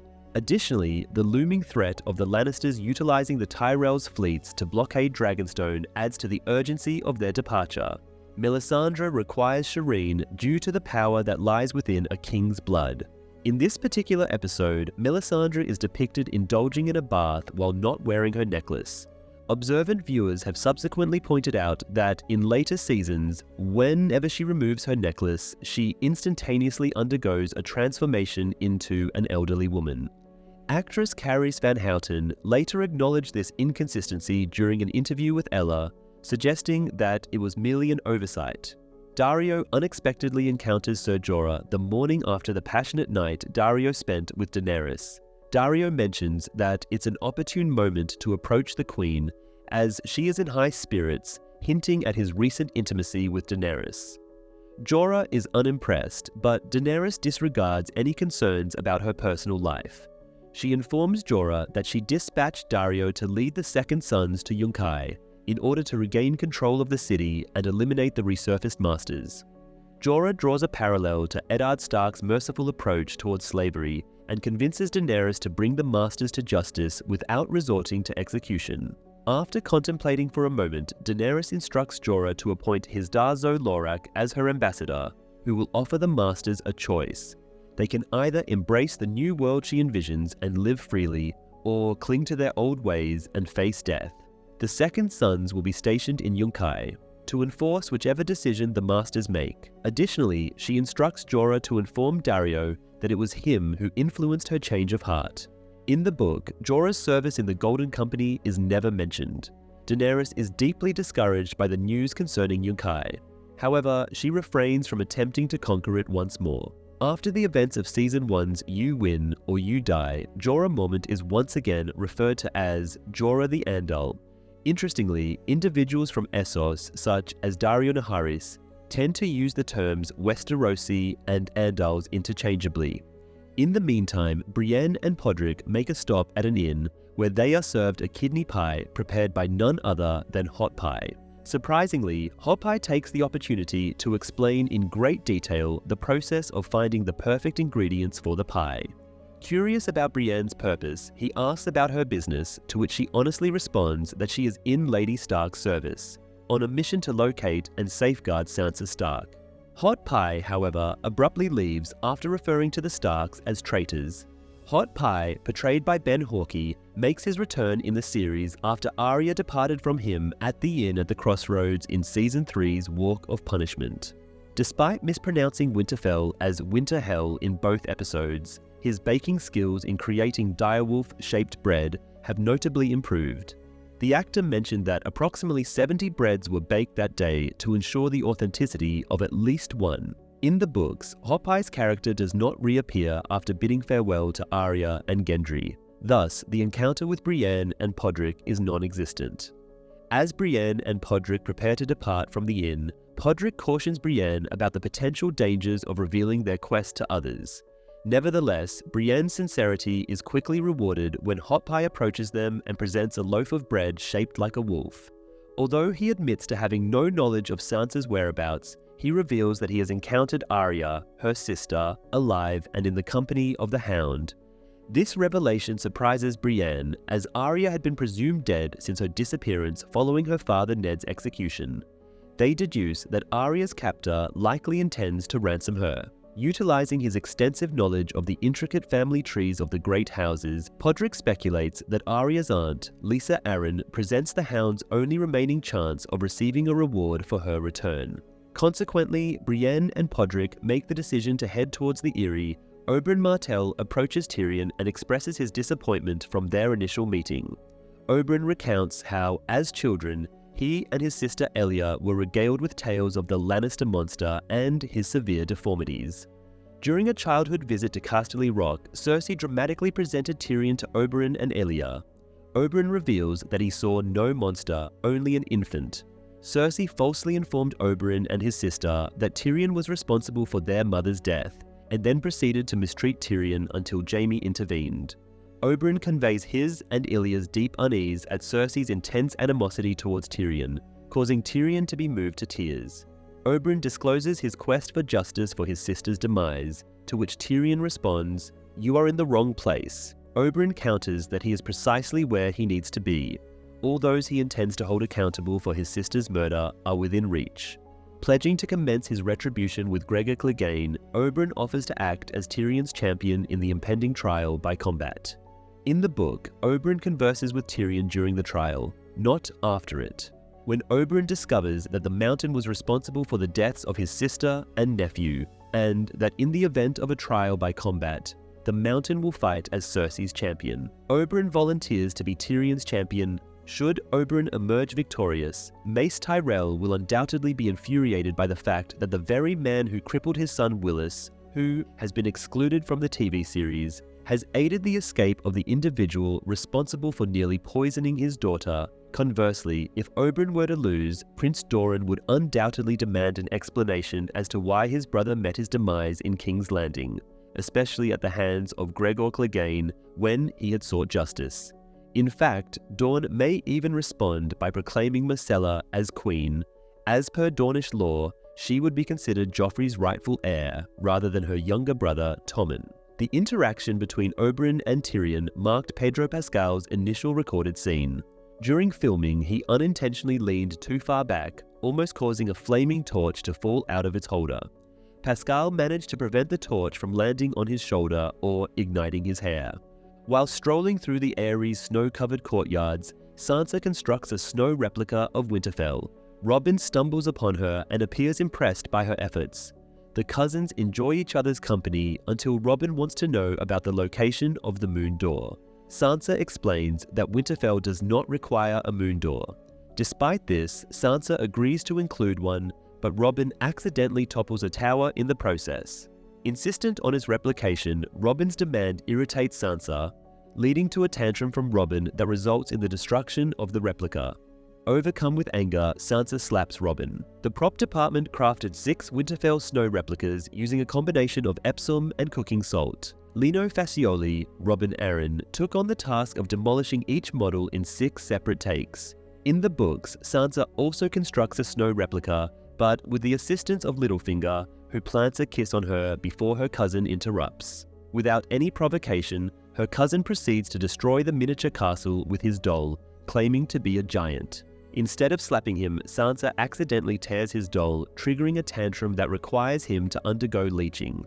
Later on, he demands 100 lemon cakes and 5 stories, but Sansa chooses to disregard her spoiled cousin. Sansa quickly regrets her actions and attempts to apologize, but before she can, Robin threatens to inform his mother and flees. Witnessing the incident, Baelish assures Sansa that he will address Lysa, stating that she should have disciplined her child earlier. Peter reflects on how he should have been a father figure to Sansa, but then proceeds to tell her that she is more beautiful than her mother Catelyn before kissing her. Shocked, Sansa does not resist. Unbeknownst to them, Lysa witnesses the kiss. Later, Sansa receives a summons from Lysa, who takes pleasure in recounting the gruesome details of executions through the moon door. Lysa then seizes Sansa and issues a threat to throw her through the opening for kissing Peter. However, Peter intervenes just in time and promises to send Sansa away. With this assurance, Lysa releases Sansa and embraces Peter. In a moment of betrayal, Lysa barely has time to process this revelation before Peter forcefully pushes her out of the moon door. As she plummets hundreds of feet below, Peter watches her descend with a cold gaze. In the books, Lysa forcefully takes Sansa to the moon door, while instructing the bard Marillion to sing loudly in order to mask Sansa's cries. However, when Littlefinger murders Lysa, he calls upon the guards and falsely accuses Marillion, who eventually admits to the crime under duress. On the other hand, in the television series, Joffrey mutilates Marillion towards the conclusion of Season 1, leaving his fate uncertain. In the book, Sansa defies Lysa's authority by firmly clutching onto her braid. Littlefinger utters the phrase, "only cat," to soothe Lysa before he guides her towards the moon door, rather than saying, "your sister." In the books, Lysa remains silent as she plummets through the moon door. Littlefinger's act of pushing Lysa through the moon door occurs at a later point in A Storm of Swords. Littlefinger, despite orchestrating the War of the Five Kings, which resulted in numerous deaths, commits his first direct murder by pushing Lysa out the moon door. The title of the episode, Mockingbird, pertains to the emblem that Littlefinger Baelish adopted for his own, which is the Mockingbird. Since he is the sole surviving member of his family, it has now become the emblem of House Baelish. In Mole's Town, having a disagreement with Gilly regarding her baby who disturbed her sleep in the middle of the night. At the same time, a group of wildlings led by Tormund, Styr, and Ygritte launch an assault on the town, leaving no survivors in their wake. Ygritte eventually finds Gilly hiding with her baby, but decides to let them live by instructing them to remain silent. The occurrence of the sack of Mole's Town in the books happens off-page. Ygritte did not encounter Gilly in the novels since she and Sam did not reach Castle Black until after the battle had concluded, and they had not travelled through Mole's Town. News has reached Castle Black from Mole's Town, causing Sam to worry about Gilly. He blames himself for bringing her to the town instead of keeping her safe at Castle Black. Gren expresses his anger towards them for hiding in the castle instead of assisting their fellow brothers in the neighbouring towns. Jon Snow explains that they cannot go out and fight against the wildlings, as that is exactly what the enemy wants. Piper and Ed try to console Sam by suggesting that Gilly might be alive and in hiding, as she has survived difficult situations in the past, such as living with Craster, making a long journey to the Wall, and even encountering a White Walker. This gives Sam a glimmer of hope that Gilly and her baby may have survived. Jon acknowledges that they face a larger problem. If Mole's Town has been destroyed, Castle Black will be next. Furthermore, the remaining Black brothers are vastly outnumbered by Mance Rayder's army, with a ratio of 1,000 to 1. Ed adds that if the wildlings don't kill them all, there is an even greater threat behind them that will finish the job. He requests that whoever is the last survivor of their group should burn the others, as he does not want to return as a dead man. In the books, the town is nearly empty upon the wildlings' arrival, as the Night's Watch had alerted the residents, leading most of them to seek shelter at Castle Black. Blackjack, Kegs, and Mully are present at the castle as well. While swimming alongside his fellow Unsullied outside Meereen, Grey Worm catches sight of Missandei and several other women bathing in the river in their natural state. As their eyes meet, Missandei slowly rises to her feet, allowing him a glimpse before modestly covering herself. Later, Daenerys questions Missandei about whether she believes Grey Worm was spying on her. Missandei denies it, and Daenerys remarks that the Dothraki have no reservations when it comes to nudity or public displays of affection, explaining that Grey Worm, like all Unsullied, has no interest in women.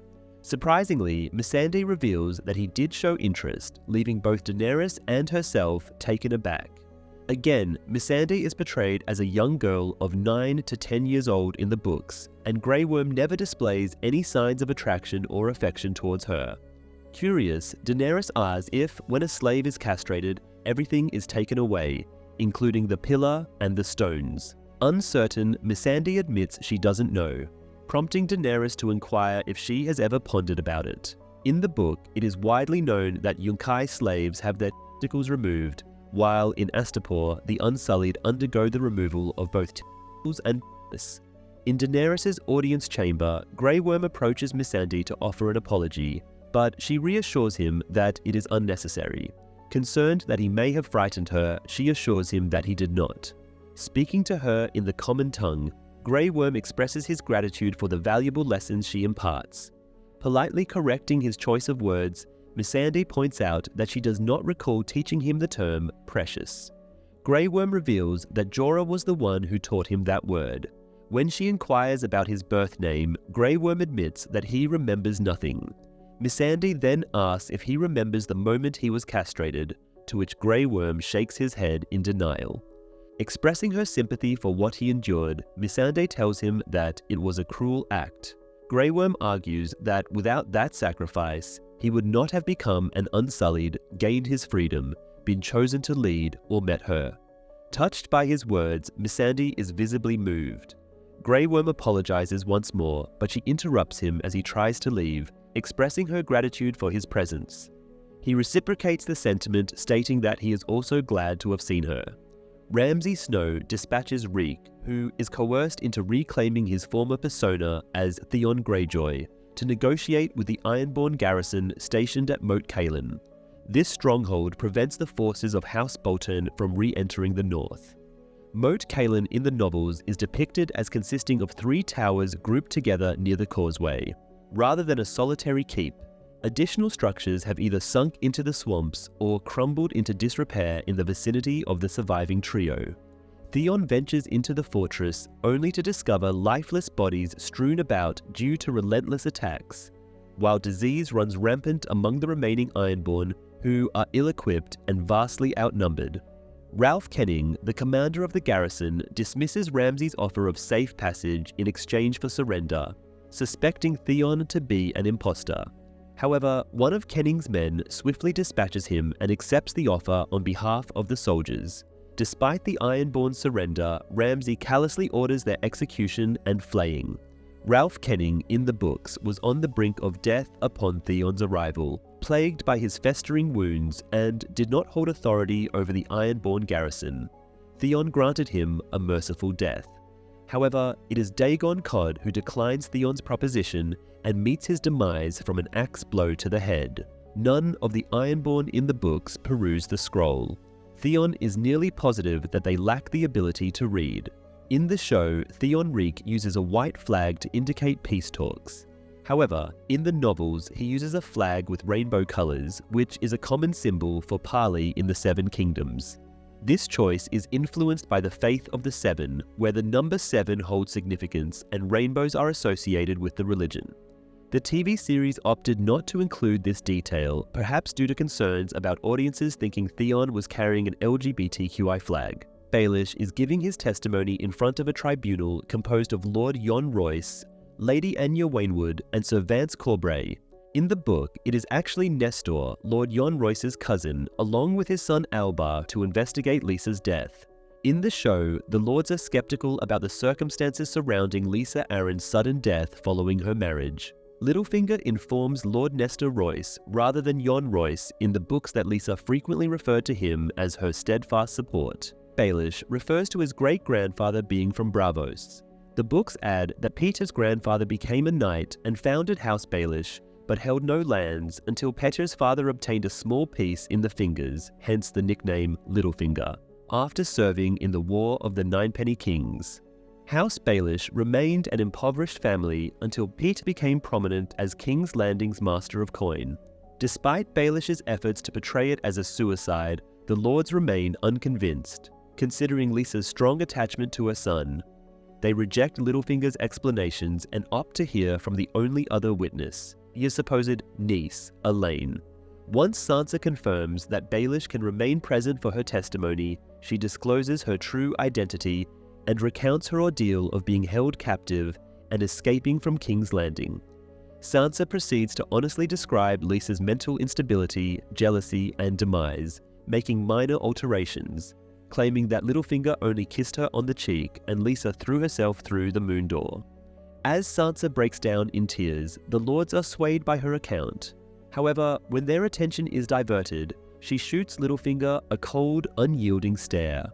Sansa brings up Waymar Royce, the son of Lord Royce, who met his demise at the hands of a White Walker in the opening episode of the show Winter is Coming. In the book, the renowned vocalist Marillion was in attendance when Littlefinger forcefully propelled Lysa out of the moon door. By subjecting Marillion to torment, Littlefinger coerced him into admitting that he was the one who pushed her. This was facilitated by the fact that Marillion was despised by all the Lords of the Vale due to his incessant mockery of them. Thus, Nestor Royce had no difficulty in believing his culpability, or so he pretends. In the book, it is Littlefinger, not Sansa, who adeptly deceives Lord Nestor Royce regarding Lysa's demise. Furthermore, Sansa never discloses her true identity to him or any of the lords in the Vale. Lord Jon Royce and Lady Anya Waynwood arrive at the Eyrie not to investigate Lysa's demise, but to compel Littlefinger's departure from the Vale and surrender Lysa's son to them. Accompanying them are 4 additional lords: Lord Gilwood Hunter, Lord Horton Redfoot, Lord Benedar Belmore, and Sir Simon Templeton. Sir Lyn Corbray is also in attendance. However, Littlefinger outmaneuvers them all to stay as regent. Sir Barristan Selmy is observing the Unsullied removing the bodies of the crucified masters outside Meereen. A young boy hands him a scroll with a hand seal. After reading the contents, he approaches Ser Jorah with a royal pardon signed by King Robert Baratheon.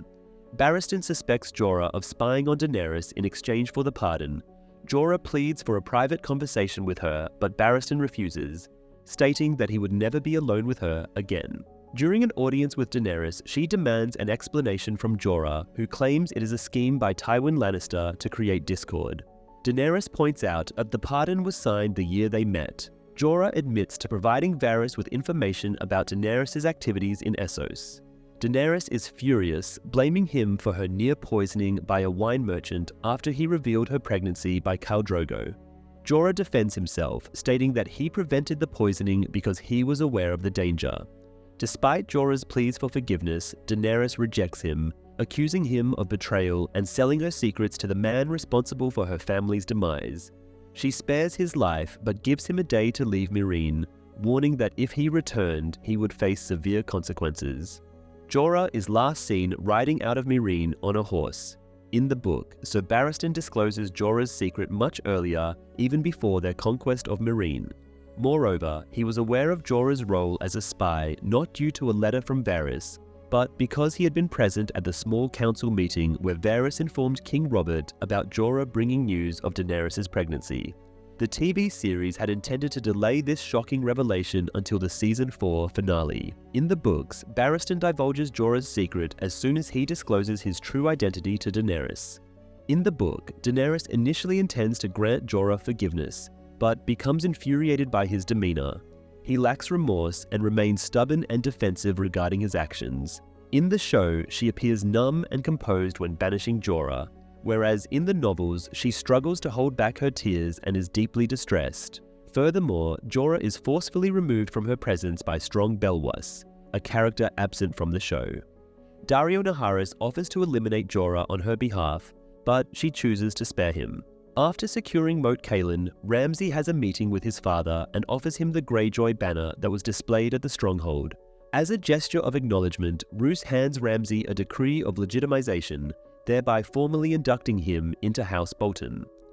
Overjoyed by the prospect of inheriting his father's title as Warden of the North, Ramsay and Reek join Roose's troops as they head towards their ultimate destination, the remains of Winterfell.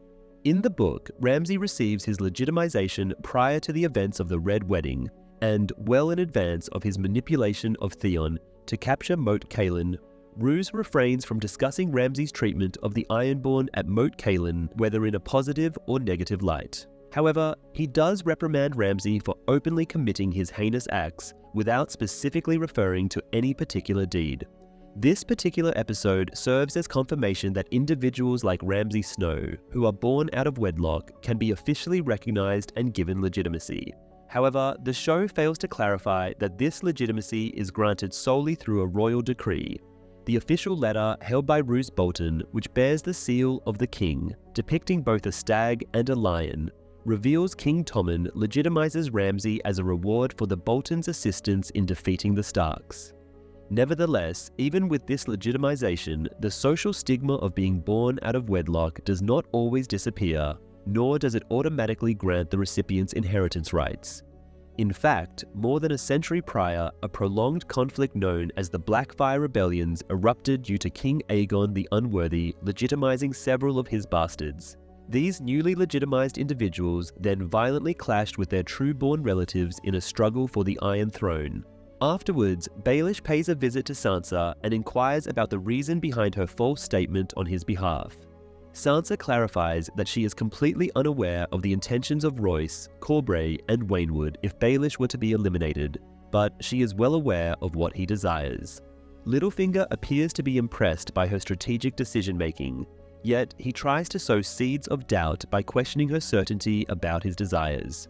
Subsequently, as Littlefinger and Robin get ready to embark on a journey across the Vale, Sansa, with her raven-coloured hair, joins them while donning a black dress adorned with feathers and featuring a plunging neckline. Littlefinger ominously forewarns Robin that individuals meet their demise at their dinner tables, in their beds, on their chamber pots.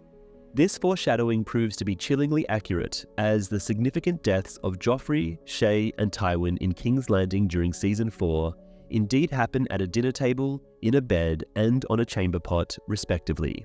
Despite the agreement made with the Lords of the Vale regarding Robin's tour of the Vale, the immediate cause for Robin and Sansa leaving the Eyrie is not related to this. The impending arrival of winter is the main factor, as the freezing over of the entire mountaintop and the blockage of the road by snow make the stronghold uninhabitable. Sandor Clegane and Arya Stark reach the Bloody Gate of the Eyrie and receive news of Lysa's demise from Sir Donal Waynwood.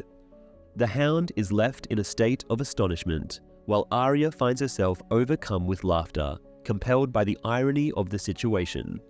Arya and the Hound's journey in the books takes a different turn compared to the TV series. Although the Hound initially intends to take Arya to the Eyrie, their plans are thwarted when they reach the Mountains of the Moon in the Vale. The villagers inform them that the roads are impassable due to heavy snow and frost, and the presence of dangerous hill tribes who are engaged in robbery and murder, forcing the Hound to abandon his plan. Instead, he devises a new strategy to reach the Eyrie by boarding a ship at Solpans. However, his journey is cut short as he collapses along the way. Furthermore, in the books, Arya learns about her Aunt Lysa's demise much later than in the show. It is during a casual conversation with sailors in Braavos that she comes to know about it. Interestingly, she remains indifferent upon hearing this news as well. Prior to his trial by combat, Tyrion and Jaime engage in a final toast within the confines of Tyrion's cell, where they reflect on the memories of their simple-minded cousin, Orson Lannister. Orson's peculiar pastime involved relentlessly crushing beetles with a rock. Tyrion shares with Jaime his futile attempts to comprehend Orson's motivations, as he would observe him day after day. However, despite his efforts, Tyrion confesses that he was never able to grasp any understanding. Curious about Jaime's perspective, Tyrion inquires whether he believes Oberyn has a chance in the upcoming battle. Unfortunately, Jaime's response lacks optimism. As the sound of a bell resonates, signaling the arrival of daybreak in the city, Jaime bids farewell to his brother, wishing him luck. Orson Lannister is not a character found in the novels, and the lengthy monologue by Tyrion regarding Orson's beetle-killing habit is not present in the books either. The writers clarified that they included this scene to allow Tyrion to contemplate the existence of senseless violence in the world while facing his own impending death. However, there have been suggestions that this scene may have been influenced by a similar scene in Stanley Kubrick's renowned war film, Paths of Glory. The writers and production team have openly expressed their admiration for Kubrick's movie and drew inspiration from it when portraying war scenes in the show. The writer might also be making fun of Orson Scott Card in this scene. Lannister guards lead Tyrion to the arena where a large crowd has gathered. He becomes anxious upon seeing Oberyn without a helmet, drinking, and wearing light armor compared to Sir Gregor Clegane, who is fully clad in heavy armor and wielding a greatsword. Despite Tyrion's worries, Oberyn assures him that he always drinks before a fight and values speed over protection. Tyrion expresses disapproval, stating, "You never drink before a fight." Oberyn playfully responds, "Did you pick that up during your time in the fighting pits?" Interestingly, in the episode Baelor, Tyrion participates in a drinking game the evening before a battle, and later on in the series, he finds himself in the fighting pits, ultimately being rescued by Daenerys' clemency. In the book, prior to the trial by combat, Oberyn proposes to Tyrion that they travel to Dorne together afterwards, where they plan to crown Myrcella as queen, as she is the rightful heir according to Dornish law, not Tommen. Oberyn also discloses that his mother and Tyrion's mother Joanna were friends who had arranged for Jaime to marry Elia Martell and Cersei to marry Oberyn. However, Tywin rejected both proposals after Joanna's death, insisting that Cersei marry Rhaegar, the Mad King's son. Despite Tywin's wishes, the Mad King ultimately chose Elia as Rhaegar's wife. Much to Tywin's displeasure, Oberyn suspects that Tywin ordered the Mountain to kill Elia as a response to this perceived insult, even though Tywin maintained that Elia's death was not intentional, as he had not explicitly commanded the Mountain to spare her. In the book, Oberyn justifies his preference for using a spear despite Tyrion's objections. He explains that the spear allows him to maintain a safe distance from the Mountain and exploit the weak points in his armor. Oberyn takes the precaution of warning Tyrion not to touch the poison-coated spearhead. Both Oberyn and Clegane wear helmets and carry shields, but Clegane wields a greatsword with one hand, a feat that ordinary men can only accomplish with both hands. As Gregor and his squire approach the arena, Ellaria expresses concern about the Mountain's size, while Oberyn remains confident in his victory. This is the first time the moniker, the Red Viper of Oberyn Martell, is referenced on screen. Grand Maester Pycelle starts a lengthy speech invoking the god's favor for the innocent, but Tywin Lannister interrupts him and initiates the trial by combat. In the book, the High Septon delivers the pre-fight address instead of Grand Maester Pycelle, and he is not interrupted by Tywin. After captivating the crowd with his impressive acrobatic spear maneuvers, Oberyn launches a relentless attack on Gregor, skillfully evading the knight's attempts to strike back. With each evasion, Oberyn taunts Gregor by reminding him of his involvement in the brutal murder of his sister, Elia Martell, and her innocent children. He demands a confession from Gregor, further fueling Clegane's anger. As the intense battle unfolds, Oberyn successfully inflicts severe injuries on Gregor. He first stabs him in the chest, then severs his Achilles tendon, and finally impales him with his spear, pinning him to the ground. Across the arena, Jaime and Tyrion exchange a relieved smile, witnessing Oberyn's triumph. However, Oberyn's fury remains unabated as he circles around the defeated Gregor, demanding that he confess to the heinous crimes of murdering Elia and her children, as well as Elia, all under the orders of Tywin. In the book, Oberyn solely accuses the Mountain of his sister and her children's deaths without implicating Tywin. As the battle progresses, Clegane visibly grows tired and frustrated, particularly after crashing into the crowd and ruthlessly attacking a stable boy. Oberyn strategically targets vulnerable areas beneath the Mountain's armpit and behind his knee, inflicting severe wounds. Eventually, Oberyn impales the Mountain with his spear, shattering it in the process. In the show, Oberyn finds himself standing too close to a seemingly defeated opponent, allowing Gregor to trip him and seize him. Enraged, Gregor seizes Oberyn by the throat, lifting him off the ground and shattering most of his teeth with a powerful blow. Straddling Oberyn, Gregor confesses to raping and killing Ilya as he gouges out Oberyn's eyes with his thumbs and crushes the Viper's skull between his hands, claiming he did the same to his sister. Ellaria's horrified screams fill the air, silencing the crowd in shock. In order to portray Oberyn's crushed skull, a dummy was positioned on the ground and adorned with artificial blood. Pedro Pascal's face was then digitally superimposed onto the dummy's face during post-production. In the previous episode of Mockingbird, Bronn, Jerome Flynn, contemplated his strategy for defeating the Mountain. Perhaps I could outmaneuver him, tire him out with my speed, causing him to drop his sword, and then find a way to bring him down. However, one wrong move, and it's over for me. Ironically, he was inadvertently predicting the outcome of the fight between Oberyn and the Mountain. It is widely accepted among scientists that the depicted act of breaking a skull, even by someone as strong as the Mountain, would be deemed impossible. The human skull possesses such remarkable strength that it would require an immense amount of pressure, approximately 500 kilograms or 1,100 pounds, to cause it to crack. In theory, a man weighing 500 kilograms could potentially break a skull by exerting his entire weight upon it. However, the actor who portrays the Mountain weighs a comparatively lesser 190 kilograms, 419 pounds. Even if he were to apply all his weight and arm pressure onto a skull, he would not be capable of breaking it like that. The battle between the Mountain and Oberyn took place at the Belvedere, a hotel from the 1980s located in Dubrovnik, Croatia, which had been bombed and abandoned during the Yugoslavian conflict. Prior to filming, the walls covered in graffiti had to be cleaned. The set was quite warm, causing issues for the actors.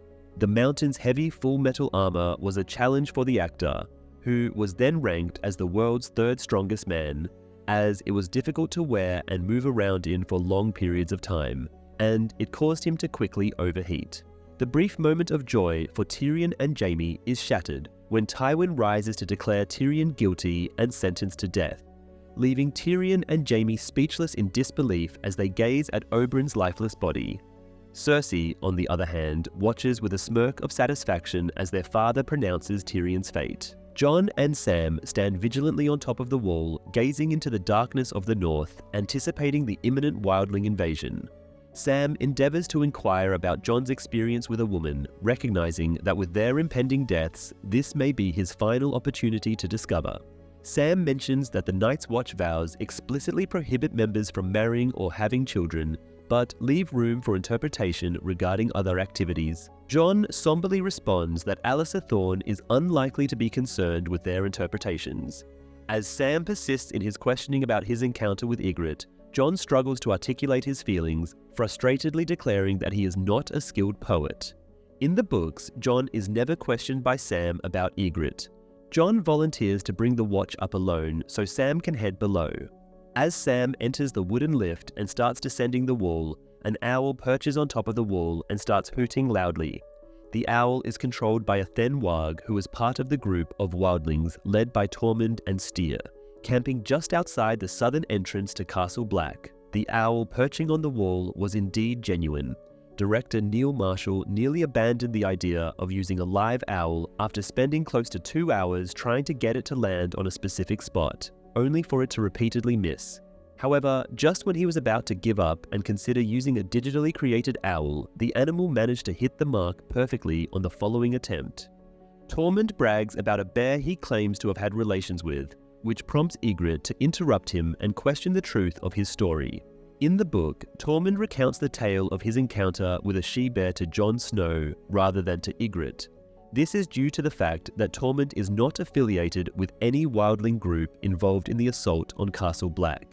Ygritte expresses her focus on shooting as many arrows into the hearts of crows as possible.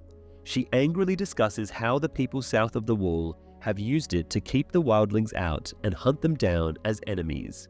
She declares that now the wildlings are the hunters and the southerners are their prey. Styr sarcastically remarks that Ygritte talks more about killing than she actually shoots arrows. Ygritte defends herself by stating that she killed just as many people at Molestown as Styr did, but he points out that none of them were her former lover. He taunts her by suggesting that when she sees him, she will probably offer him a piece of ginger minge, provoking her to stand up in anger. Ygritte confronts Styr, expressing her desire to personally kill Jon Snow, and warns the others in the camp that she is prepared to shoot anyone who tries to harm him. Outside the camp, an unidentified figure carrying something walks past the wildlings without being noticed. In the meantime, Sam finds himself caught in the act of reading a book about wildlings by Maester Aemon. Aemon accurately deduces that Sam's interest in the book stems from his curiosity about what fate may have befallen Gilly if she had fallen into the hands of the wildlings during the attack on Molestown. In the book, Sam has never shown any interest in reading books about wildlings, as he prefers to focus on other subjects. In the show, Aemon also speculates that Sam's deep concern for Gilly's well-being is a result of his love for her, despite Sam's insistence otherwise. Aemon reflects on his own past love, remarking that he can still vividly envision her and that she feels more tangible than Sam himself. Maester Aemon informs Sam that he is Aemon Targaryen, suggesting that he had disclosed this information to Sam at an undisclosed time after revealing it to Jon in Season 1's Baelor. The tale he shares about a past love interest is a creation of the show, leading to speculation that the girl in question could have been Olenna Tyrell, then known as Redwine, who mentioned in this season's Oathkeeper that she was once engaged to a Targaryen. However, it is improbable as Aemon describes the girl as being forward in her advances, while Olenna admitted to not favouring the Targaryen and instead seducing her future husband to break off the betrothal. Additionally, Aemon is significantly older than Olenna by 30 years. In the books, the Targaryen involved was Daeron Targaryen, Aemon's nephew, a detail that was omitted from the show's storyline. After being dismissed by Aemon, Sam exits the Maester's chambers only to hear Gilly pleading at the gate to be allowed inside, revealing that she survived the massacre in Mole's Town. Pip tries to deny her entry, citing that he is prohibited from opening the gate under any circumstances. However, Sam forcefully demands that Pip let her in, causing Pip to relent and grant her access. In the books, many of the villagers in Mole's Town have joined forces with the Night's Watch in the ensuing battle. Sam assures Gilly that he will accompany her wherever she goes next, but their reunion is abruptly interrupted by 2 blasts from the horn, signaling the commencement of Mance's wildling army's assault. Sam hurries to safely bring Gilly inside the castle while his fellow Night's Watch brothers prepare for the imminent wildling attack. In the book, Sam and Gilly had not yet made their way back to Castle Black when the battle took place. On the wall, Jon hears the horn blowing and gazes northward, observing a massive blaze in the distance, just as Mance had foretold. Meanwhile, south of the wall, the Thenwarg's owl also catches sight of the fire and alerts Styr and Tormund that the time to strike Castle Black has arrived. Jon approaches Sir Alliser Thorne, who eventually concedes and acknowledges that they should have listened to Jon's counsel and secured the gates. He somberly reflects on the challenges of leadership, noting that it often involves being questioned by every clever little twit with a mouth, and that self-doubt can lead to downfall. Steadying himself for the imminent siege, Thorne begins issuing commands to the archers, instructing them to ready themselves to repel the approaching attackers. In the book, Castle Black is not simultaneously attacked by the wildlings on both sides of the wall. The wildlings located south of the wall initiate the attack and are subsequently defeated, followed by Mance launching his assault from the north shortly thereafter. Gilly implores Sam to stay with her, as he had promised, but he is unable to fulfill that commitment due to his duty as a brother of the Night's Watch to defend the wall.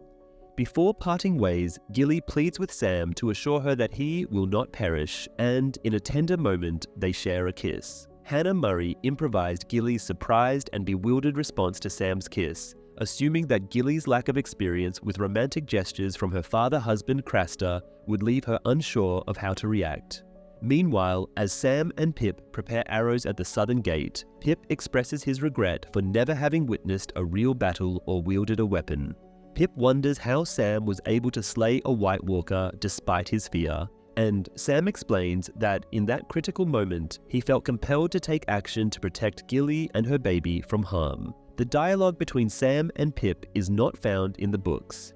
In the meantime, Ygritte discreetly observes the castle in order to assess the number of defenders. She informs the other wildlings that the majority of the guards are positioned at the top of the wall, leaving only a few within the castle. Without hesitation, the group swiftly makes their way towards the southern gate of Castle Black, while Ygritte appears to have some reservations.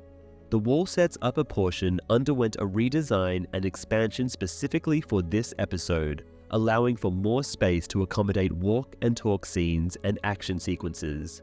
Drawing inspiration from the trenches featured in Paths of Glory, 1957, the design was enhanced by being enclosed by the largest green screen in Europe, enabling the incorporation of digital backgrounds seamlessly. North of the wall, the formidable wildling army emerges from the forest with giants mounted on mammoths among their ranks. Alliser commands the archers on the wall to prepare their arrows, but they hesitate, and instead, Gren accidentally drops a barrel over the wall. Alliser, filled with anger, drills his men on the importance of following orders correctly, just as another horn is blown from below at Castle Black. This unexpected signal indicates the arrival of Tormund's group of wildlings at the southern entrance of the castle. Recognizing the urgent need for skilled fighters to defend the keep against this surprise attack, Alliser instructs Janos Slynt to take charge of the wall's defenses and descends to join the chaotic battle below. The initial sighting of mammoths was a momentous occasion, and director Neil Marshall meticulously orchestrated their computer-generated presence to appear as authentic as possible. To achieve this, the scenes were meticulously rehearsed with 4 individuals donning green lurker suits to simulate the movement of the creature's legs. This allowed the actors to navigate around the mammoth convincingly. Subsequently, the scenes were filmed without the green screen, and the digitally rendered mammoth was seamlessly integrated into the vacant space. Ian White portrays the character of Dongo the Giant in the show, marking his third role after playing a White Walker and Gregor the Mountain Clegane. Tormund and Styre's forces make a fierce charge towards the gate, while Ygritte, acting as a skilled sniper, successfully eliminates several defenders with her bow. Pip struggles with his aim while firing a crossbow, prompting Sam to help him reload another crossbow. The wildlings manage to reach the walls of Castle Black and start climbing them using grappling hooks and ropes, forcing Sam and Pip to fall back. Alliser Thorne arrives with reinforcements from the top of the wall using the wooden lift system operated by Ollie. Alliser delivers a powerful speech, instilling hope in the Night's Watch and Castle Black, ensuring their survival. Alliser's words inspire the Black Brothers, and Alliser takes charge in leading the counterattack against the wildlings who have breached the defenses of Castle Black, resulting in a fierce battle unfolding in the courtyard. On the northern side of the wall, a group of wildlings led by two giants, one of whom is riding a mammoth, charges towards the outer gate of Castle Black. Atop the wall, Janos Slynt, lacking any real leadership experience, becomes overwhelmed at the sight of the massive wildling army and struggles to give coherent orders. Gren intervenes by falsely stating that Alliser requires Janos to return below. Janos falls for the deception and departs, allowing Jon to assume command of the wall's defenses. The members of the Night's Watch continue to unleash a barrage of arrows upon the advancing wildlings, even managing to kill those attempting to scale the wall. The novel portrays the wildlings using covered battering rams to shield themselves from arrow fire. However, these rams are ultimately destroyed by barrels filled with ice and stone that are thrown from above. Dongo, armed with a colossal bow, successfully launches a massive arrow at one of the bunkers situated on top of the wall, completely obliterating it and causing the death of the Black Brother manning it. The force of the giant's arrow propels the Black Brother off the wall and onto the other side, where he is forcefully thrust into the ground. In the book, Sir Alliser and Janos Slynt are both absent from the wall at the beginning of the battle. They only arrive much later in the battle, and their presence does not contribute anything significant, instead causing interference. In the book, the Night's Watch's main forces are drawn to the west by an assault on the Bridge of Skulls near the Shadow Tower in the books, leaving Castle Black with limited fighting men. Sir Alliser and Janos Slynt arrive from Eastwatch by the Sea with reinforcements following the defeat of Styr's raiders. In the novel, the one-armed blacksmith Donal Noye takes charge of the initial defense atop the wall, yet similar to Alliser Thorne in the television adaptation, he relinquishes command to Jon when assistance is required below. In Castle Black, the ongoing battle between the wildlings and the Night's Watch persists. Styre and Ygritte relentlessly eliminate multiple Black Brothers. During the chaos, a faction of wildlings manages to infiltrate Castle Black's dining hall. A Black Brother swiftly ends the life of one wildling by scalding him with boiling stew and bludgeoning him to death with a pot. Unfazed, Hobb, the skilled cook of Castle Black, calmly enters the dining hall and dispatches a wildling using his formidable butcher's knife. Meanwhile, Janos Slynt, displaying his cowardice, seeks refuge in a storage room where he unexpectedly encounters Gilly and her infant. The battle's figures differ slightly between the books and the TV series. In the books, the wildling host is estimated to have around 20,000 to 30,000 warriors, with a significant portion being women and children. The Night's Watch, after the Fist of the First Men disaster, has around 700 men, with only 41 left to defend Castle Black upon Jon's return, mostly comprising older, inexperienced, or disabled brothers, along with some Molestown refugees who could handle a crossbow.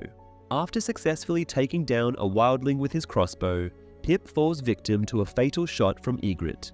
Sam stays by Pip's side, offering comfort until his final moments. As Sam makes his way towards Castle Black's lift system, he encounters the Then Wag.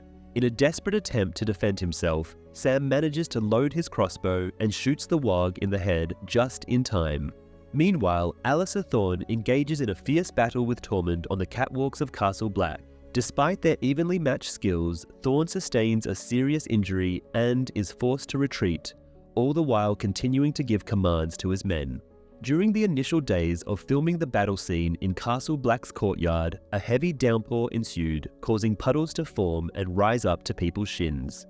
Despite the unfavorable weather conditions, the production team decided to carry on with the shoot, unwilling to lose a day's worth of work. The Night's Watch members defending the wall successfully fend off the majority of the wildlings attempting to breach the outer gate. However, a single giant breaks through, causing significant damage by relentlessly pounding the gate with his fist and starting to lift it on his own. Jon realizes that the inner gate is no match for the colossal giant, so he orders a team of Black brothers under Gren's command to defend it at all costs.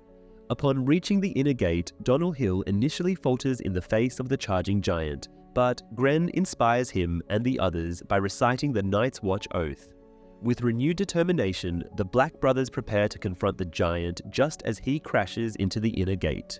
In the book, Donal Noye plays a crucial role in defending the tunnel, ultimately being the one to slay the giant, not Gren. To create the illusion of a larger giant on screen, a smaller ice tunnel was constructed for the show, allowing 7-foot stuntmen portraying Mag the Mighty to appear as towering 14-foot giants.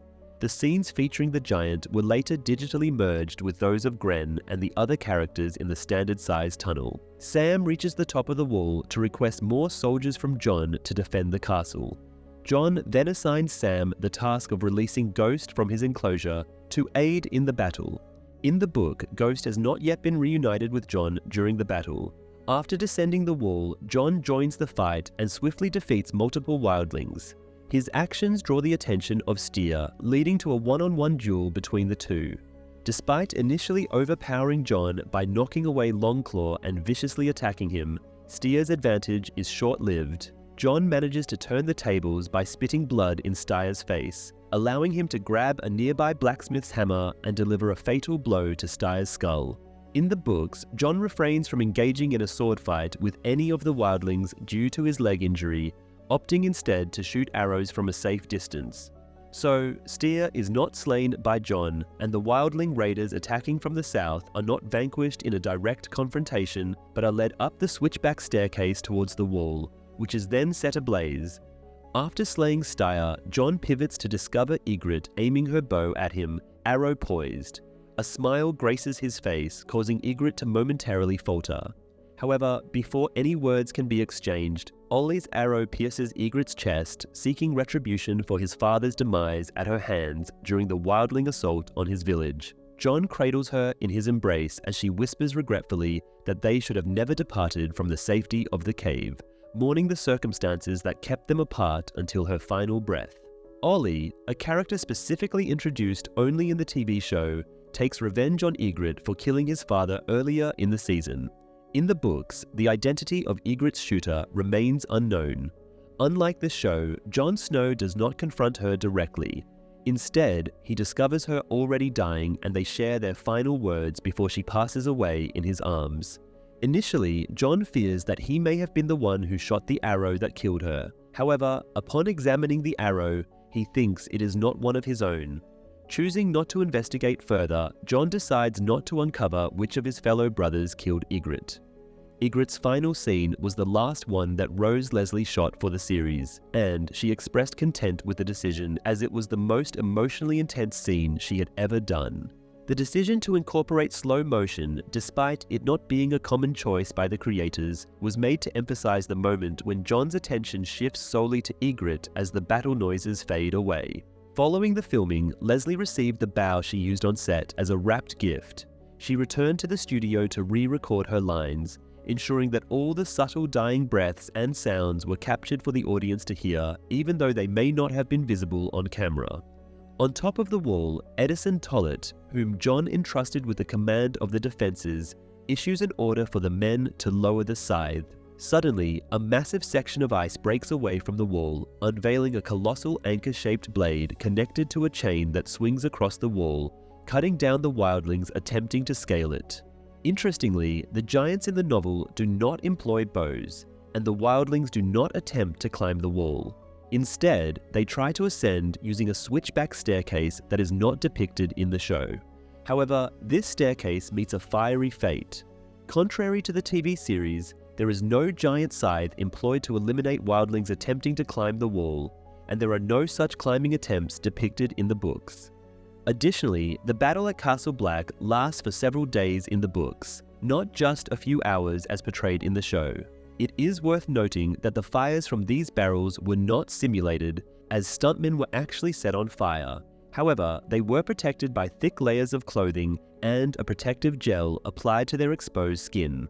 Edison observes that the wildling forces are starting to retreat into the haunted forest, declaring that they have momentarily halted their advance. However, he acknowledges that the wildlings still outnumber the Black Brothers by a ratio of 1,000 to 1, emphasizing that Mance was merely testing their defenses. However, in the books, the ratio is closer to 50 to 1, still leaving them severely outnumbered. Meanwhile, in the courtyard below, Tormund, heavily wounded and surrounded, valiantly continues to fight as the sole surviving wildling in Castle Black. Unlike the TV series, Tormund remains with Mance during the battle and manages to avoid being captured. Eventually, Jon manages to subdue him with a crossbow and takes him captive on behalf of the Night's Watch for interrogation. Keeping his promise, Sam reunites with Gilly and comes across Janos Slynt, who cowardly hid throughout the entire battle. Against all odds, the Night's Watch has successfully repelled Mance Rayder's forces, at least for the time being. The battle scene, which lasted over a minute and captured in 360-degree view, required 3.5 weeks to plan and film. Director Neil Marshall decided to include it after being impressed by the Castle Black set and the action sequences.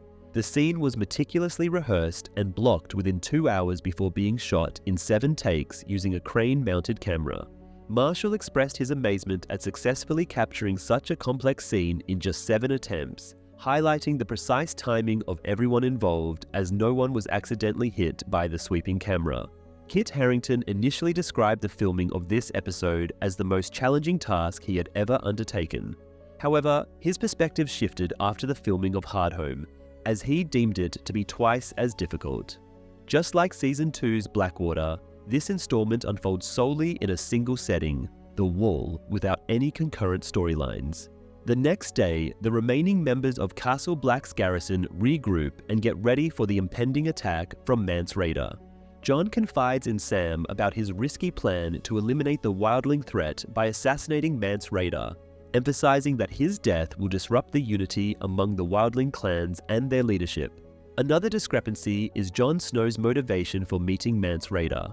In the books, he is coerced by Sir Alliser and Slynt, who accuse him of treachery, to confront Mance, unlike the TV series where Jon goes willingly.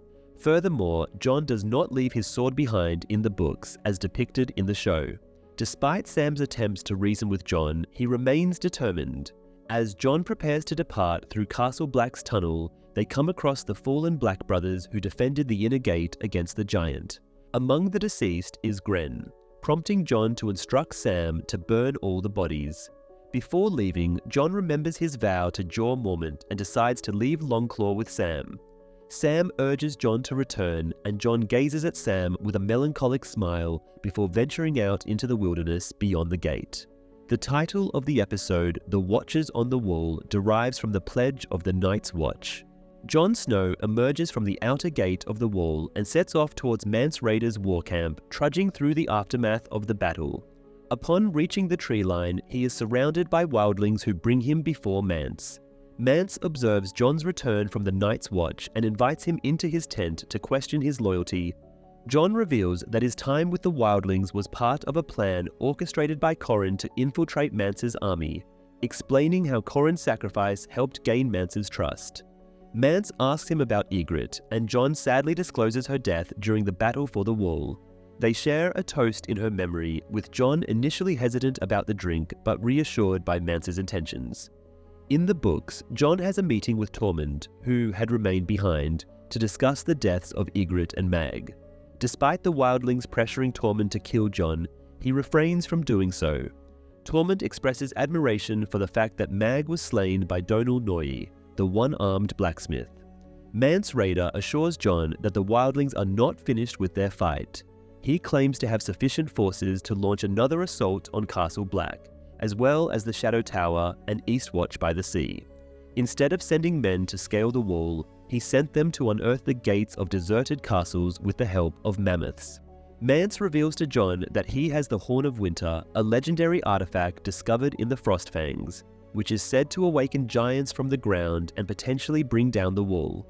Mance threatens to use it unless the Night's Watch surrenders within 3 days, explaining that he would rather not resort to such measures as it would leave them defenseless against the others, White Walkers in the TV series. In the show, the conversation shifts to the giant Mag the Mighty who perished at the hands of Jon's friend Gren. Mance reflects on the giant's significance as the last of his bloodline, while Jon humorously contrasts Gren's humble origins.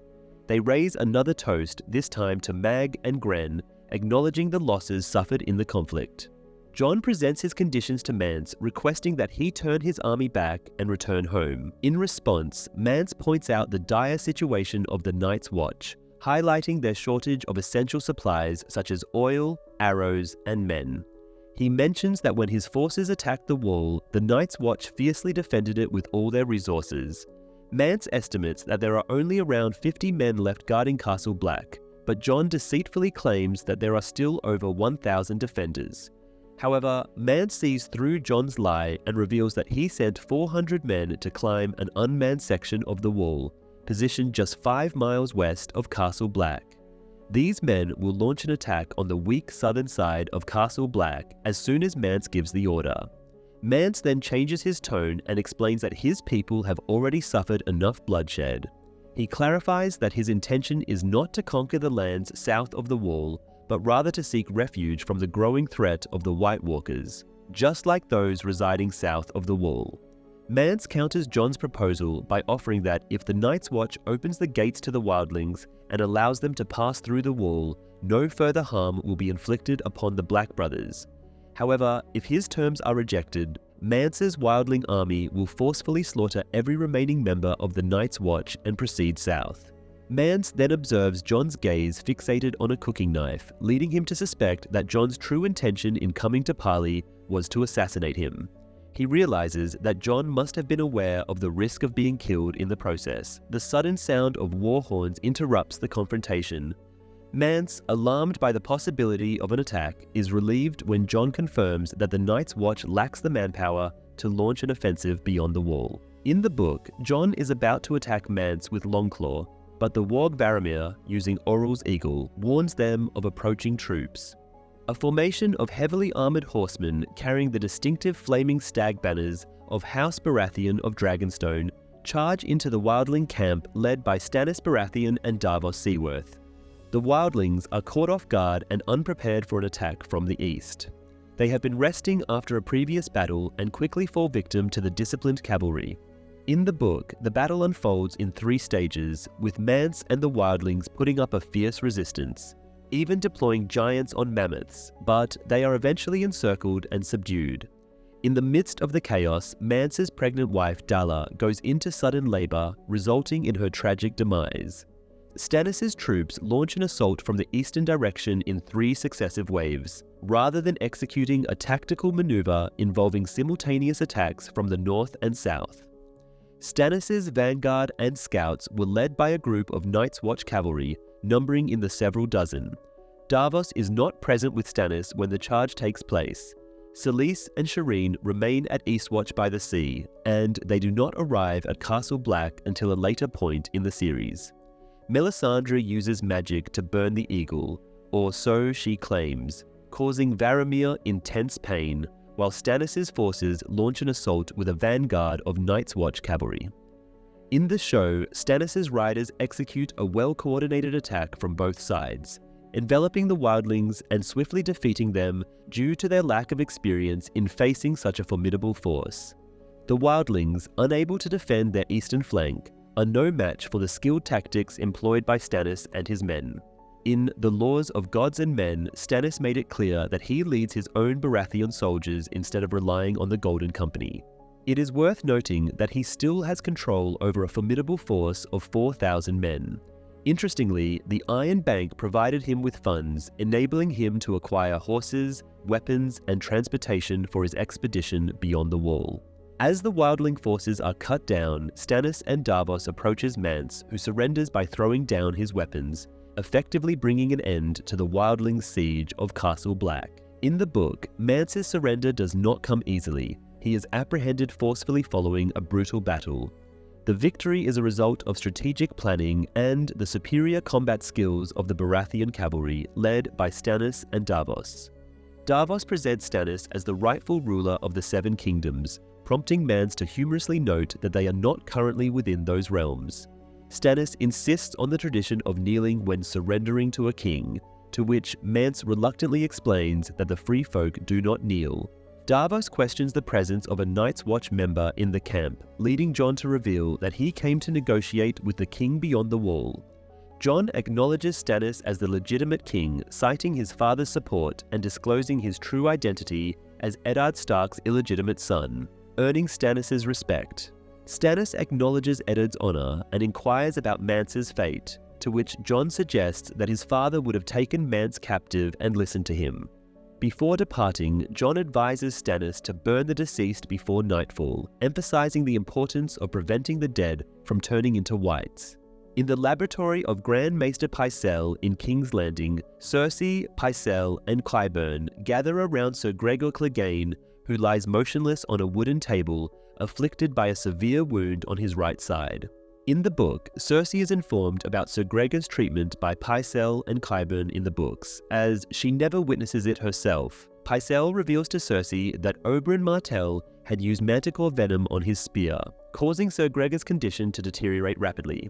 The wounds fester and emit a putrid odor, leaving Pycelle with no hope for his recovery. However, Qyburn, despite not being a maester, insists that he can save Gregor using unconventional methods. Pycelle dismisses Qyburn's arrogance, reminding him of his expulsion from the Citadel due to dangerous and unnatural experiments.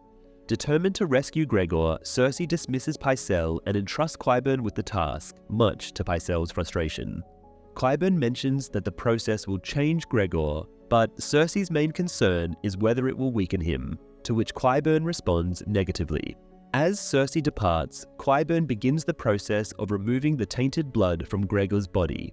In the book, the Mountain fell victim to the venom of a manticore, the very same creature employed by the warlocks of Qarth when they attempted to poison Daenerys in Astapor. It is highly probable that Oberyn's squire, while polishing the blade, applied the poison to his spears. Also in the book, Qyburn and Pycelle engage in a debate regarding whether the venom is truly that of a manticore, as it typically brings about death within minutes of reaching the heart. Qyburn, however, believes that Oberyn, who possessed extensive knowledge of poisons and consistently coated his weapons with them, hence his moniker, the Red Viper, enhanced the poison using dark arts to prolong the suffering. Consequently, the Mountain endures constant agony and is unable to find respite in sleep.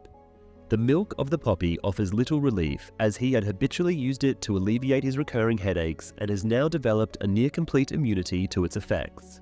In light of his incessant screams, Cersei orders his relocation to the basement and insists on him being gagged to prevent him from biting off his own tongue. Pycelle makes a request to detain the remaining Dornishmen in King's Landing in order to determine the type of poison used by Oberyn while treating Gregor. However, Tywin firmly rejects this request, stating that there will already be sufficient trouble with Sunspear due to Oberyn's death. Following Gregor's public confession of his involvement in the murders of Elia and Aegon, which Tywin had previously dismissed as mere rumors, Tywin himself, not Cersei, instructs Pycelle, not Qyburn, to ensure Gregor's recovery to a certain extent. This is done so that Elend Payne can later execute him publicly, thereby appeasing House Martell. Tywin fears that if this is not done, the Martells might potentially align with Stannis and prolong the war for several more years. During the filming of Episode 8, the actor who plays the Mountain experienced extreme exhaustion due to the intense fight scenes. In fact, he was so worn out that he unintentionally fell asleep during the scene where his character is comatose. As a result, he had to be woken up multiple times as his snoring was causing disruptions in Lena Headey's delivery of lines. Cersei confronts Tywin, adamantly refusing to accept a marriage to Sir Loras Tyrell. Despite Tywin's attempts to shut down the conversation, Cersei persists, revealing that it is not just about her lack of affection for Loras. She accuses Tywin of planning to send her away to Highgarden, separating her from her son Tommen and leaving him vulnerable to manipulation by Margaery and Tywin himself. In the book, Cersei was never promised to Loras, despite Cersei reluctantly agreeing to consider other suitors. Tywin plans to send Cersei back to Casterly Rock to prevent her from influencing Tommen's upbringing.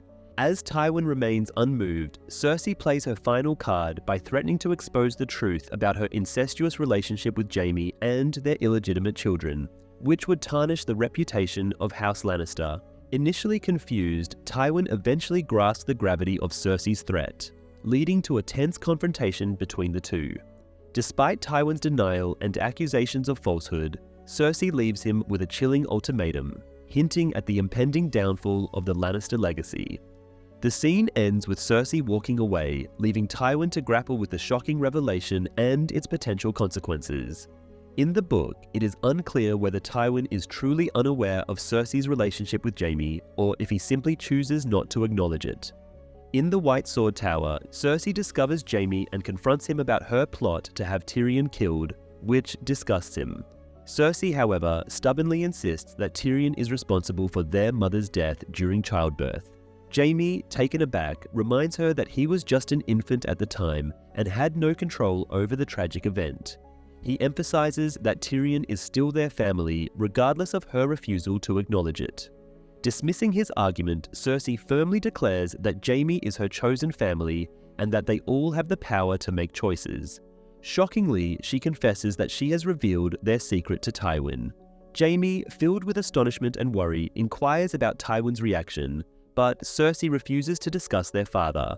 Instead, she seduces him, proclaiming that she prioritizes their bond over anyone else in the world, no longer caring if others are aware of their relationship. Succumbing to her advances, Jaime passionately kisses her and they engage in sexual activity on the table. Queen Daenerys Targaryen is seated in her throne room in Meereen, attending to the supplicants of the day. Among them is an elderly man named Fennes, who initially addresses her in High Valyrian, but then switches to the common tongue. Fennes explains that he was not a mere labouring slave, but rather a well-educated teacher and servant to Master Mydle. He served as a tutor to Master Mydle's children, including his 7-year-old daughter, Calla. Fennes reveals that Calla greatly admires Queen Daenerys, as she has learned about the Targaryen dynasty through his teachings. In this particular episode, the complete title of the ruler of Westeros from the books, Queen of the Andals and the Rhoynar and the First Men, is mentioned for the first time. The Rhoynar, who migrated from Essos and settled in the southern region of Westeros, are the ancestors of the Dornish and constitute the third unique ethnic group on the continent. Prior to this episode, they were always excluded from the full title since the Dornish were not introduced until this season. Under the rule of Master Mydle, Fennes enjoyed a comfortable and respected position in the household. However, when Daenerys liberated all the slaves in the city, she has underestimated the challenges of suddenly having to provide for so many people. Despite Mydal's children pleading for Fennes to stay, both he and Mydle have agreed that it is best for him to leave to avoid any repercussions, leaving Fennes homeless. Daenerys claims to have set up mess halls and barracks for the freed slaves, but Fennes finds these places to be unsafe, with the young taking advantage of the elderly. Although Daenerys promises that her Unsullied would restore order, Fennes argues that even if they could ensure his safety, he has lost his livelihood and purpose, being too old to start over. He humbly asks Daenerys for permission to sell himself back to Mydle, shocking her with the idea of willingly becoming a slave again. Fennes explains that while the young may find hope in the new world, the elderly like himself only face fear and misery. He also mentions that he is not alone in seeking to return to his former master, as there are many others waiting outside to make similar requests. Daenerys expresses her disappointment, emphasizing that she did not free the slaves of Meereen just to witness the same injustice she fought against. However, she eventually changes her mind and acknowledges that true freedom involves the ability to make choices. As a result, she agrees to allow Fennes to engage in a labor agreement with Mydle, with the condition that it will not exceed 1 year. Fennes expresses his gratitude sincerely before departing. Sir Barristan Selmy cautions Daenerys about the Masters exploiting the situation, swiftly establishing contracts with the former slaves who are now displaced, effectively turning them into slaves once more in all but name. The next petitioner then arrives, a goatherd holding a bundle in his arms, similar to the herdsmen who previously presented the burnt bones of their livestock, which were destroyed by Daenerys' dragons. Clearly shaken and fearful, Daenerys warmly welcomes him and invites him to come closer. The shepherd timidly steps forward and explains that he cannot speak the common language, requiring Missandei's assistance as a translator. Distraught, he reveals that the winged shadow has come, placing the bundle on the ground and uncovering charred bones, the remains of a human child. Daenerys' largest dragon, Drogon, has burned the goatherd's 3-year-old daughter, Zala, leaving only these bones behind. Horrified by this revelation, Daenerys holds a private meeting with Missandei and Grey Worm to discuss how to address the escalating threat posed by the dragons to the people of Meereen. Grey Worm informs her that Drogon was last spotted flying over the Black Cliffs 3 days ago, but has since disappeared. Realizing that she has lost control over her dragons, Daenerys instructs her companions to accompany her to the catacombs beneath the city. Later, she leads her remaining dragons, Rhaegal and Viserion, into the catacombs, where they are enticed by the presence of sheep carcasses. While they are occupied with feeding, Daenerys personally fastens large iron collars around their necks, securing them with heavy chains. As she does so, tears stream down her face, symbolizing the reduction of her remaining children to enslaved creatures. Without uttering a word, Daenerys departs and closes the massive stone door to the catacombs behind her, leaving her distressed dragons to call out pathetically as they attempt to follow, only to realize they are now chained in place. In the book, Daenerys compensates numerous individuals who have suffered losses due to her dragons, despite her suspicions that some of the claims may be deceitful. The young girl who perished in the fire in front of Daenerys is named Hosea, not Zala. Her advisors believe that the father's account is merely a ploy orchestrated by the former slave owners to undermine her and her dragons, urging her to silence the man. However, she disagrees, arguing that the shepherd deserves to have his side of the story heard, especially since no one else was present to witness the incident, even though he could have not done it in front of an audience. Daenerys offers him a substantial sum of money to purchase 100 lambs and pledges to inter Hosea's remains at the Temple of the Graces, with perpetual candles lit in her honor. Additionally, she requests the shepherd to visit annually on his daughter's birthday, ensuring that his other children are provided for, on the condition that he keeps the truth about Hosea's demise confidential. This is the first time any of Daenerys' dragons are mentioned on screen. The Black Dragon is identified as Drogon, which is a tribute to Daenerys' deceased husband, Drogo. However, the names of the other 2 dragons have not yet been disclosed. In Season 5's The Wars to Come, the Green Dragon is revealed to be named Rhaegal after Daenerys' elder brother Rhaegar, while the White Dragon is named Viserion after Viserys. The writers have stated that the dragons have retained the same names as in the books since the beginning, but encountered difficulties in organically incorporating them into the dialogue. Capturing the dragons proves to be a formidable task in the novel. Viserion is subdued with drugged meat and secured with chains initially, but Rhaegal fiercely resists when he senses his brother's struggle to escape. It requires 3 days of effort to ensnare Rhaegal with a net while he sunbathes in the early morning light, resulting in 6 men sustaining burns. Despite 3 unsuccessful endeavors to capture Drogon, the situation takes a grim turn as nearly 40 men suffer burns, and, tragically, 4 of them lose their lives. In response, Drogon flees towards the Dothraki Sea. Upon returning to Castle Black, a funeral ceremony takes place for the fallen members of the Night's Watch. They are laid out on a grand funeral pyre in the castle courtyard. Maester Aemon delivers a heartfelt eulogy, emphasizing that the deceased sacrificed their lives to safeguard the people of the South, who will never know their names. He stresses the importance of the surviving Black brothers preserving their memory. Aemon concludes his speech with the traditional phrase, "And now their watch has ended," echoed by the assembled men. Samwell assists Aemon in igniting the pyre, followed by Jon and other men lighting torches. Stannis, Davos, Queen Selyse, and Princess Shireen observe the ceremony. Jon locks eyes with Melisandre across the flames, her intense gaze unsettling him. In the book, this gesture is subtly alluded, in which she beseeches the Lord of Light for a glimpse of the prophesied prince that was promised. Yet all she discerns within the fiery depths is only snow. Jon then proceeds to the chamber of the castle where Tormund is being held captive. Tormund inquires about why the elderly and visually impaired Maester Aemon tended to his arrow wounds. In response, Jon explains that Aemon is bound by his duty to heal all injured individuals, regardless of their allegiance. Tormund then questions Jon about his love for Ygritte, asserting that Ygritte had genuine feelings for him. Jon queries whether Ygritte had conveyed this sentiment to Tormund, to which Tormund denies, stating that he knew of Ygritte's love for Jon because she incessantly spoke of killing him. Overwhelmed with sorrow, Tormund implores Jon to lay Ygritte to rest in the real north. Consequently, Jon carries Ygritte's lifeless body to the northern side of the wall and constructs a funeral pyre for her in close proximity to a revered heart tree. Jon gazes at his beloved for one final time, ignites the pyre, and silently weeps as he turns away and embarks on his journey back home.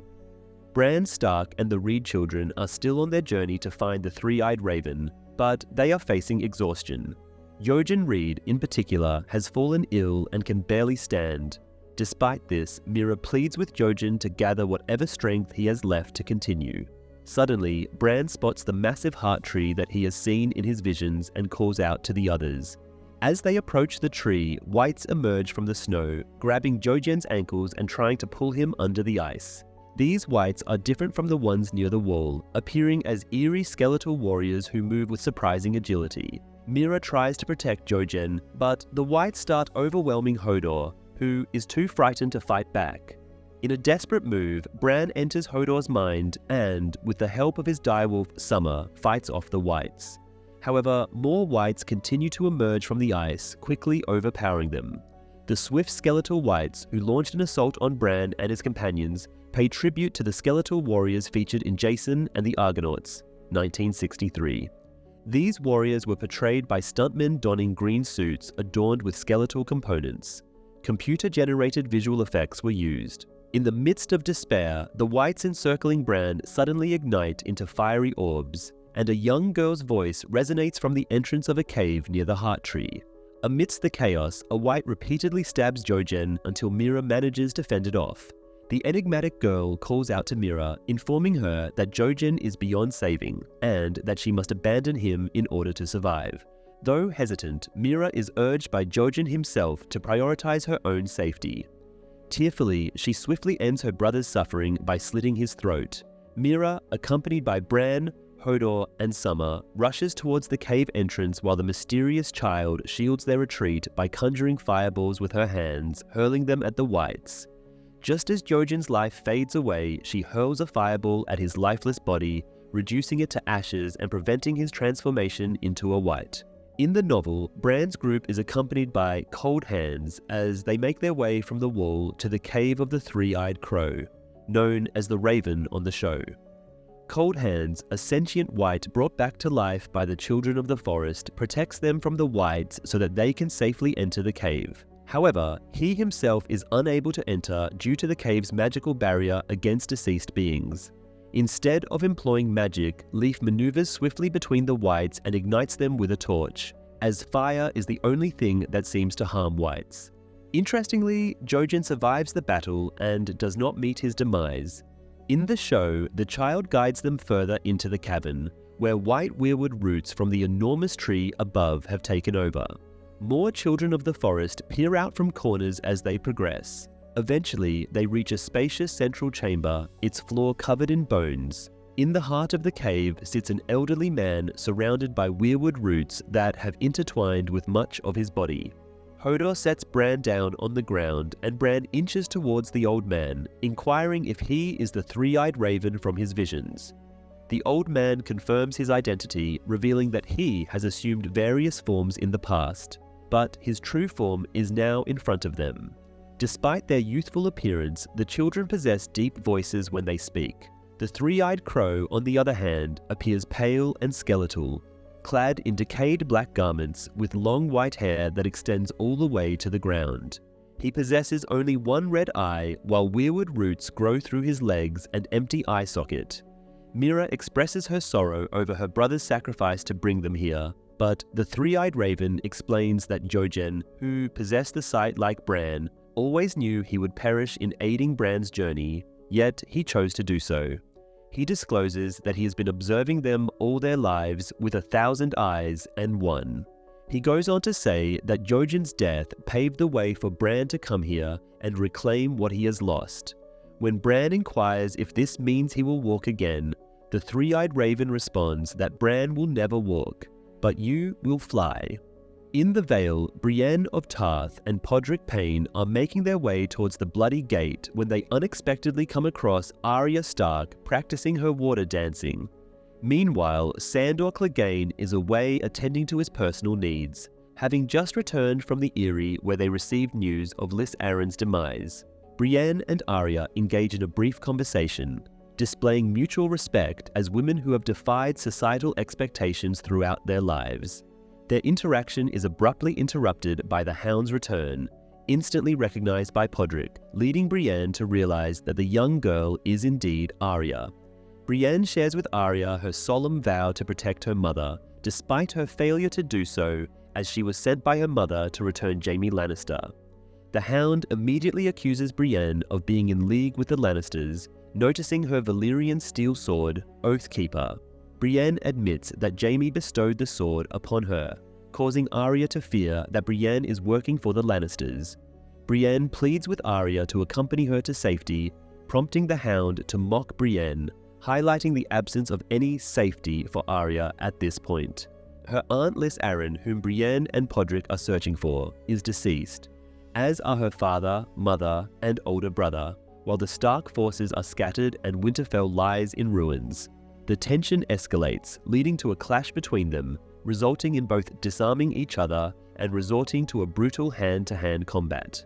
Ultimately, Brienne gains the upper hand by biting off a piece of Sandor's ear and striking him with a small rock, causing him to fall off a cliff.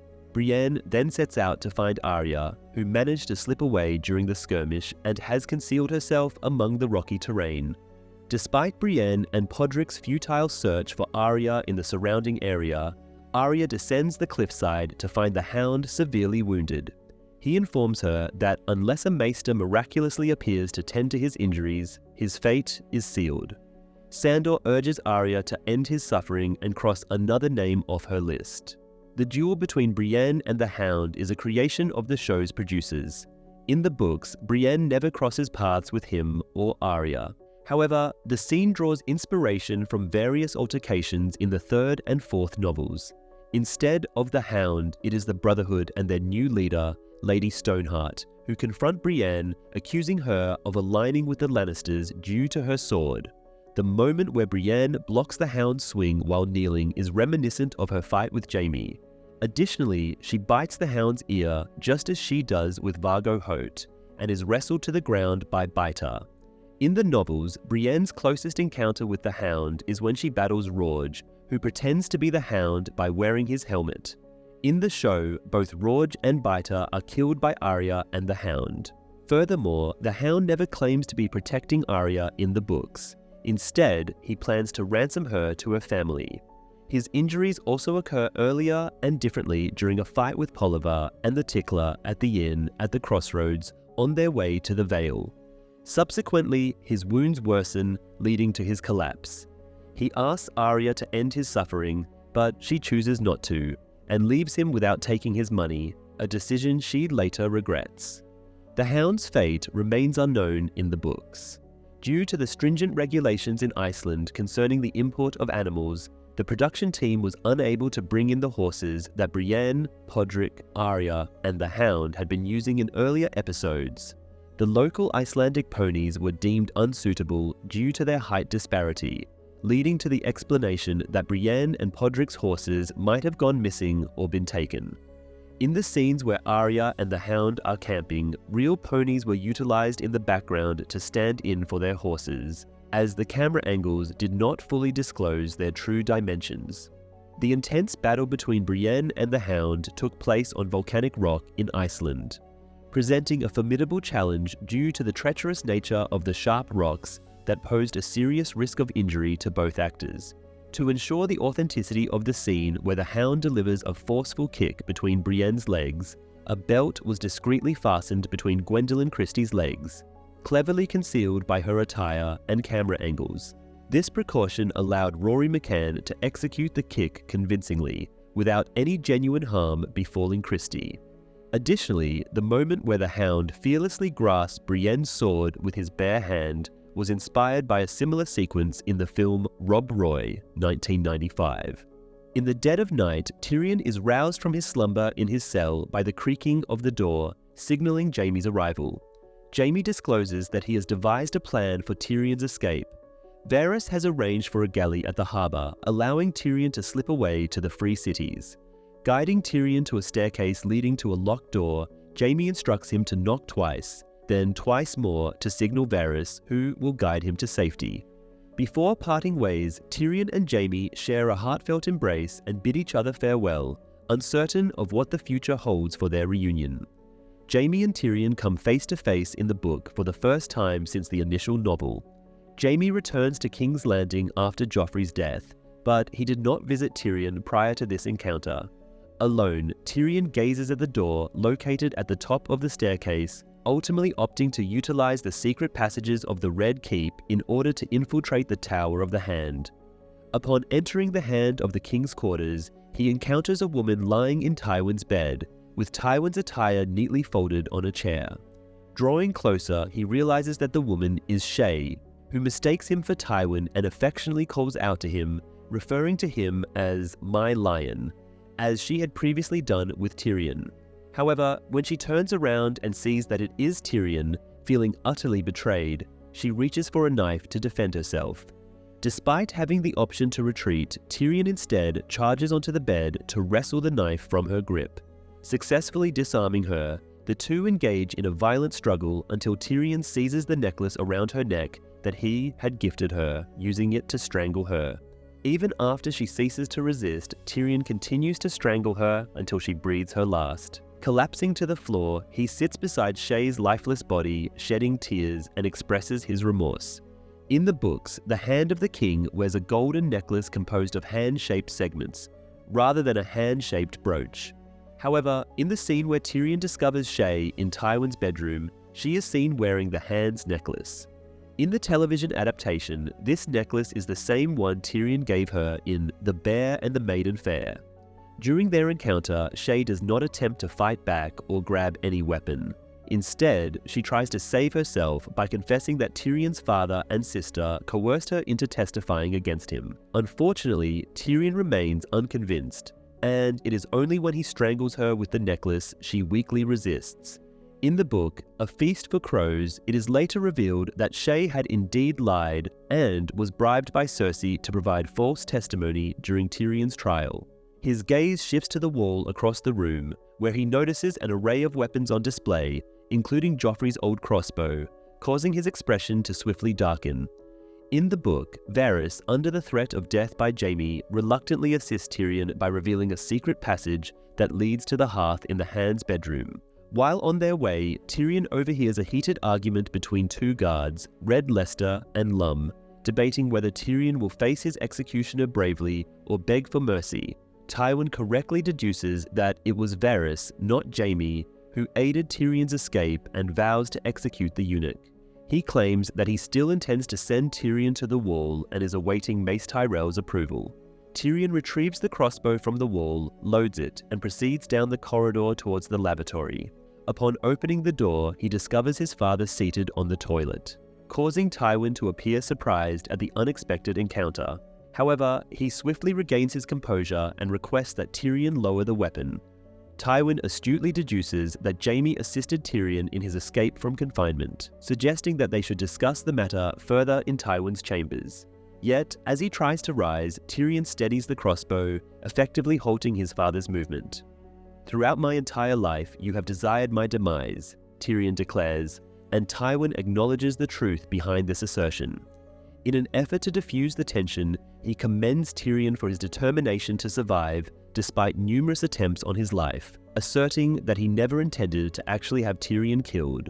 Tyrion confesses to having killed Shae with his own hands, but Tywin dismisses her significance, referring to her as nothing more than a prostitute. Tywin's indifference infuriates Tyrion, prompting him to raise the crossbow and issue a threat. If his father utters the word once more, he will end his life. Tywin scoffs at Tyrion's audacity, believing that his own son would not dare to kill him in such a vulnerable setting. He once again tries to persuade Tyrion to continue their discussion in his chambers. However, Tyrion refuses, explaining that he cannot return to Tywin's chambers due to Shay's lifeless body still being present. Tywin challenges Tyrion by questioning his fear of a deceased prostitute, daring him to follow through on his threat. Interestingly, Tyrion employs the crossbow that belonged to his supposed victim Joffrey. This is the very same weapon that Joffrey exhibited to Margaery in Season 3's Dark Wings, Dark Words. Upon hearing the word escape Tywin's lips once more, Tyrion swiftly releases his crossbow bolt, striking Tywin in the abdomen and causing him to stumble backwards. Tywin is taken aback by Tyrion's audacity to retaliate against him, and he is filled with disbelief that he will meet his demise in such an undignified manner at the hands of his despised dwarf son. As Tyrion reloads his crossbow, Tywin angrily disowns him, declaring that he is not his true offspring. In a calm yet resolute tone, Tyrion asserts, "I am your son. I have always been your son," before firing a second bolt directly into Tywin's heart, ending his life. In the books, Tywin's statement, "You are not my son," is not aimed at Tyrion, but rather at Jaime. In the book, Tyrion kills Tywin with a single arrow to the gut, as reloading would have taken too long. This causes Tywin to suffer a prolonged and agonizing death, accompanied by an involuntary release of his bowels. Dryly noting the foul odor, Tyrion realizes that the common saying that Tywin Lannister's gold is indeed untrue. The track The Reigns of Castamere plays in the background as Tywin meets his demise. The scene in which Tyrion murders his father Tywin was broadcasted on Father's Day in 2014. Discarding the crossbow, Tyrion departs to seek Varys, who immediately grasps the gravity of Tyrion's actions and exclaims, "What have you done?" Nevertheless, Varys guides Tyrion out of the fortress and conceals him inconspicuously within a crate aboard a ship at the docks. Varys initially starts his journey back to the Red Keep, but halts upon hearing the tolling bells, signaling the discovery of Tywin's lifeless body. Recognizing the potential danger of returning to the castle, Varys changes course and joins Tyrion by his crate in silence as they set sail for Essos. The crate utilized by Varys to transport Tyrion at the conclusion is identical to the crate employed to transport the sorcerer to Varys in Season 3's And Now His Watch is Ended. Arya travels on horseback to Saltpans on the coast of the Vale, where she spots a wharf with ships moored. Upon approaching a captain, she inquires about traveling to the north, only to be informed that the ship is heading to Braavos instead due to the ongoing conflicts in the north. Remembering the coin given to her by Jaqen H'ghar, Arya presents it to the captain, who is taken aback and questions how she came to possess it. Arya responds with Valar Morghulis, prompting the captain to reply with Valar Dohaeris. Welcoming her warmly, he assures her of her own cabin on board. As the ship sets sail, Arya stands on deck watching Westeros fade into the distance, before moving to the bow to gaze towards the free cities and Braavos across the narrow sea. Arya's last line in the third consecutive season finale is consistently Valar Morghulis, which echoes her previous season finales in Season 2's Valar Morghulis and Mhysa. The title of the episode, The Children, seems to be influenced by the tensions between children and their parents or guardians. These conflicts include Tywin's relationship with Cersei and Tyrion, Daenerys' struggles with her dragons, and Arya's last encounters with the Hound. Additionally, the title holds a dual significance as it marks the first appearance of the Children of the Forest. And when you get the chance, check out our Game of Thrones-inspired Choose Your Own Adventure game here on YouTube by clicking the video link on the screen right now.